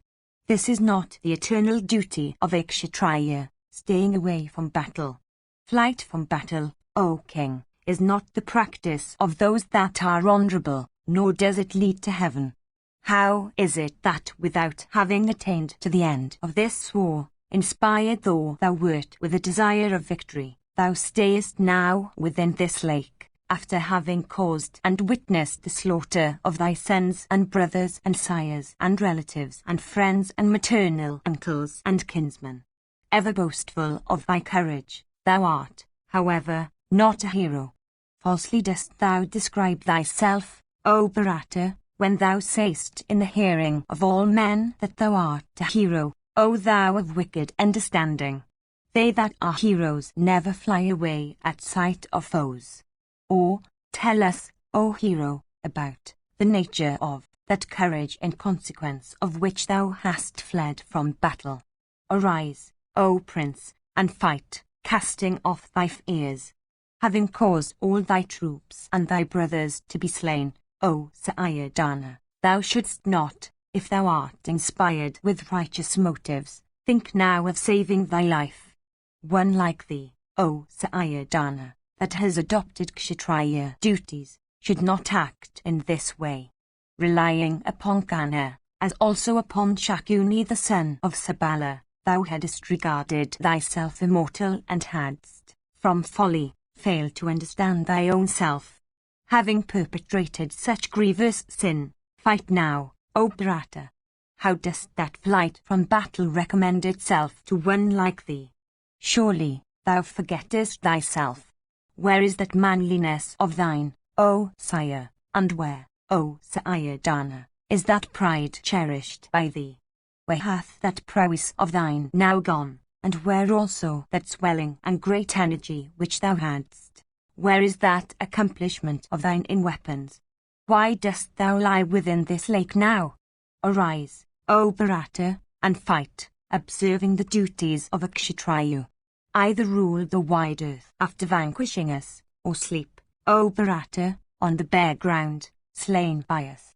Even this is thy highest duty, as laid down by the illustrious Creator himself. Act as it has been laid down truly in the scriptures, and be a king, O great car warrior. Sanjaya continued, thus addressed, O monarch, by the intelligent son of Dharma, thy son answered him from within the waters in these words.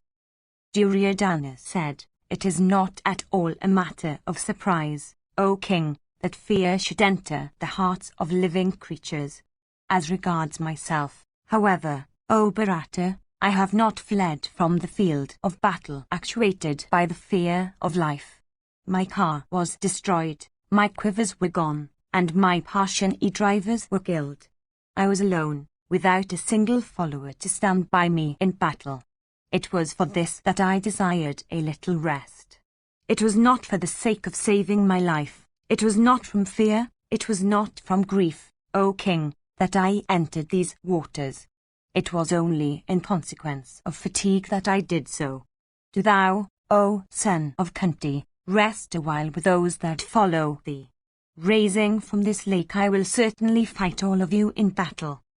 Yudhishthira said, all of us have rested sufficiently. For a long while we were engaged in a search after thee. Rise then, even now, O Sayadana, and give us battle.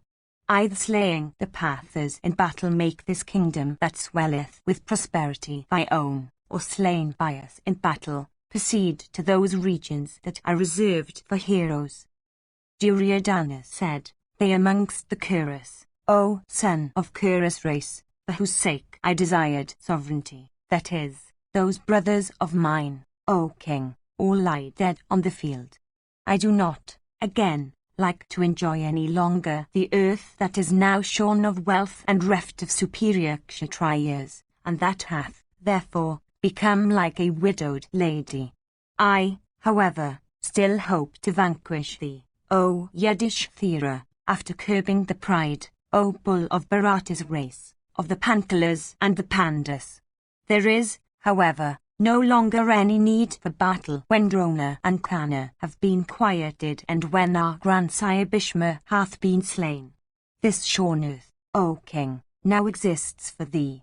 What king is that would like to rule a kingdom divested of friends and allies? Having caused friends such as I had to be slain, and even sons and brothers and sires, and seeing my kingdom wrested by you, who is the like myself that would like to live? Clad in deer skins I would retire into the woods. I have no desire for kingdom, deprived as I am of friends and allies, O Bharata. Reft almost entirely of friends and allies, of heroes and elephants, this earth exists for thee, O king. Do thou enjoy her now cheerfully. As for myself, clad in deerskins, I shall go to the woods. Friendless as I am, I have no desire, O Lord, for even life. Go, O monarch, and rule the earth destitute of lords, without warriors, reft of wealth, and without citadels, as thou choosest. Sanjaya continued, hearing these words of poignant grief, the illustrious Yudhishthira addressed thy son Duryodhana, who was still within those waters, saying, do not utter such ravings of sorrow, O sire, from within the waters. I do not, like Shakuni, feel any compassion for thee, O king, for such words as these. Thou mayest now, O Sayadana, be willing to make a gift of the earth to me. I, however, do not wish to rule the earth thus given by thee. I cannot sinfully accept this earth from thee. Acceptance of a gift, O king, is not the duty laid down for a Kshatriya. I do not, therefore, wish to have the wide earth thus given away by thee. I shall, on the other hand, enjoy the earth after vanquishing thee in battle. Thou art now the lord of the earth. Why then dost thou desire to make a gift of that over which thou hast no dominion? Why, O king, dost thou not then give us the earth when we, observant of the rules of righteousness and desirous of the welfare of our race, had begged thee for our portion? having first refused the request of the mighty Krishna, why dost thou now desire to give away the earth? What is this folly of thine? What king is there, who, assailed by foes, would wish to give away his kingdom? O son of Kuru's race, today thou art not competent to give away the earth. Why then dost thou wish to make a gift of that over which thou hast no power? Vanquishing me in battle, rule thou this earth. Thou didst not formally agree to give me even that much of the earth which would be covered by the point of a needle. How then, O monarch, dost thou make me a gift of the whole earth? How is it that thou, who canst not formally abandon even that much of land which the point of a needle would cover, now wishest to abandon the whole earth? What fool is that would, after having obtained such prosperity and ruled the entire earth, think of making a gift of that earth to his enemies? Stupefied by folly, thou seest not the impropriety of this. Although thou desirest to give away the earth, thou shalt not yet escape me with life. Either rule the earth after having vanquished us, or go to regions of blessedness after being slain by us. If both of us, that is, thyself and myself, be alive, then all creatures will remain in doubt about to whom the victory belongs. Thy life, O thou of limited foresight, now depends upon me. If I like, I can suffer thee to live, but thou art not capable of protecting thy own life. Thou hadst at one time especially endeavored to burn us to death and to take our lives by means of snakes and other kinds of poison and by drowning us. We were also wronged by thee, O king, by the deprivation of our kingdom, by the cruel words spoken by thee, and by thy maltreatment of Draupadi. For these reasons, O wretch, thy life must be taken. Rise, rise, and fight us. That will benefit thee. Sanjaya continued, in this strain, O king, those heroes, the Pandavas, flushed with victory, repeatedly spoke there, rebuking and mocking Duryodhana. 32. Gardayudapava. Dhritarashtra said, thus admonished by his foes, how, indeed, did that scorcher of enemies, my heroic and royal son, who was wrathful by nature, then behave? He had never before listened to admonitions such as these. He had, again, been treated by all with the respect due to a king. He, who had formerly grieved to stand in the shade of an umbrella, thinking he had taken another's shelter, he, who could not endure the very effulgence of the sun in consequence of his sensitive pride, how could he endure these words of his foes? Thou hast, with thy own eyes, O Sanjaya, seen the whole earth, with even Himalachas and nomad tribes, depend upon his grace.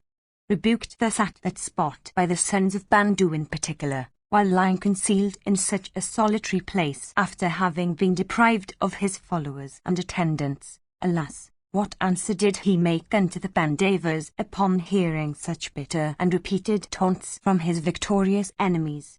Tell me everything, O Sanjaya, about it.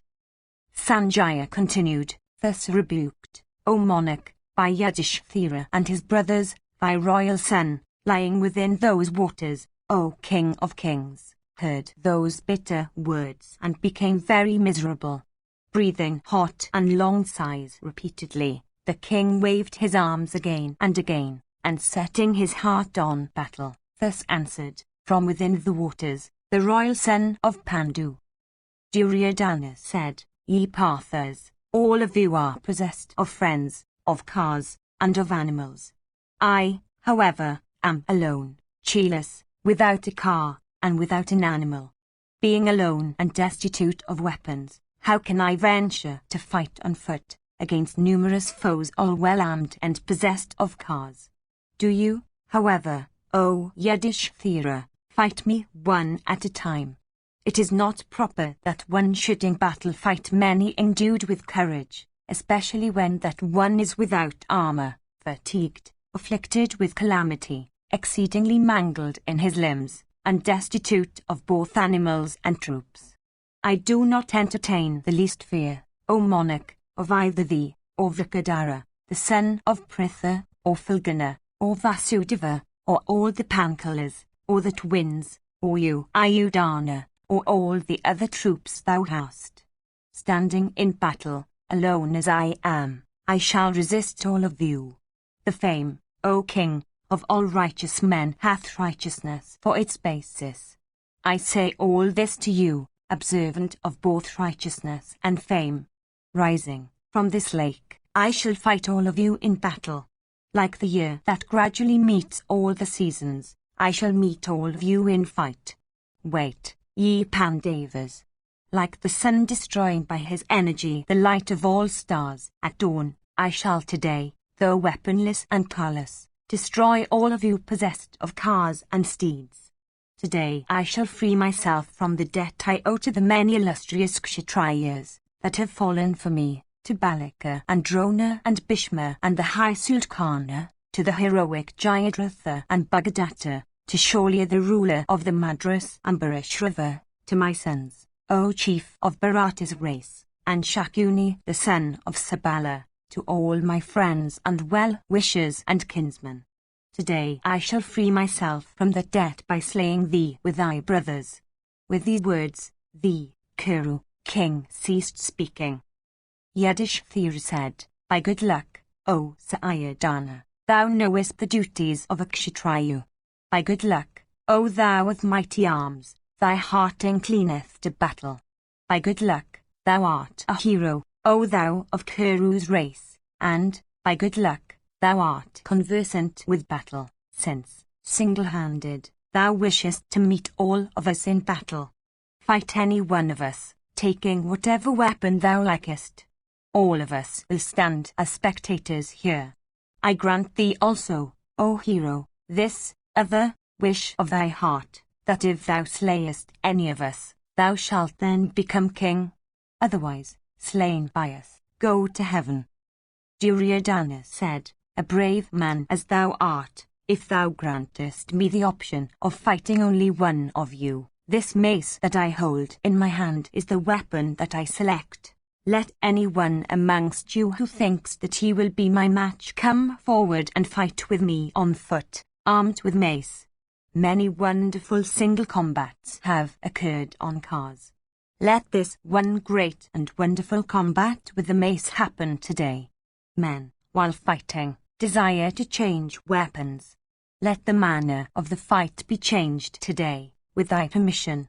O thou of mighty arms, I shall, with my mace, vanquish thee today with all thy younger brothers, as also all the Pankalas and the Saranjayas and all the other troops thou still hast.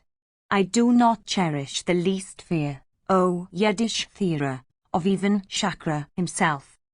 Yudhishthira said, Rise, rise, O son of Gandhari, and fight me, Sayadana. Alone as thou art, fight us, encountering one at a time, thou of great might, armed with thy mace. Be a man, O son of Gandhari, and fight with good care. Today thou shalt have to lay down thy life even if Indra becomes thy ally. Sanjaya continued, The tiger among men, thy son, could not bear these words of Yudhishthira. He breathed long and heavy sighs from within the water like a mighty snake from within its hole. Struck repeatedly with such wordy goads, he could not endure it at all, like a horse of high bred that cannot endure a whip.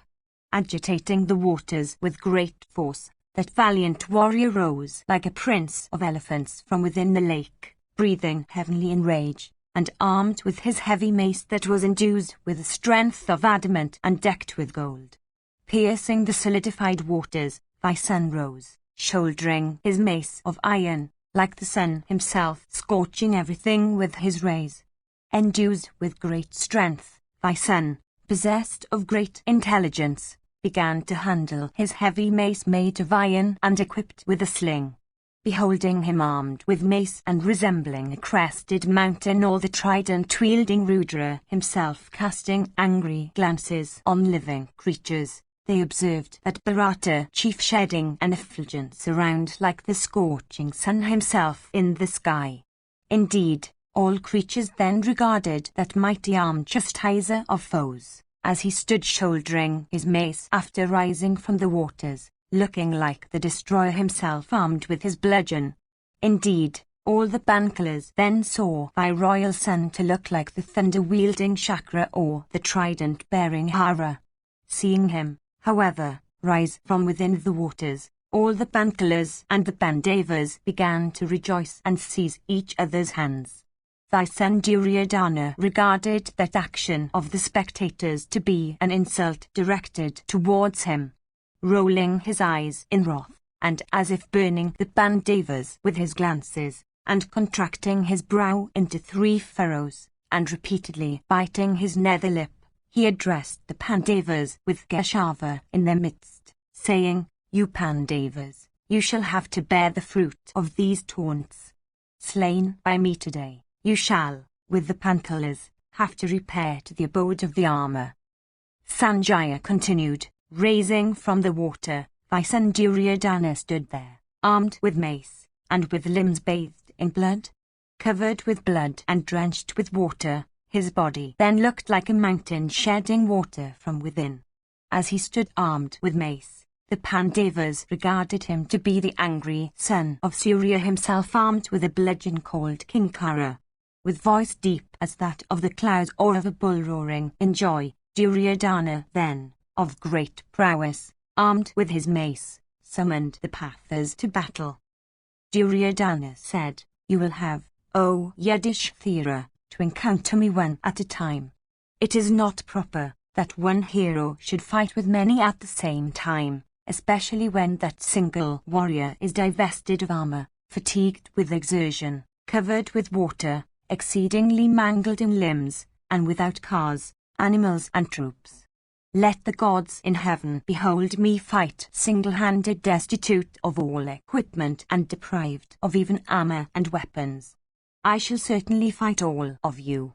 Thou shalt be judge, as thou hast the necessary qualifications, of the propriety and impropriety of everything."